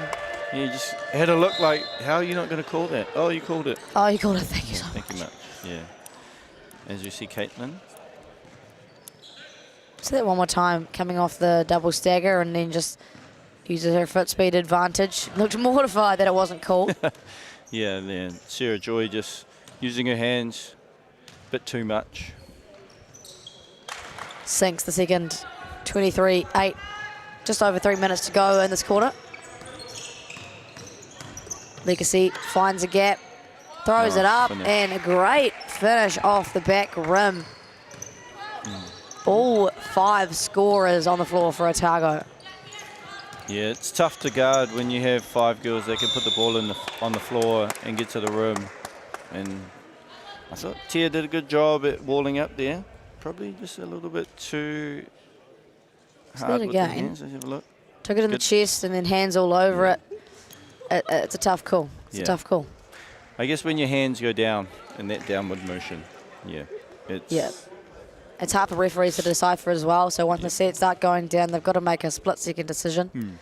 As Grishka Lau splits the free throws, Elise Gilbert will be clean-up crew. I thought she was going to grab it. She didn't want the stat. She wanted the sub, the break. Are you getting the stat? Are you getting that rebound for the stats? Yeah, I don't get many rebounds, so when I see the opportunity, I take one. Abby Harris to Elise Gilbert. Nice little two-man game. Yeah, it's a little too easy in that zone. You know, they're not active enough. I think AET need to be more arms up, active, digging at the ball. Otago doing a good job at just kind of moving the ball, as you see Abby Harris there. Too aggressive with her hands. I like the aggression from Otago. It's clearly part of their identity and something that they've set out to do. But you've got to be careful how you're doing that, how you're executing that. Yeah, no, it's an interesting situation, you know, when do I be super aggressive, do I not? You know, they've picked up the ball and then I'm super handsy, so it is what it is. But AUT done a good job at getting in the bonus, or both teams are in the bonus, so fair amount of fouls happening. Harris left all alone. Elise Gilbert with the midline. Yeah, you can't mid-range jumper, midline. Who am I? Mid-range. You can't let Elise Gilbert shoot those mid-range foul line jumpers. That's her shot. You know, she's over the years she's made a good living at that free throw line. Faye in the ball game now for Harris. We'll take a seat. How many games have you done today? This is my 6th. Damn. I guess when you're a pro, yeah, they just want you on the mic all the time. It's just nothing, Josh. Just nothing. Yeah. It's good fun, you know. Giving back to the community. It is. Get to watch some basketball. Been some pretty good games so far. So Yeah, not too nice. mad about it. It's good to see Lauren Hippolyte, Tucumano Queen, Yeah, on the got mic a before. variety of people on the mic today. Actually, my co-commentator left me midway through the second quarter, so I gave Lauren the call up. Nice. On her debut, and as expected, she nailed it. She bloody nailed it. Yeah. She would have been pro Lincoln, I suppose. Yeah. A lot of Lincoln chat going on. But of stress in those last few minutes of that game. Yeah, like AUT, they're a tough team. So, as well as their girls, we see Tia Pavihi. Tia Pavihi connecting from beyond the arc. Got threats all over the floor for Otago. Stretching the AUT defense, and it's a pretty tough assignment. 30 points in the first quarter for Otago is a tough feat to try and defend. Yeah, and it's always hard when you're trying to be aggressive and defensively, and just getting the pressure put on you is hard. 100%. It's pretty tough, and that results in only 10 points scored in this quarter. Mackenzie Boucher's led the way very well for these AUT guys. We're going to take another look at Tia Pavihi's three-point bang-bang look. Too much space for a good shooter like herself. Speaking of good shooters, Mackenzie Boucher buries one of her own. Yeah, I thought Mackenzie's played well. You know, she's led the team well the whole tournament. You know, they were only put together a couple of weeks ago, or last week, I suppose. Had a training, so had a good chat with her and her dad about, you know, they were pretty happy to be in this situation. Tia Pavihi looks to go back-to-back, no good. Faye hunting out that O-board. Les Gilbert, like you said, that's her spot. O-board specialty for Otago, but commits the travel instead. Yeah, AUT got to do a better job of getting those those defensive rebounds. I think AUT, what was that, 3 in that one possession? As we see Elise Gilbert with the steal and the finish. This backcourt pressure from Otago proving to be difficult to deal with. There goes another tip. And should theoretically be the last possession of the quarter here inside these last 15 seconds. As I say that, Yep. It's going to be the last position for Otago. That's kind of what I mean. That's what I was alluding to. Someone was going to have the last position. That's what you're alluding to. You got me, Josh. We'll give you a pass. 6 games straight. So I'm allowed better, I think. As we see Good pass. Great offense. The way these guys move the ball, just so satisfying. As Faye is the beneficiary of some great team basketball, and that's going to be it for the first quarter of this women's semi-final. Otago lead 34-12. We'll take a quick break and we'll be right back.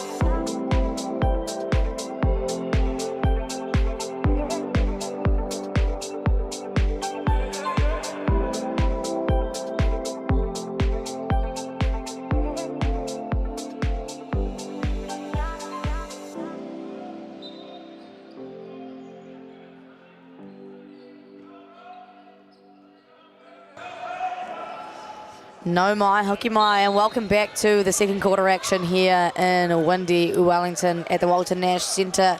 Our second to last round of the night, and it is a women's semi-final. Otago battling it out against AUT, and doing so very comfortably. They have a 34-12 lead. I'm Maya Williamson. Alongside me, the Lincoln GOAT, Josh Thompson. How you doing, Josh? Yeah, not too bad. It's been a long day. Great day for obviously Lincoln, as we see Les Gilbert start off with a steal and a left-hand finish. Yeah, so not a great way for AUT to start the quarter. Yeah, it's a little too easy there for Otago, as it kind of has been the first quarter. And 2 ball, a little bit too long there for Nikita Marama. Yeah, she had a good game the other night against, I believe, Auckland Uni, where they won by 1. No, that was Otago. Yeah. What was that, sorry? Otago, sorry, beat Auckland by 1. Marama had a good game the other night against, last night against Vic. Awesome. Yeah. She had 25 or something. Oh, like get it, Marama. So. Definitely some good threats in this AUT team, but some lockdown defenders for Otago who make it pretty hard for AUT to get any high-quality, uncontested looks. Yeah. Tough to be dribbling against a very good and very mobile Otago Uni defense, as we can tell. Double dribble from Inari. Yeah, Anna Rachel Inari, and you can just tell the pressure gets you flustered and really affects the way that you make your decisions. Yeah, it's always tough, you know, when you get flustered, you're not used to the pressure. So Otago just putting the heat on AUT at the moment, and then on offense, they're just kind of picking them apart, right? They're getting whatever they want. And Zibide getting whatever they want. Foul calls on the three-point line. Millie Simpson laughing that one off. As we see the bench. Caitlin O'Connell there, gone out with her shoulder at the beginning of the game. I don't imagine we'll see her. There's not really any point in risking that. No, especially in a game situation like this when you're up by 25, right? You know, you want to rest it as much as possible. But moving forward, just unfortunate situation for Caitlin O'Connell. As we see Millie making all three. I believe so, yes. 39 points with 11 minutes of basketball being played is very impressive feat from this Otago team. It is. There goes Alicia Schuster. Big girl down inside, hard to be stopped. And it's a good bucket for AUT. Yeah, she played well against us. You know, she's got some moves down low in the post. But this is where AUT really need to step their game up, is on the defensive end. And there we go, force a bit of a turnover there with the double team on Faye. Yeah, you got to be aggressive, and you know, often when you send a double at bigs, it affects the way that they execute their passes and the decisions that they make. So, good strategy there from AUT. Ooh. I think she went to pass that one, but not a bad shot attempt for AUT actually. Oh, great find. Nice dime, Elise Gilbert. A very polite and one. Yeah, Nutty just like, oh, what did I reach? His hands in the face thinking, oh, I should have just left it. But as we see, this is a great run fast break here. Nice rebounds pass, draw the defender. Elise Gilbert, an elite finisher around the rim. Don't see her miss too many. No, you know, strong body, athlete, you know, nice jumper, but, you know, she's made a living finishing around the rim, and we can finish with both hands, both left and right. Great defense from Faye. Nadia, Rose, and Nutty, just nothing going on. Just kind of like stonewalled there by Faye, and she's got her hand up. Millie Simpson fires one off the front rim. See what AUT can whoop up here. Yeah, great box out there by Schuster. High post catch results in a turnover. Millie Simpson was off to the races a little bit too early. Marama.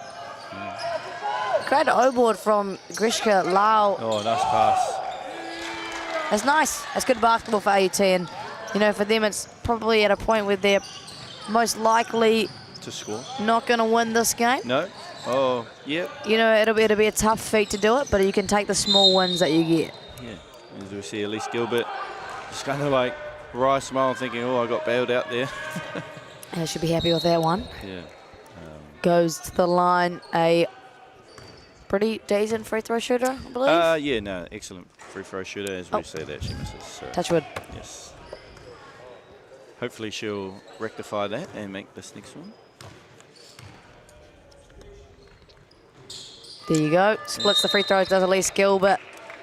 As we see Mackenzie check back in. Kinsey Boucherin, as well as Tia Pavihi. It's good to see a variety of schools represented as well. Saying that, we've got Westlake Girls. Kinsey Boucher, Westlake Girls, I Yep. believe. Yep. Yeah, Westlake Girls graduate. Yep. Little face there from Mackenzie Boucher. A lot of physicality going on with these guards. Yep, like, hey guys, like, that's a foul. I think the body contact was fine, it's just the reaching. Yeah. She's handling it quite well though. Mackenzie Boucher, obviously a really capable ball handler. Yeah, and real shifty too. Capable of going both left and right, which is good to see. Oh, big time block from Tyler Mitchell. 1 second on the clock for AUT. All the Otago girls can play some pretty mean defense. Yeah, they move their feet well and they're physical. It's unlucky there. AUT would have had a layup, I think. Instead, Elise Gilbert's down. Tia Pavihi. I was looking at Tia Pavihi, but I didn't mean to say that. Abby Harris. Yeah. Abby Harris, little lefty late. Handoff action. Marama. Oh, nice. Little double cross and to her left hand, everything but the finish, unfortunately. Here go Otago, numbers advantage. Tough move from Elise Gilbert. Yeah, she likes that little mini post up with the spin. I've seen, you know, practice games, plenty of those moves from Elise Gilbert. Here they go once again in transition. Tyler Mitchell over to Elise Gilbert, clean-up crew, and they are well and truly dominating this matchup. Yeah, as we see timeout from Coach Keith Lang. So we're going to predict it's going to be an Otago Who final. I'm biased, so I'm going to say we're beating UC, but you never know. Say that is the case. We have lost Otago Lincoln showdown. We have lost to UC this year, though. Right, so it's anything's possible. Yeah. Let's say it's an Otago Lincoln showdown. Mm-hmm. Final score. Give me a prediction of the final score. Well, both high-scoring teams. I would say, I reckon 75-70 to us. I think we win by 5. Yeah, I think it's a decent. Yeah. Yeah. I think it's close. Like, both teams are excellent shooters, and they have a little bit of continuity together because us playing club basketball, and then obviously with the Hoi Ho group there, and then playing reps. I think we just have a little bit too much in terms of firepower. That's totally fair enough. Yeah. I think, my pick for the game following this, that's unfortunately not live streamed, would be the Lincoln team. But I think tomorrow really could go either way. It's going to be one of the ones who just shows out on the day. Just out there, public, I'm not saying that we've won and we beat UC already. I'm very confident that we could get the job done. Nice, Josh. Yeah. Cover your tracks. Yeah. Tyler Mitchell again in the lane. The Otago defense absolutely punishing. Yes. They are just everywhere at the moment. I think they're in a bit of a 2-3 zone here. Yes. Otago. Coach Esteban loves a good 2-3 zone. Yeah, they're super active. Just unlucky. Schuster had the nice dime there, just couldn't gather it to finish and just travelled. Here come the woman in blue. Nice strips for Otago, actually. Yeah.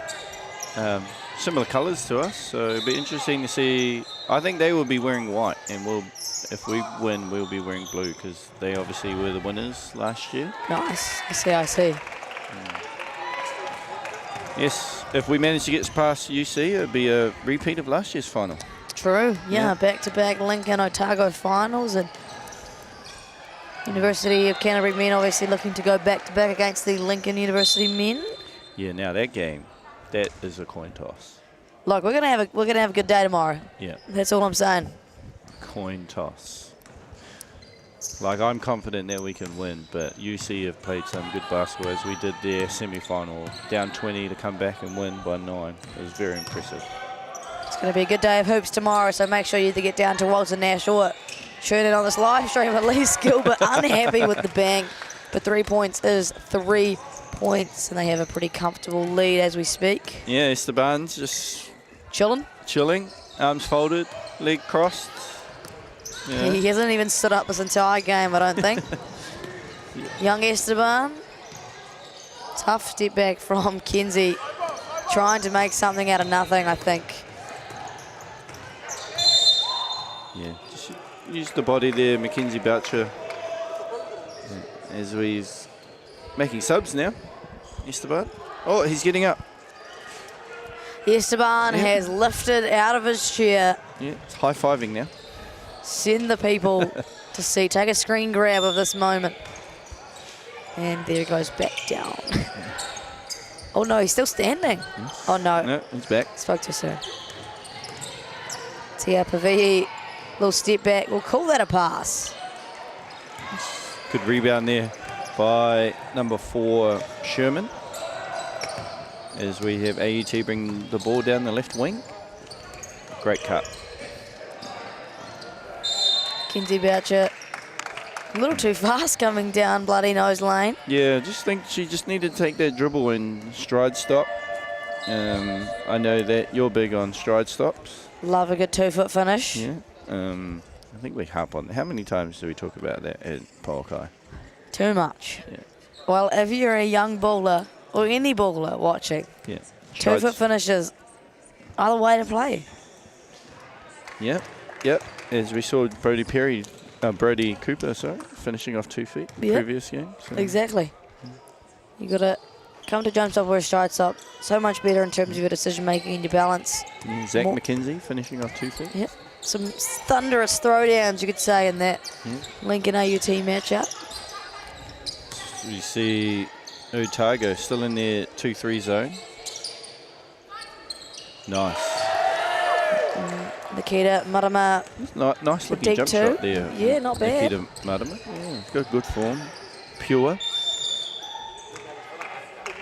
As we see Sarah Joy Aroa.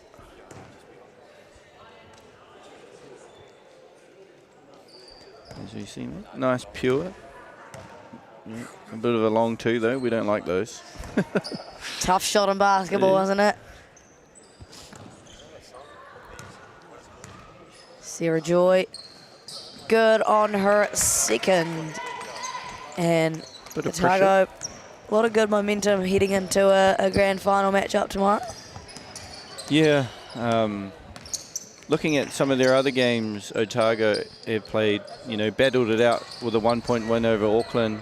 And then, with Canterbury, that was pretty tight earlier. I think you did that game earlier, Canterbury Otago. Yeah. Well, it was looked pretty comfy for Otago. Then they choked the 20-point lead, and Canterbury got back within 2. Yeah. And then they blew it out again to finish up. I think they won by 20 in the end, to be honest. Yeah. I like the way Tom's got Canterbury playing. Yeah. Playing hard, competing. Yeah, Laura Jackson looked pretty damn good, and Millie Knight looked good, and actually, old Amelia Davidson, who played for LU all year, shot the lights out. She had like 3 threes in a row, then got a couple of blocks. It was an Amelia show for a while. Yeah. I'm looking forward to Laura Jackson, Kate Herman. Oh, yeah. Yeah. That battle's going to be one to watch for. I know, Kate Herman is arguably probably the best perimeter defender in this competition. Yeah, I think you can definitely claim that. Maybe some of those Otago girls would give her a run for her money. Yep. If you're interested in seeing what happens with that LU and UC game, as Kenzie, I think there's a door open in here or something. Yep. Head to the UTSNZ socials to see what happens with that game. Obviously, can't be live streamed, which is quite unfortunate. Yeah, you'll find out on Game Day app who won that one. And they're just finding that high-low action all the time there, Otago, right? And great cut there by Elise Gilbert. Just a little bit soft on the finish. She looks a bit frustrated with herself, up by 58-18. You can't be too unhappy when you're up by 40 and you've scored 58 points in the first half. Yeah.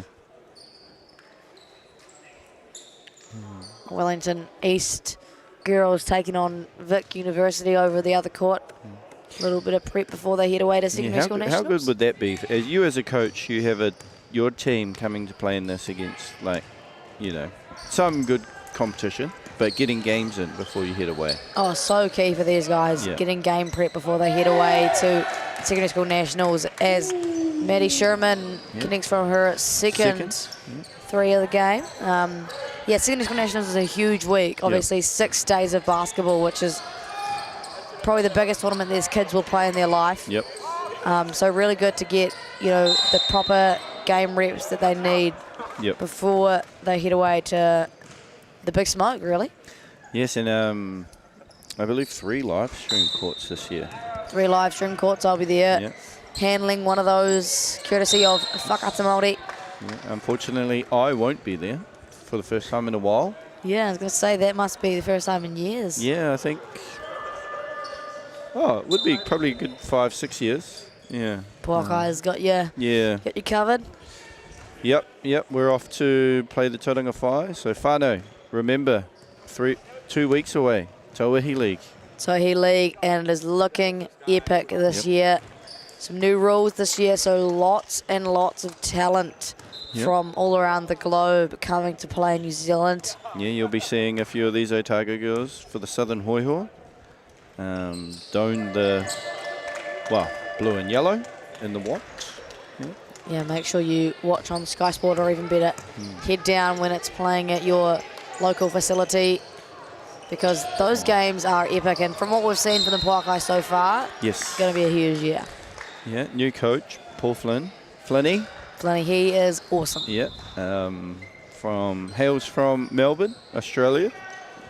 So really looking forward to, working alongside Paul and the crew.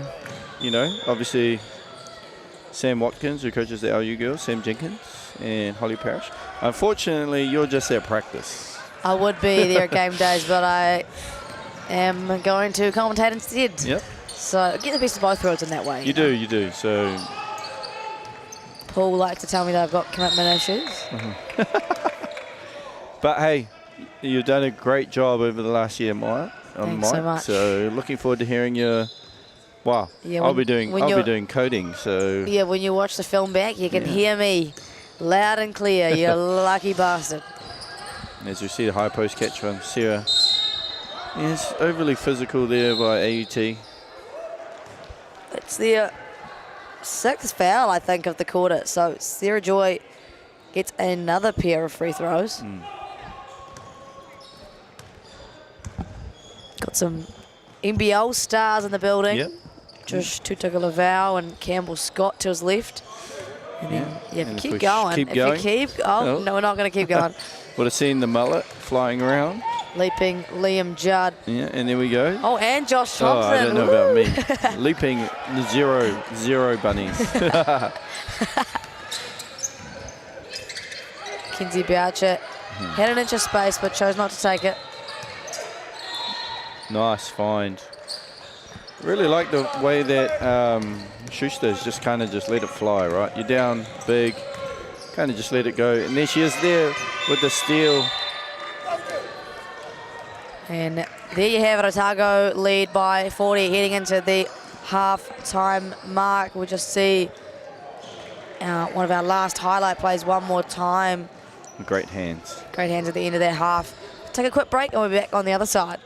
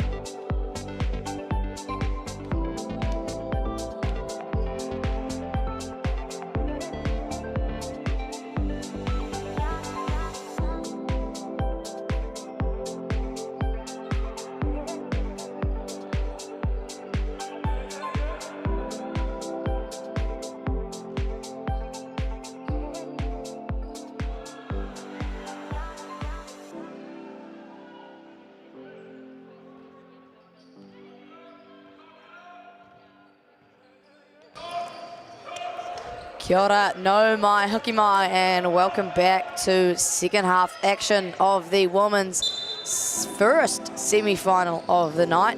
Otago take on the AUT women and have a convincing, comfortable lead, 62-21.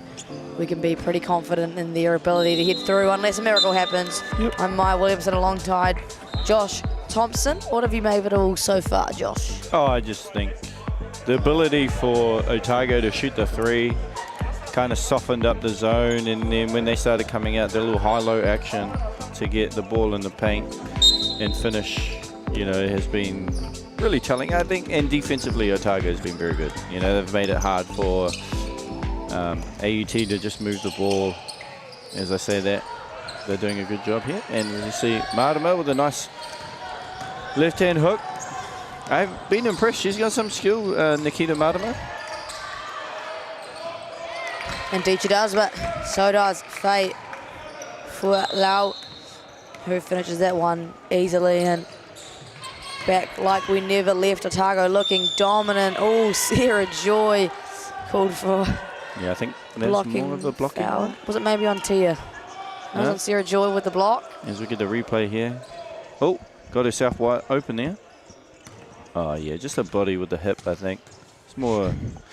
She was absolutely shocked at that foul call. She's like, hey, but I got all ball. I was like, yeah, you hip checked her there before she got in the paint. So. Oh, I keep going to turn my mic off when I sneeze and I just forget to. So sorry those at home that had to hear that. As we see Tia. Oh, a nice pass, good look. Sarah just couldn't handle the pass. As we see Legacy Harrison, a bit too tough on the jumper. Great job slowing the ball down. Legacy after her missed jumper. Ooh. Takes a massive hit from Marama. Oh, connects from deep two. As we step back there from Marama. Man, if she catches fire, we might be in for hopefully a good... A little more competitive second half.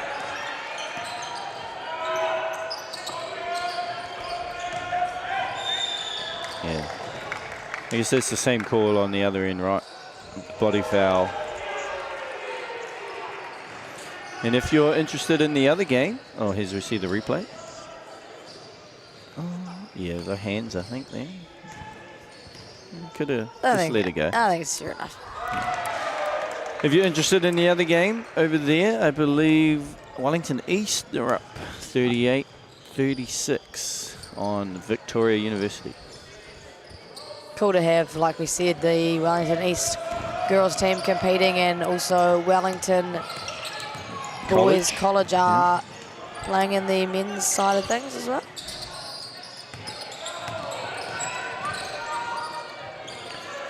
Great jab there from Mackenzie Boucher, and she launches the three. Fair enough shot there from Mackenzie Boucher. You can just tell these AUT guys are just trying to get something to work. As you see Legacy Harrison missing the easy layup. And there's that layup. I was hoping that went. I was willing that one in.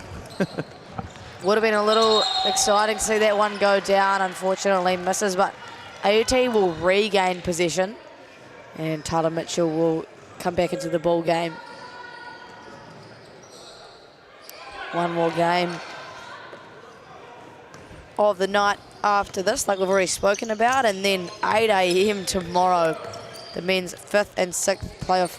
Do you know who's in there? Waikato beat, who did they beat? Massey, no. Be Waikato and someone, right? Victoria, I believe. Oh, no, awesome. no, that wasn't. Or the men's, or the Wellington College, maybe? Wellington College played Vic after. Who's the other team? Oh, Auckland. No, Auckland. It must be Auckland, Waikato. Yeah. Nice. And then our women's 3rd and 4th playoff obviously will be the two losers of the women's semis, as Marama having a good 3rd quarter here.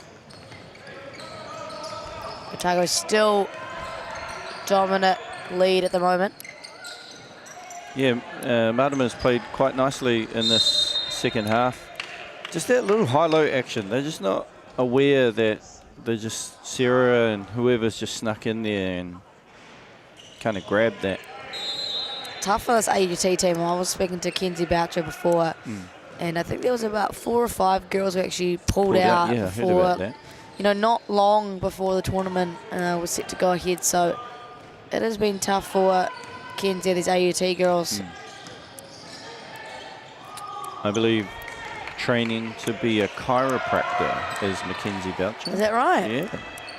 That's a cool profession, actually. Yeah. Cool to see her well and healthy after coming back from American College, I believe. Tyler Mitchell using her long arms to get her hand to that.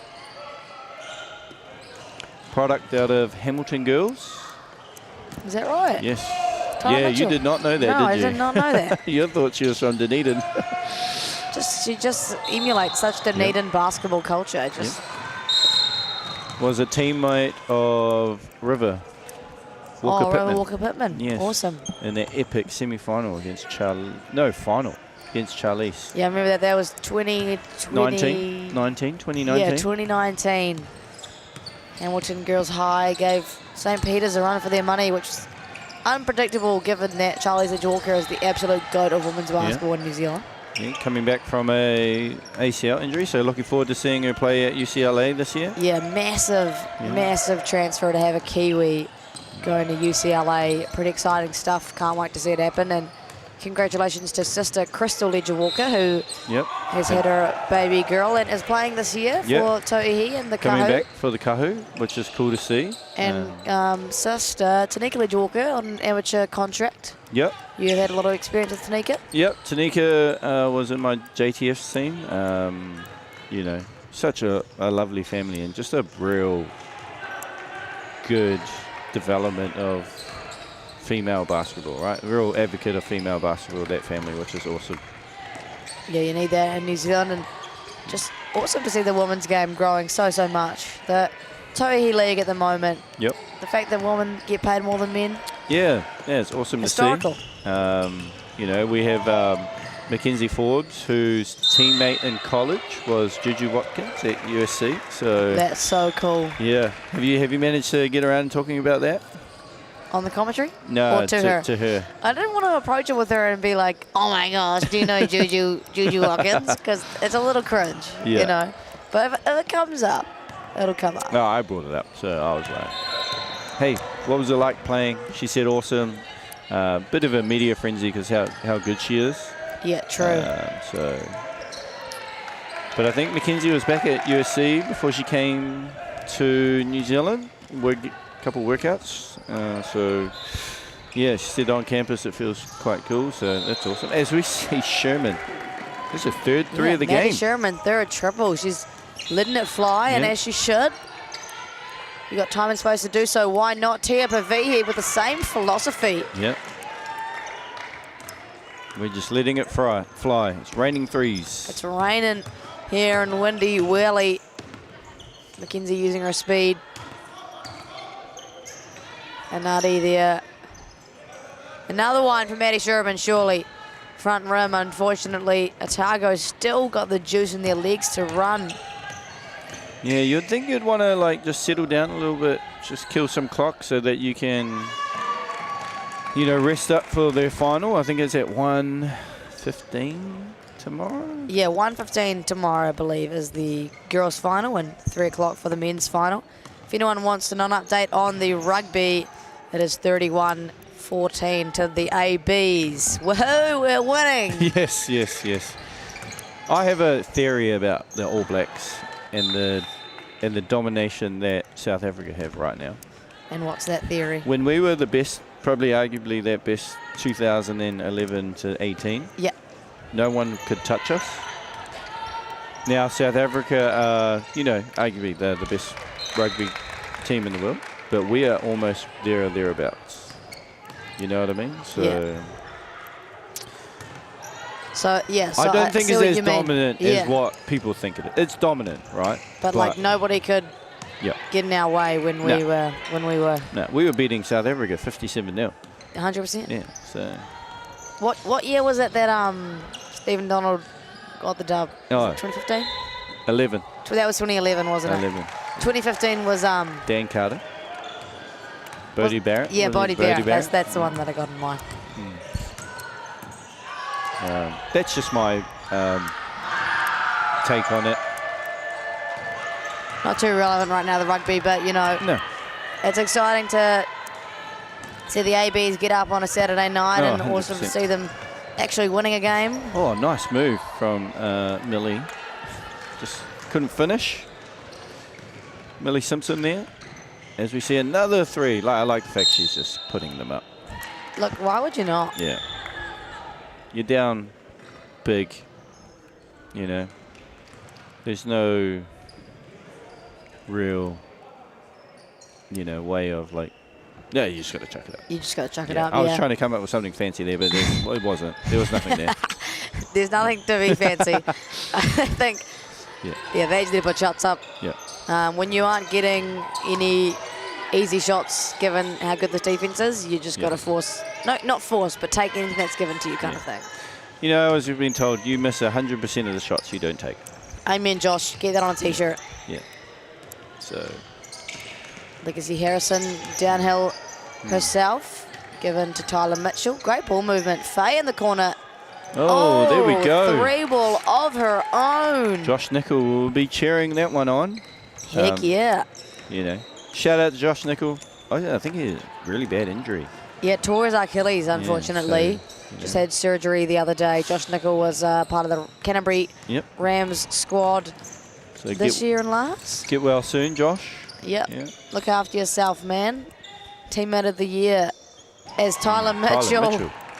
Her 4th of the game. She is quite a good shooter. Over under 120. Over. You reckon? How many is that? Oh, You're 30 points away. no, I reckon they can do it.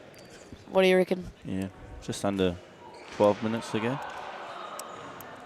Josh Tugger Laval in the baseline there. Watching the crew. I guess he's in his hometown now, isn't he? Yes. Showed to the Saints throughout the year. He was. Yeah. As Dov Silverstein. Oh, Hutt local? Hutt local? Local. If we can get a name of the school that he went to, that would be, yeah.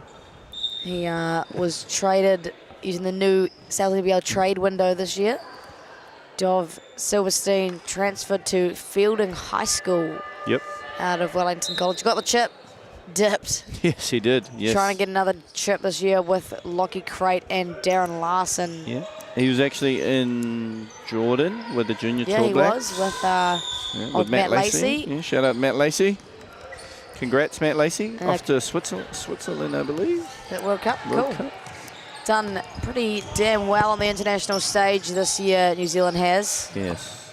Most notably, Leighton's under-17 group, 4th in the world. Just doesn't seem real. How awesome was that?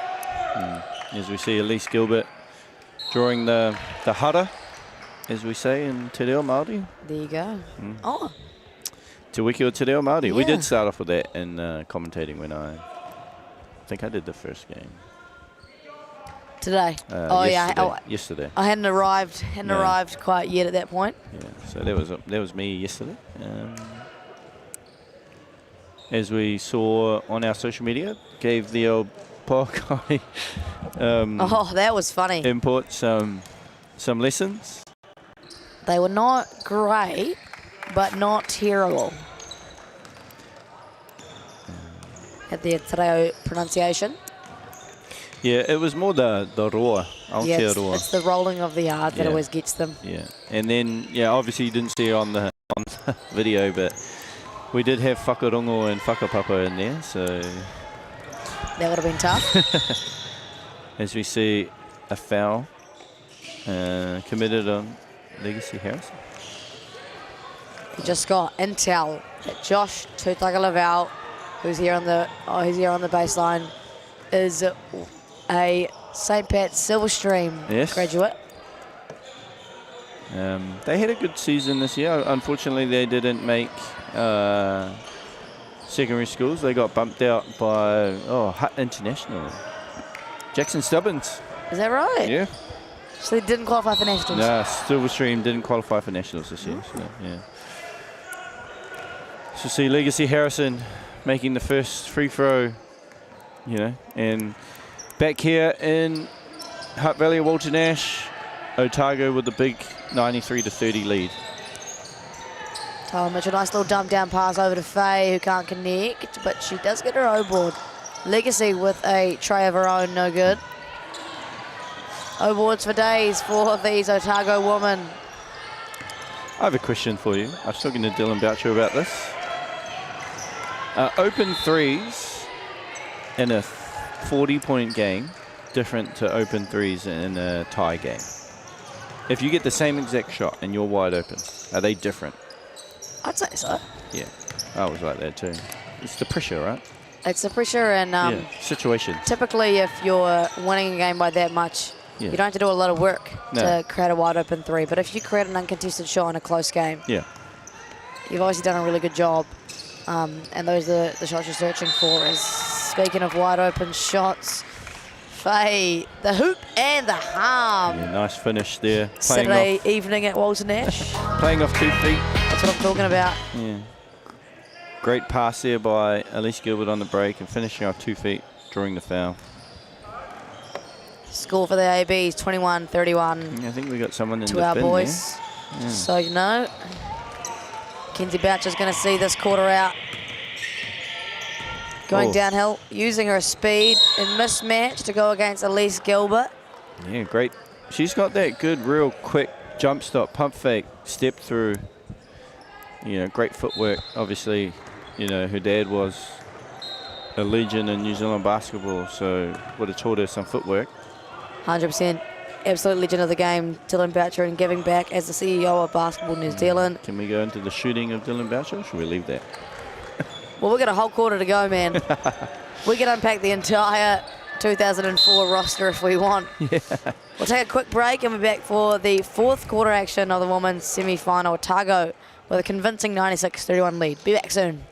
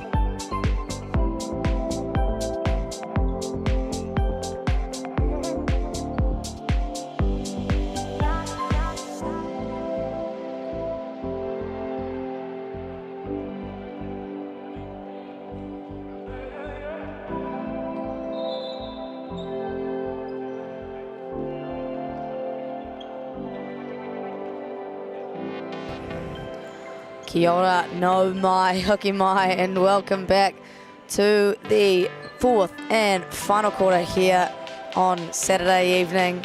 AUT women take on Otago University. Otago a pretty dominant lead at the moment, 96-31. Josh, thoughts so far, and what have Otago done so well to get them such a good lead? I think this end of the floor, you know, they've been real active defensively, kind of just suffocated AUT into one shot misses, you know, and they've run the floor very well on the break.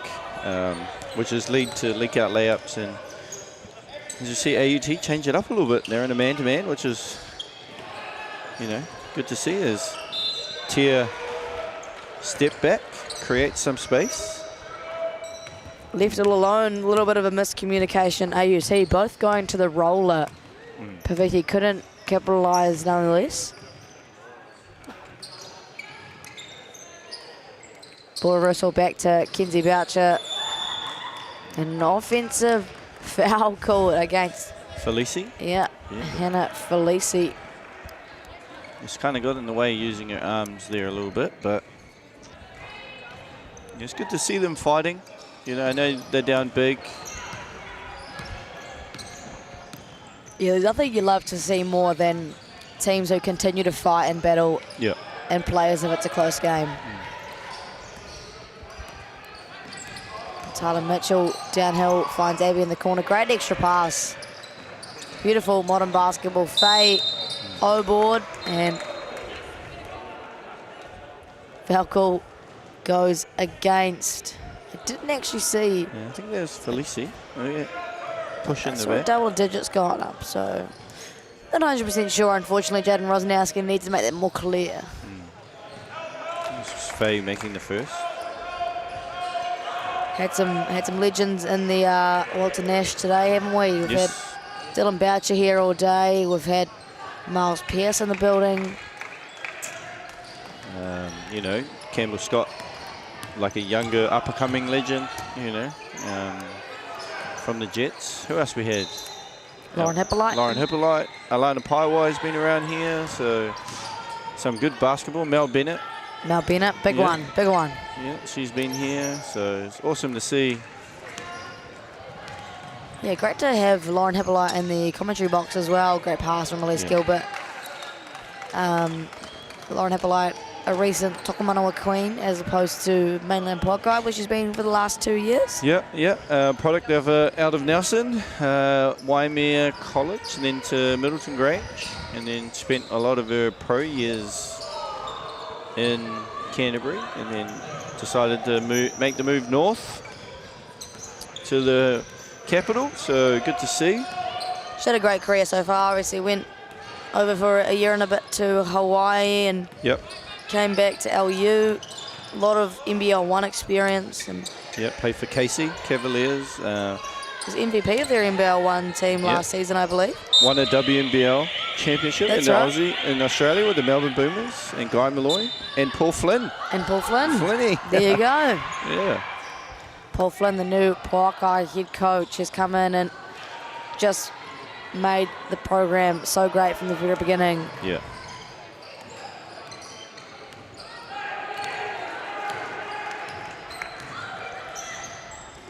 Over to Kinsey, who just fires one away, knocks it down from beyond the arc. She means business.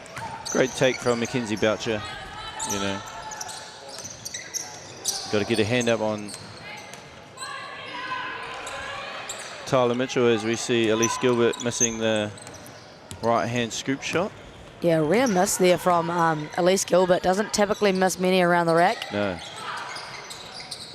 Schuster for the three that just never looked like missing from our angle. Back-to-back triples for Schuster.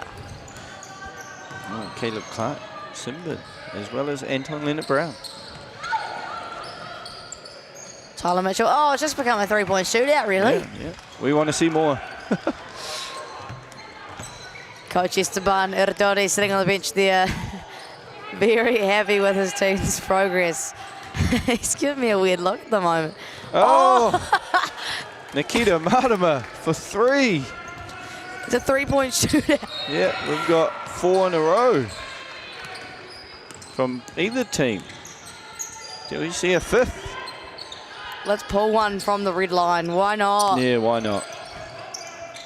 Tyler Mitchell cuts through, dishes off to Elise Gilbert. A lot of contact on that one. It's a bit late there on the step up there from number 16, Inari. It's a bit too physical on the contact there. Shout out Coach Esteban Erdori. He's been with the Otago boys high program the last couple of years. Yeah. done a lot of coaching throughout Otago with several rep teams. Had a 10th place finishing with the Otago boys at secondary school nationals last year, which is really impressive. Yeah, one of his boys ended up at Lincoln Uni, Jack Henderson. That's right. Shout out to Jack, obviously recovering from knee surgery. So unfortunately he couldn't make it because of injury. Ooh. Jack Hendo, a good young man. Grishka Lau. Oh, Mackenzie Boucher over the UTSNZ sign. Oh. Saves it back in court. Her teammate could not give her the highlight play that she deserved just then. I like the fact that, you know, Mackenzie's still playing hard, you know, still in for a chance to win a medal tomorrow in their third, fourth game, whether that's against Lincoln or University of Canterbury. Tune in 9:45 a.m. to find out and watch it unfold. 3-point shot no good from Sarah Joy. The 3-point shootout has obviously cooled off. Yeah, both teams kind of just in a bit of a lull moment. Oh, yep, she's pulling that one from fair deep. enough. Marama, you've got every right. Yeah, I think Jared Burnett had a deep one in the last game too, right? So yeah, had a few clutch ones. Clutch ones, yeah. So moving on, Otago will have really almost booked their ticket into the final. What's your take on the next game? Who's your pick? I think Lincoln have the upper hand over UC, for sure. Yeah. I think they've got a deeper lineup. UC have a lot of heart, a couple of talented players, and they play pretty aggressive 40 minutes, but I think if played well, the talent of Lincoln is probably a little bit deeper. Yeah.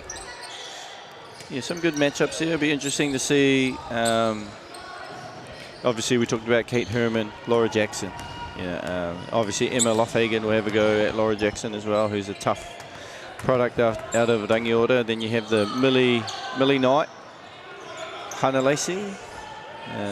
Or Maddie Timms if you want to as well. Schuster hits another triple. But yeah, the talent that I see from that Lincoln side, Maddie Timms, Kate Herman, Hannah Lacey, Rameka, Maddie Cunningham.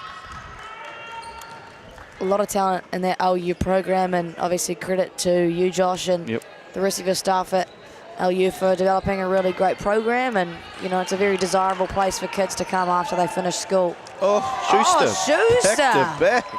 It's hot in here. Man, if they came out like that earlier in the piece, we might have been talking something different. But yeah, what you got nothing to lose, right? You just start throwing it, start shooting it. Any chance you get, just shoot threes. Why the heck not? Yeah. Play good defense, force a tie ball there.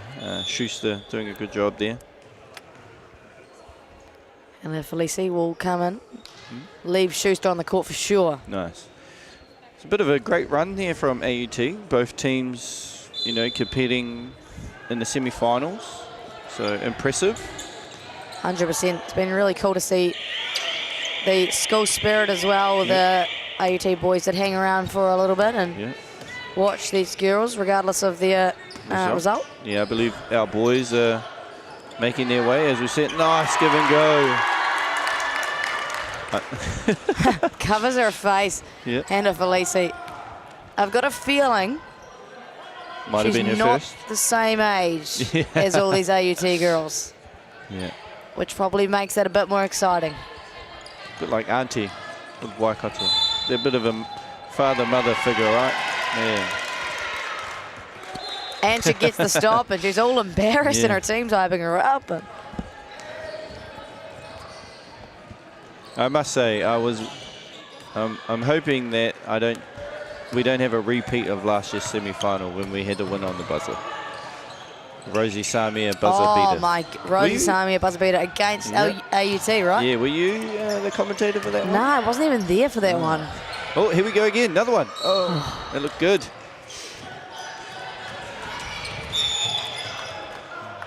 I believe our 120 overs, your over call is not looking too good. Dang, I thought at the start of this quarter, once they had a couple of threes, I was like, yep, here we go. Guess I'm going to be wrong.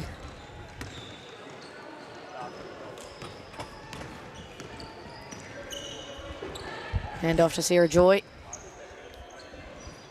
Ball reversal. Down screen, handoff for Abby Harris. Come on, Abby. All here on that one as she walks away with a smile on her face. Not known as a three-point shooter as Abby Harris. Oh. As Inadi went to throw that, she knew straight away. She was like, oh, that's a bad pass. It happens to the best of us. And as she sets up for the Kuruwhiwhi Toru. 2 minutes left in today's ball game. Safe to say Otago will be progressing on to the grand final match tomorrow for the second year in a row. AUT will play for the Dirty Gold tomorrow at 9:45 a.m. And who will Otago play? That begs the question. Lincoln and UC will play each other in the round following. Unfortunately not on live stream, but if you do want to check it out, as Abby Harris buries a three. There's a three there. Yeah. You can check it out on the UTSNZ socials or the Game Day app. Yeah. So I believe I'm biased, so I'm picking Lincoln to win. Yeah, I think that's a fair enough call. We'll have to see what happens, but which is the boys' final for next year, tomorrow, I believe. Lincoln versus University of Canterbury. South Island. It's Canterbury affair up in here. Oh, that rhymes. Didn't even mean for it to rhyme. Well, it's safe to say that the final for both men's and women's is going to be a South Island affair. As it should be. Yeah. We're taking over O-board from Millie Simpson a little too easy as the final seconds of this game start to trickle down. Still smiles on everyone's faces, which is the most important thing. Yeah. Nice take, nice finish there by Lau with the lefty. And they 109, 50, 50 points. They still scored a decent amount. Oh, great defense. Oh, yeah, just unlucky from Sarah Aroa. As we see Coach Tom. Coach Tom Hamilton of the UC woman making his way into the gym, ready for a great semi-final match. Yeah. As we see, I believe Sarah may have fouled out of the game. Whoopsies. So Faye has to check into the game. And I believe this could possibly be the last shot. You'd hope so. Surely. Shooter gets another one. Yep, and she puts it up. Looks good. Oh. Just back rimmed it. And there you have it, ladies and gentlemen. Otago University will convincingly waltz their way to the Tertiary Women's Grand Final, taking place tomorrow at 1:15. 109.50 is the win. Quick thoughts from you, Josh? Yeah, just an excellent display from the University of Otago, the way that they just came out, did their business, played solid defense, and made everything hard for AUT. AUT, to their credit, they finished strong there at the end, so good to see that they finished with a strong second half. So, yeah. 100%. Like I said, Lincoln and UC taking on each other, unfortunately not live stream, but stay tuned with Game Day and the UTSNZ socials to see who our grand final matchup is tomorrow. Thanks for listening. We'll see you at 8 a.m. tomorrow morning with the men's 5th and 6th playoff. Ka kite.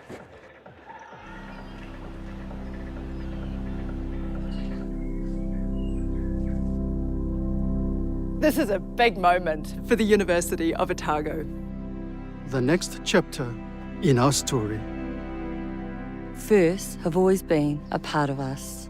Our pioneering, forward-thinking spirit has brought us here. I te ao kōhatu, ki te ao hurihuri. It founded the first university in New Zealand. The first medical school. The first to teach law. With world-class spaces. And world-leading initiatives. I te tai timu, ki te tai pari. This is a place of many peoples. Of many voices. Of many aspirations. Of many firsts. University of Otago. Otago whakaihuaka. A place of many firsts. My world is my storytelling. My world is diverse. Our world. My world is astrophysics. It's always been a dream of mine. I don't know what my career pathway will be. I approach architecture from the point of view of my culture. I want to contribute to my people. It's a way I can give back. I want to change the perception of engineers. I want to take my tohu home when I graduate. Right now, it's about me. And this is my chapter.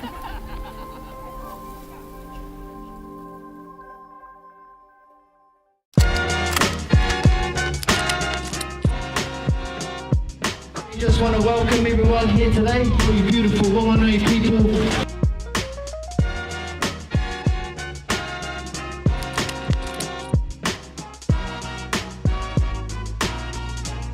These hoops are pretty mean, eh?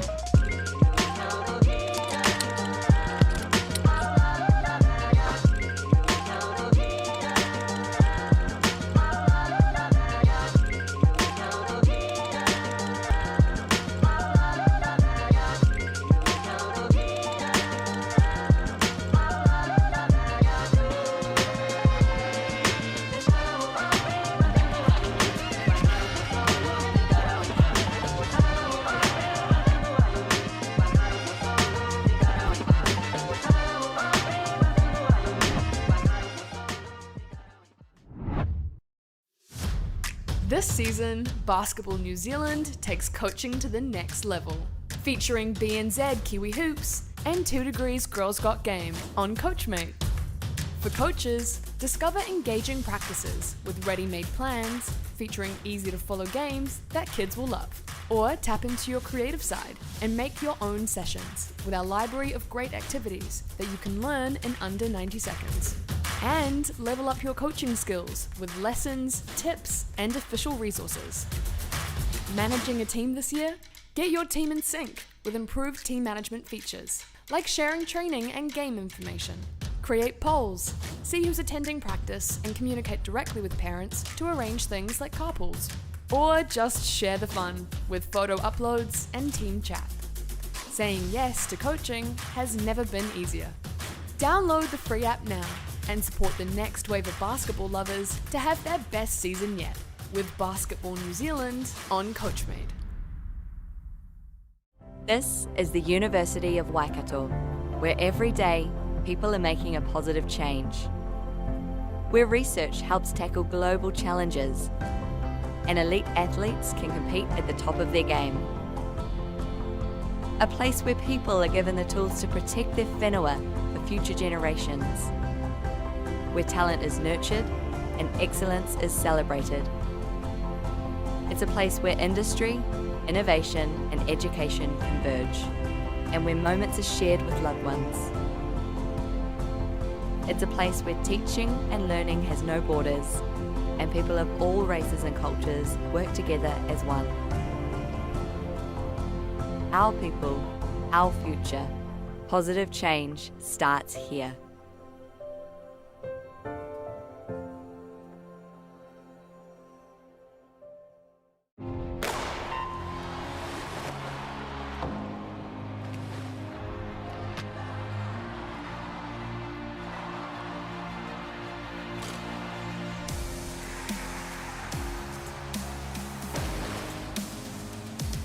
FISU, World of University Sport.